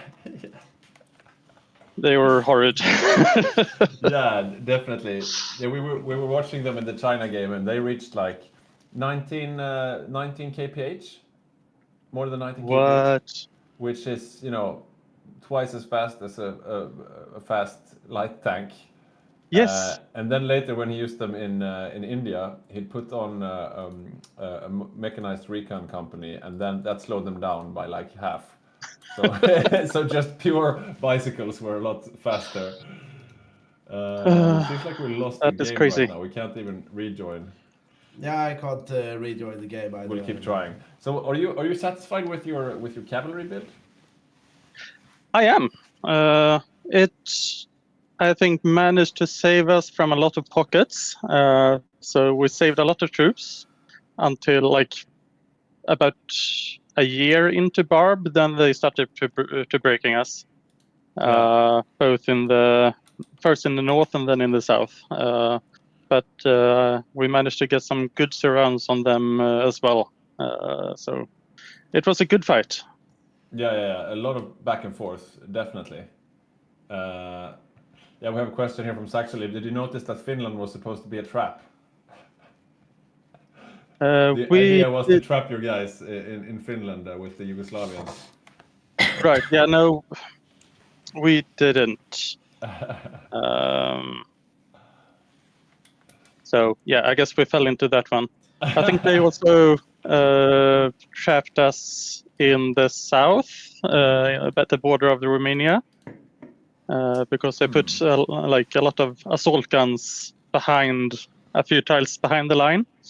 So when I Suddenly did can a do double for some reason. That's strange. Never mind. Keep on. Sorry, Pontus. no worries. So yeah, they managed to trap me in the south because of that. But yeah, then it felt a bit screwed for a while, and then we came back and held the front, and then the Japanese came. So when did you figure out that the Japanese were not allowed to capitulate you? When I checked the map after they had capped us and realized that they actually didn't have Hawaii and Australia. Right. What was it? 3 out of 4. Yeah. So they need to take the Raj, Singapore, Hawaii, and Australia, or 3 out of 4 of those, and they only had 2 out of 4. Yes. Okay. I wonder how we will take care of this. I mean, it's hard to Soviet roll might back. resurrect. Maybe. Yeah, that's maybe Boppus has some insight into what's going on. We do have a gentlemanly channel between the major powers, usually discussing rule issues like this one. It's what not as do you say, Boppus? gentlemanly as it usually is. Oh, I it's would not very say. gentlemanly at the moment. No. So they have been talking a lot, and then everything went quiet. So I'm not really sure what's happening.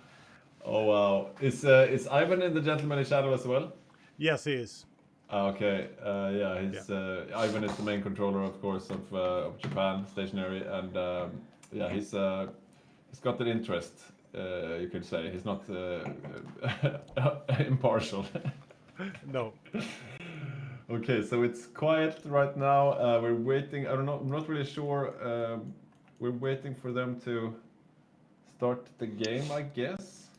All quiet on the Eastern Front. Yeah, Eastern Front is very quiet at the moment, but it wasn't before. And you had a heck of a game, and it's nice that you showed that the cavalry build could actually be viable.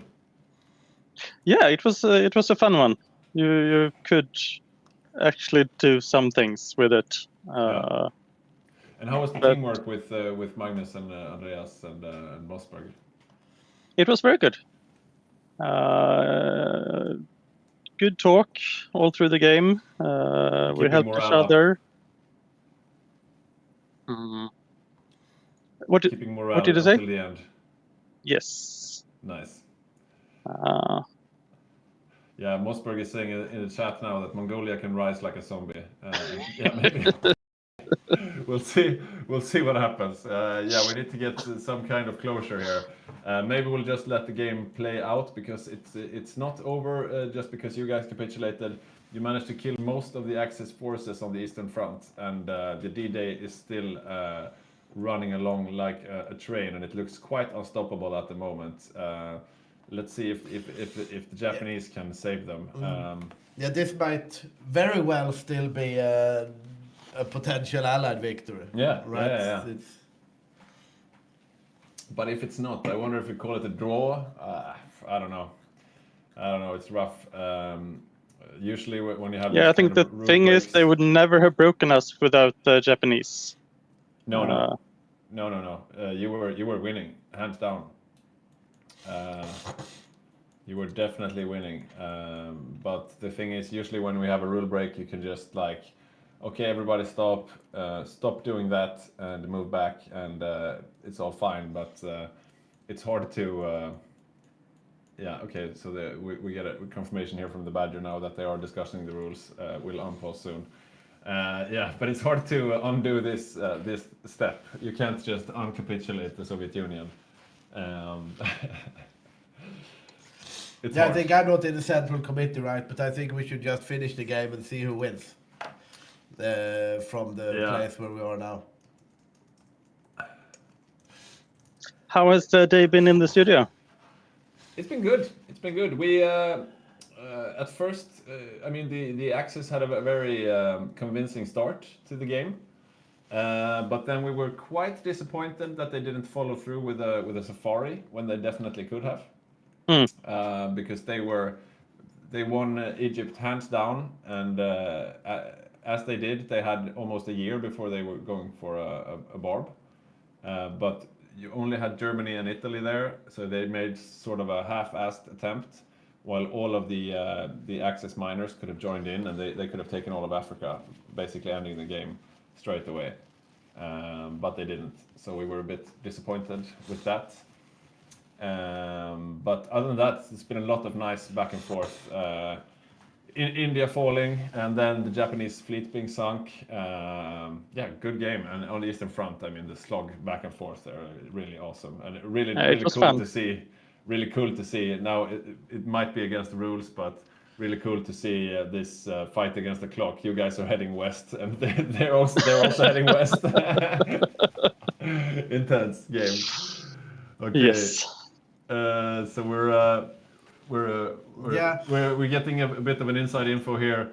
So Falk is saying that it's a rule break, but we're discussing how much it actually matters. The thing is, like, Fraser is asking here, could you please clarify the Japanese restriction against Soviets for users that might be unfamiliar? And that is basically that in order for the Japanese to declare war against the Soviets, they need to have gotten capitulated either 3 out of 4 of the Raj, Singapore, Australia, and Hawaii, right? Yeah. And they only had 2 out of 4. They have Singapore and the Raj. But they did the decision because there is a new focus tree for Japan in this DLC, right?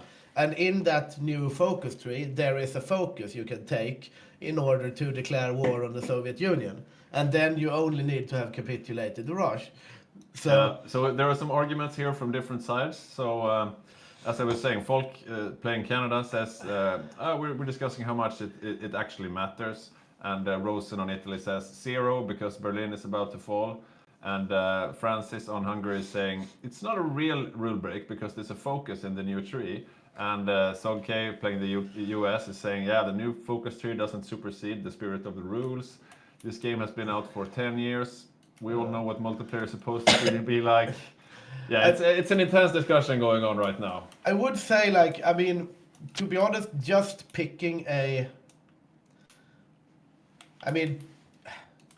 one might be excused for just picking a focus, right? I mean, it seems reasonable. And I mean, we don't have the same rules as their finest bra mod, right? So in their finest bra mod, it's not against the rules. We will see. I'm just gonna throw in my 2 cents.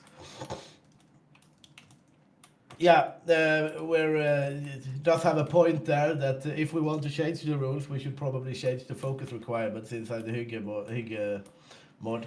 Yeah, but I think but we have other things that you're able to do mechanically that's not allowed according to the rules. So I don't know. I think at this point we should just finish it. Right. Yeah, that's what I said. Let the Allies and the Axis duke it out, see who wins the D-Day, and I'm getting some support here from different sides. I'm saying I guess we can't go back, so why don't we just finish the game? If the Axis win somehow, maybe it's a half draw. They apparently need me in the rule discussion, so I'm gonna head over. Okay, thanks for the interview and good game, Pontus. Thank you. Good hosted. Thank you. Yeah. Cheerio. Yeah, that's a good comment, Fraser. The nature of these multiplayer games, that sometimes these things happen. We're all still here for a good time. Very true. Yeah, I agree with Asnog here, right? I mean, we have content, we have all of you guys watching at home. We need to get this going, and we need to fight, right? But as Nog says, this makes for horrible content. Very true. Boppus, why don't you come in? Are you in the rule discussion, or could you join us in for a chat? You can see the rule discussion here on the chat right now. Maybe it's a bit small, but yeah. I'm trying to find some statistics to show. I can't hear. Still no. You might hear me now. Yeah, we can hear you now. Yeah. Colsupan is saying it's an absolutely epic, hard to find good late gameplay these days. Thank you to all who put this on. Thank you so much, Colsupan. Really I must agree with you. It's not often that we see games being exciting to the last minute in this way. Yeah. Yeah, the Axis had a really good showing and still are, but I've been looking at the statistics behind everything. There's nothing that says that the Axis has this game now. I was talking to Victor early on that Japan is now locked. They have no sea forces, so they can't move by sea. And Yeah. they have the German Reich in their way from Viking to Italy. So if Germany falls, either we go by points or they will duke it out in the east. Allies versus I mean, Japanese. If Germany falls, it's over. Yeah. Because by then, I mean, if you're the Allies and you're winning on the seas, you can just starve out Japan because all supply emanates from Tokyo and it has to go by boat. So yeah. You saved my Monday The with question that, I think is, does the Japanese, will they have time to save the Euro axis before Berlin falls? Probably Why not. don't we just start? This is annoying. I wonder what the Is someone suggesting that we re-host like 2 years back? No way. I have to work tomorrow. Yeah. Yeah, that's not possible. No So- deal. Just go. Fight Yeah. the D-Day. Yeah, I Yeah. wonder who still thinks we should re-host. Let's just go.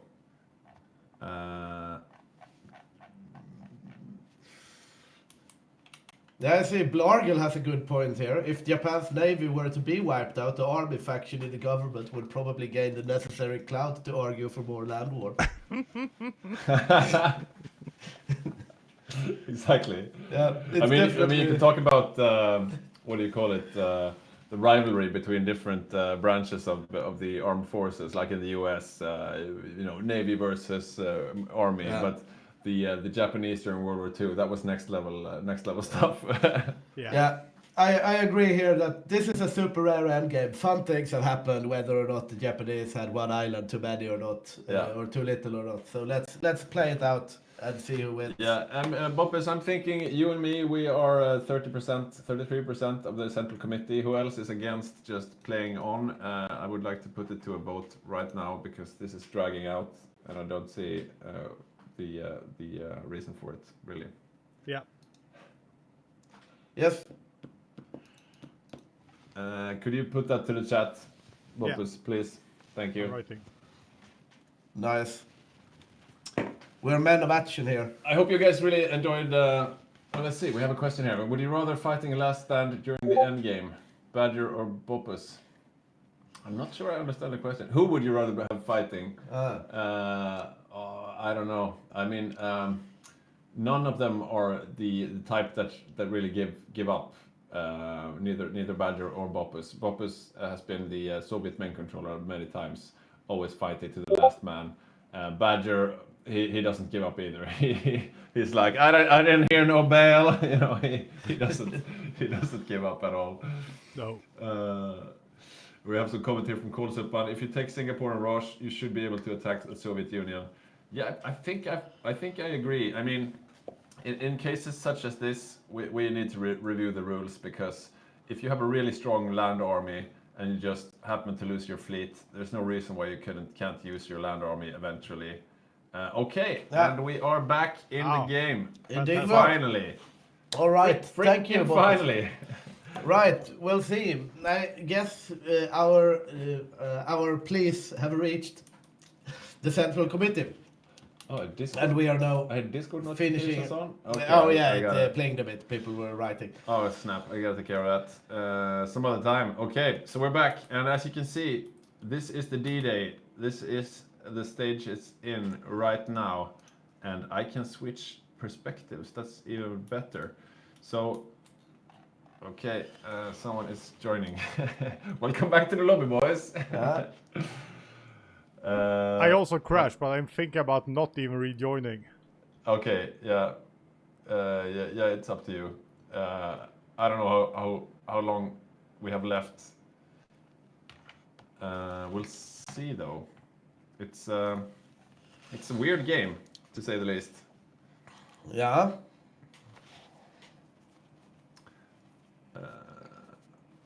Okay, just waiting for the. So this is the situation right now. The Soviets just capitulated. There are a bunch of Eastern Asian Axis troops around here, around the Urals and a bit further west.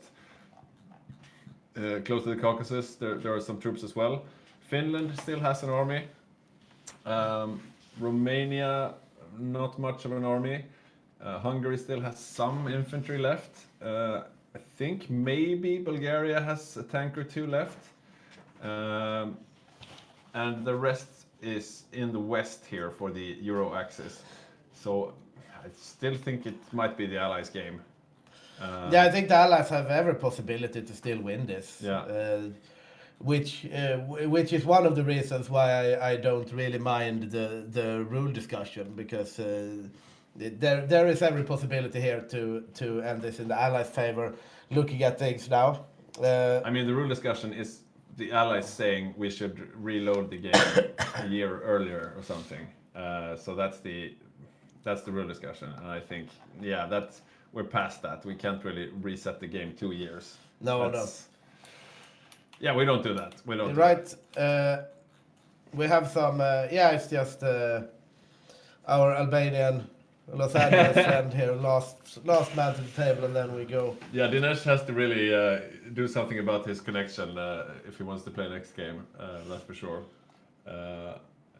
So we have a question: how many carriers does Yugoslavia have? A very good question. Actually, none, but because Rosen said that if you go for Navy Badger, I will annex you. So we did not see any carriers from Yugoslavia. That would otherwise be something you expect. But Snistan, though, playing as the Netherlands, he has a carrier. So Yeah, that's impressive. that's pretty impressive, I think. It's not as impressive as a Yugoslav carrier, but still. True. So let's see, what else do we have?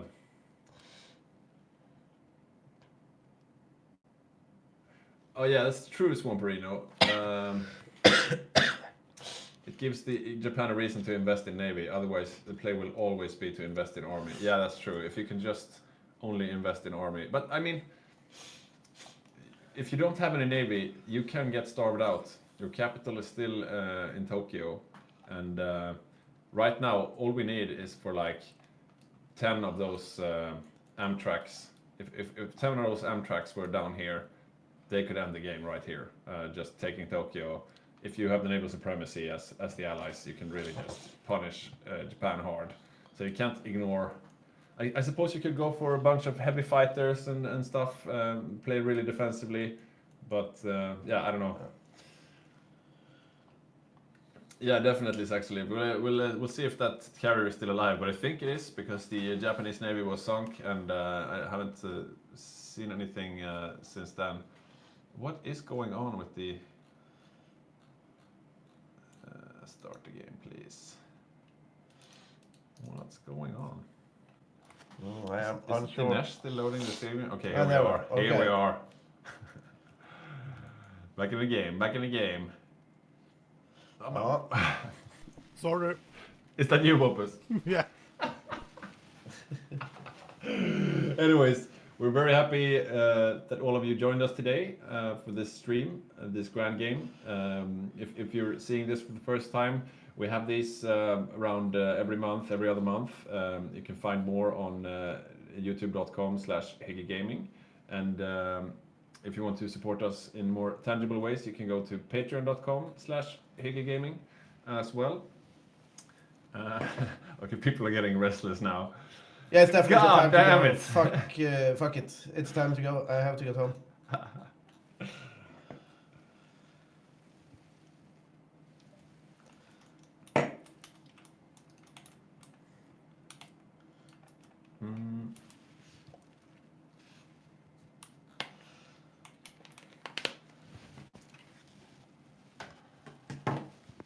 Let's see what happens when we unpause this game. Yeah. Dinesh again joining the game. Maybe just don't. Maybe it's time to just call it quits. Yeah, this is a bit too much lobby simulator for me. That must be the worst thing about this game today. We got a really exciting game, a lot of back and forth, but a lot of lobby stuff as well.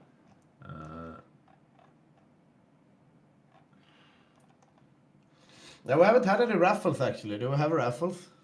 I don't know if Bopus has prepared any. I don't think so. So no raffles today. Maybe it's not too late though. Depends on Bopus. He'll let us know. Yeah, look at Dinesh's internet. This is really slow. Yeah. This is really slow. It's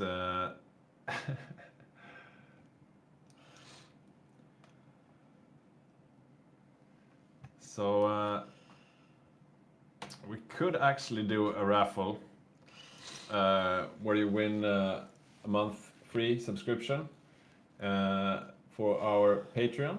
So if you go and subscribe now as a free Patreon, you will be in the raffle, and we will do the draw at the end of the stream for a month free Patreon subscription at the Stug 3 level, I think, which gives you access to all the different guides and stuff. So go to patreon.com/hyggegaming. Right now I'm not moving in the screen. Are we still? I don't know.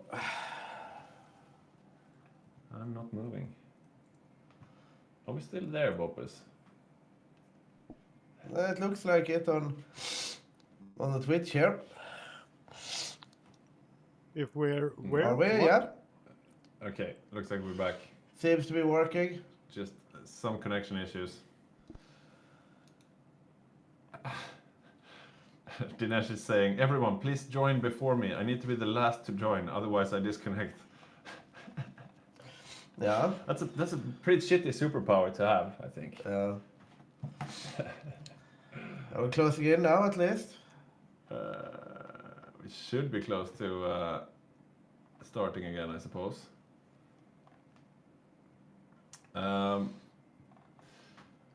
Yeah, so the question is really, if the Japanese manage to get there in time and stop the Allied onslaught, does the United States have anything to throw at the Japanese homeland? That's the question. Boppers have been kicked out of Patreon, so Yeah. we will do no. You can go in and subscribe, but there will probably be no raffle. We're just going to finish this off as fast as we possibly can and see who wins. And we'll see if we are able to do anything, but I can't promise anything. We'll see. Okay, what's going on, guys? What's happening? Okay, I think it's Folk who's gone AFK now. Possibly.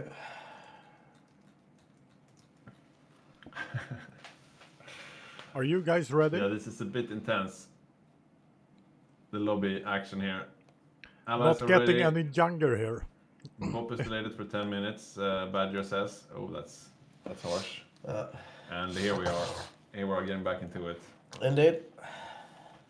That will be interesting to see. Like it's no defensive depth here. It's going to be very hard for the Axis to actually protect Berlin here. We're rolling immediately. It's.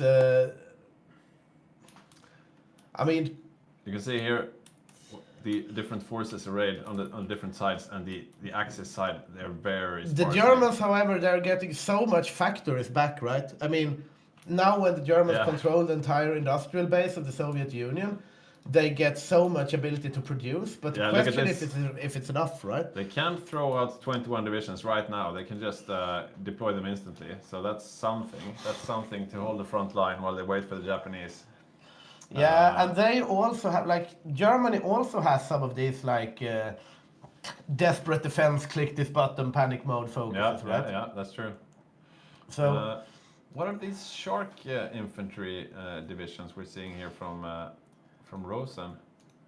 Oh, okay, so these are pretty good as well. I think he just recruited these because I didn't see these before. So Rosen still has teeth. These Shark infantry will hold the front for a while, I guess. everybody's being ferried home from the Eastern Front here. So he's preparing a naval invasion here in Marseille in the south. Rosen is, and Rosen did a really nice move earlier for those guys who missed it.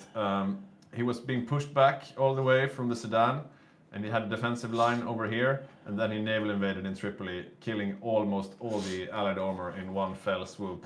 And here he's trying to do something similar, naval invading down in Toulon here. But Germany proper is being invaded, and there's not enough really to stop it right now. It looks like Germany has thrown out those divisions, yeah. So he's thrown out those divisions just to put in some defense. Is Japan coming though? Is Japan coming in time? I wonder which way will Japan go, right? What do you mean if they're going home? Yeah, because they're stuck in, like, the border war doesn't necessarily favor Japan, right? I mean, they can't... They're completely out of supply. I guess that's because they're cut off because they're not in the same faction. They're exiled, right? Are they going to try to go across? They can't really help in Europe, I guess. Yeah, they're kind of stuck in Romania, right? I mean... I mean, if they're not getting any supplies, they're not getting any supplies, so they can't really help. But an exile unit can move, like, at least in Europa Universalis, an exile unit can move. Yeah, but they should have just turned over the Soviets to Japan, I guess, or at least a sliver, because right now these guys, this is like what you would need to defend Berlin, and they're not able to help. They Oh are yeah, exiled. well, I guess they got they got back for the rule break then. I guess yeah, that could be it. But we will see how this pans out now. I mean, the Allies are steadily pushing towards They Berlin are. here. I mean, there is no real Yeah. defense that the Axis can put up here. I feel, right? Yeah, this is looking really grim. A lot of Australians here. Matthias, Danish Matthias, he's having a good game. He was one of the people first in the D-Day with his Australian Marines, and he's now filling up with a bunch of infantry here. He's the one pushing through Bavaria, and yeah, there's not much stopping them. Meanwhile, let's have a look at Rosen's little sneaky maneuver here. Yeah, he managed to land, but now they're being cut off. Well, they managed to link up with their lines, I guess. So that's good for him, but yeah, he's not saving the Axis there. Okay, so the US have proper tank divisions now as well. I wonder if they're planning any moves towards the Japanese mainland, but yeah, it doesn't seem to be much allied anything. Yeah, everything's moving to Europe.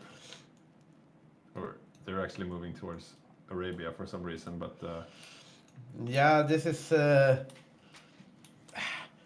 I mean, will the Axis troops even reach the front before it falls? Right? I mean, We have some which Romanian, Axis troops do you mean?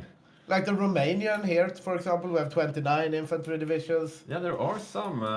We have still some stuck the over here. Finns, for example. The Finns are needed on the front line. I wonder if they're just left or gone off AFK or something. Because yeah, Hungarians not moving. They're not moving. We are paused. Romanians not moving. I think this is a bit bad form. Just they're not moving. They've left the game basically. Was that he's just alone close to Berlin? How did he get there? Is I the tried to Parabol- jump in and said there was an epic snake going Sorry. on, but What are you saying, they Buppus? you can't hear me. There No. was an epic snake going on when you were looking at the Okay. Pacific. But Okay. I went in, unmuted myself, and yeah, didn't really get there, so you heard me. Okay. Yeah. Yeah, it looks like most of the Germans are getting encircled, and it looks like most of the Balkan Bros are AFK. It seems like they have left the game without leaving the game, so to speak, which is bad form, I have to say. The Finns not moving, not doing anything. Yeah, who's that? And we're paused again. Why are we paused? Yeah, now we're playing. Now we are on post, and we do see some movement. We have the Finally. Hungarian boys are coming back from the front. Romanians are also moving. Okay, We good. do Francis, have- Jonte, you're forgiven. and also Finland here. Einars is finally getting a move Yeah. on. Not very Hygge spirit indeed, but they are now back here. Better late than they are never, I suppose. forgiven. They're back. Uh, We did have a long bout of lobby simulator there. It can really get to you, especially if you're losing. But you don't know if you're losing if you stop fighting. I mean, look at this. I mean, this has potential, though. It's still anyone's game, right? Or not? I would say it favors the. I mean, look at this. Jontes has 29 divisions here, coming home, and they're okay. They're not the best divisions, but they can hold a line. They can hold a line for sure. So they are coming back. I'm a bit. I think if I were the United States, though, I would be aiming for Tokyo because that's what they're not expecting. Are they building? No, they're not training. I against guess Stuttgart I now. wonder if this case, like, it's probably better to go all in towards Berlin. I mean, this is going to be hard for the Axis to defend at this point. Yeah, for sure. But there's already so much stuff here, and Berlin is probably the better choice. You are right. You are right. I have some information about the standing still of units Okay. in Russia. It was Give it for to the me. rule break. Axis were forced to stand still in Russia for 4 months. That was Okay. their penalty decided by the group. Okay, So that's good. why That's they were fair standing enough. still. So I like no one that. leaving. Yeah. I like that. That That's was great. good in the. That was in the Hygge spirit. Yeah, that makes me happy. It makes me a bit sad that they didn't tell the studio, but that's Yeah. really good. A good agreement. Very good agreement. Yeah. Let's see how this pans out, though, because those 4 months is actually going to have quite a tactical impact on the ability to defend Berlin, I think. Yeah, the Axis miners are reaching the front now, though. Let's see how they do. So we have Australians fighting Hungarians and Romanians down in the south. We have the Spanish. No. Okay, Hungary in the middle as well. In the north, we have Finland. We have the remaining German army. I mean, Germany isn't the biggest Axis power anymore. They have 30 of these divisions, 3 tank divisions actually, but 31 divisions in all. They have which is some nothing. conscription laws left, but Yeah, they have nothing. yeah, since the They're about- Japanese cannot get here, right? The Japanese would be sorely needed, but they are literally stuck. Yeah, it's a bit sad. I mean, they are Unable allies, to find but they valid can't really. past the target. The Euro Axis are too racist to give supplies to the Japanese. Can't they like ask for military access? I guess maybe they could disband their faction and join the Euro Ah, yeah. Axis. I don't know. It's a bit sad because they do have troops. It's just that the Euro Axis are too racist. They won't give the Japanese any supply. Yeah. Okay, let's see what happens. Rosen is holding his front, but nothing else. I guess the Japanese, if they can't get any supply, go home and yeah. What can they do at home? They have no boats. They've done what they can. It's looking grim for Germany indeed. Yeah, it is. It is indeed. Berlin is close to being surrounded. The Finns are tasked with defending Berlin, it looks like. The Americans are enveloping together with the Brits here in the north. And is that French? Post-collapse is the division template.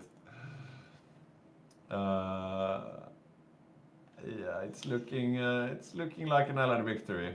Yeah, indeed. Even though we had this epic surrender of the Soviet Union, it does look like an Allied victory. And when the Allies do cap, I wonder what will happen with the Japanese troops. Okay, I guess they are exiled. So then you have enemy troops exiled in your country. I don't even think we'll see the end of that peace conference. Yeah, we have Berlin is being surrounded here. They might try some last Hail Mary solution to this, but Yeah, what could you do? What I think could it you will do? be hard, right? There is no light in the end of this tunnel. They need to like totally carve up the D-Day and throw them out in order to Yeah, and that's not happening. We need to get the balancing discussion because this is like the 5th Allied win.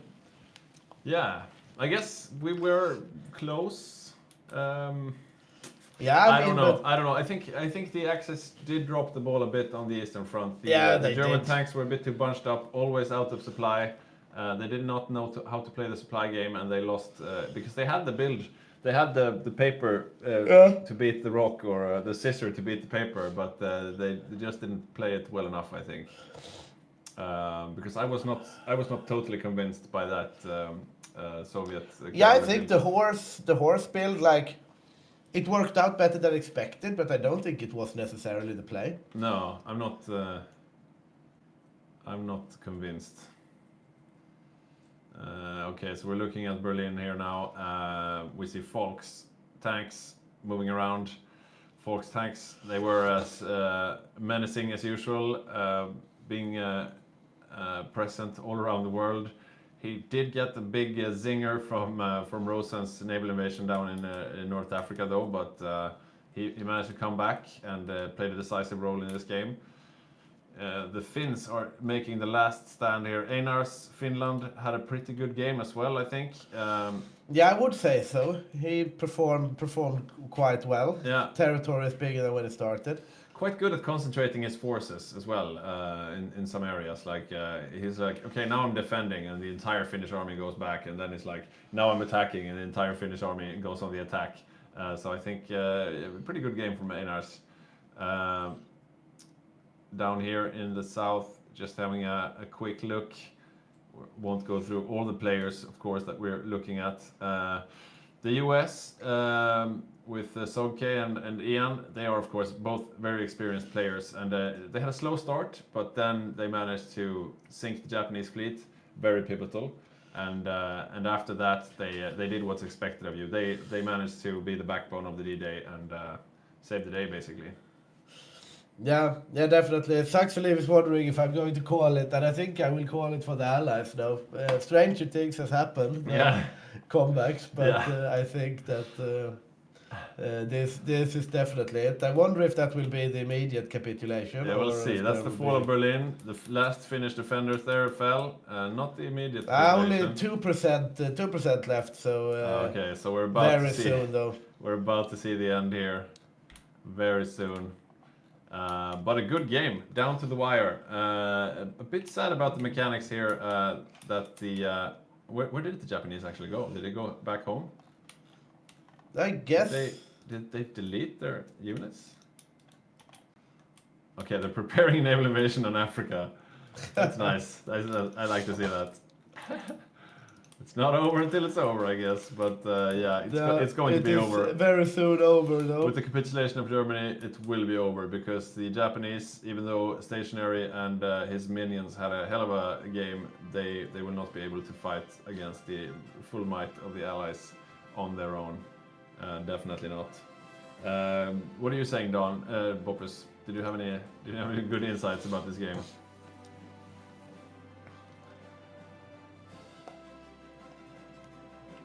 Okay, sorry. I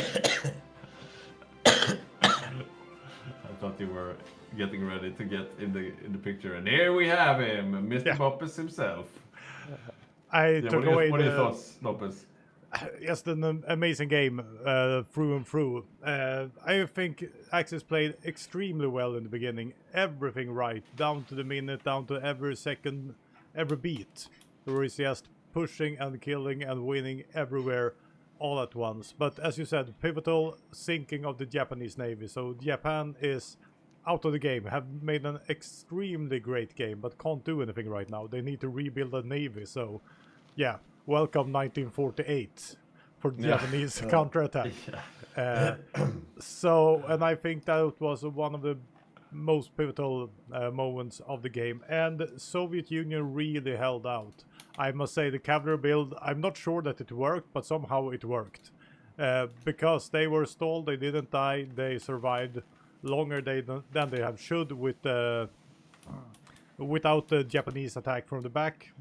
I'm not sure. But don't you think they would have survived just as long with infantry or garrisons or whatnot?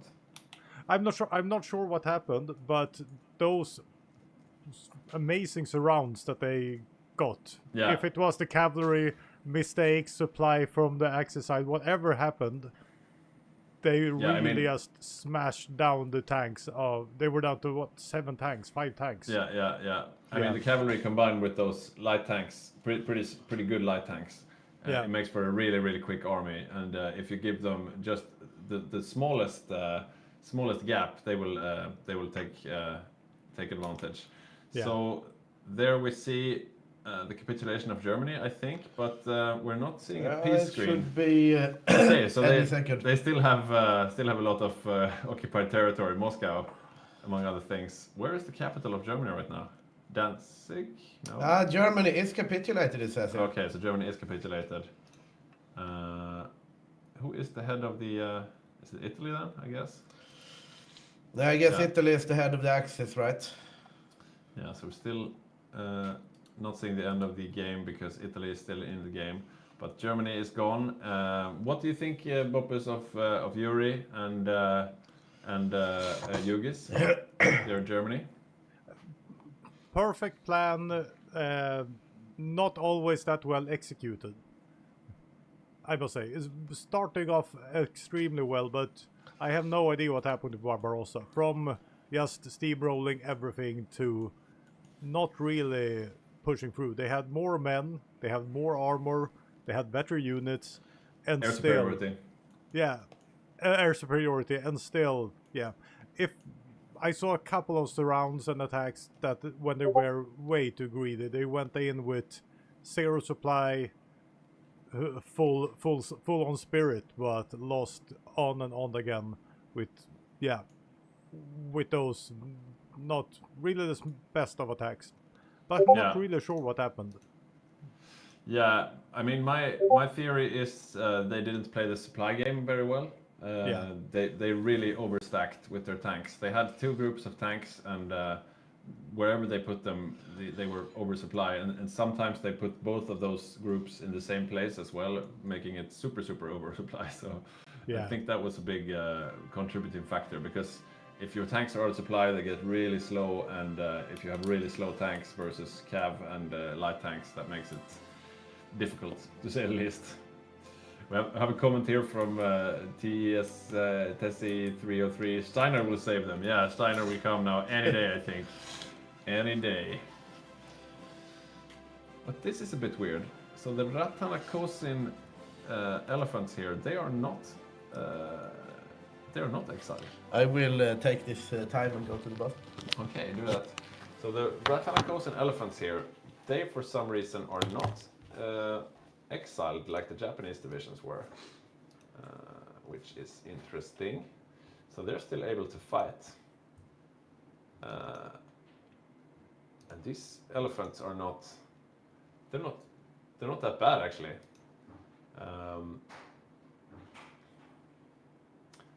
Not bad at all. I'm wondering how Italy is actually surviving still. I think it's that the Axis, I mean the Allies aren't attacking him that hard. Oh, now they are.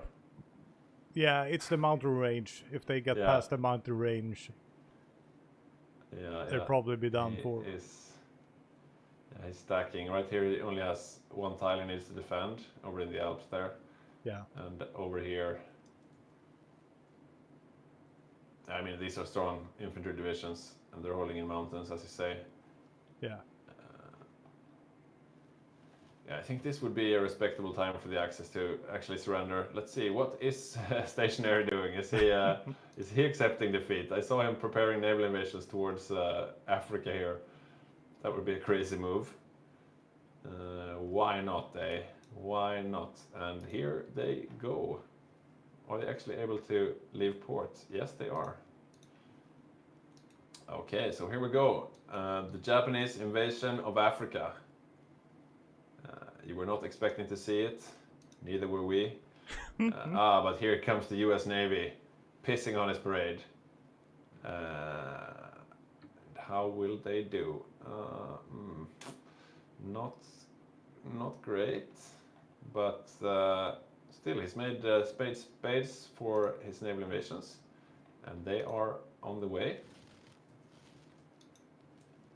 And I mean, there are no allies here. And oh, he's already here in the west.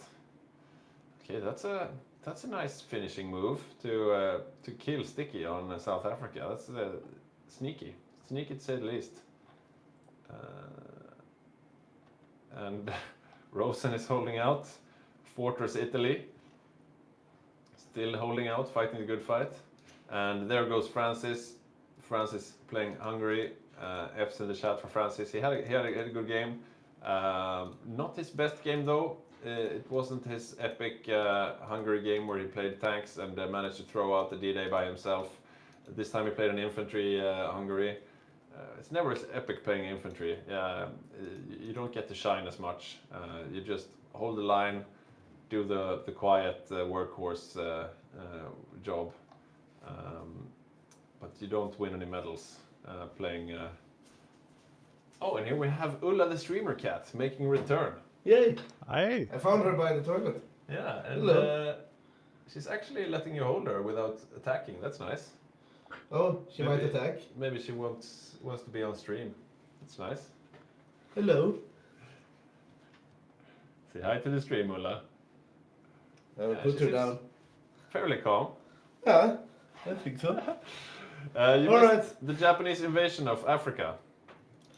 So Stationary is not giving up, and he's in South Africa now with an invasion. But he's moving out with these guys. Where are they going?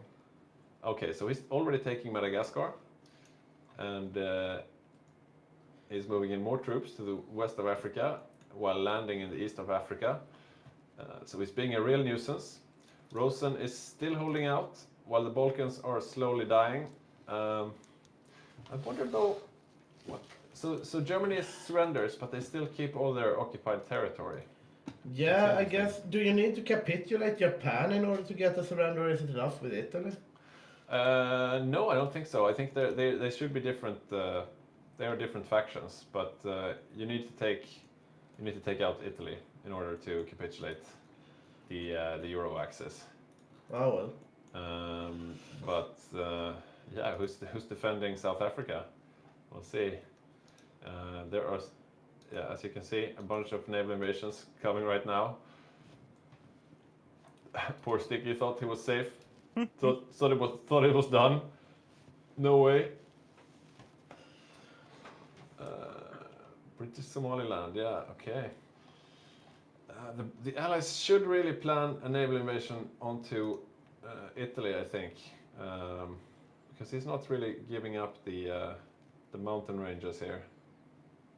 Okay, a bunch of Anzac forces here coming down to Nice, hoping to break through, but it's still a mountain province here in Piedmont.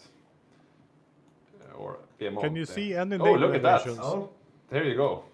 Yeah. that's a landing. So this, And they just marched over to the That's- port next door. yeah, so this is a landing definitely. So okay, so those Anzac forces we just saw, they will be transferring over if they manage to make it past the Italian Navy, and this should be it for the Euro axis. We also see Snistan with his Dutch paratroopers. Yeah, the Dutch will be the first to reach Rome, it seems. No, oh yeah, you're right. Yeah, by a hair. And that is the fall of Rome, and we are probably about to see the fall of the Euro axis. Where are we on? 30% towards capitulation, quite... Yeah, the only ones left now are Finland and Italy. Vichy France, for some reason, is still in the game. Oh, right, he has North Africa. But he's not a player, so it doesn't matter. So as soon as Rosen capitulates, I think that will have to be it. I mean, it doesn't matter. Even if Stationary manages to take all of Africa, that's... Yeah, I mean, he's not going to... He has no navy, right? he is about to take all of Africa, but... Yeah, an impressive game by Stationary, yeah, no definitely. doubt, right? But, And here we see again the bicycles. I mean, especially I like the bicycles, like their ability to take big amounts of open land very Yeah. fast is Yeah. very impressive. But there's something bugged with them. They're not supposed to be that fast. I mean, if they can't. I mean, it's not illogical, right? I mean, I can bike at 18 kilometers an hour, no problem. Yeah, but not faster than the fastest armored car in the world, I know, that's or true. the fastest truck in the world. But 20 kilometers is not that fast. Yeah, I mean, if I bike to the store, I'm Yeah, gonna yeah. bike 20 kilometers an Yeah, hour. for sure. But as the game is designed, I mean, the fastest truck in the world is no more than 10 or something. That's just, yeah. So Finland declared war on Iran. Good move, Enos. That would probably be the move to win the game. He still has an army. Where is it? Oh, it's down in Italy actually. He managed Finland to, actually has quite a big army even. They are one of the few Axis players that has not really lost. Yeah, let's see how much troops did he lose. 210k. That's not too bad in the entire war. That's not bad at all. Yeah, good game by Einar. So they are still holding on to the northern part of Italy, though the capital is down in Palermo, which is causing some problems because the supply needs to get from Sicily up to northern Italy, and this will collapse the front line. As you can see, these red symbols of supply on every tile. Finland has actually declared a separate war on Britain for West Azerbaijan. It's just trolling at this point. And this is also a bit trolly. Look at this, he's just taking all of it with his bicycles, stationaries. Yeah, they're very amazing bicycles. You go. You go stationary. There we there are. we go. So that's Euro-Axis capitulated, and I think that will be Yeah, it. that is the game. We are calling it. Well, yeah, it's been quite a ride. A much longer game than we usually have. Yeah. Much more exciting game. Not that our regular games are unexciting. Now the Discord is really blipping out, but Oh yeah, that might be my Discord sounds, I guess. yeah. I'm not sure. But anyways, thank you so much to you guys watching, of course, and to Boppus doing the statistics, and the Paradox. and Paradox for sponsoring this event, and to all of our players for doing such a great game.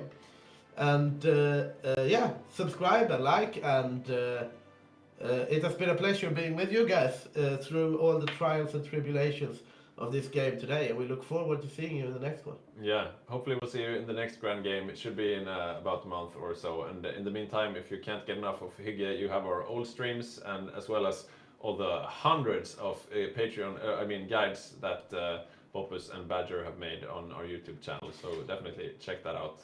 And yeah, thanks for the great engagement in the chat, guys. Thank you so much. Bye. Bye. Bye. Nothing beats a Hygge gaming subscription, and right now you can save up to £0 per person. That's £0 off for a family of 4.